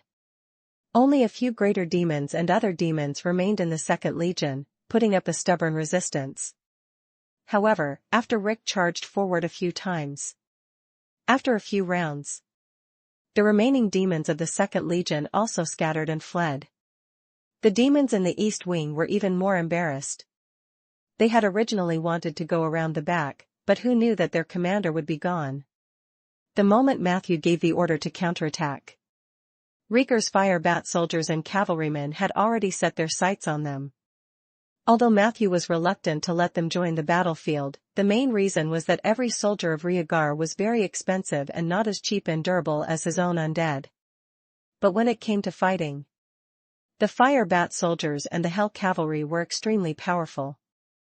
They cooperated with the forest guards and centaurs, who charged out of the forest. Not long after, these 3,000 demons were killed. Many demons saw that the situation was not right and began to flee towards the north. However, this was the situation that the cavalrymen were most happy to see. They chased along the edge of the forest and obtained a lot of results. As for the main battlefield, after being beaten up for half a day, Filey used a powerful counterattack storm to blow the horn of the counterattack. Matthew personally led the cemetery's elite army to attack. Not long after, they had wiped out a large number of ancestral fiends, as well as a portion of the fiends who had failed to retreat from the battlefield in time. Phew! Wherever Matthew and Filey passed by, the corpses of the demons lay on the ground. The Dragon of Twilight followed behind, occasionally spitting out a fan-shaped breath. Not long after, in the area hit by the breath, the demons stumbled back up. Not long after they got up, they were pulled into the team by Argus, who was busy catching able-bodied men. His cannon fodder troops had been nearly wiped out in the battle against the ancestral demons. But it was all right. The finishing touches were not yet complete. The newly joined cannon fodder was already in position. When the Twilight Dragon turned all the corpses into cannon fodder, Argus troops would be several times stronger than before. Just like that. On the battlefield, filled with frost, fire, and negative energy, the sounds of killing gradually became quiet. Matthew stood in the air 1 kilometer north of the trench and looked north. The second and third echelons of the Abyssal Legion had already retreated to the vicinity of the ruins of the northern trading post. During this retreat, a large number of demons had died along the way. As if the souls of the dead were wailing and crying, a thick fog slowly rose from the battlefield. The fog separated the cemetery and the Abyss army. Everything returned to silence. Matthew looked at the corpses in front of him and slowly let out a sigh of relief. He knew that the Abyssal Legion would not let the matter rest. But no matter what, at least he had taken the first step to protect Rolling Stone City. The first battle was a victory. Night fell. In the soul cage, Isidora was still begging. "Stop. I'm willing to cooperate with all your actions. Please, let me go." Not far away, Matthew waved his hand to stop the Banshee Queen's torture. "I don't really want to torture you. I don't have any opinions about you personally. It's just that a friend of mine told me that you abyssal mages have a trick that allows you to escape. Even if your soul is imprisoned, you still have a chance to escape. And the only way to avoid this is to keep whipping, am I right?" Isidora's breathing stopped. Then, he said with difficulty, "There is indeed such a spell in the abyss, but my soul is not strong enough to do that. You should be able to feel that I'm very weak now. I can't even maintain my soul form, let alone escape. Torturing me or killing me won't help the war. In the abyss, the will of the Mother is above everything else. The Mother of the Abyss wants us to attack Rolling Stone City. Even if I die, the demons will choose a new leader to replace me and continue to invade your territory. On the contrary, as long as I live, I can provide you with information from the abyss. You are a smart person, and I am not stupid. We are all mages, and I know how to survive. Believe me, I will not be stupid." He looked at Matthew pleadingly. Matthew was unmoved. He motioned to Sinfran to whip Isidro. Then, he said, "You have no bargaining chips with me. I'll only ask you once. If you don't answer, you'll die. Now, I want to know what Asner's real goal is." Matthew's eyes were like torches, locking onto Isidro's spirit body like an eagle. Isidro replied in a low voice. "Rolling Stone City, Deep Blue Harbor, Jewel Bay, Lion City. There were also some city-states in the north. He wants them." Matthew sneered. "That's not what I'm asking. You just said I'm smart, but you're not stupid either. Then you're just pretending to be a fool. I'll give you one last chance. What is Asner's real goal?" He did not believe that the Lord of the Abyss, Asner, was a complete lunatic. There was a high probability that the holy mages would return in a month. Not only did the other party let all the demons under him come out, but he also landed in the material world with his true body. This was a heavy price to pay. There must be a strategic goal behind it that matched its value. Matthew had been wondering about this. He hoped to get an answer from Isidro. Isidro was silent for a long time. After a while, "I'll die if I tell you," he said in a very confident tone. "I can only tell you that he does have a goal that he is very eager to achieve.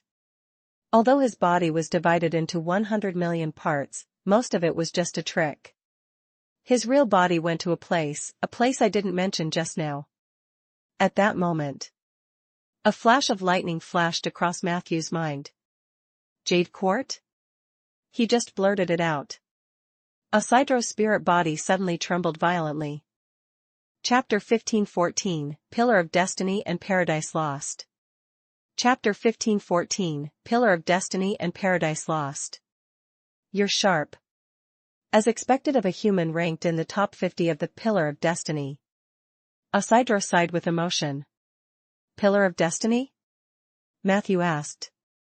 Isidro explained. "The Pillar of Destiny is a totem pillar that extends from the Mother of the Abyss.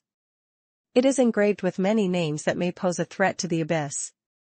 About a year ago, we found your name at the bottom of the Pillar of Destiny. At that time, you were still outside the top 10,000, only a few centimeters away from the Abyss Mother. But your growth rate is amazing. You're now in the top 50. You're the third youngest human on the continent of Aender. Was there such a thing in the Abyss?" Matthew looked surprised. Who are the two younger than me? Isidro said without hesitation. The second youngest is a mage named Hibbert. He is the student of the Guardian of the West, Urua. He is suspected to be related to the goddess of magic, Yili. The first young person was someone who should have died. That death reset her age, so she was ranked ahead of you. As far as I know, you were also involved in her resurrection. Her name was Margaret. Matthew was stunned. Why are they all old acquaintances? However, compared to this, what surprised Matthew even more was that Margaret, who had resurrected, was actually ranked ahead of him and Hibbert in terms of the threat index to the abyss. Didn't she die at the hands of the devil? But isn't it a bug to reset one's age after death? Looks like the Abyss Mother's algorithm isn't that humane. Matthew thought to himself. He then questioned Isidro. So most of the demons in the Abyss know of our existence? Isidro shook his head. No, the truth is the opposite. Only those with a higher status among the demons are qualified to read the contents of the Pillar of Destiny. Only the Abyssal Mages are qualified. This is the privilege of the Terra Demon clan. As for the names on the Pillar of Destiny, the Abyssal Mages can't directly tell the lords they serve, but they can use indirect methods to reveal these targets that may pose a threat to the Abyss. What's more embarrassing is that in the history of the Abyss, many Abyssal Mages have used this to obtain additional support from their lords. In fact, what they did was not to eliminate threats outside the Abyss but to fill their own pockets. Over time, a considerable number of Abyssal Lords had a prejudice against the Terra Demon community. Even the Pillar of Destiny was seen as a lie fabricated by the Abyssal Mages to swindle more resources from the various lords. Matthew nodded slightly after listening. There were no obvious loopholes in Isidro's description. Matthew also had a certain understanding of the Terra community. Everyone knew. Abyssal demons were a group hated by Ether. They belonged to the evil camp. Devils could easily cast spells. But not the demons. However, after a long period of evolution and adaptation, the demons developed spell-like abilities that originated from the Abyss Mother. It was different from spells that required one to learn from scratch. Spell-like abilities could spread through the bloodline and could also be shared through a master-servant contract. It was indeed more suitable for the actual situation of the Abyss. In the Abyss, there was only one group that could use magic, and they were known as the Teru. In the beginning, not all Teru were mages. However, due to the harsh environment of the Abyss and the naturally strong adaptability of the demons, after a few generations, the Abyssal Mages became the name of the Terra Demons.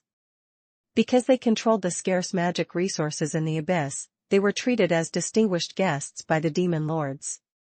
However, ordinary demons had a very bad impression of the Teru. Many demons even hated the Teru. There were many specific reasons, such as the superior social status of the Teru, the scarce spell resources, and so on. However, there was another explanation that might explain the hatred of the low-level demons towards the Terra demon race. They believed that the Teru was a demon transformed from a devil. The key point was, this statement was not simply groundless. There were many signs that pointed to this point. Matthew had read about this in a magic book that examined the history of the Abyss and Purgatory.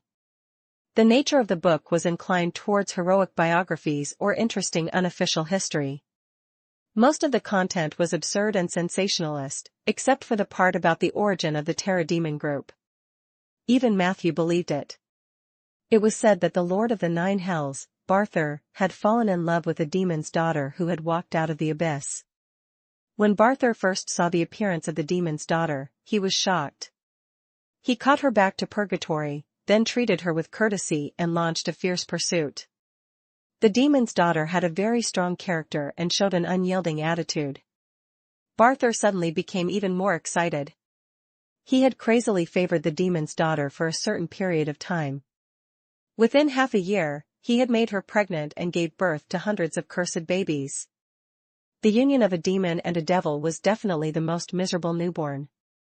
They were born to suffer the wrath of the heavens. Most newborns don't live past the age of 3. Of course, Barthur had no feelings for those newborns.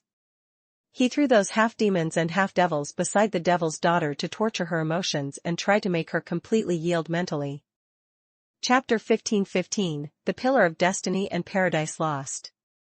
Chapter 15:15, The Pillar of Destiny and Paradise Lost. However, the demon girl was also very clear. She knew that the reason she was still alive was precisely because she did not give in. So, she stubbornly resisted. Barthur didn't use brainwashing or any other spells to dampen her spirits.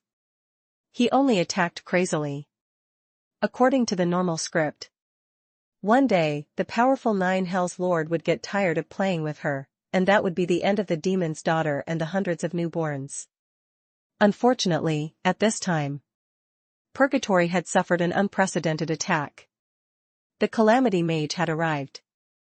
She killed Barthur and sealed him under the Bridge of All Life.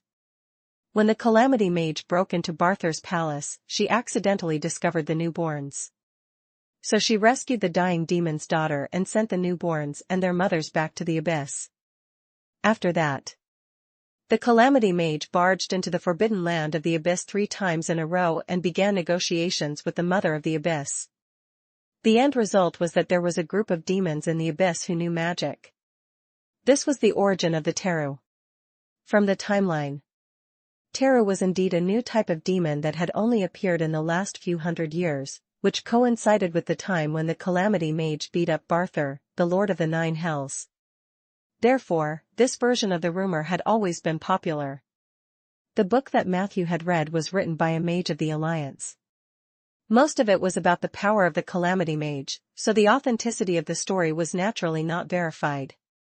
But if this story was true, then it was reasonable that the Terror demons were not welcomed in the abyss.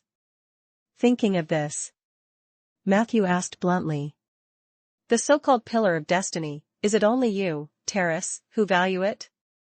A trace of embarrassment flashed across Isidro's face.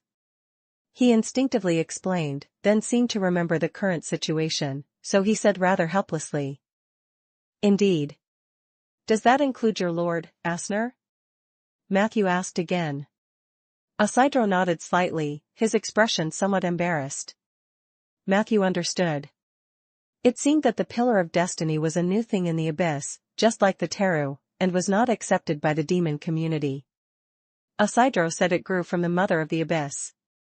Perhaps the Teru had secretly erected a pole on the Mother of the Abyss and then insisted that it was grown by the Mother. This kind of thing was not new. After experiencing so many people and things, Matthew had common sense. Everyone would add their own subjective whitewash when describing an objective fact. It was often difficult to get the truth. You had to get rid of all the subjective parts. He only looked at the objective facts. Only then would it be possible to piece together the true context. And only the Teru are qualified to observe the record at close range. Therefore, other demons don't care about that pillar at all. Matthew found it funny and asked with a straight face, "Let's get back to business. Why did Asner go to Jade Court?" "Don't worry, the Soul Cage is an independent world. It is protected by the secret barrier of my demiplane. No one can know what you said to me." Fear appeared on Isidro's face. "I can't say. He will definitely know. I'll die a miserable death." Matthew sneered. "If you don't tell me, I can let you die miserably now. Need I remind you? I am a necromancer." Hearing this, Isidro's face turned extremely pale. Spirit bodies were prone to turn pale, and he was almost as white as a ray of light. "I have 10,000 ways to torture your soul.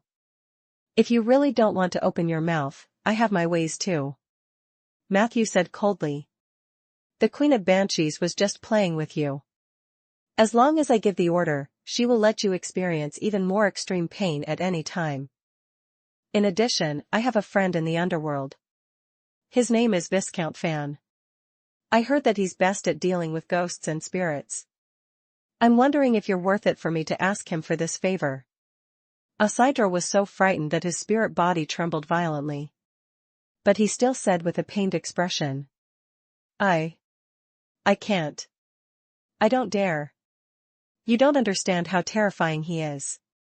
Seeing that the threat was almost over, Matthew immediately threw out a king bomb. You didn't dare to betray him because you were afraid of his methods and revenge. But what if I can provide you with an absolutely safe path from his wrath? Isidro shook his head and said. I don't believe it. Matthew snorted coldly. I can turn you into a void creature. Isidro was still shaking his head. I don't believe it. What? Then, he revealed an expression of disbelief. What did you say? Void creature? Did I hear wrongly? They were the strongest and noblest race in the universe. His spirit body suddenly condensed, and his eyes became extremely sharp. Matthew didn't waste his breath on him. He directly displayed his void bloodline. You. After sensing the void aura on Matthew's body, Isidro stuttered for a long time before he sighed. You're actually the void ruler's man? No wonder your strength improved so quickly. No wonder you were able to squeeze into the top 50 of the Pillar of Destiny in just over a year. Matthew smiled without saying a word. Isidro looked at him with a complicated gaze and was still mumbling. I've always been wary of you. Ever since I found out that you destroyed the sampan plane and ranked at the top of the Pillar of Destiny, I have been very careful to avoid a direct confrontation with you. But I still lost. I lost inexplicably. Just now, I was still thinking unwillingly if the battle between us happened in the abyss, the winner would definitely be me. Chapter 15:16, Pillar of Destiny and Paradise Lost. Chapter 15:16, Pillar of Destiny and Paradise Lost. The environment of the material world is too friendly for you, but it's full of suppression for me. This is not a fair mage duel. But now, it seems that my thoughts were a little too naive. Your Excellency is actually the spokesperson of the Void Ruler, Yurkus. The members of the Order of Natural Calamity have infiltrated the upper echelons of the Alliance of Seven Saints. It is unbelievable. Matthew smiled lightly.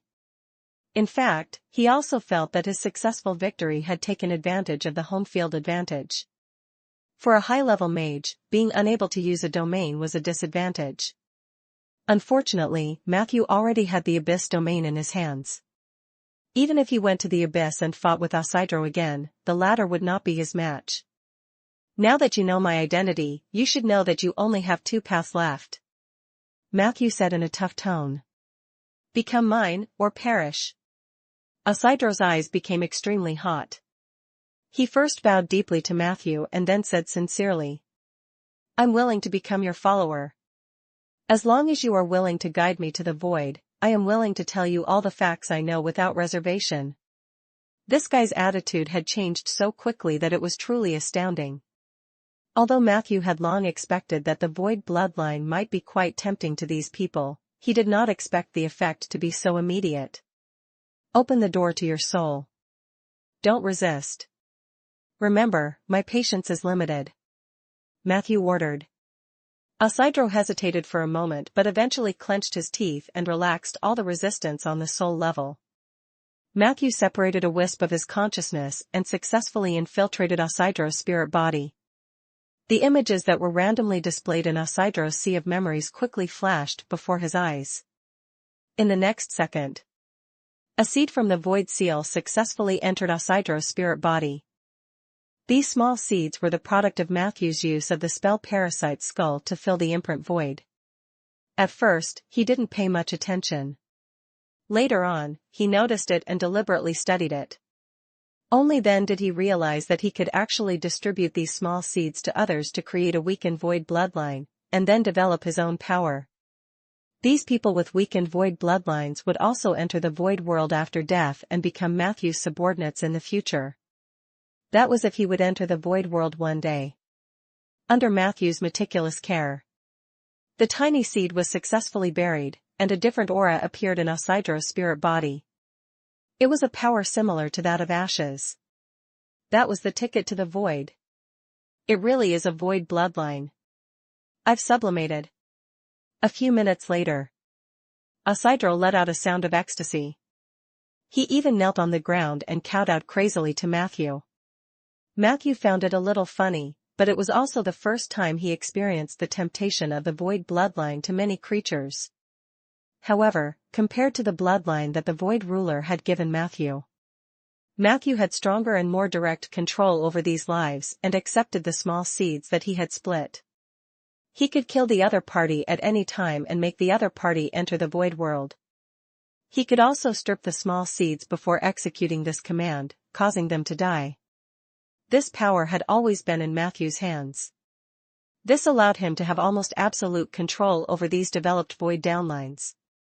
From this point of view, the void ruler had indeed given him a great gift. Even if it was poisonous. He had imagined before that there were many creatures in this world who would not reject becoming a void life. The god of war, Vasnov, was an example. Ordinary people might be afraid of this due to the lack of information. On the other hand, top-tier enemies might have the opposite emotion. Isidro's performance made Matthew realize that his guess was not wrong, but it was too conservative.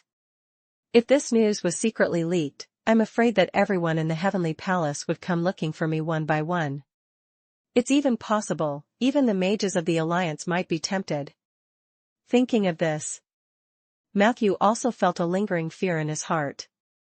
If that kind of thing happened, he would very likely be swept into a machine that constantly transported life like the void. No wonder the Patronus wanted him to keep it a secret. This was not only for their own safety but also for a wider range of effects. However, these small seeds did not appear at first. They were slowly born after using the parasitic skull recommended by Edmund. He didn't tell me in advance because my bloodline is more advanced, or was the old fox still hiding something? Matthew had a lot of doubts in his heart. But now, he had to get the whole truth about the operation of Asner from Isidro. So he focused his attention and locked his eyes on Isidro. Before Matthew could speak, Isidro replied eagerly. He told me that the Jade Court contained the opportunity to become a god. The reason why he went through so much trouble and went all out was to attract everyone's attention. He wants to plunge the whole of Ander into the flames of war so that the city-states and the Alliance will be too distracted. Only under such circumstances will he have the chance to achieve his goal, which is to become an ancient god of war. Speaking of this, Isidro paused for a moment and explained carefully. The part about becoming the ancient god of war was my own guess. He didn't say it explicitly, but I think my guess is most likely true. Chapter 15:17, The Pillar of Destiny and Paradise Lost. Chapter 15:17, The Pillar of Destiny and Paradise Lost. The Ancient God Replicate Plan. That's what they call this operation. Asner has been preparing for this plan for a long time. Many powerful beings are involved in this plan.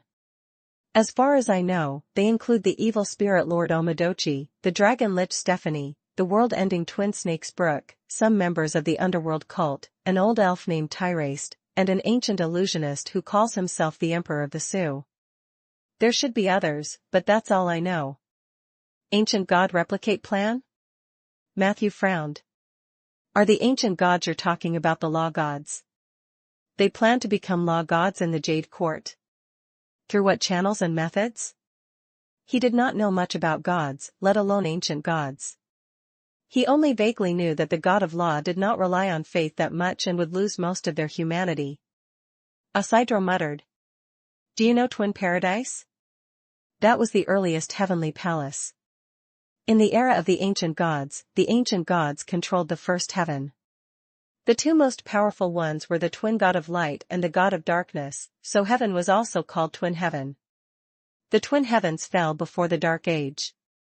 The real reason is unknown, but it is probably related to the Twilight creations or even more ancient foreign invaders. However, the core of the Twin Heavens was preserved. It was an artifact called Lost Paradise. Legend had it that if someone could fully stimulate the power of the Lost Paradise, they would be able to obtain the inheritance of the twin ancient gods and return to the era of the stars, becoming the supreme law god. Matthew asked. Did Asner find the core of the Twin Heavens? Isidro shook his head. Not yet. The core of the Twin Heavens was worshipped as a treasure by the Troll royal family. After the fall of the Troll Empire, the core was hidden by the despairing Troll Prince in the Troll Holy Land, Blood-Drinking Mountain. The Blood-Drinking Mountain is the sacred land of the Trolls and also the ancient refuge of the Trolls. At first, I learned that only the legendary divine artifact, the Evil Crown, can open the entrance to the Blood-Drinking Mountain. For a while, Asner and his friends were searching for the whereabouts of the Evil Crown. Later, they had a clue, but for some reason, it was interrupted. However, not long after, they discovered another way to enter the Blood-Drinking Mountain. That was to enter through the teleportation array of the Secret Light Forest, which was also an ancient refuge. This method is simple and crude, but to do this, you must completely control the Secret Light Forest. About this matter, Asner and the others quarreled several times before they calmed down. They probably reached some kind of consensus, but I'm not sure about the specifics. Oh, right, I also know one more thing. To open the place where the Lost Paradise is sealed, we need the blood of the direct descendant of the Troll Prince. This matter should have been settled. Asner and his temporary allies had a clear division of labor. His task was to make Ander chaotic and also to gain a few new chips for his own war domain. Matthew's expression changed slightly after hearing that. Dragon Lich, Sin Crown, Underworld Cult, Dragon God Ring, Shanair, Tyraste, Illusion Dragon, Secret Light Forest, Omadochi, Blood-Drinking Mountain, Troll Royal Family, and also Asner and the world-ending Twin Snakes. These terms floated wildly in his mind. If what Isidro said was true. If all of this was not a coincidence. Wasn't the plan of Asner and the others too crazy? If what you said is true, the Seven Saint Alliance wouldn't be completely unprepared. Although that was what he said, Matthew wasn't that confident in the alliance. As expected. Isidro replied. The holy mages may know, but for them, there are more important things worth fighting for. Matthew was enlightened. A lost historical world? Isidro nodded. The secret treasures of time and fate. The 6 secret treasures of the universe: life, death, love, phase, fate and time.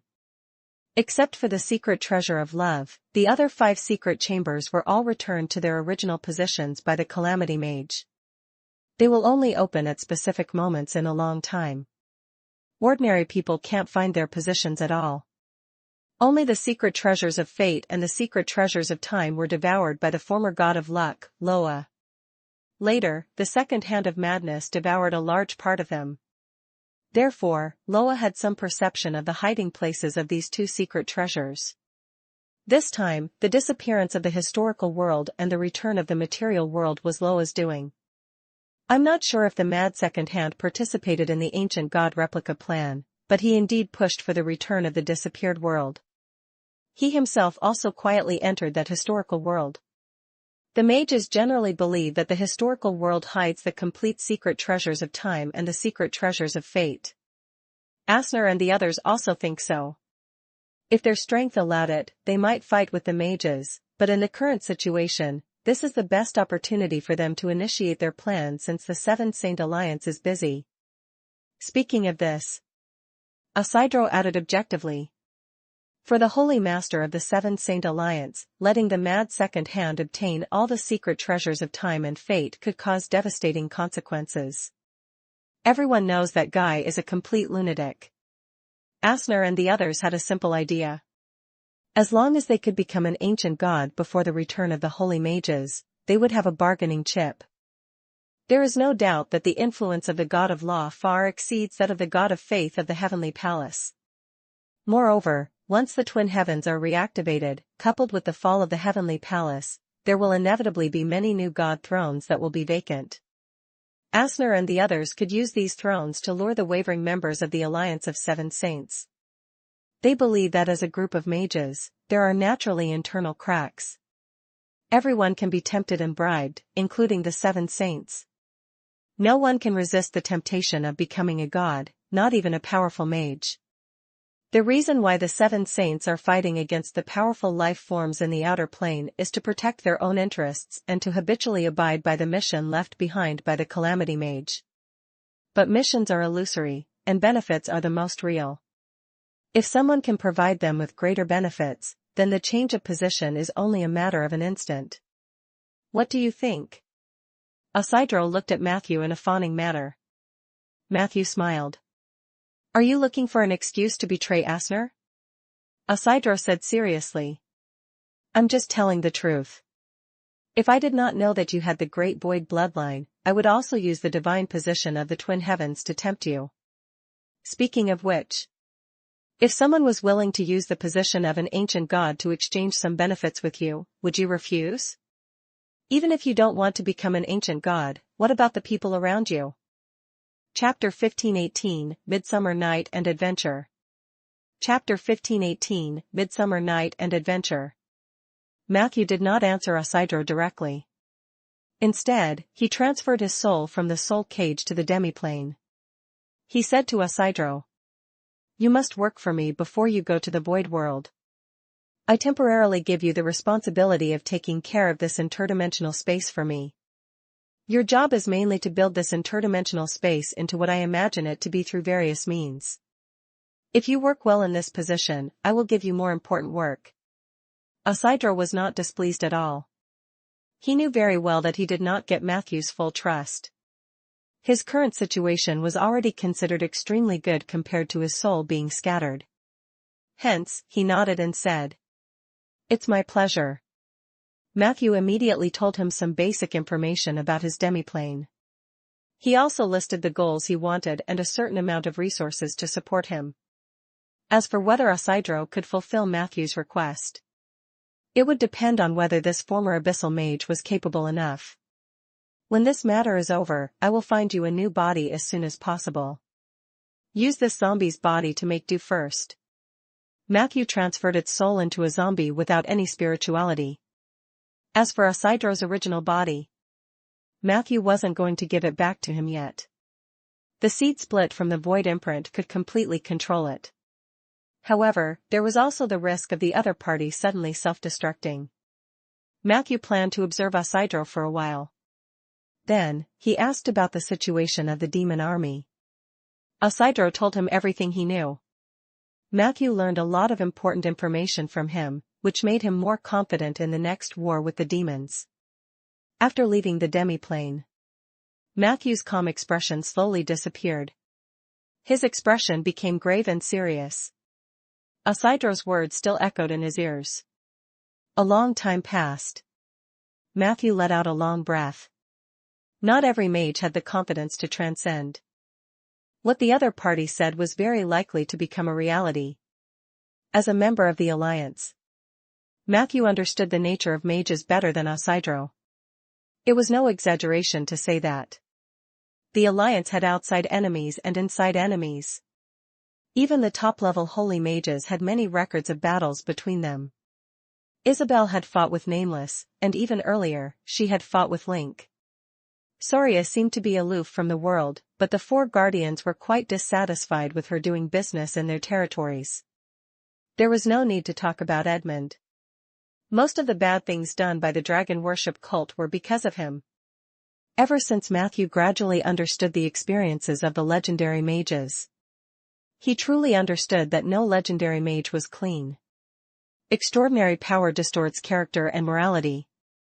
Benefits and standpoint were above justice. Or rather, Matthew found it hard to find justice in the world of Ander. It was already good enough to maintain basic order. And now, he was at the cusp of a storm. The order established by the Calamity Mage was crumbling. A new order had yet to take shape. No one knew what the world would be like tomorrow. If Tyraste and Asner succeed, it might not be a bad thing. The God of Law will abandon most of humanity. They must strictly abide by the laws they set. Although these laws may not be correct, they will definitely bring order, even if it is an evil order. From the perspective of plane studies, if these creatures who were originally in the outer plane became the law gods of the material world, it meant that the power to stabilize the main material world would become stronger. This could also reduce the impact of the days of heavenly changes. No matter if it's a demon or an elf, as long as they sit in that position, they'll become the guardians of the Ander continent. Even if it's for their own benefit, they'll do their best to protect this world. The only unhappy ones are the Alliance. But all of them had entered the vanished historical world. None of the superior legends were willing to stay and protect this world, which meant that the Alliance had made its own choice. Moreover, just as Matthew had thought, the Alliance itself was not clean. Thinking of this, a bitter smile appeared on Matthew's face. I'm not that clean myself. At first, I was so resistant to the Void bloodline, but unknowingly, I have begun to enjoy the benefits of the Void bloodline. That's why ordinary people living in extraordinary worlds are really miserable. He stood at the top of the cemetery and slowly turned around. Rolling Stone City was pitch black. Only the city walls and the main city, where a large number of civilians lived, could be vaguely seen. Matthew looked east again. Over there, the forest was one after another, forming a sea of trees. Even at night. The World Tree, Bogard, also emitted a faint light to guide the lost passers-by. Dandelions flew by under the moonlight. The scene was beautiful. The cemetery was even more peaceful. Occasionally, he could see some banshees and zombies that were active at night, but their footsteps were very light. They would not disturb each other, just doing their own things, as if they were two parallel lines that would never cross. Matthew's pupils gradually focused. In the end, I'm just a necromancer who isn't that extreme. I have some strength, but it's far from the point where I can influence the structure of this world. Chapter 1519, Midsummer Night and Adventure. Chapter 1519, Midsummer Night and Adventure. All I can do is to protect the land from the pain of war and protect my friends. As for the fate of the world, that is for the great people to do. I am not qualified to worry about it. Asner, Mirage Dragon, Tyraste. They can do whatever they want. As long as they don't provoke me, what does it have to do with me? What the fuck does it have to do with me if the elves want to die? He thought as if he was venting. He couldn't help but kick a piece of gravel by his feet. Bang!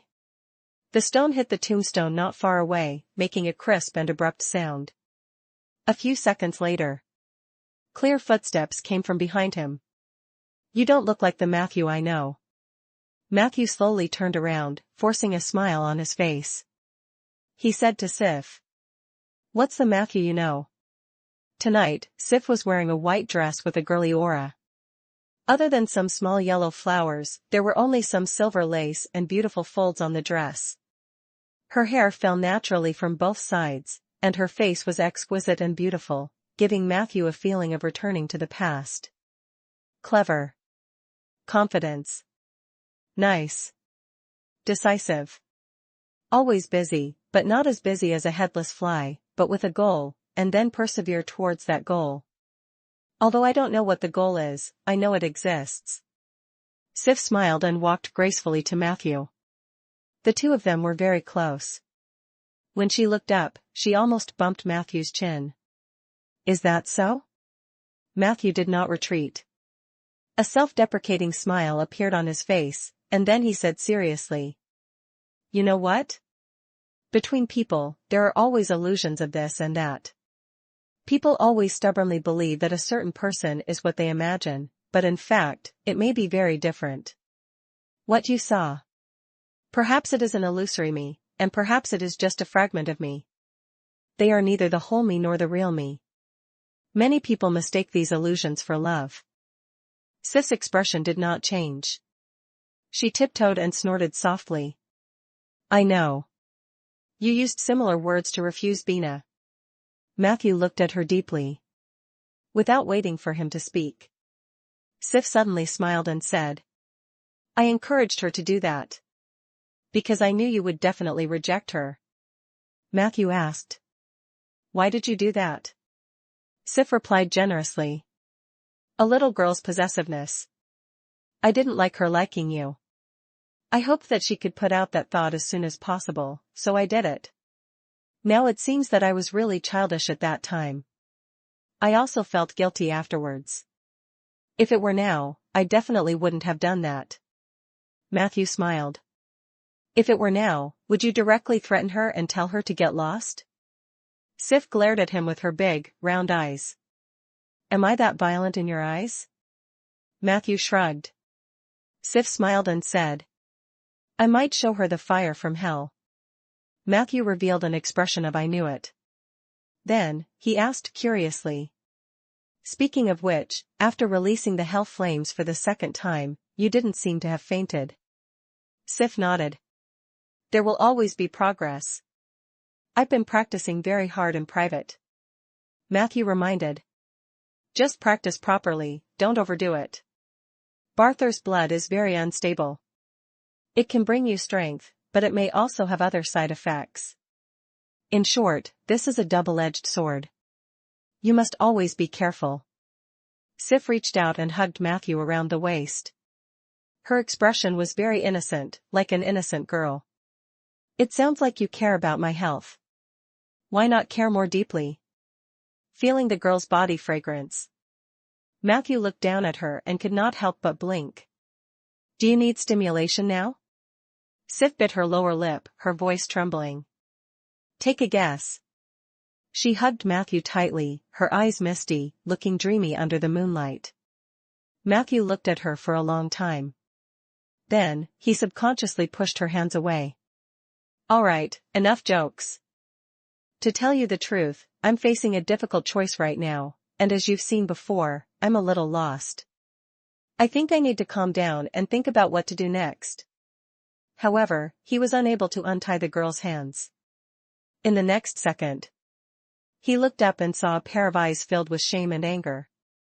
She gritted her teeth and cursed in a suppressed and angry tone. Matthew, you're such a coward. You always have to be fully prepared to do what you want to do, right? Is there no room in your life for the slightest risk, for the slightest accident? Are you afraid of being rejected? Or are you worried that Rhaegar is nearby? Your reaction was clearly very strong. Why do you always suppress your desires? Why can't you face your heart? Even if you want to have sex with a woman, do you have to write an application report to her, and then after obtaining the other party's permission, write a process plan? What are you hiding from? What are you afraid of? Ah? Her voice trembled violently. At that moment, Matthew could feel waves of burning power coming from his chest and back. Sif's eyes were burning, and her body was also burning with black flames. Chapter 1520, Midsummer Night and Adventure. Chapter 1520, Midsummer Night and Adventure.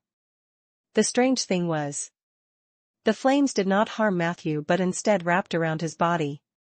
He felt warm and hot all over.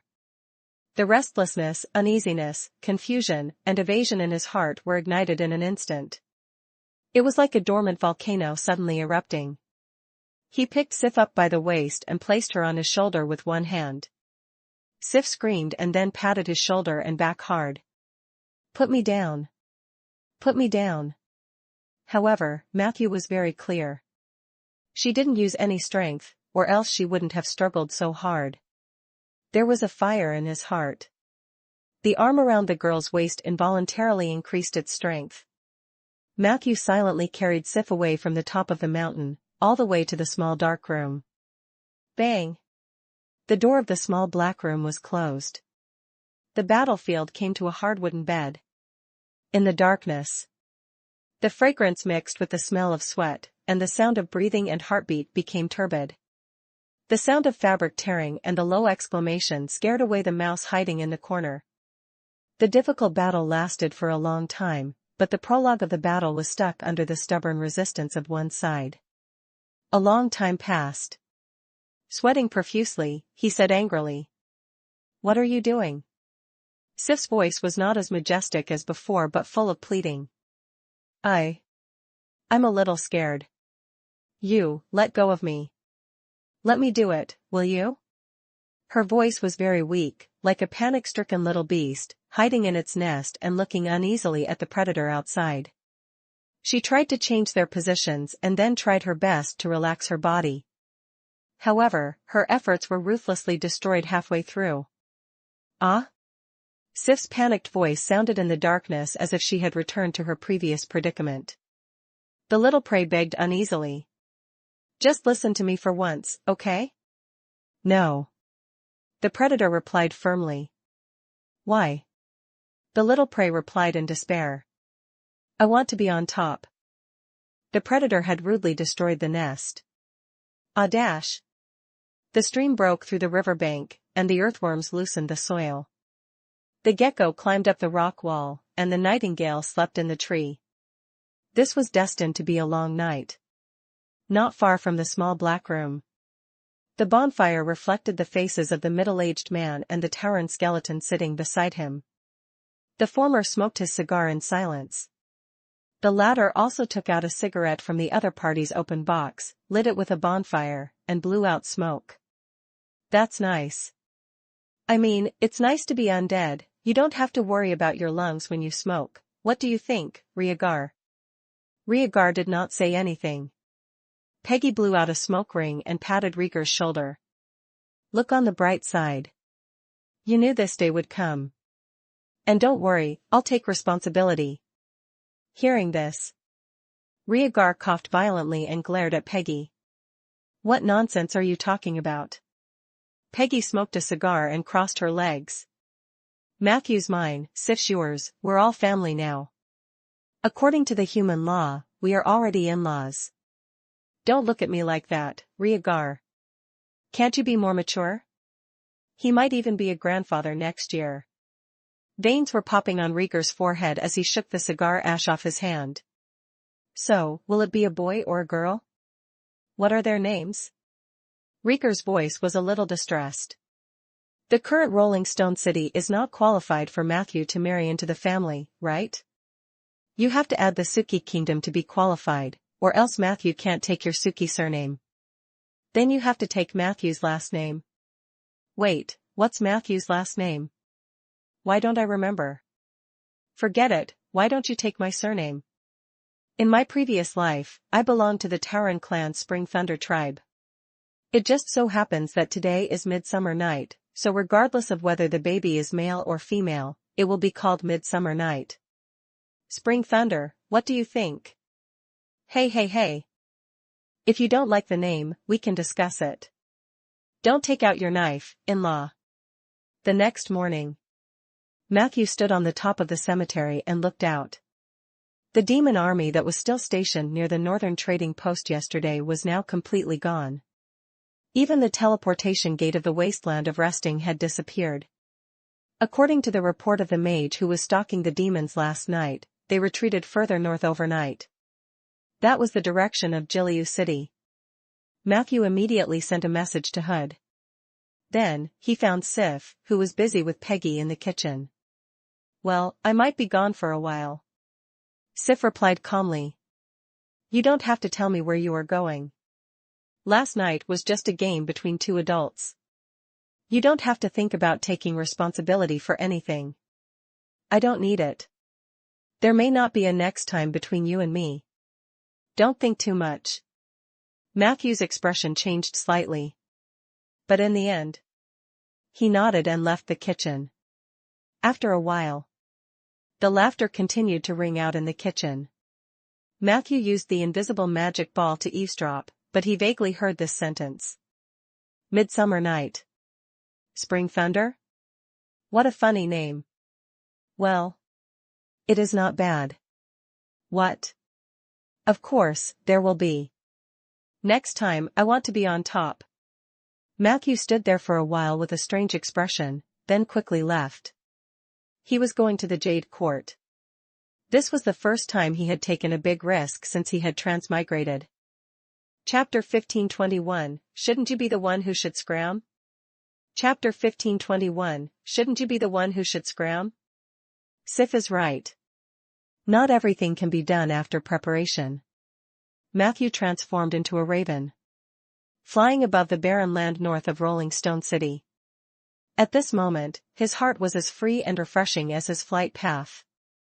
Last night's stormy experience washed away his fatigue and confusion. What replaced it was a brand new belief. He was very clear. He did not go on this adventure to protect the world. He did not have such a noble plot. His goal was simple. This kind of big event that was enough to change the world's structure had been encountered by him. It just so happened that he had an opportunity to fish in troubled waters. Instead of staying in place and waiting for news, it was better to take the initiative to take the risk and join in the fun. At least, he wanted to find out what those people wanted. This could also provide more bargaining chips and unique advantages for future negotiations. The raven flew all the way north. Not long after, he saw rows of demon soldiers with low morale on the ground. They were in the wilderness between the North Trade Post and Jiliu City. A faint mist was emitted from the moss-green hills in the west, concealing some traces of the demons. But in Matthew's eyes, the tracks of these demons were as clear as glass. According to his observations, after losing Isidro, the morale of the demon army plummeted. Even though every demon army had its own supreme demon warlord, not every overseer was good at restraining their subordinates. He flew all the way there. Matthew saw that more than one team of demons had fallen behind and ran to other places along the way. When some demons saw this scene, they started to chase after their companions. As a result, they scattered with the main group and became part of the wandering soldiers. Matthew heaved a sigh of relief. This was the demon army, in his impression. The seriousness and calmness they had when the demons fought with him outside Rolling Stone City had disappeared without a trace. From this perspective, Isidro was indeed a genius commander among demons. If it weren't for Matthew's crafty techniques, most people would have been crushed by him. Now that the demon army has lost Isidro, their morale is low. With the defense of the city and the cunning of Hood, they should be able to hold on for a long time. Matthew sent Hood some information he had found along the way. Then, he completely shook off this demon army. He flew all the way north through the jungle and finally arrived at the elf's territory. The Jade Court was extremely deserted. Not a single person could be seen on the streets of the city. As Matthew walked, he felt that this place had become even quieter than before. Until he arrived at the entrance of the mage camp. Only then did he see more elves. Moonlight? Matthew found an elite troop of windchasers guarding the entrance of the mage camp. They set up sentries here to closely monitor the situation around the mage camp. They also strictly monitored the other entrance. The situation in the camp looked good. At least Moonlight didn't barge in and make things difficult for the mages inside. Matthew swaggered over. Suddenly, two Moonlight elves pulled out their weapons and crossed them. Who are you? This is a sealed land. However, the actions of these two elves were quickly resolved by another elf wearing a luxurious dress next to them. It was an extremely beautiful female elf. She walked over with light steps and quickly pushed away the weapons of the Moonlight. She ordered in a gentle tone. Get out of the way. This is Mr. Matthew, a good friend of Ms. Bina. The two hurriedly retreated. The female elf smiled and explained to Matthew. Please forgive us. We were only following orders and did not make any threats or harm to the people in the camp. Matthew looked at her eyes, which were emitting a faint golden light. He suddenly asked. Holy Master? The female elf's face flashed with a trace of surprise, and then she said with a blissful expression. As you can see, the god of elves responded to me. Not only me, but many others have received his blessing. This is the blessing of the Jade Court, and the blessing of all life in Ander. You wouldn't mind about this, would you? This female elf was obviously still very young and did not know how to deal with people. Her probing almost made Matthew laugh. I don't care about this. Please make way. Matthew quickly walked into the camp. Immediately, two women came up to them, and many mages came out of their barracks, casting all kinds of gazes at Matthew. Matthew. Lord Matthew. The women who stepped forward were Tarani and Leslie. Matthew calmed everyone down and asked Leslie in a low voice. What happened here after I left? Leslie answered clearly. At first, everything went as usual. On the 10th of July, some mages divined that a large number of demons had invaded the continent of Ander, so some of them planned to go to the Cauldron House to verify it. However, just as we were about to leave the camp, a team of windchasers came and sealed the camp. It was Miss Bina who took the lead. She told us what was happening outside and hoped that we could stay in the camp or something bad might happen. I tried to contact you, but the communication spell was cut off. Considering your previous instructions, we finally listened to Miss Bina's advice. We didn't do anything these few days, but everyone was very anxious. Chapter 1522, You should be the one who should scram, right? Chapter 1522, You should be the one who should scram, right? Matthew nodded. Then he gathered all the mages around him and told them what had happened outside. In short, I just killed the demon commander who besieged Rolling Stone City. The situation in the Rolling Stone Kingdom is still stable, but it's not so good for the rest of the South. If you want to leave, I can escort you for a while, but if your destination is not the same, I'm afraid it's difficult for me to take care of everyone. Matthew bluntly gave his suggestion. Staying in the camp or going to Rolling Stone City is the best plan, I think. Of course, the final choice is up to you. In addition, the Scar of the Dead project still requires manpower to maintain. Those who are stationed in the camp during this special period of time to be responsible for the maintenance mission will receive 3 times the points reward. You guys discuss it and give me an answer as soon as possible. Who knew that Leslie would say decisively? We plan to go to Rolling Stone City. Matthew said in surprise. Did you discuss this beforehand? Leslie smiled and said. It's not that we haven't done anything in the past few days. In fact, we have envisioned many situations and formulated relevant countermeasures. Even if we go to Rolling Stone City, we will regularly send a team responsible for maintaining the Scar of the Dead. I've already arranged the specific work. I just need your approval. Matthew looked at the eager gazes of the mages in the camp and could not help but remind them. Do you understand what this means? Leslie smiled. It is our honor to serve Matthew the Destroyer. The other mages also expressed similar thoughts. It seemed that they didn't need to struggle to make this decision. Matthew suddenly understood. His name was indeed resounding enough. These mages were originally only following him to do the Scar of the Dead project, and most of them had to go home after they were done.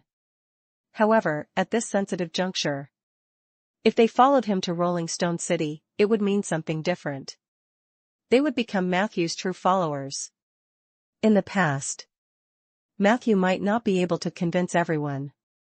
However, after the Undead calamity and the Battle of Fame, obviously, not many non-legendary mages would reject Matthew's offer. Okay, you guys get ready, I'll take you away.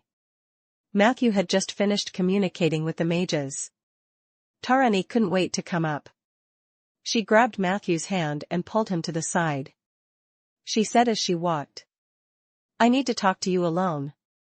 But before she could finish her sentence, there was a commotion at the entrance of the camp. Everyone looked back and saw a human girl with a sacred temperament surrounded by a group of elven believers coming to Matthew. Matthew, you're here. I have something to say to you. Can we talk alone? Bina looked at Matthew tenderly. Hey, I was here first. Tarani expressed her dissatisfaction with Bina. She even glared at Bina. Matthew was also a little surprised when he saw this. The woman finally came back to her senses? But now was not the time to gossip about the subtle relationship between these two women. He simply held the hands of the two women and walked towards his barracks. Together. Tarani was a little embarrassed by Matthew's pull. She instinctively wanted to get rid of him. But when she turned around and saw Bina following Matthew obediently, she immediately softened her movements. Under the strange gazes of the elves and mages, the 3 of them entered the house together and closed the door. As soon as they entered, Bina's calm and gentle expression suddenly disappeared. She looked worried and then grabbed Matthew's hands. She lowered her voice and said anxiously, Matthew, listen to me. You'd better leave here immediately. It's not safe here. Tarani, who was beside him, immediately mocked. Such a fake. Bina ignored her. Her gaze was locked firmly on Matthew. There are many unfamiliar faces in the Valley of Divine Trees, but their auras are very powerful. I can feel it, some of them are even stronger than teacher. It started from the day the abyssal creatures invaded Ander. I went to ask my teacher if I should worry about the demons attacking the Jade Court. My teacher told me that it was a groundless worry. He told me not to think too much and then gave me more power. He also promised that I would become one of the highest rulers after the restoration of the Elven dynasty in the future. To tell you the truth, it makes me even more uneasy. Bina's tone carried a rare trace of fear. Tarani took advantage of the situation. Isn't that what you want? Bina looked at her and said. Yes, this is exactly what I want. But it doesn't mean that I'll give up everything to pursue those things. I also have my own standards in my heart. Tarani interrupted her and asked teasingly. What principles? Bina took a deep breath, but her tone became stiff. Tarani, you're a spoiled baby. Even now, you still don't realize how you managed to turn this situation around several times. You told me yourself that you got into trouble when you were young and ignorant. If your father hadn't cleaned up your mess, I'm afraid you would have been hanged by the elders. And now, the person cleaning up your mess is no longer your father, but Matthew and me. So, please check yourself. Chapter 1523, You should be the one who should scram, right? Chapter 1523, You should be the one who should scram, right? Yes, I brought people to surround this camp, but I am protecting you. Just like how I frequently used the nightmare pendant on you. I'm not accusing you of having any problems with your stance. I can understand your thoughts and actions. But in the end, is it because you don't have the ability to change all of this that you can only obtain spiritual comfort by mocking the people who protect you so that you can appear different and noble? Bina became more and more excited as she spoke, and her face turned red. This was the first time Matthew had seen her lose her composure. I'm very grateful that you protected me when I needed help. I really appreciate it. I do owe you a lot.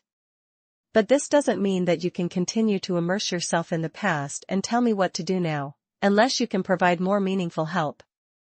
Let me be clear. If you can shut that damn mouth and convince Matthew to take you with him and then leave this place together, I can apologize to you immediately, understand? Bina stared coldly at Tarani. The latter's face turned green and white, but as Bina cursed more and more fiercely, her tightly clenched fists slowly loosened. Listen to me, both of you. Take everyone here and leave. I don't know what will happen next, but the atmosphere in the Valley of Divine Trees has become very strange. I don't know. You must listen to me and leave. Bina's voice was gentle again. Perhaps because of her previous persuasion, her voice became a little hoarse, giving people an extra pleasant feeling. Tarani took a deep breath. She looked at Bina in confusion and pain. What about you? Can't you come with us? Bina pursed her lips and said firmly. No, I want to go to the Valley of Divine Trees. I will accompany my teacher to the end. This is the path I chose. I will not give up. Tarani asked unwillingly. Even if the old man leads you to the abyss? Bina said solemnly. Even if it's the abyss, even if I become a demon, this is also the fate that I have already accepted in my heart. I'm different from you. I can't betray my teacher at this time, and I won't allow myself to continue to be weak at this juncture. Come on, Matthew. She looked at Matthew again with a pleading tone. However, Matthew shook his head gently. Why should I leave? Bina was confused. However, a few seconds later, she seemed to have thought of something, and her little face that had just calmed down blushed again. Tarani poured a bucket of cold water on her. He didn't stay for you. Don't think too much. Bina glared at her. What are you talking about? Seeing that the two women were going to argue again, Matthew spread his hands and tried to make his tone sound relaxed. That's enough. The quarrel is over. He then smiled at Bina. I stayed because I had my own things to do. Thank you for your reminder. You don't have to worry too much. After all, how do you know that Mr. Tyraste and I aren't like-minded people?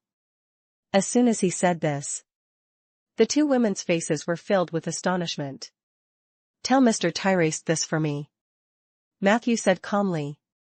"Just say I'm interested in Twin Heavens too. And I have the key to enter the blood-drinking mountain. If he doesn't believe me, he can ask the Dracolic. The evil crown is in my hands." 3 hours later. The Valley of Divine Trees. With a complicated expression, Bina led Matthew to a grand building. "Push open the little door and turn left down the corridor. They're all inside." Bina hesitated. She seemed to have a lot to say, but at this juncture, she only said softly, "Be careful." Matthew patted her shoulder and pushed the door open with steady steps. Walking on the granite floor, the ceiling and both sides were dark stone bricks. After passing through the corridor, the space on his left immediately opened up. Matthew saw a hall with a courtyard. There were ancient stone pillars in the hall, and in between the stone pillars was a long table. There were several stone chairs on both sides of the table. Most of the chairs were empty. The other seats were filled with powerful life forms. When Matthew walked over, everyone looked over. He walked over with a smile on his face. His gaze swept across everyone's faces, and familiar and unfamiliar faces appeared in his eyes one by one. The Dracolic was lowering its head to trim its nails. Demon Lord Asner with an unfriendly expression. With a fake smile on his face and a throwing knife in his hand, was Shanair. Next to him sat a bearded, round-faced, slightly plump man. He was wearing a religious robe. He was most likely Hayek, the deputy leader of the Church of the Underworld, whom Viscount Fan had asked Matthew to investigate. A pale vampire sat on the opposite side of the table. Matthew had met him before, but the one who occupied the vampire Mosen's body was the eternal night angel, Freener. Now, the soul in the other party's body gave Matthew a familiar feeling. But Matthew couldn't tell which old friend he was. There were also some other faces. However, Matthew didn't have time to look at them carefully. "Are you here to die? Why is this kid here? Get him to scram!" Demon Lord Asner shouted furiously. At that moment, Matthew felt unprecedented pressure. He knew that success or failure depended on this one move. So he withstood the pressure and continued to walk forward. As he walked, he smiled and said, "You should be the one to scram, right? Or do you think that Lord Yurkus is not qualified to participate in this feast?" In the next second, Matthew no longer concealed it and directly activated the aura in the Void Brand. Immediately after, everyone's faces were filled with disbelief. Chapter 1524, Are You My Fan? Chapter 1524, Are You My Fan? In the hall, almost everyone's eyes were filled with shock. Only Shanair laughed. "The rising star of the Seventh Saint Alliance is actually Void's lackey? Aren't you afraid that we'll spread the news?" Matthew looked at him calmly. "Lord Yurkus likes people like you who have courage and backbone." Shanair snorted. He stopped talking, but his expression was not as playful as before. Following Matthew's vague threat, the atmosphere in the hall became even more tense. 20 seconds later, Demon Lord Asner slammed the table. "I don't believe you. The Order of Natural Calamity has repeatedly refused to cooperate with us. Why did they send you here at this time? When you launched the Undead Calamity on the Sampan Plain, you destroyed the foundation of the Order of Calamity. Everyone here knows that the evil mage Lance died at the hands of this Necromancer. How could such a person be the representative of the Void Ruler?" The others were also curious. Matthew replied indifferently. "First of all, I'm not a member of the Order of Calamity. Secondly, now that I'm standing in front of you, you should be able to understand why the Order of Calamity has repeatedly rejected your invitations. Finally, are you asking me so many questions to tell you the truth, or are you ordering me to explain the information?" His tone was rather unyielding. Together with the holy authority that was always activated, Matthew revealed a mysterious and powerful aura from the inside out. Asner glared at him. However, he really did not dare to make a move on Matthew. He did not even probe him as he had expected. This made Matthew heave a sigh of relief. He also had a new understanding of the deterrent power of Yurkus in the outer plane. I heard that many places in the astral world have been corroded by the void. Everyone agrees that the next era will be the era of the giants, and Yurkus happens to be the leader of the giants. If it weren't for the fact that the Order of Calamity was so weak, the Void Lord would have been more famous in the material world. Matthew suddenly remembered Mary Joshua's words. At that time, he felt that the other party was exaggerating. Now that he thought about it, the Order of Natural Calamity seemed to have really dragged Yurkus down. The atmosphere in the hall became even more awkward. Fortunately, someone stepped forward to smooth things over. According to the original intention of the plan, isn't it better to have more people join?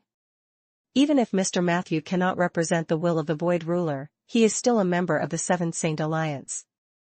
As long as he comes with sincerity, why should we reject him? Moreover, everyone has sensed the aura of the Void just now. How many people in this world can simulate the aura of the Void Ruler? I definitely believe in Matthew. With the will of the Void Dominator, our plan's chances of success have increased by another 10%. Matthew took a closer look. The one who stood up for him was the vampire's natural soul, Mosin, but Matthew was sure that this body contained someone else's soul. Moreover, he definitely knew that person. This was because the tone of his voice gave him a familiar feeling. However, at this moment, he had to focus more on the others. However, the Dracolic Stephanie reminded them coldly.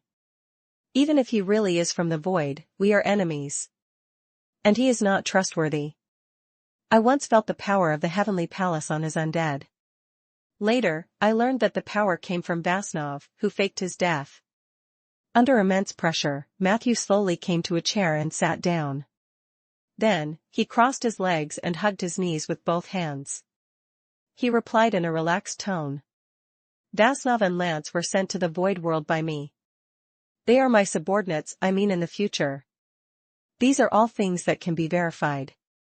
If you don't have the ability to verify it yourself, I suggest you ask someone else who has the ability instead of sitting here like a shrew and asking stupid questions. The Dracolica's soul fire trembled slightly.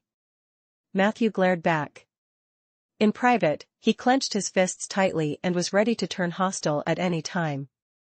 Even when it was absolutely necessary. He could forcefully advance to legend. However, it was unknown whether it was because the Void Ruler's reputation was too great or because she was afraid of others. Stephanie, like Asner, didn't make a move. She only sneered coldly. Tyraste won't let you in.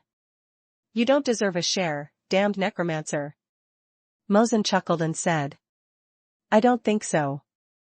I have high hopes for you, Matthew. Stephanie snorted heavily.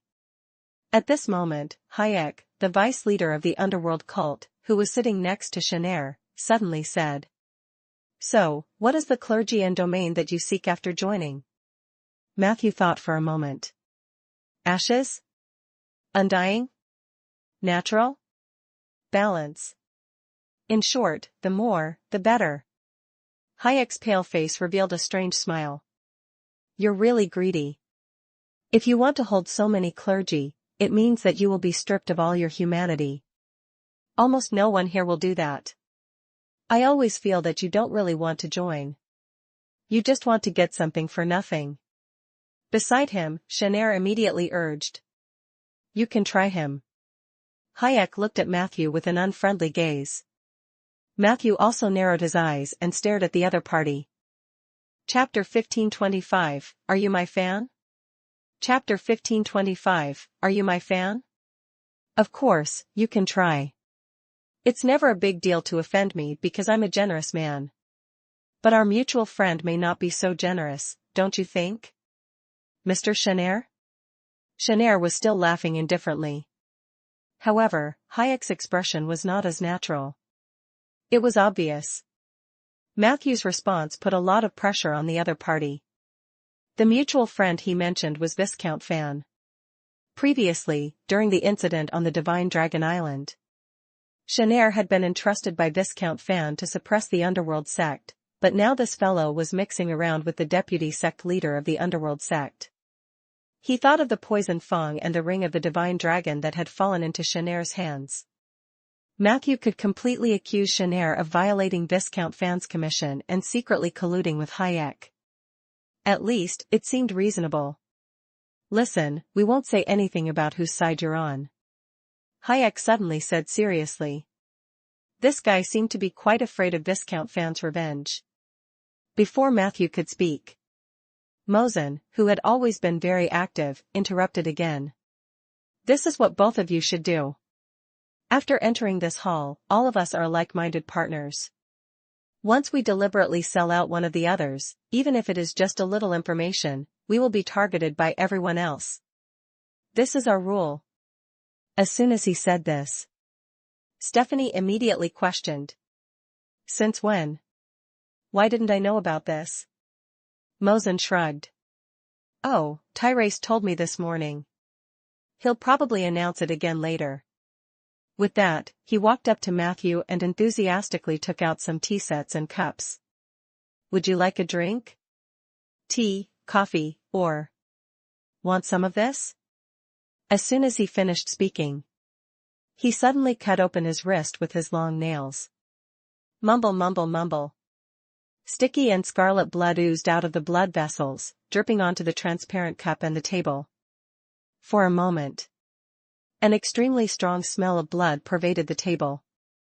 Mosen's face revealed an extremely intoxicated expression.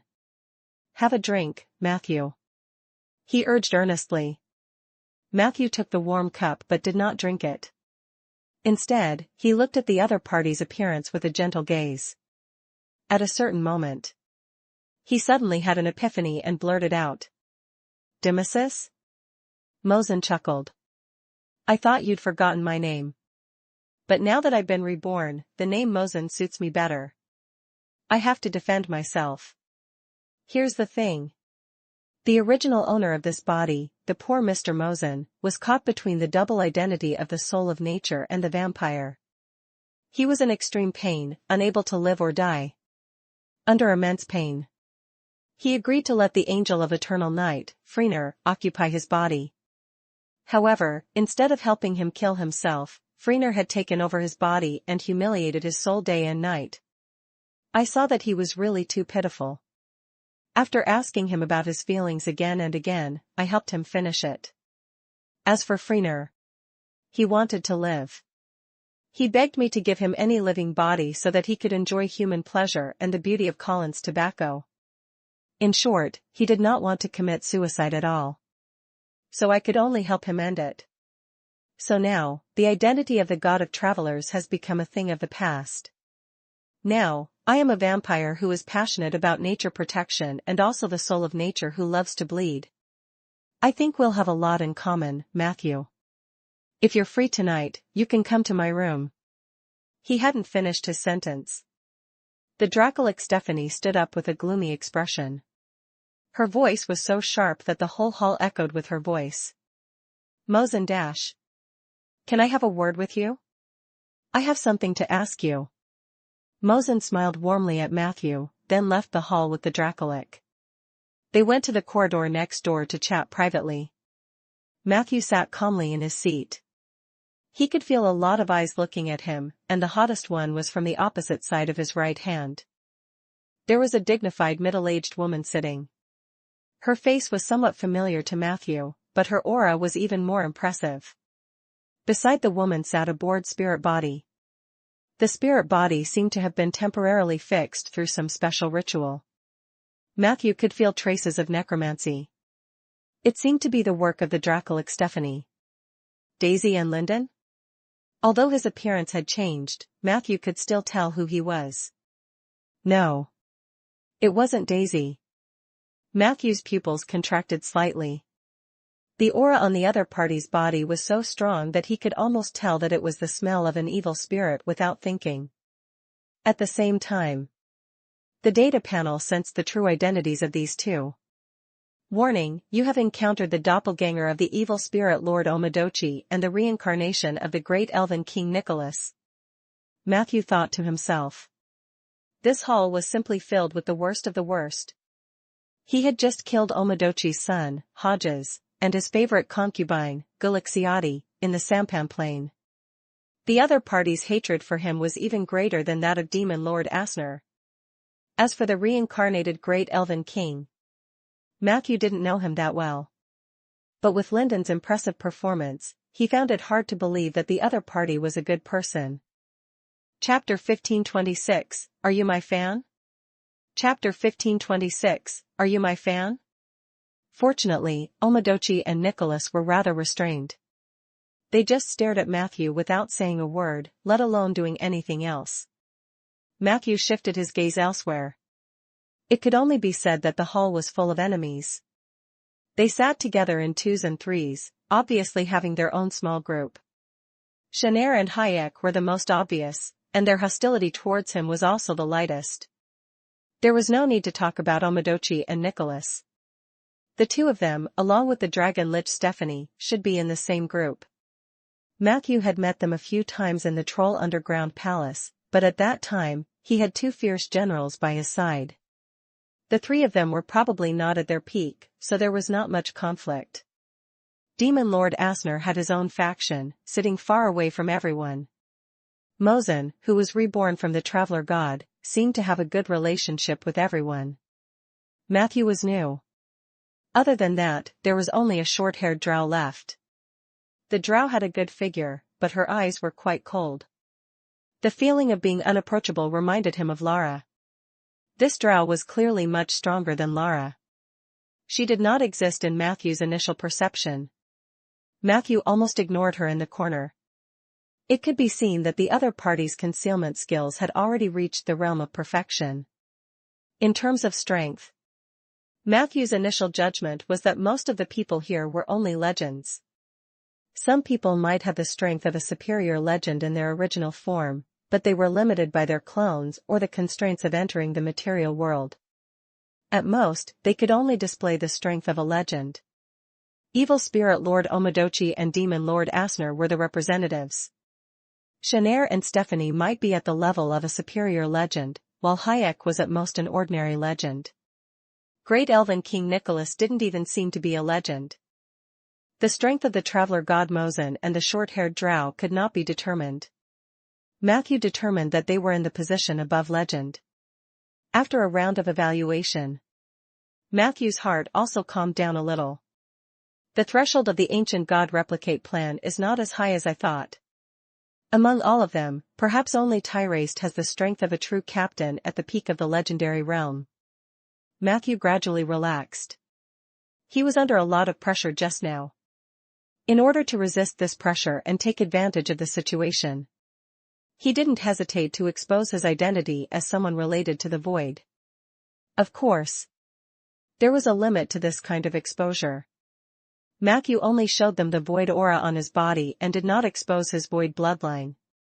There was a fundamental difference between the two.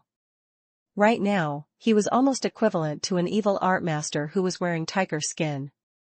The reason why he was able to swagger around there. Of course, the Void Ruler's disguise was only one aspect. More importantly, he was from the Alliance. This was actually quite subtle. Everyone present knew this, but no one pointed it out. In that case, even if we fall out later, except for a few, I have a chance to get rid of them. Dead people can't talk, so there's no risk of leaking the news. Matthew's heart was filled with excitement. He knew what kind of situation he was facing. After this incident, it was still unknown whether the Alliance could maintain its previous stable rule. If it really didn't work, Matthew would just run into the Void. He had already prepared for the worst. Next, it was time to improvise. After a while, Tyraste walked over from another aisle with steady steps. He looked much younger, no longer like an old man, but more like a well-maintained middle-aged man. Tyraste had obviously heard about Matthew's intentions from Bina. There were probably surveillance spells in the hall as well. In short, after he came over, he did not question Matthew's identity and camp but faintly introduced the other members to Matthew. It was also during this process Only then did Matthew know that the short-haired drow was called Mira, a legendary bard and legendary drow warrior. Dual-class legend. Matthew was shocked. This was an extremely difficult achievement. He knew that this drow had hidden her abilities, but he did not expect her to be so powerful. And the name Mira. He seemed to be familiar with it. A few seconds later, Matthew suddenly took out a thick book from his luggage, and the words were written in drow language. Deep City Love Story. Matthew subconsciously flipped open the title page. At this moment, he had already remembered. The heroine of this book was called Mira, but the author's pen name was Pure Love Drow. Matthew glanced at the pen name. He looked at the cold and arrogant short-haired drow and felt that it should be a coincidence. Such a cold girl shouldn't be able to write. Whoosh! Whoosh! A quill suddenly thrust in, and then Matthew felt two more obstacles in front of him. Not long after, a set of black and green autographs appeared on the title page. Are you my fan? The short-haired drow asked faintly. Without waiting for Matthew to answer, she turned around and left coolly. You're welcome. Matthew silently closed the book, not knowing what expression he should show. Tyrese coughed and brought the topic back on track. Of course, we welcome the Void Ruler into our plans. But before that, there's a problem that needs you to solve. Before you joined, each of us had our own duties and had already made a plan for distribution. According to our requirements, there are a total of 9 members, which meets the requirements of an odd number. If you join, it will become 10, which will cause the activation to fail. So if you want to join us, you have to include another person, or you can't join. Matthew's gaze swept across the entire scene. Then, he asked. Who do you want me to bring in? A smile appeared on Tyraste's face. Lord of the Thousand Transformations, Jaslavin. You should be familiar with this name. She is in Snail Valley Prison. With your current status, it should be easy to get her out.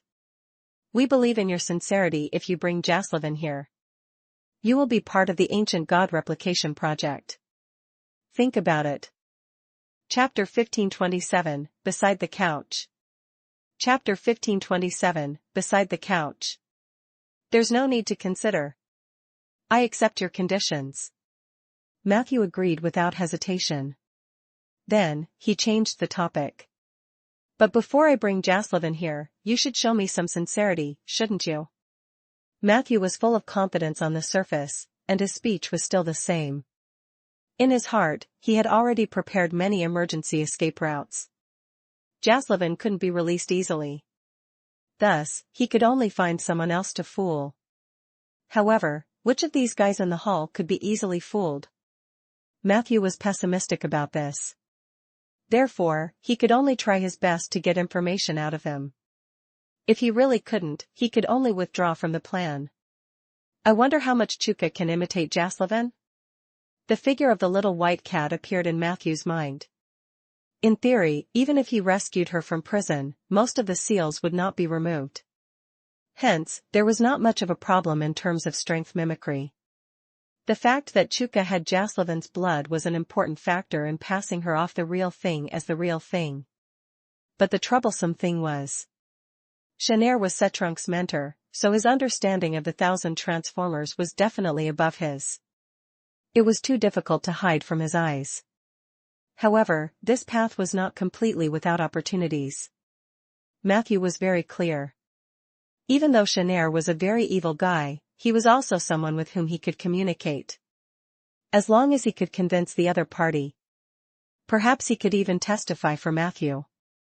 Thinking about it, Matthew's tense nerves were completely relaxed. He could feel that he was no longer constrained after breaking his habits. Doing so meant facing greater risks. But it was better than sitting still and waiting for death. After hearing about the plan to replicate the ancient gods from Isidro, Matthew was upset because he clearly realized that the old structure was about to be overturned. The collapse of the alliance might seem far away, but it might only be a matter of a blink of an eye. Even if it wasn't this time, it might happen in the next major event. Matthew's greatest source of danger was that all the legends and holy mages had actually left him alone when he was surrounded by enemies on all sides. This meant that the so-called protection was just a habit. The habit was powerful. This prompted the top mages to still abide by the established order hundreds of years after the departure of the Calamity Mage.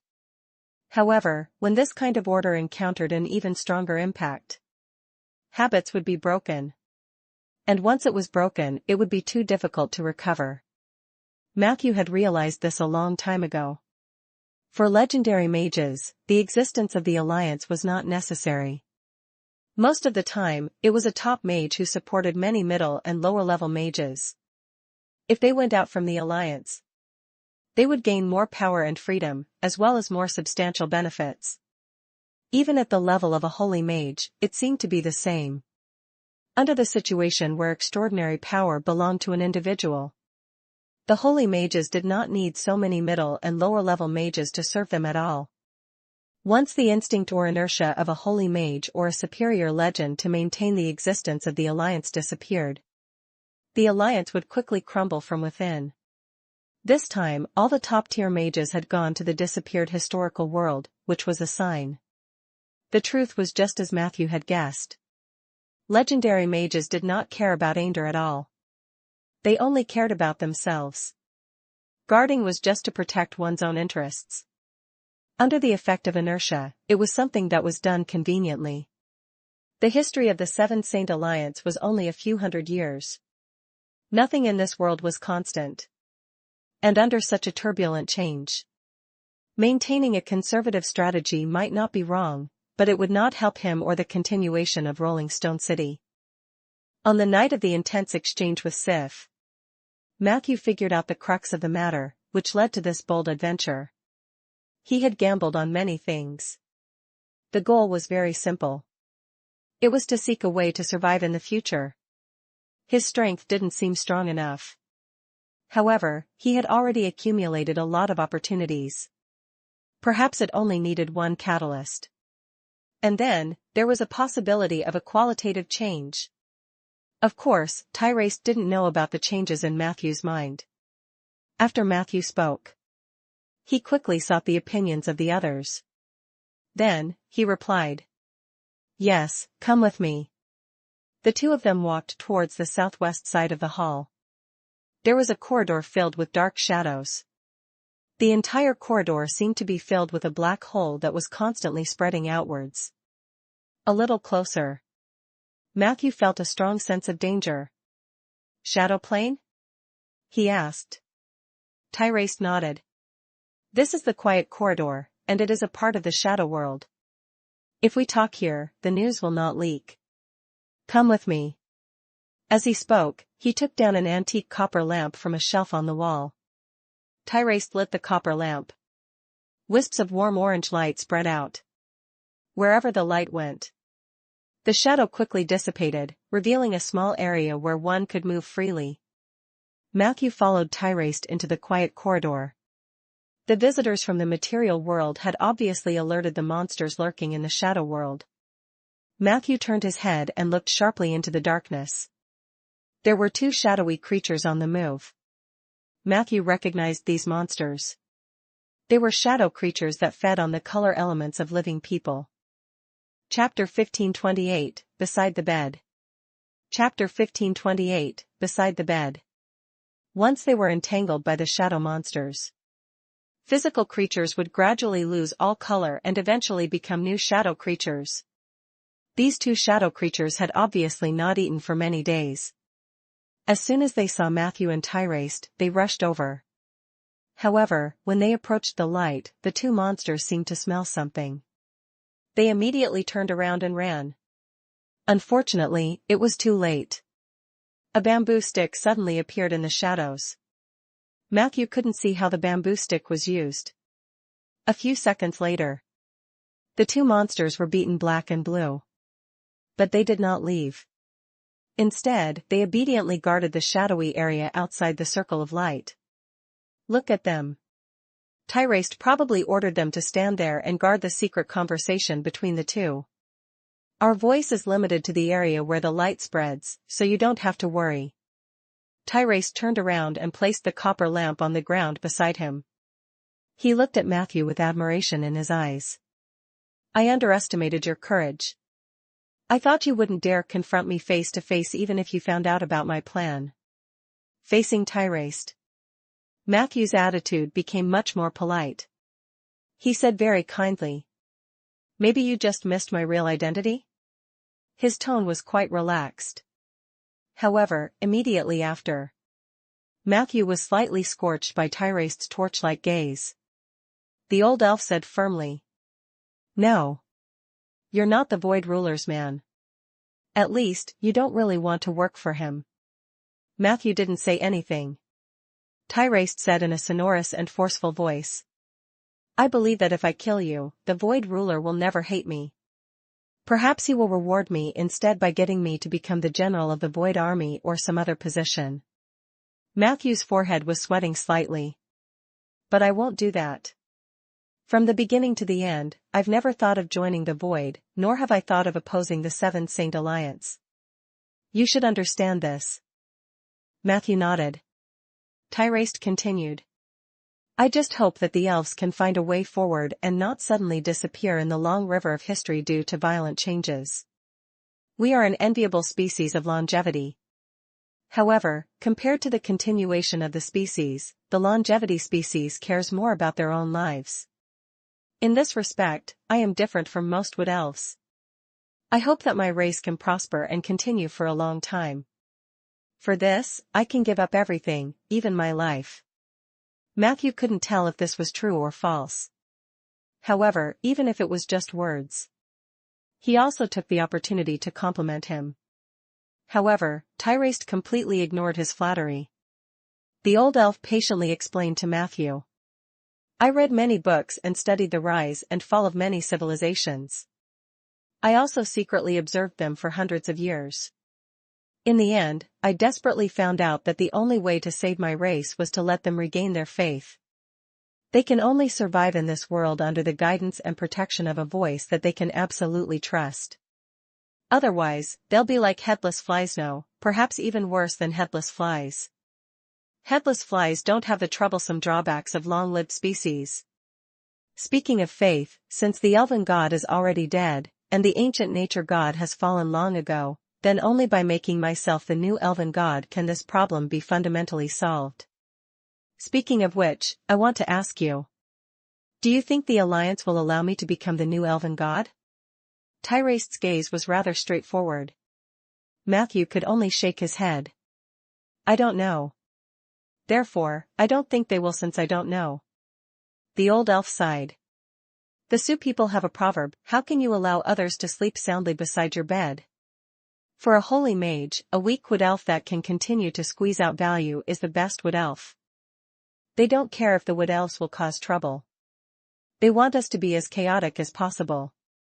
This means that they can always get hold of our weaknesses in exchange for greater benefits. I can understand them, but I don't want the wood elves to continue on this path of no return. Tyraste's tone was rather sincere. Matthew also showed some sincerity. For me, these are all things that should be done. I can understand your feelings and actions. Tyraste shook his head. I'm not saying this to make you understand me. Actually, I just want to tell you that the principle of not allowing others to sleep soundly beside you in bed is also true here. The power of the ancient gods had been greatly weakened. After the twin heavens are reactivated, everyone you saw in the hall will receive an equal share of the clergy and power. 11 people. I think it's a little too much, don't you?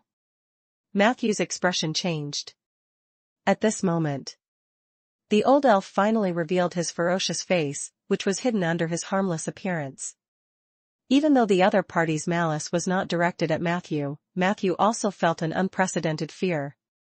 However, he was quite calm. So, what about Jaslavin? Tyraste blinked. Just find someone to pretend to be her. I know you have a lot of connections. You should be able to find someone who meets the requirements. It doesn't matter, even if this is suspicious. The important thing is that the person you find must be strong enough. They must be a legendary level master and have rich fighting experience. Chapter 1529, Beside the Bed. Chapter 1529, Beside the Bed. You, me, and the person you are looking for, the three of us will work together, so after activating the twin heavens, we will kill everyone else. We will share the power and authority of the ancient gods. You will also become a transcending existence in the alliance that is only second to the seven saints. Matthew knew that it was impossible for him not to agree when he heard the other party's straightforward words. He simply said half-truthfully, "You didn't offer the same deal to anyone else, did you?" The old elf said seriously, "Of course not. I wanted to form an alliance with you on the spur of the moment. If you didn't come, I would have used other methods to kill those guys. Of course, the methods might be a little troublesome, and the success rate wouldn't be high." Matthew nodded doubtfully. "Let me make myself clear. It's good for you to join this plan." "Very good. It's the same for me. Don't you realize that besides you and me, everyone here is full of evil? These people deserve to die. If they become the ancient gods of Ander, it will be a disaster," Tyraste said righteously. Matthew couldn't help but complain in his heart, "You know it's a disaster, but you still personally initiated the ancient god replication plan?" His thoughts turned quickly. Perhaps there was another reason why Tyraste wanted to rope him in. As long as the alliance did not collapse immediately, then, his identity as an alliance mage would be useful in the subsequent negotiations. From the opposite perspective, if the supreme demons, dragon liches, and murderers were allowed to become the gods of the lost paradise, they would also become obstacles in the negotiations with the alliance.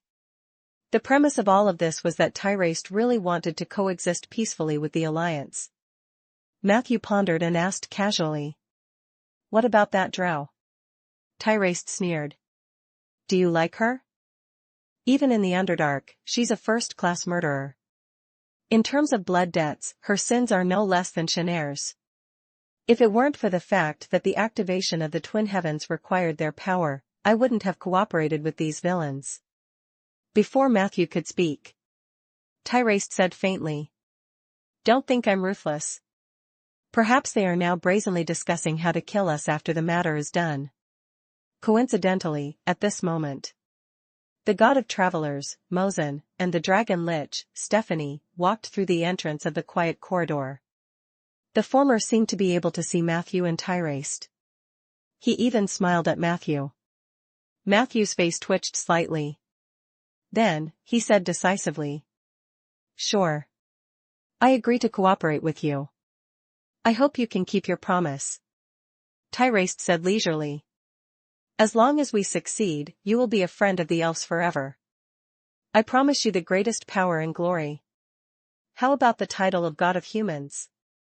A few minutes later, Matthew and Tyraste walked out of the quiet corridor.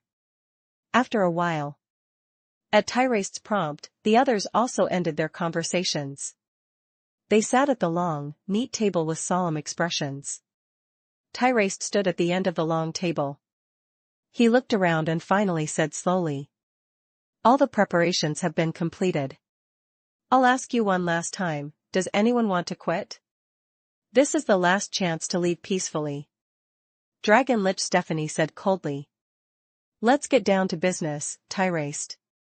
I did not give you my granddaughter's head to listen to you talk about useless things." Matthew's eyes flashed. The death of the green dragon Fatina was indeed abnormal. It seemed like it wasn't Tyraste who killed her, but Stephanie who offered her granddaughter's head to him. The cooperation between these two people probably started a long time ago. Matthew secretly paid attention. At this moment, Demon Lord Asner stood up. "At this point, no one wants to leave. But I'm still not satisfied with how someone could join us halfway.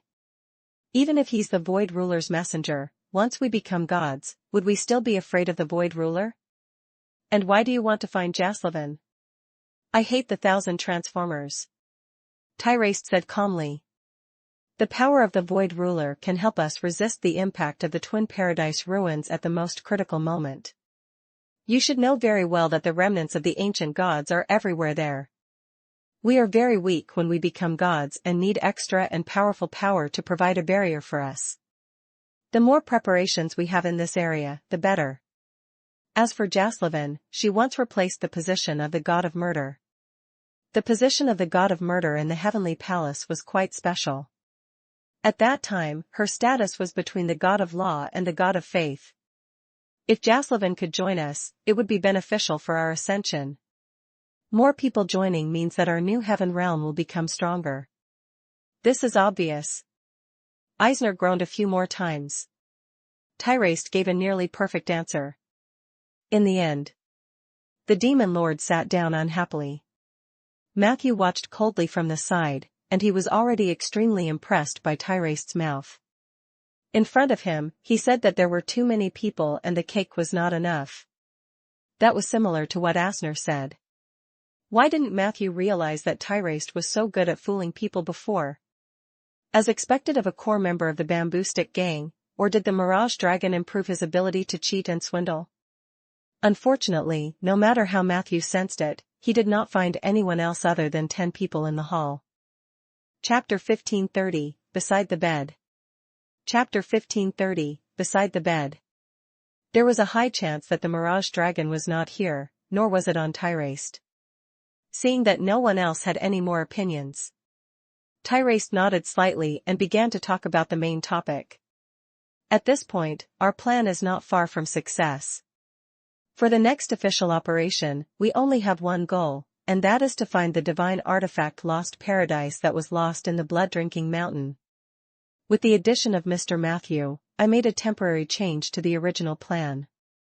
Matthew has the evil crown, which is enough for him to enter the blood-drinking mountain shelter from the Spring Valley of the Helen Mountains. Therefore, he will enter the blood-drinking mountain shelter with half of the members. The remaining half will follow me through the portal of the secret light forest and enter the blood-drinking mountain at the same time. It had to be stated. The blood-drinking mountain is a very dangerous place. It was a shelter for the trolls, but for those without troll blood, every step was a danger. Except for the traps. As far as I know, there are many ancient monsters in the blood-drinking mountain, including legendary creatures. In addition, the blood-drinking mountain contained the vengeful spirits of the trolls that were born from the collapse of the Troll Empire in ancient times. Those vengeful spirits are no ordinary undead. And there are a lot of them. Even a legendary necromancer might not be able to deal with them. We are all experienced veterans, so I will stop here on the issue of safety. Then he unfolded a map. Most of the areas were unknown, and only a few were lit up. This is a map of the troll shelter, drawn during the time when the Troll Empire collapsed, so it is only for reference. The thing we're looking for might be hidden in a building with a pattern like this. Tyraste pointed at a familiar portrait next to the map. Everyone stared at the portrait. Ace wondered.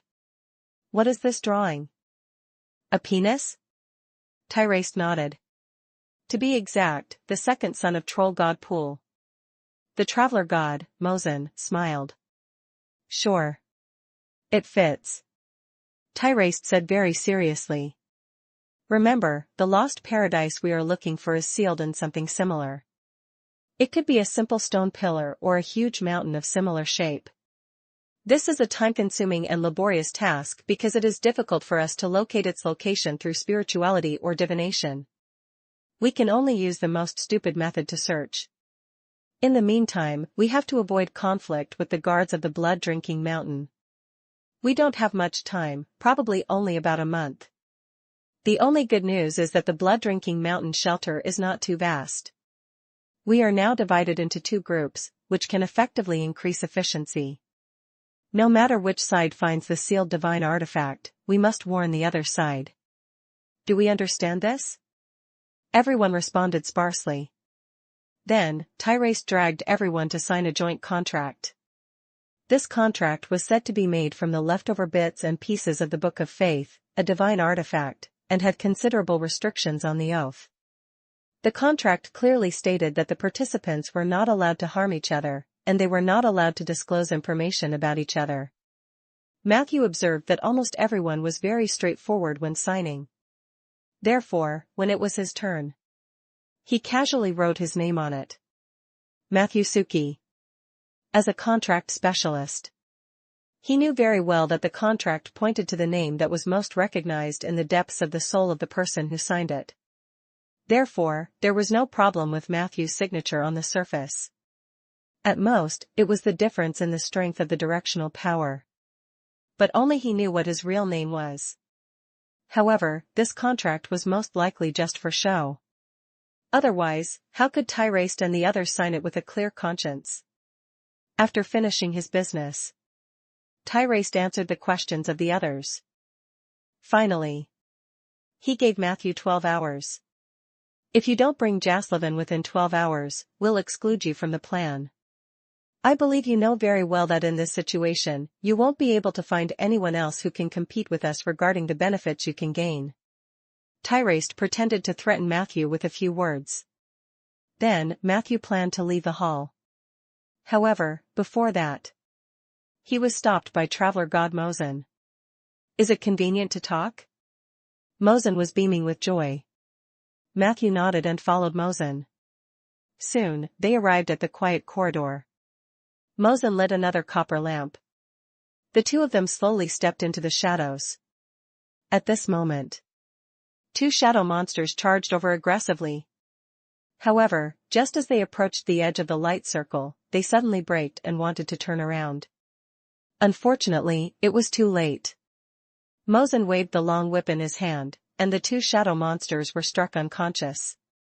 A few minutes later, they stood outside the circle of lights and stood guard for the two of them. This scene was so familiar. Matthew couldn't help but glance at the two shadow monsters and then laugh. Coincidentally, it was those unlucky brothers again. It seems that the legendary short memory storage time of shadow creatures is not a rumor. The two of them arrived at a suitable location. The traveler god, Mosin, had a smile on his face, but his words were shocking. Did Tyraste, that little fellow, pull you to scheme against others? Matthew changed the topic without changing his expression. What do you think? Mosin sneered. Do you think no one else can see the deal between you two? You just arrived today, and Tyraste suddenly threw out Jaslavin, a candidate who was originally out of the plan. If you didn't communicate with him beforehand, how could he not consider the possibility that you couldn't save Jaslavin? He's too stiff with his ploy. Anyone with discerning eyes knows that Tyraste dared to say such words, which means that you will definitely succeed in bringing Jaslavin here. However, whether it's real Jaslavin or not is unknown. You don't have to refute me in this regard. He has already proposed a plan to split his forces. The so-called bringing Jaslavin to join us is just a formality. You are destined to be part of the plan. Isn't it? Mosin chuckled and said. Don't think that I'm the only one who's aware of this. The others are also smart. The reason why everyone didn't make it clear was because Tyraste was the core of this plan. Whoever he wants to join can join. After all, among everyone present, he is the only one who can quickly ignite the divine flame. Matthew asked. So, what exactly do you want to tell me? The traveler god's eyes were extremely bright. Me? Tyraste and I probably have the same idea. Don't you think 11 is a bit too many? I want to form an alliance with you, Matthew. Just you and me. Why don't you listen to my conditions? Chapter 1531, The Magical Use of the Guild Emblem. Chapter 1531, The Magical Use of the Guild Emblem. Matthew replied calmly. Tell me about it. Mosin stated steadily.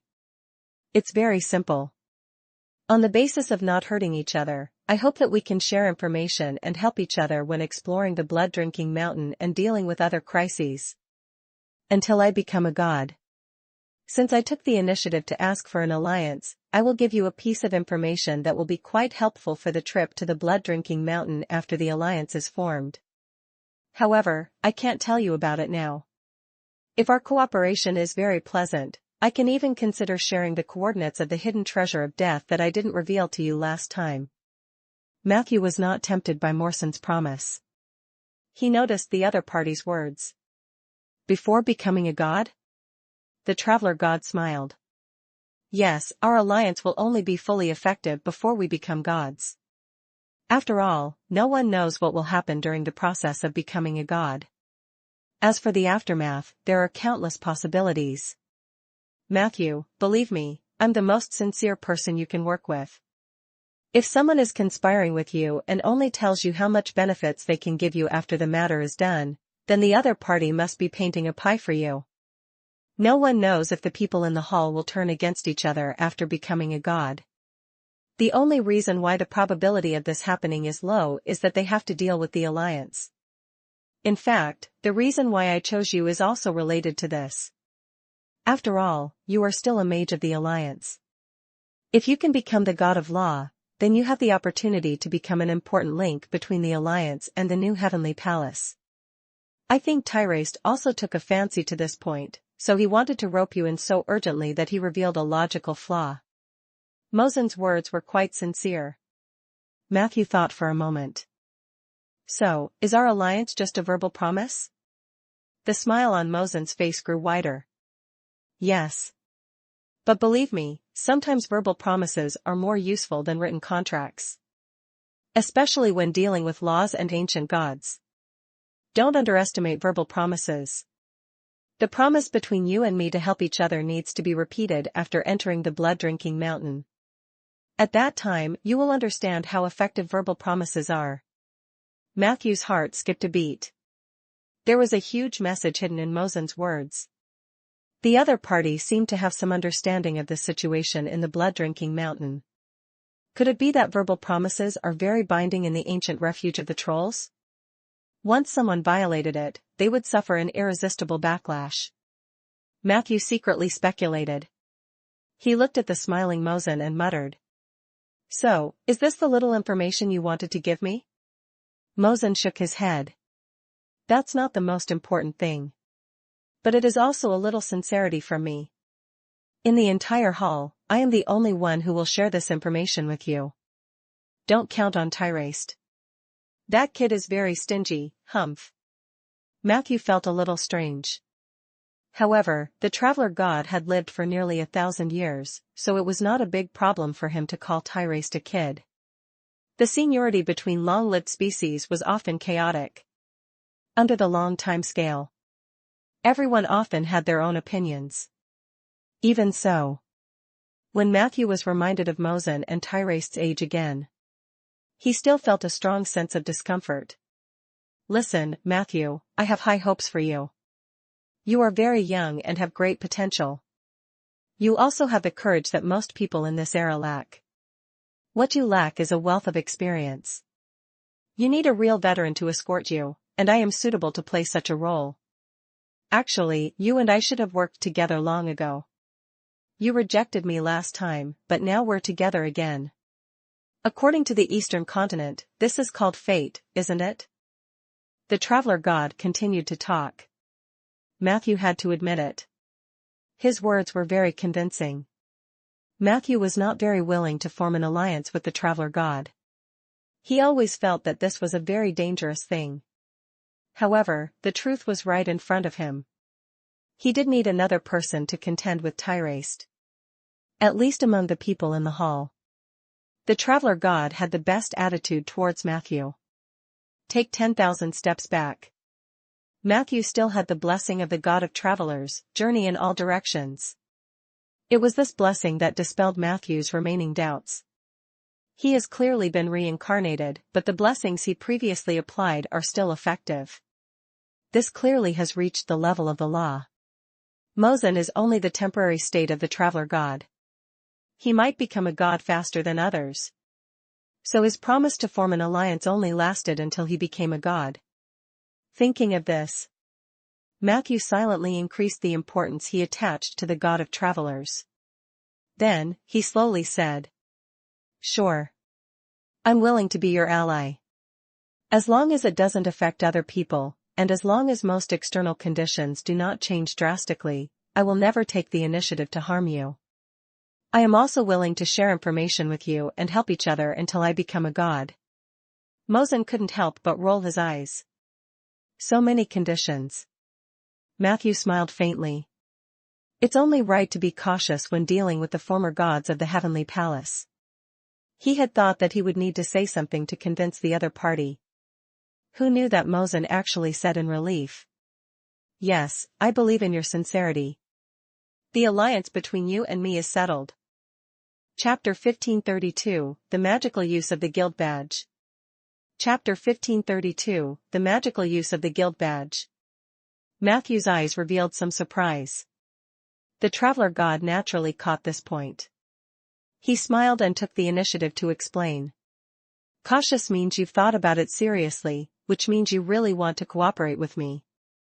And let me tell you a secret, I can read minds." Matthew instinctively frowned. "Impossible." "My perception didn't respond." Mosen said calmly. "Don't worry, I didn't take the initiative to use mind reading on you. It's just that through the passive effect of this ability, I can also see if a person is telling the truth. No one can lie to me. Not even the Void Master. Can't you see?" Speaking of the last sentence, the god of Traveler had a faint smile on his face. Matthew remained calm on the surface. However, he cursed in his heart. What did this guy find out? He couldn't show any change in mood. This was because the other party might be bluffing. Although Matthew's performance was impeccable, the playful look in the traveler god's eyes made him feel as if he was running naked. He was going to the dungeon with this group of old foxes. The pressure was really overwhelming. Matthew tried his best to adjust his mentality and took the initiative to change the topic. "So what was the information you promised earlier?" Mosen whispered. "Bring as many treasures as you can. Believe me, this will bring you unspeakable benefits. In addition, in places like the Blood-Drinking Mountain and the Secret Light Forest, ordinary summoning spells cannot take effect. Only summoned creatures placed in the contract slot have a chance to be summoned to your side. Don't forget this before you leave." Matthew's expression was stern. This was actually 2 pieces of information. If the other party had not reminded him, he might have made a similar mistake. For a long time, Matthew would allow his undead to roam around freely. He rarely stuffed them into the contract slot. After all, that was a terrible experience for the undead. It seemed that this time, he was going on a long journey. He had to trouble Peggy and the others for a while. "Thank you." Matthew sincerely expressed his gratitude to the god of travelers. The latter waved his hand. He picked up the copper lamp from the ground and led Matthew out of the secret corridor. The moment he stepped out of the shadow, a smile appeared on the traveler god's face again, as if he was talking to Matthew about a topic that he had not finished talking about. "Please send my regards to Jaslavin. As her friend from the Heavenly Palace, I actually miss her sometimes. When people get old, they can't help but miss the past. That was really a good time. I still remember that one of my clones had a child with Jaslavin. Unfortunately, he died not long after. If that child had lived to this day, he might have been 1,000 years old." Before he finished speaking, a series of curious, appreciative, and disgusted gazes were cast from the hall. The first thing Matthew sensed was the short-haired drow Myra's gaze. She looked rather curious. And a little excited? Matthew wasn't completely sure, but he was sure that Mira was very interested in Morsen's words. Because Matthew could clearly sense Myra's presence in the hall before and after he spoke. This drow girl had a strong talent for concealment. And this talent seemed to allow her to keep her presence low until something she was interested in appeared. As for what Mira was interested in, the performance just now, coupled with the identity of a fake fan, made Matthew more or less aware. He secretly noted it down in his heart. Perhaps he could make use of this trait of Mira in the future. He came back to his senses. Matthew quickly realized that Mosen was using his actions to remind Matthew that some of the people in the hall might know Jaslavin better than he predicted. There was no need to mention Shanair and Mosen. The dragon like Stephanie was formerly a primordial green dragon. She had a long lifespan, and her area of activity had also crossed paths with the previous Lord of the Thousand Transformers. The probability of the two having a friendship was not low. When Morrison mentioned Jaslavin just now, the Dragonlake had obviously paid more attention to her than the others. There was also the evil spirit Lord Omodochi. This fellow's other identity was the god of pleasure of the heavenly palace. The traveler god had a child with Jaslavin, so there was no reason for the god of pleasure to be left out. As for the others, their reactions were rather indifferent. Even so, it was enough to give Matthew a headache. Damn it, what if someone else had a child with Jaslavin? Matthew stole a glance at Tyraste before he went out. The latter was extremely calm. He had probably thought of a countermeasure long ago. In that case, Matthew was too lazy to put pressure on himself. He could only believe in Tyraste's ability. Beep beep beep. Matthew left the magnificent building with steady steps. Outside the door, Bina was waiting with her arms crossed. The girl was leaning against an irregular bulge of stone pillar. Her eyes were out of focus, and her smooth, white, and naked right foot was placed on her left foot, trembling unconsciously. With this action, the white flowers on her body also jumped up and down, looking very cute. "What are you thinking about?" Matthew pretended to be relaxed and walked over. Bina, who was suddenly disturbed, was a little flustered. Her face turned red, and she stuttered. "No, nothing." Are you done with the discussion?" She looked at Matthew a little nervously. Matthew nodded lightly. Chapter 1533, The Magical Use of the Guild Emblem. Chapter 1533, The Magical Use of the Guild Emblem. Bina let out a long sigh of relief. A relieved smile appeared on her face, giving people a heartfelt sense of joy. "That's great," she said. Matthew looked at her strangely. He could feel that Bina wanted to say something to him. Hence, he went straight to the point. "Do you have something to say to me?" Bina was surprised again. Then, she shook her head and ran away. I didn't, I suddenly remembered that I still had something important to do." "I'm sorry, Matthew. Anyway, can you? It's also a good thing. Don't worry about me. I'm very happy. Goodbye, peace." The girl ran quickly. As a result, some of the words were so vague that even Matthew's perception could not accurately identify them. This made him wonder if the other party simply omitted some words and did not say them out loud. Bina's hesitant attitude made Matthew curious. But now was clearly not the time to consider this. He returned to the mage camp and first brought the mages back to Rolling Stone City in batches. Then, he instructed Riegar and Zeller to arrange temporary accommodation for these mages as long as they were in Matthew's new mage area. After that, he briefly explained his upcoming itinerary. Then, he plunged into the cemetery. The secret chamber in the cemetery. In a stone house that had been set up with soundproofing and concealment barriers. Matthew muttered to himself as he took out the Guild of Magic member badge. He currently had 3 candidates for the role of Jaslavin. The following 3 had a certain amount of disguising ability and legendary strength. They were Richard, Lorraine, Camilla. Among them, the one with the strongest combat strength should be Camilla. She was also most inclined to accept his request. But Camilla was a priest. Moreover, she believed in the god of the first moon from ancient times. From this perspective, she could not become a god. The god of law also had a small amount of faith, and according to the principle of God's faith is incompatible, a person couldn't be both a believer and a god. Most importantly, Camilla had been very busy recently, and Matthew had not been in touch with her much. She had previously gone to the Phalai Island, together with the female druid Samantha and the orc sword Saintess Clegg, to help the local orc out of their predicament. Unlike Samantha and Clegg, who helped the orcs with practical actions, Camilla's way of providing assistance was a little special. According to what she told Matthew through a private chat, the priest planned to alleviate the poverty of the orc tribe by making money for the orcs.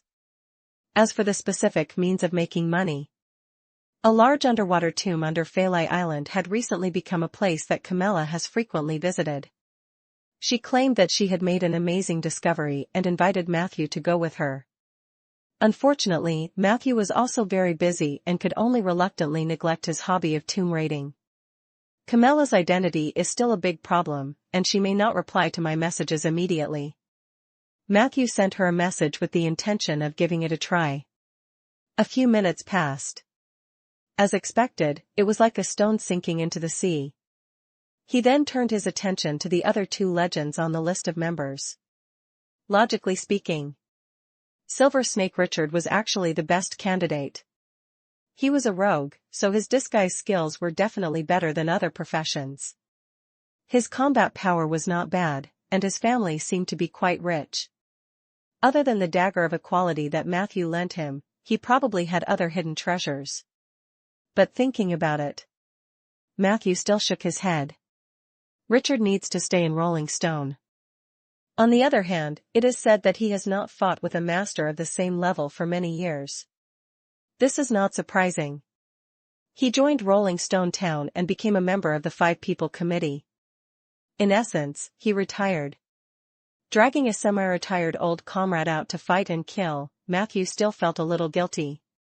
He thought about it. He could only call Lorraine. So Matthew opened the spell badge and sent Lorraine a message that would automatically highlight and vibrate strongly through the unique authority of the president. Matthew, is it convenient to chat now? Lorraine, half a minute later. Not now, I just went in. Lorraine, 40 seconds later. These warlock girls are hard to deal with. I'm trying to subdue them. Matthew, urgent.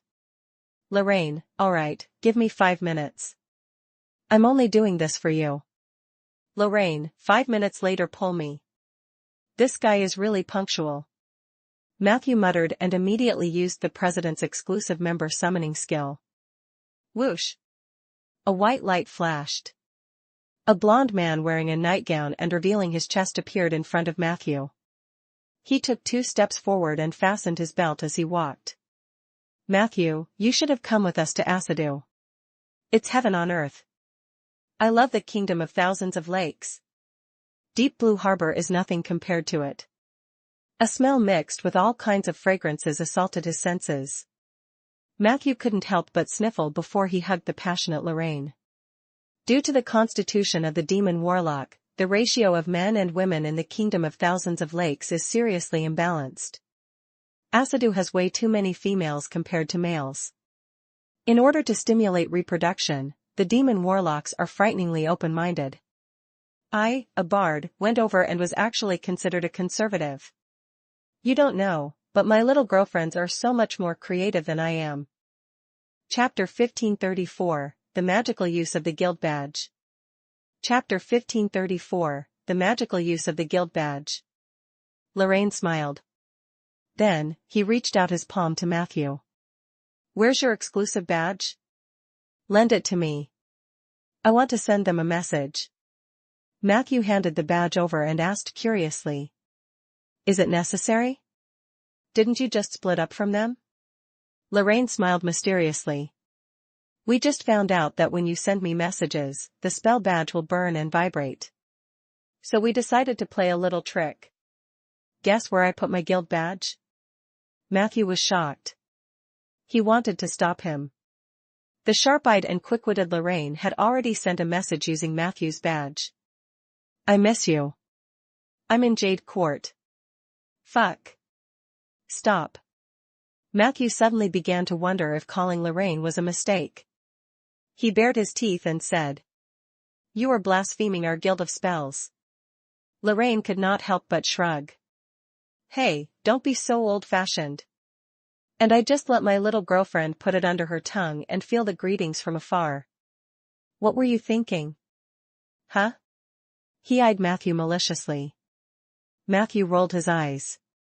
If you ask me, necromancers become extremely boring after abstaining for a long time. Lorraine teased. I think you should explore. Wait a minute. His eyes suddenly sharpened. Are you not a virgin anymore? Matthew rubbed his temples. Is this important? Lorraine jumped and screamed. Of course it's important. Tell me, who did it? No, who did you do? Peggy or Rhaegar? Fuck, it can't be Rhaegar's daughter, right? He seemed to have the ability to discern the correct answer from Matthew's eyes. A few seconds later, Lorraine slapped his thigh hard. You. Are you actually straight? Unbelievable. I always thought that you liked either men or dead people. Matthew felt that Lorraine was overreacting. He quickly figured out something. What did you do? Lorraine said with a sad face. I just wrote an article about you being a necrophile or homosexual 2 days ago. If Rosie knew, she would definitely return the report. I have to write a new manuscript again. Matthew instinctively wanted to ask, isn't making things up the speciality of you bards? Why would the news be rejected? But it was related to him. He immediately said righteously. Ban that kind of article. Also, even if you want to write news, can't you not write about sex? Lorraine replied helplessly. After you've been a poet for a long time, you'll find that sex sells. In short, there's nothing we can do. Suddenly, he regained some energy. Why don't we do an interview about you losing your virginity? Matthew stretched out his hands and forcefully pressed him against the chair. He stared sharply into Lorraine's eyes. Let's talk business first. Can I trust you completely, Locelin? Matthew called out his real name, which was rare. Lorraine's expression was no longer cynical. He moved Matthew's hands away and said seriously. I don't like people calling me by that name. It makes me feel uneasy. It also reminds me of the embarrassing incident when my mother caught me stealing the neighbor's aunt's underwear when I was young. But I swear on my honesty, no, as a fraud demigod, Matthew, if you only have one friend left in this world, that person can only be me. Matthew looked into Lorraine's eyes silently. 2 minutes later, he quickly recounted the sequence of events. I didn't even know that such a big thing had happened. Lorraine stared at him after hearing that. It seems that they have sealed the information very tightly. They even used the power of a semi-divine artifact or divine artifact to lock the flow of information. Matthew pursed his lips. Is there a possibility that it's because the kingdom of thousands of lakes is really too good that your little girlfriends grind down your sensitivity to big news? Lorraine smiled awkwardly. If that's the case, it's a mistake all men will make. I have no problem pretending to be Jaslevin. I know the secrets of the heavenly palace like the back of my hand. Perhaps those gods themselves don't know as much as I do. Matthew nodded lightly. He believed in Lorraine's professionalism as a deceiving demigod and a gossipmonger. But you have to understand that this trip can even be described as dangerous. I just joined, and there are 2 people who want me to plot against others. God knows how many small gangs there are in this new heavenly palace. Lorraine replied. Don't worry, I have a natural sense of danger and the ability to avoid dangers. As a bard, I can't miss this opportunity to get close to the big news. Thank you, Matthew. To be honest, as a demigod, I once thought that my path to ascension had been blocked. I didn't expect them to come up with such a method to become a god. However, I must also remind you that the road to becoming a law god is not as easy as you think. Not only will you lose your humanity, but you will also face many risks. Matthew confessed. I'm not aiming to become a god. As long as we can retreat safely, we'll try our best to get a certain amount of benefits. This kind of thing is about to happen under our noses. We can't not fight for it at all, right? Lorraine nodded in agreement. Then, he muttered. Since you've revealed such a good thing to me, I'll respond in kind. If the time is right, I might fight for the 2 priesthoods of deception and dusk. I might not completely become a law god. I'm more inclined to obtain more law specialization and authority rewards on the path of becoming a demigod. Oh, right, I have to remind you that although I'm good at predicting and avoiding danger, I'm really not very good at fighting. If our enemies are legends, I might drag you down. Matthew shook his head to show that he didn't care. Lorraine was already very loyal to help. Moreover, he believed that the strength of the Dusk Chanter was not as simple as he showed himself to be. The two of them then exchanged a round of opinions. Not long after, Lorraine said in high spirits. "Come, god of bones and zombies. Let's go and meet those outlaws. I'll show them the courage and him of a bard." However, Matthew pulled him back. "Go take a shower first. Then change your clothes and wait for me here. You're too pretentious. They'll see through you." Then, Matthew once again arrived at Jade Court through the teleportation array in the cemetery. He didn't go straight to the Valley of Divine Trees. Instead, he quietly came to the Grey Lake. Matthew once again activated the ash funnel, using this ability to decompose the ash elements. He arrived at the center of Grey Lake without any obstructions. Today was not the boiling day. The viscous substance in the Grey Lake churned much less intensely. Matthew was able to enter the depths with ease. After checking the progress of the parasitism of the divine phoenix egg, Matthew consolidated the spiritual imprint inside. After that, he lowered his body and came to the underground stone basin. The heavenly dragon's soul inside seemed to have temporarily fallen asleep. Matthew mustered up his courage and used the wall phasing spell. He directly drilled down from the ceiling of the stone basin.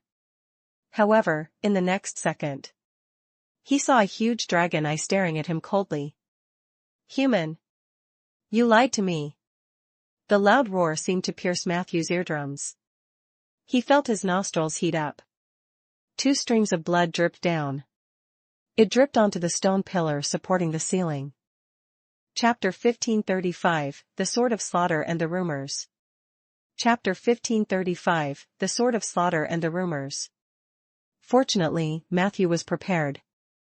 He held the 3 divinities in his palm at the same time and activated them at the first moment, thus avoiding the interference of the will of the heavenly dragon's soul. In the next second, the heavenly dragon's soul pounced over in anger. "So you are Yurkus's lackey? I want to cut you into pieces." The dragon's soul moved very quickly. Before it could finish speaking, its afterimage had already reached Matthew. Matthew could see that the huge dragon claw was only a few inches away from his face. Rip. The skin on both sides of his nose was slightly scarred, and a few drops of blood gushed out. Finally, the moment the dragon claw was about to grab Matthew, the latter's figure disappeared in an instant. Blink. Matthew's figure immediately appeared on the other side of the stone basin. However, the dragon's soul itself crashed into the ceiling of the stone basin due to the huge inertia. It was strange. Matthew passed through the ceiling very calmly and did not encounter any obstacles. However, as soon as the heavenly dragon's soul collided with it, an extremely terrifying electric net suddenly appeared on the seemingly ordinary stone slab. The nodes of the electric net were emitting pure white flames. These flames and lightning balls instantly bound the heavenly dragon's soul. What followed was the heavenly dragon's painful cry and even more intense struggle. Buzz. Buzz. Buzz. Taking advantage of the backlash from the seal on the heavenly dragon's soul, Matthew calmly cast his spells and abilities. The Curse of Death. Pale Hand. In just a few seconds, a thin gray line appeared between Matthew and the heavenly dragon's soul. Terrifying negative energy surged on the thin line. Although the resistance of the heavenly dragon's soul was not low, under the continuous reduction of the Death Reaper curse, the shiny scales on the dragon's soul's body quickly dimmed. Immediately after, a large gray hand mercilessly pressed down on the heavenly dragon's lower abdomen. Matthew's right hand pushed up forcefully. The pale hand was not only cooperating with the punishment of the seal on the heavenly dragon's soul, but it was also continuously suppressing it with negative energy. 8 seconds later, the heavenly dragon's soul let out an extremely unwilling roar. The former exploded like fireworks. A strange scene appeared. After the 5-clawed heavenly dragon's soul exploded, the dragon's soul turned into specks of dust. The dust slowly floated around the edge of the stone pillar. A moment later, the shadow of a small golden ball appeared at the bottom of the basin. The dust surrounded the golden ball, and they continued to condense, eventually turning into golden koi. The koi fish rushed out. They passed through Matthew's body. Although they were angry, they could not hurt him at all. The existence of this spirit body is a little interesting. Matthew revealed an interested expression. It seems to be somewhere between astral projection and stardust projection. These koi will eventually condense into a dragon's soul, and the form of existence of the dragon's soul is higher than that of an angel-like astral projection. To him, the most important thing was the shadow of the golden ball at the bottom of the stone basin. It was obvious. The rebirth of the heavenly dragon's soul depended on that golden ball. At first, Matthew thought it was the legendary dragon ball or something. However, he took a closer look. The golden ball was covered with integrated circuit patterns, and the outermost metal shell was a high-tech mechanical component. This thing didn't look like a product of an ancient civilization with a long history. Or perhaps, did the ancient Sioux country also have an advanced technology similar to Cyberdragon? Matthew sensed a slight incongruity. He was even more curious about the origin of the heavenly dragon. However, this was not the time to dwell on this. Even though the dragon's soul had already turned into a koi, the other party still roared from the bottom of the mud basin. "You can't kill me. Despicable lackeys, insignificant humans." Matthew said coldly. "I never wanted to kill you. But your arrogant attitude makes me very unhappy. I know you have the ability to resurrect from the dead, but what if I scatter these here?" As he spoke, in his hand was a basket of cold gel from the mage camp, as well as a small handful of negative energy crystals. The heavenly dragon soul sneered. "This can only slow down my recovery speed, but it won't harm me at all. Besides, are you threatening me?" Matthew flipped his hand and directly activated the summoning of the dead. In the next second, a huge undead suddenly appeared in the center of the basin. The soft and sticky body instantly occupied most of the mud basin. The golden koi that were still active around were instantly forced into a corner. "That's a real threat." Matthew pointed at the expanding sludge monster leader and said, "I'm sure it wouldn't mind leaving something here. For example, is it bodily fluids or mud?" Ever since the sludge monster leader devoured a large number of Asner's tongues, its strength and size began to rapidly expand. Although it was not to the point of advancing to legend, its combat power and influence could not be underestimated. Hearing this, the sludge monster leader immediately shifted its body to the wall beside it. Puff! A crack appeared on the surface of its body. Suddenly, a large amount of unknown black liquid sprayed out and splattered everywhere. Very quickly, a thin layer of mud accumulated on the ground of the stone basin. "No, keep that filthy and disgusting monster away from me. You too. Get out." The heavenly dragon's soul let out an exasperated voice. Matthew calmly replied, "I'll leave, but whether it'll leave or not is up to you." Chapter 1536, The Sword of Slaughter and the News. Chapter 1536, The Sword of Slaughter and the News. "If you can calm down and talk to me, I'll take it away. If we have a good chat, I'm even willing to help you remove those traces. Maybe I can help you escape." Escape? The heavenly dragon's soul was still very agitated. He first cursed in a language that Matthew did not understand. Then, he said stiffly, "I don't believe you." His voice was still very firm, but it had softened a lot compared to the madness and anger at the beginning.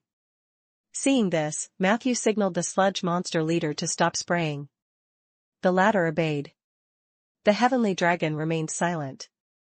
Matthew activated the equilibrium domain again, then showed the other party the heavenly dragon brand in the sky and the blessing that the other dragon's soul had given him.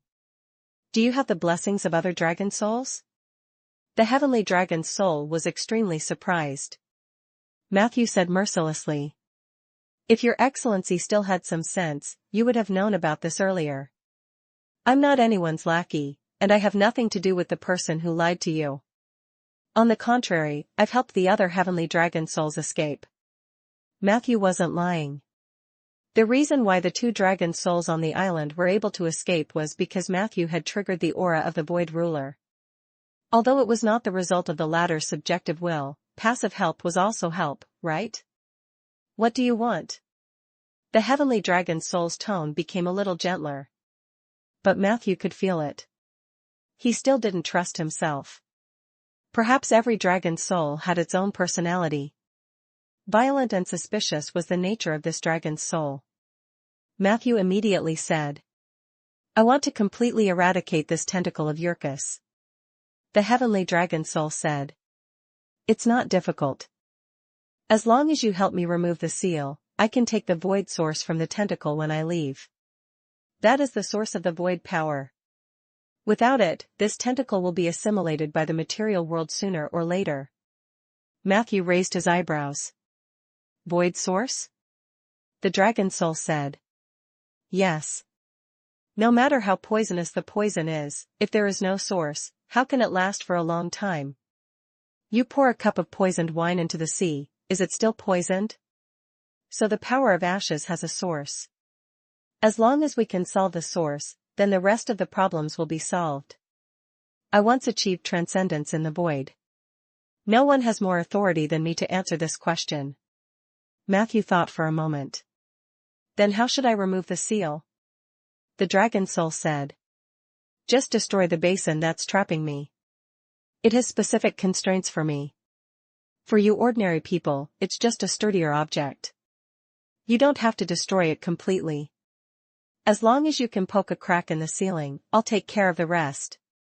Matthew could feel the desire for freedom in the other party's words. At least for now. The dragon soul's hostility towards him had already dropped to the lowest point since the two of them met. Matthew took the opportunity to ask. "I've heard different versions of the legend of the five-clawed heavenly dragon and the Astromancer from different people. Someone told me you were imprisoned here of your own free will. Is this true?" Isabel's patronus and Yuchi gave different explanations about the seal of the heavenly dragon's soul. The former claimed that the 7 stars of Yuan-Zi were the stars formed after the heavenly dragon's body shattered. However, the latter told Matthew that the 7 stars were the medium for astromancers to nurture star power for the heavenly dragon's dragon soul. As for the dragon soul seal, the descriptions of the two were different. Although the patroness said it very tactfully, Matthew could feel that, according to her, the dragon's soul was controlled and became a part of the seal. Yuchi said that the heavenly dragon's soul was willing. There was a cooperation agreement between the two sides, but the future generations of the Astromancer could not fulfill it. The heavenly dragon's soul replied angrily. "How could it be voluntary? This is fraud through and through. I was defeated by him, so I was forced to become a part of the seal." Matthew was stunned. "Then why did you call me a liar?" Dragon Soul said indignantly. "Because the fair fight that he claimed was a hoax. At that time, I thought that I only needed to fight a human who had mastered some starlight. I didn't expect to have to deal with a lackey supported by Fenrir in the human world. Astromancer Susu. I still remember the name of that lackey. He used Fenrir's power to defeat me. He cut me into 7 pieces and sealed me in different corners of this world.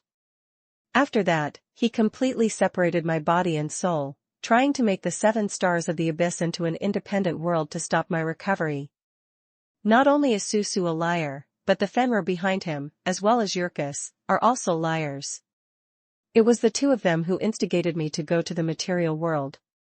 However, when I absorbed too many elements of the material world, the door of ascension was tightly closed, and I was forced to self-destruct. They hid in the void and watched this scene gloatingly. They were afraid of my power, so they sent Astromancer Susu and the so-called Order of Calamity to deal with me. They did everything they could to stop me from merging my body and soul and returning to the heavens. I can feel that someone is lying on my physical body and absorbing my power. It must be those Astromancers or the Calamity disciples. I hate them." So, was this the truth? Matthew revealed a look of realization. He wanted to ask more questions, but soon, he felt the agitation of the koi. Chapter 1537, The Sword of Slaughter and the News. Chapter 1537, The Sword of Slaughter and the News. The heavenly dragon's soul was about to take form again. Matthew did not have much time left. Hence, he said decisively. Relax your power first, especially the slaughter domain.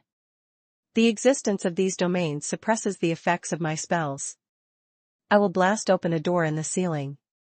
After that, I hope you can keep your promise. I have to make it public all at once. I will also escape from this place as soon as possible because I'm afraid that the seal here will backfire on me. The five-clawed heavenly dragon hesitated for a moment. In the end, he slowly removed the slaughter domain that enveloped this place. However, the moment the domain was dispelled, Matthew's figure flickered again. This time, he flashed to the front of the stone pillar and extended his hand toward the surface of the stone pillar. The dragon's soul was furious. Piss off, dash. Unfortunately, before he could finish his words, a crack appeared on the surface of the stone pillar. A golden light flew out from inside and was grabbed by Matthew. Whoosh! Whoosh! Whoosh! A few consecutive flashes. Matthew fled directly to the ceiling. In the next moment, there was a continuous knocking sound under his feet. Even if he didn't turn around, Matthew would know clearly. A huge dragon head was constantly hitting the ceiling above the basin. It was a pity. His efforts were destined to be futile. Matthew flew away from the center of the gray lake at an extremely fast speed. A moment later, the huge phoenix egg rolled towards the top of the basin. The ceiling that was constantly rising was completely pressed down. A few minutes later, Matthew sent the sludge monster leader back to the cemetery, but he could still hear the cursing of the heavenly dragon's soul. I'll let you go, but not now, Matthew whispered. Liar. As expected, you are a liar. The dragon's soul cursed crazily. You lied to me first. There is no void source in the scar of the dead, right? Matthew retorted unceremoniously. The dragon's soul was speechless. Then, he cursed even harder. Matthew simply blocked the spiritual channel that the other party had initiated. In an instant, the world was quiet. He looked at the shiny silver sword in his hand with satisfaction. This was Matthew's goal. The moment he entered the sealed land, Matthew resonated with the slaughter sword. Thanks to the irascible dragon's soul, Matthew did not need to play any tricks. He could directly drip fresh blood on the stone pillar, thus obtaining a medium to communicate with the sword spirit of the slaughter sword. Just as he and the dragon's soul were in the middle of winding up, the slaughter sword was desperately begging Matthew to take it away from here. And the only way to leave this place, it was to let the dragon's soul take the initiative to remove the slaughter domain that was set up beside the stone pillar. It was also the medium for the dragon's soul to summon the slaughter sword. Now, Matthew had successfully destroyed it.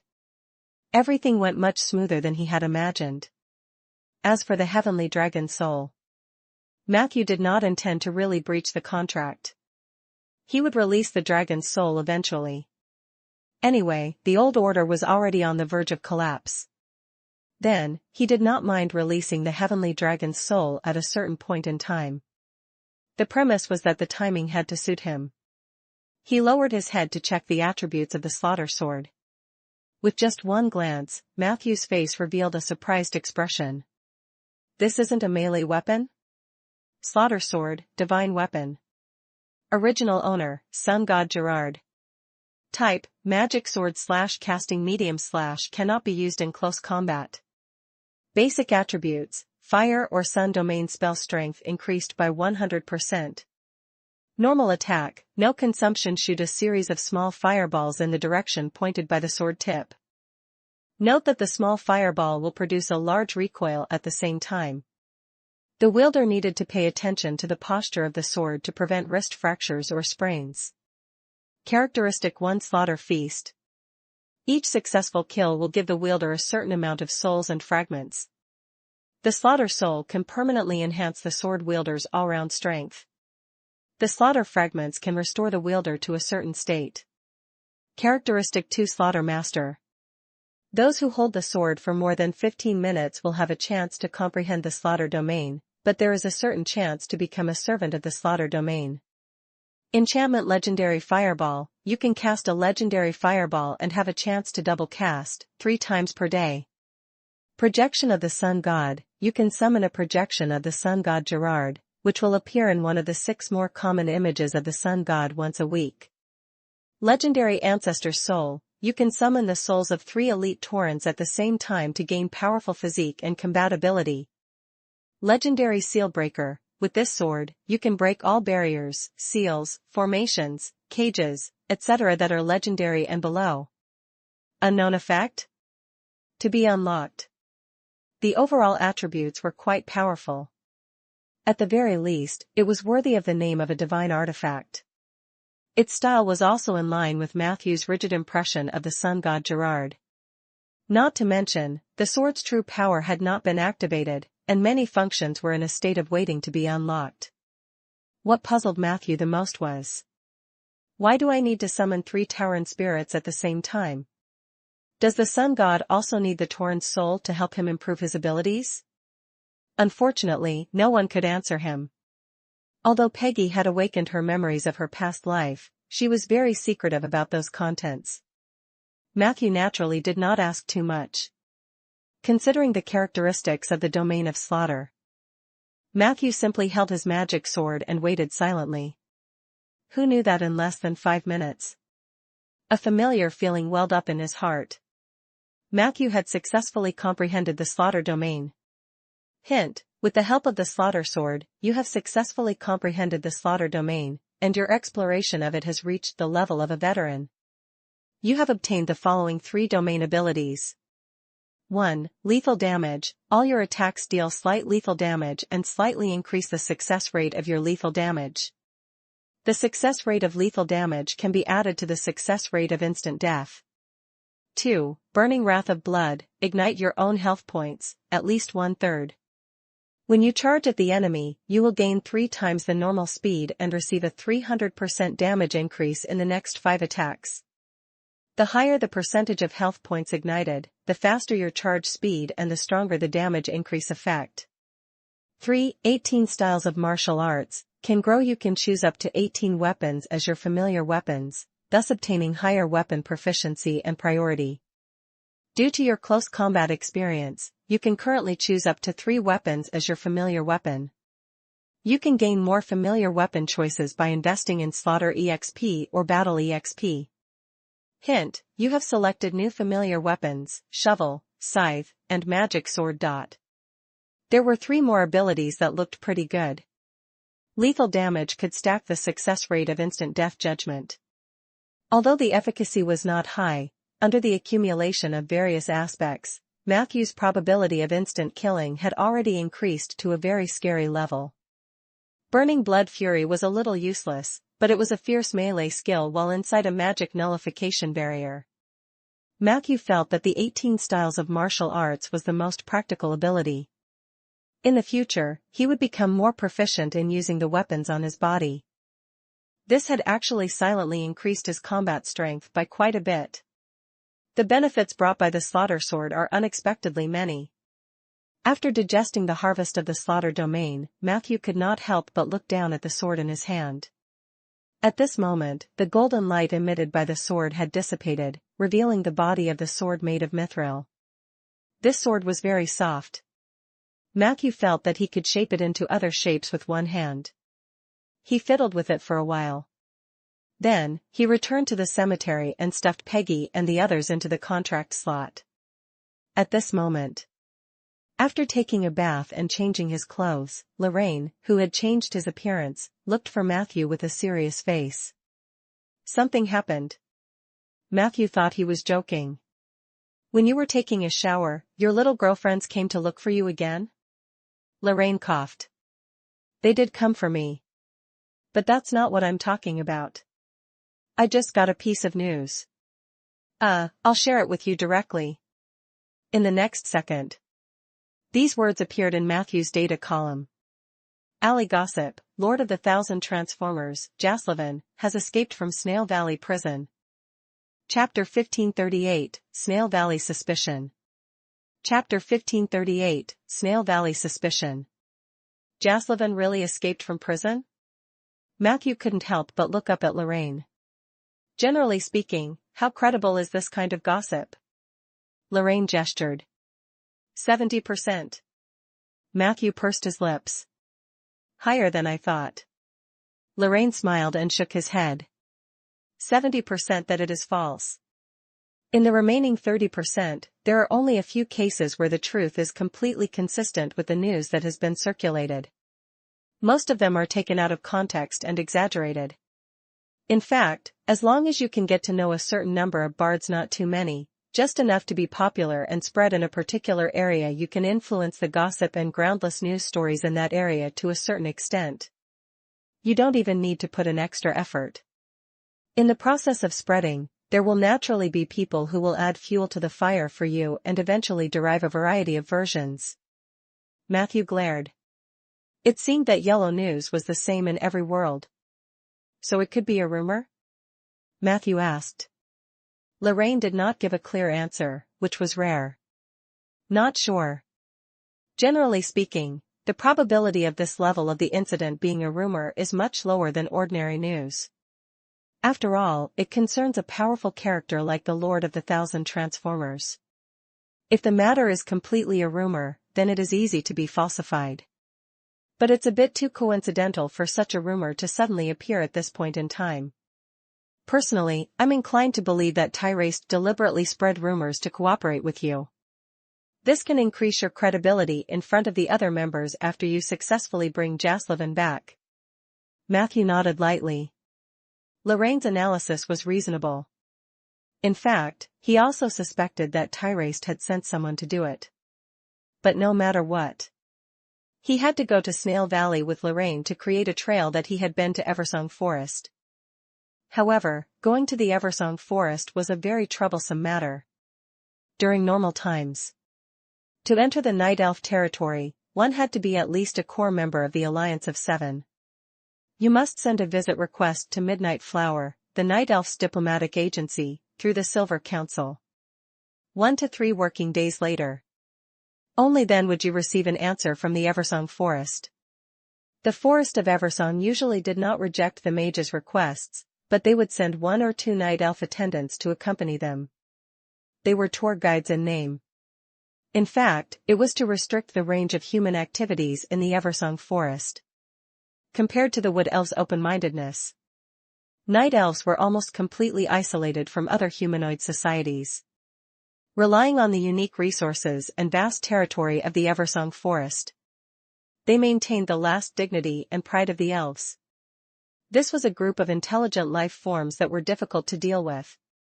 Even the Sea Elves and Wood Elves were only slightly better than humans in the eyes of the Night Elves. But the Night Elves had an advantage. Their royal family had sufficient and clear knowledge of the outside world. Even though the clan had a cold and hostile attitude towards all external forces, including the Seven Saint Alliance, the officials of Eversong Forest had still reached a high level of cooperation with the Alliance. This was the exact opposite of Jade Court. Normally, Matthew's visit to Snail Valley Prison would be smooth sailing, especially after the Southern Mage Legion took over. However, the current situation was, the high-level mages had all disappeared, and the Silver Council did nothing to step up. Matthew couldn't find a way to contact the Night Elf officials for a while. When the Abyssal Legion landed in the wasteland of Resting, Matthew sent several letters of warning and requested help from the Silver Council. However, the Silver Council's reply was always the same: please act according to your discretion.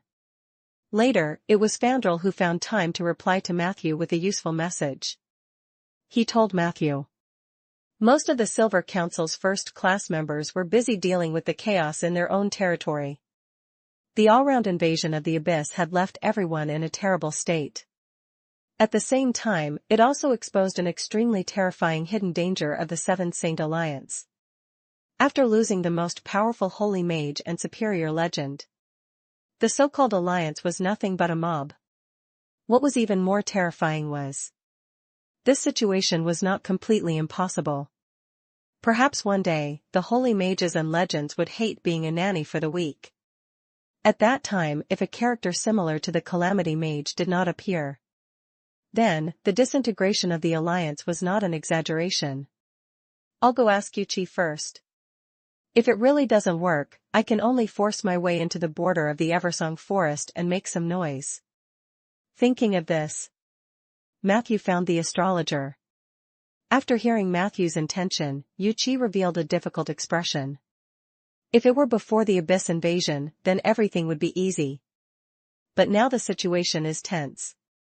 I heard that the atmosphere at Snail Valley is a little nervous.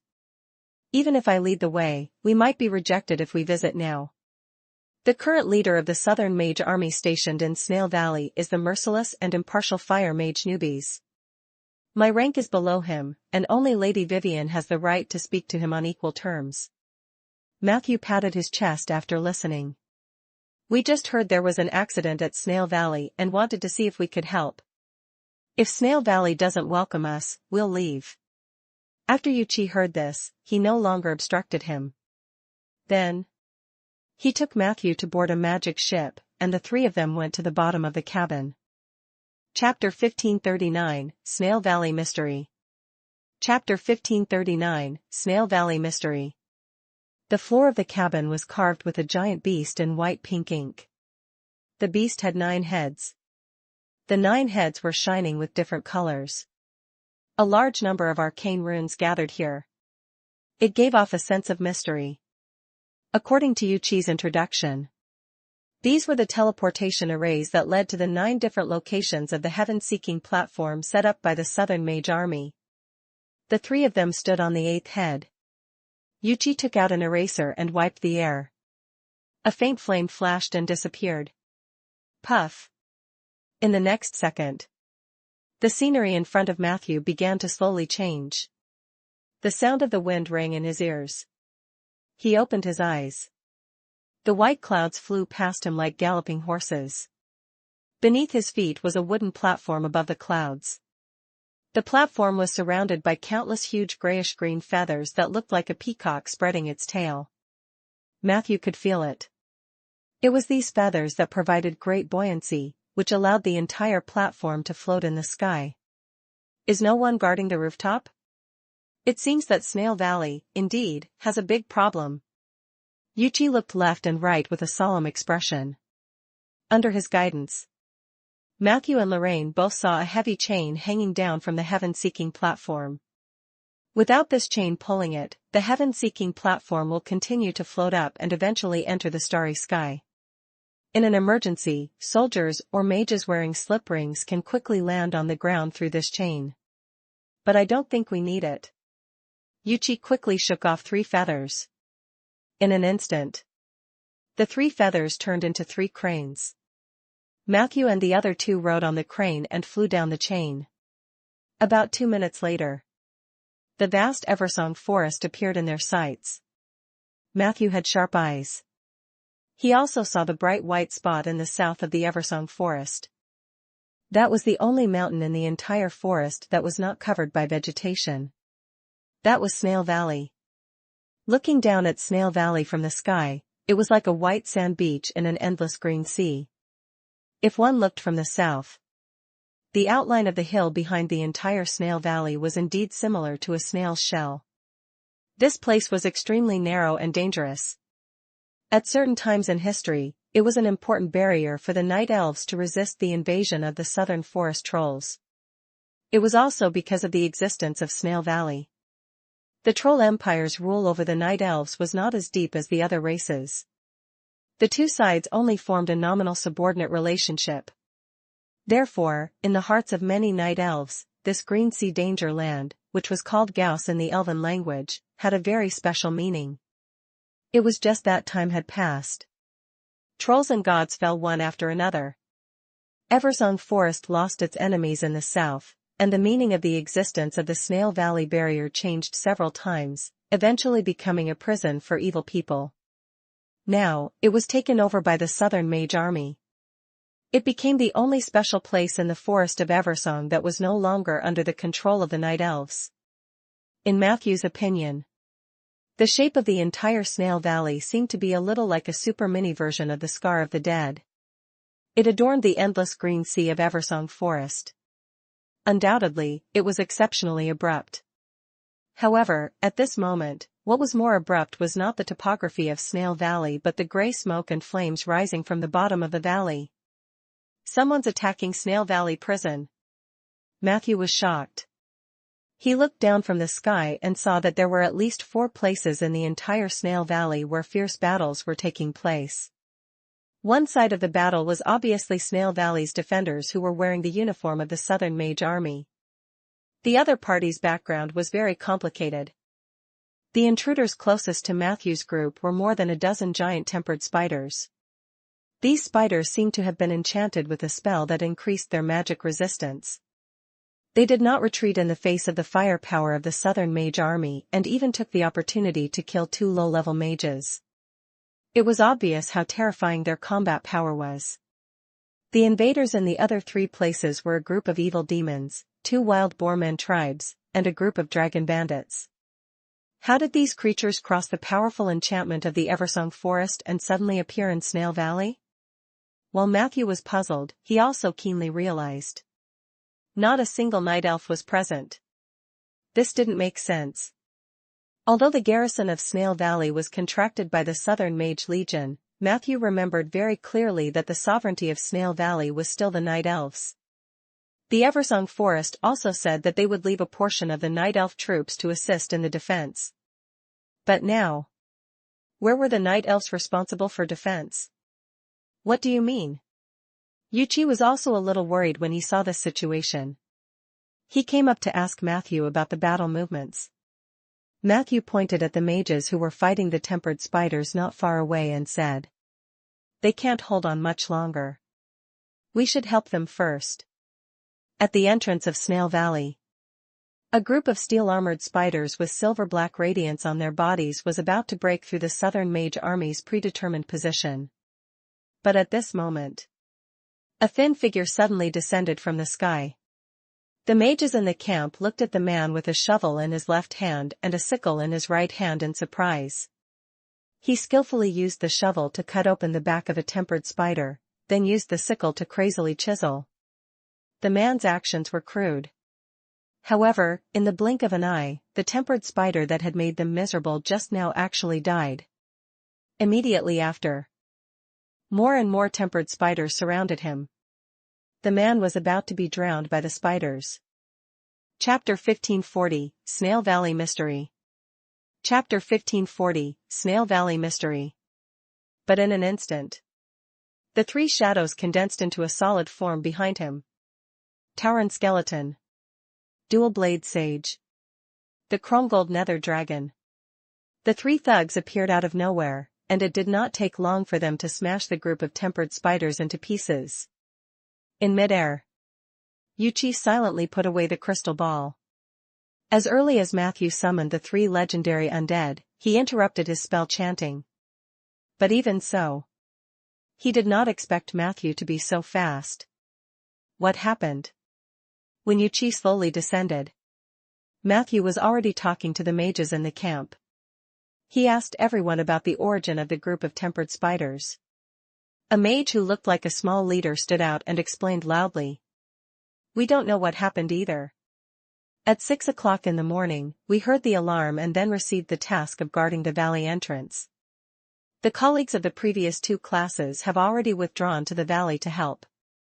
It is said that the situation inside is more serious than ours. Damn it, we clearly didn't let any of the monsters go. How did the valley get attacked?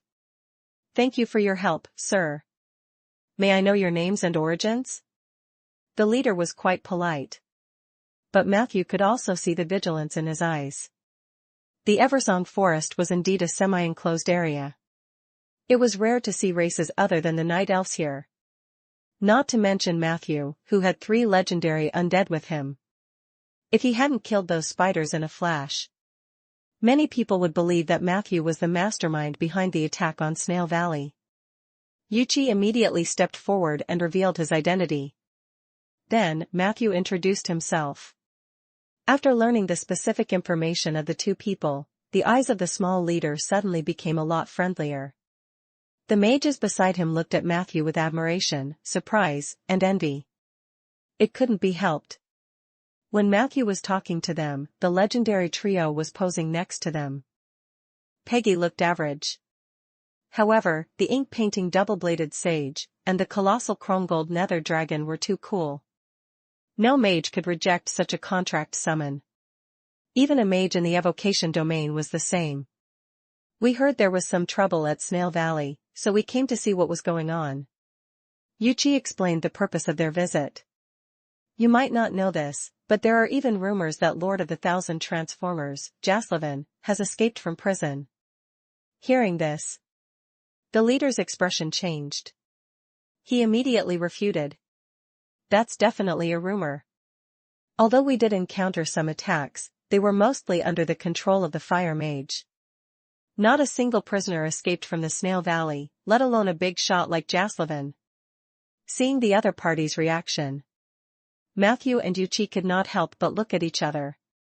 The leader's attitude suddenly became much colder. Thank you very much for coming to help. I am very sure that the current Snail Valley has been attacked a little, but it is not a big problem.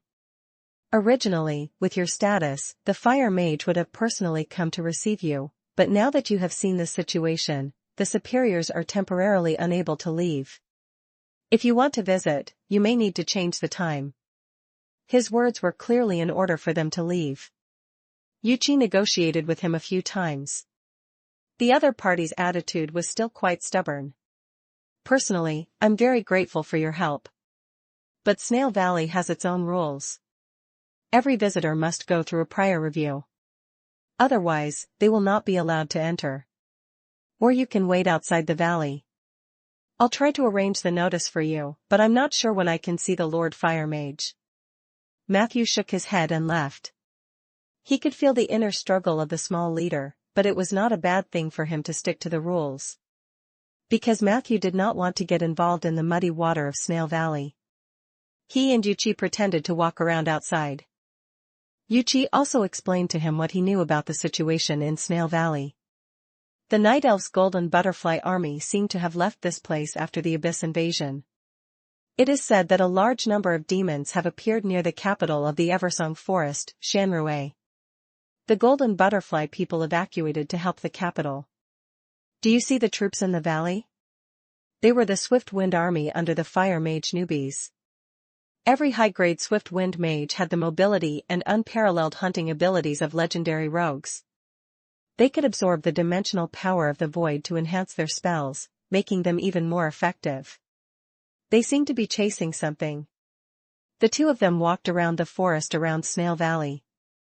Other than some spider tracks, nothing else was found. A moment later, they were ready to leave. At this moment, Lorraine, who had been silent for a long time, suddenly appeared in front of them. In his arms was a lifeless corpse. Matthew leaned over to take a look, and his expression suddenly changed. The corpse had no face, no fingerprints, and no gender. It was a corpse that had been devoured by someone. This was the technique of the 1,000 Transformers. Where did you find it? Matthew asked hurriedly. Lorraine placed the body on the ground and shrugged. While you were talking to those mages, I noticed that the stomach of a spider was a little bulging, so I went in to take a look and fished out this corpse. Chapter 1541, Snail Valley Mystery. Chapter 1541, Snail Valley Mystery. Matthew stared at the corpse, trying to get some information from it. However, the 1,000 Transformers was too ruthless. Even with his perception, it was also very difficult to capture additional traces. It should be a male. He's no older than 25 years old. He's neither tall nor short. He's very thin. He looks like a thief or a branch of other rogues. Yuchi closed his eyes and murmured. This is the truth that the stars told me. Matthew and Lorraine looked at each other. The clues were still insufficient.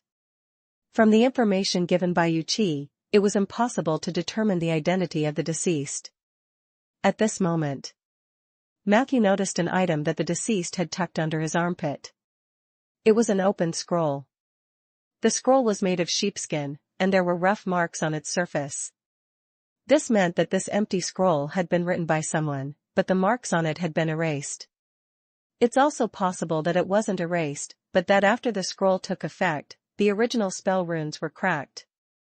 Matthew gently stroked the traces of the parchment, which matched the signs of cracking. There's a demonic aura, very strong. Lorraine pointed at the scroll and said. If Jaslovan really escaped from prison, this scroll must have something to do with her. Matthew agreed. What should we do with this body? Yuchi squatted down and asked. Matthew pondered for a moment and finally said calmly. This corpse itself is not worth much. After being plundered by the 1,000 transformers, it is only an empty shell. I will bring it back to the cemetery and carefully store it for future disposal. You've seen this situation in Snail Valley. The fire mage and his troops are quite resistant to outsiders. They seem to want to completely suppress the news of Jaslovan's escape. Even if you go and contact them now, I'm afraid it won't end well, right? Yuchi nodded. Matthew straightened up. We can't be sure if Jaslovan has really escaped, but we must be prepared. Mr. Yuchi, you have to contact Lady Vivian regarding this matter and ask her for her opinion. You can also communicate with Fire Mage newbies and the others through her channels to confirm Jaslovan's situation further. I will return to Rolling Stone City. It's best to take precautions against the Lord of the 1,000 Transformers. God bless us. I hope that Jaslovan is still in prison. Otherwise, it may cause a disaster for the entire Ander continent. And this world has had enough disasters. Yuchi also sighed heavily. Then, the three of them returned to the heaven-seeking platform with the corpse and the scroll. Just like before. There was still a lack of mages guarding this place. The three of them easily passed through the teleportation circle on the stage and returned to the magic ship. Yuchi went to look for Vivian. Matthew immediately went to find Riegar and the others, especially telling Richard to pay attention to protecting Chuka. The little white cat with the bloodline of the 1,000 Transformers was an important existence in Rolling Stone City's fight against Jaslovan. Matthew was worried that she would not be able to resist the suppression of the ancestor bloodline of the 1,000 Transformers. However, Riegar and Richard told Matthew not to worry about this. It was obvious. In terms of bloodline protection, the Suki clan still had some foundation. Then, he returned to the cemetery and made some preparations. Unfortunately, Matthew couldn't find Sif when he left, and he didn't know where she went. He stood outside the teleportation gate that led to the Jade Court. Matthew couldn't help but ask Lorraine. How are you going to play the role of Jaslovan? Who knew that the response he received was an extremely charming and sweet female voice. Why do I need to play myself? The 1,000 Transformers are everywhere. Matthew, you don't really think your friend is still the same person, do you? As he spoke, the other party used his right hand to gently wipe his face. Lorraine's face quickly disappeared, and in its place was an extremely bright and voluptuous beauty. Even her clothes had changed into the half-covered skirt that was once popular during the Heavenly Palace era. At that moment, Matthew's heart tightened. He felt an unprecedented attraction. It was the attraction that the 1,000 Transformers Lord had carved into her demonic bloodline. He couldn't feel any trace of an illusion. This feeling of reality. Matthew couldn't help but ask. You're not the real Jaslovan, are you? The big beauty laughed softly. What do you think? She didn't answer directly. Instead, she took the initiative to walk to the teleportation array with confident and calm steps. Then, she winked at Matthew. Whoosh! The light flashed and disappeared. Only then did Matthew stand up and follow the other party's footsteps. Why is Lorraine walking so fast? I still have a lot of details to tell him. Matthew and Lorraine successfully arrived at the Valley of Godly Trees. The sky gradually darkened. This time, Matthew did not meet Bina outside the building. He adjusted his state of mind. He walked in side by side with Lorraine. When they passed by the corridor, The first person he bumped into was Tyraste, who was knocking on the wall with a bamboo stick. The latter turned around and looked at Matthew and the woman beside him. A hint of doubt flashed across his eyes. At this moment, Jaslovan walked into the hall. For a moment, everyone's gaze fell on her. Matthew's heart skipped a beat. The first to speak was Evil Spirit Lord Omodochi. Chapter 1542, Snail Valley Mystery. Chapter 1542, Snail Valley Mystery. Little Jazz, I haven't seen you for 1,000 years. Your appearance is still beautiful. However, he was met with merciless mockery. Come on, you make it sound like you and I are close. I haven't forgotten the bastard who avoided me like a plague. The so-called god of pleasure is just a stone draped in the divine title of pleasure. That's right, you evil spirits have always liked to conceive yourselves.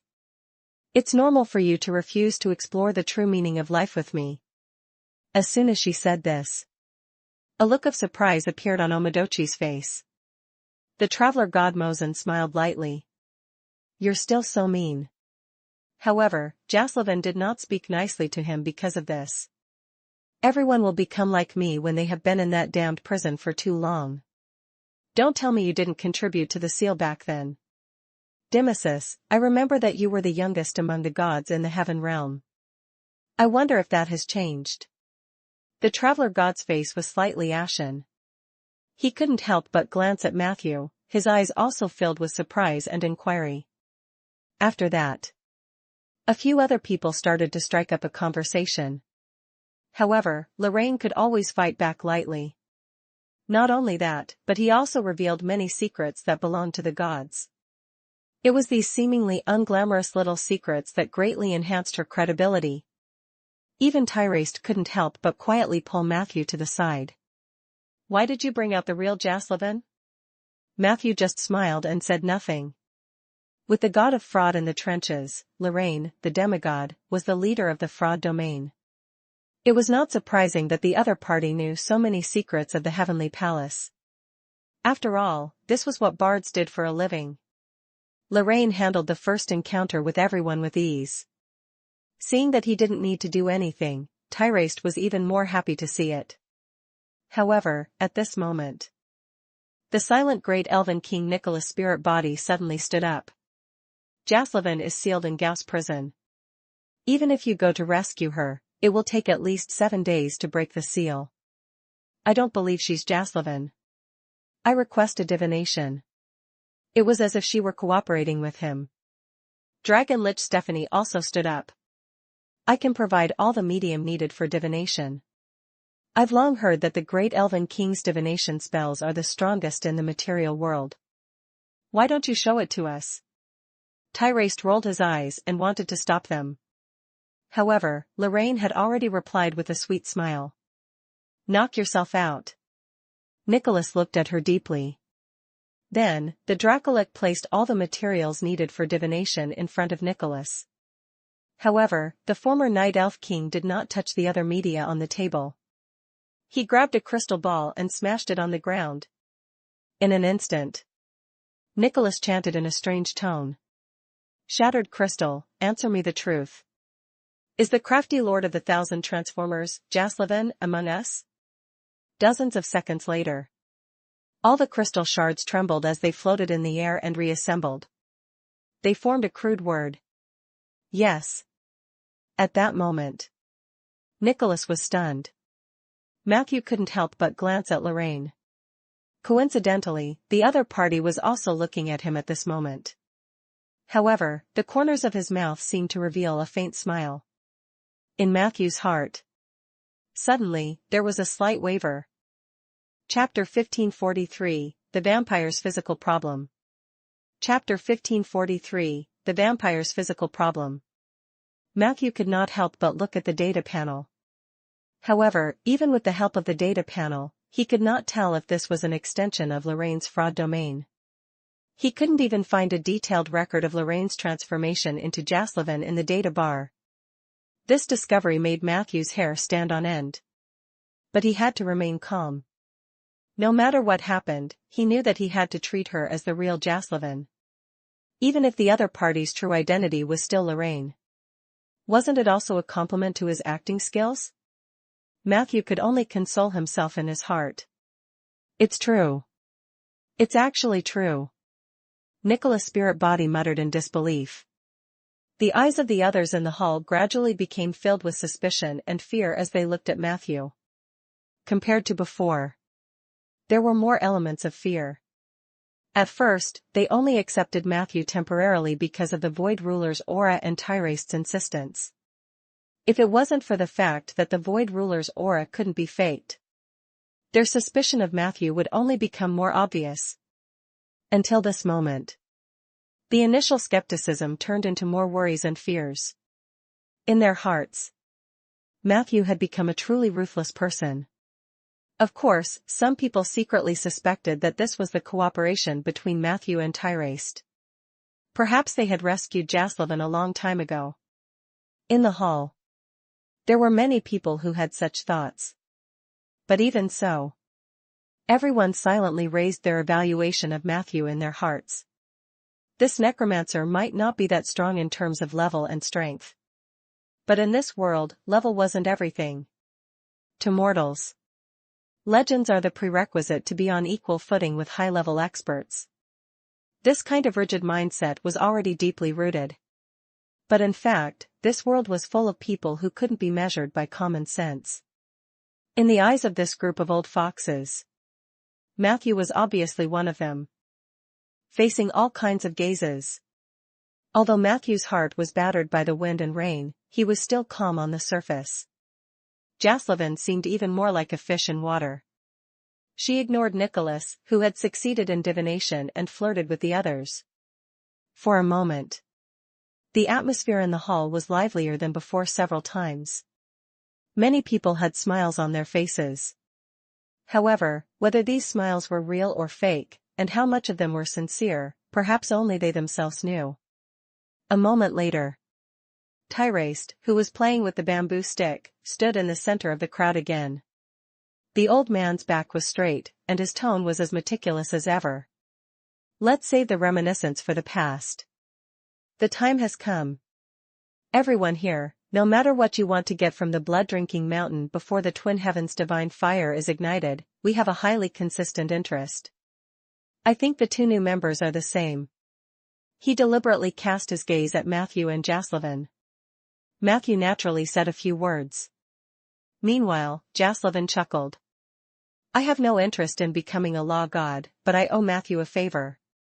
I will follow him around, keep him safe, help him out of his troubles until I see the fire of the Twin Heavens lit. Before that, you can all trust my standpoint and morals. It was strange for the Lord of Thousand Transformers to be talking about morality, but no one present pointed it out. In the end, under Tyrest's distribution, the 11 people present were divided into two groups. The first group would be led by Tyrest. They would enter the secret light forest from the Valley of Sacred Trees and enter the Troll Holy Land, Blood-Drinking Mountain, through the refuge of the ancient Wood Elves. This group included Tyrest, Omadochi, Evil Spirit Lord, God of Pleasure, Stephanie, Dragon Lich, Nicholas, Linden, and Asner, Demon Lord. The second group was led by Matthew. They would head to the shattered snow peak in the ancient land to find a hot spring valley. Then, they would enter the blood-drinking mountain through the troll gate at the bottom of the hot spring. These people included Matthew, Jaslovan, Mosin, Traveler God, Shanair, Hayek, Deputy Leader of the Church of the Underworld, and Mira, Short-Hair Drow. No matter how many grudges we had in the past, I believe that everyone should be able to distinguish the importance in front of the opportunity to become an ancient god. Remember, until we find Paradise Lost, we are all allies and partners. Tyrest finished his sentence in a vigorous manner. He took out 2 stone plates and handed one to Matthew. When we come to the entrance of the blood-drinking mountain, remember to light up a star on the disc with your mana. When all 3 stars light up, it will be the time for us to check on each other. We must enter the gates at the same time, and the difference should not exceed 15 seconds. Understand? Matthew took the disc and nodded. Before that, Tyrest and the others had already completed their preparations. The entrance to the blood-drinking mountain had already been explored. They had even prepared the method to open the troll gate in advance. There were a total of 3 methods. These 3 methods were recorded in scrolls and now fell into Matthew's hands. Together with his crown of sin. The success rate of entering the blood-drinking mountain was extremely high. It wasn't that they hadn't thought about the possibility of failure. What if Matthew couldn't get in? Everyone would return to the Valley of Godly Trees, regroup, and enter through the secret light forest. Chapter 1544, The Vampire's Physical Problem. Chapter 1544, The Vampire's Physical Problem. Let's go. Tyraste said. The first group of people followed him and left. Matthew and the others walked out from the other side of the hall. They were about to rush to the primordial lands. However, there was no teleportation array between the Jade Court and the primordial lands, so they could only rush over through the most ancient method. The traveler god, Mosin, volunteered. "Do you want to ride in my golden carriage?" As he spoke, he took out a golden flea from his hair and flicked it on the ground. In a flash, the flea bounced twice on the ground, and its body rapidly expanded, turning into a magnificent golden carriage. The mounts pulling the carriage were 4 celestial wyverns in golden armor. The wyvern looked like a wyvern. However, its weight, momentum, and strength were several times that of the normal wyvern. Matthew naturally had no objections. He and Jaslavin boarded the traveler god's carriage one after another. However, Shanair and Hayek chose to find another path. The former gave Matthew face and disappeared after greeting Matthew. In the end, only the drow Mira was left. Mira walked around the golden carriage and sat on the back of the carriage. She took out a rope and chanted a few incantations. The rope turned into a magic rope that could be stretched freely, fixing it at the back of the carriage. "Are you sure you want to sit there?" the traveler god reminded her. "The journey may be bumpy," Mira said coldly. "It doesn't matter. I'm used to it." The traveler god shrugged and bent down to sit in the carriage. A moment later, 4 heavenly wyverns suddenly soared into the sky and drove the golden carriage into the clouds. The short-haired drow, who had tied herself to the back of the carriage, remained expressionless. The carriage was spacious and luxurious. Matthew could sense that there was more than one space-folding technology used here. Apart from the spacious seating and usage space, the god of travelers had even arranged several lounges with different moods. He did not know what the specific functions of these lounges were. A moment later, Mosin brought a cup of coffee and a cup of black tea for Matthew and Jaslavin respectively, while he himself held a cup of yogurt and sipped it. "I thought you'd find a fake one. I didn't expect you to go so far. Taking the risk of completely offending the Alliance, is it worth it? Especially since I hear you're on good terms with the Ronins?" Before Matthew could speak, suddenly, Jaslavin kicked Mosin from the side. She was wearing a layered short skirt. There was no decoration below her knees, only her white jade feet. This kick landed on the waist of the traveler god, Mosin, but it didn't seem to hurt or itch. Her tone also carried a thought-provoking temptation. "Don't even think about getting more information about Snail Valley from Matthew. We'll tell you what you need to know. Don't ask what you shouldn't know." Mosin did not take it to heart. He looked back and forth between Matthew and Jaslavin with interest. "Has the relationship between the two of you warmed up to the point where you will cover for each other?" Jaslavin smiled sweetly. "This is my one-sided gratitude to Matthew. After all, it was he who released me. If the person who released me were you, I would be grateful to you as well." As she spoke, she gently licked her red tongue. Matthew was confused. However, the god of travelers, Mosin, was not a little boy who had just broken through the sexual realm like him. He immediately understood what she was hinting at and smiled. "I actually considered going to Snail Valley Prison to release you, but Ronan and Qin Wuyue are too powerful. I'm afraid that going there will only be suicide. But as God is my witness, my heart is true." Jaslavin kicked him again and scolded him with a smile. "What's the use of good intentions? Mosin seized the opportunity to grab the fair foot and sent out an invitation. Do you want to take a look at the rooms in the back? This trip will take at least 10 minutes. Think of what we can do. Are you interested in the body of a vampire? Haha, how can I be a man who only talks and doesn't practice? Hence. Under Matthew's dumbfounded gaze, Mosin hugged Jaslavin, who might be Lorraine, and the two of them flirted as they entered the room at the back. He said it was a room. It was only separated from Matthew's carriage by a wooden board and a curtain. A few seconds later, a voice unsuitable for children mixed with a confused atmosphere came from behind the partition. Matthew was already numb. Lorraine? What was this guy doing? If it wasn't Lorraine, could it really be Jaslavin? Just as Matthew was frowning, a head with two fangs and a face as white as paper suddenly poked out from behind the partition. It was Mosin's true appearance. He panted as he said to Matthew, "Do you want to join us?" Matthew immediately rejected it with a fake smile. No. However, Mosin looked very enthusiastic. Are you sure you don't want to come back and take a look? Besides, there's strength in numbers. Matthew resisted the urge to scold him. Fortunately, not long after, Mosin's head shrank back. The sound of battle came from behind the partition again. 2 minutes later, Mosin's weak face reappeared in front of Matthew. He pulled on his pants as he walked forward, his expression somewhat unnatural. Chapter 1545, Vampire's Physical Problem. Chapter 1545, Vampire's Physical Problem. Behind him, Jaslavin was still dressed up, and there was nothing wrong with her body. She quickly walked forward and pushed Mosin hard. Useless. Get out of the way. The traveler god moved aside in embarrassment.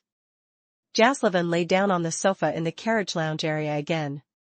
She skillfully took out a cigar from the cabinet next to her and lit it for herself as she cursed in a low voice. Vampires really can't do it. What's the point of drinking so much blood all day? Can it be used in key areas? Mosin turned his head and sighed. I was forced to change my body. However, the more he explained, the paler and more powerless his words became. Even the fangs that appeared at the corner of his mouth seemed to have become mini and cute. In the end, he did not even dare to make a sound. Even the gaze that he looked at Matthew had an additional hint of a bitter smile. Matthew, who was watching coldly from the side, now completely regarded Lorraine as the real Jaslavin. His brain was spinning. If the lady beside him was really Jaslavin, then where did Lorraine go? First of all, the body they found in the spider's stomach couldn't have been Lorraine's.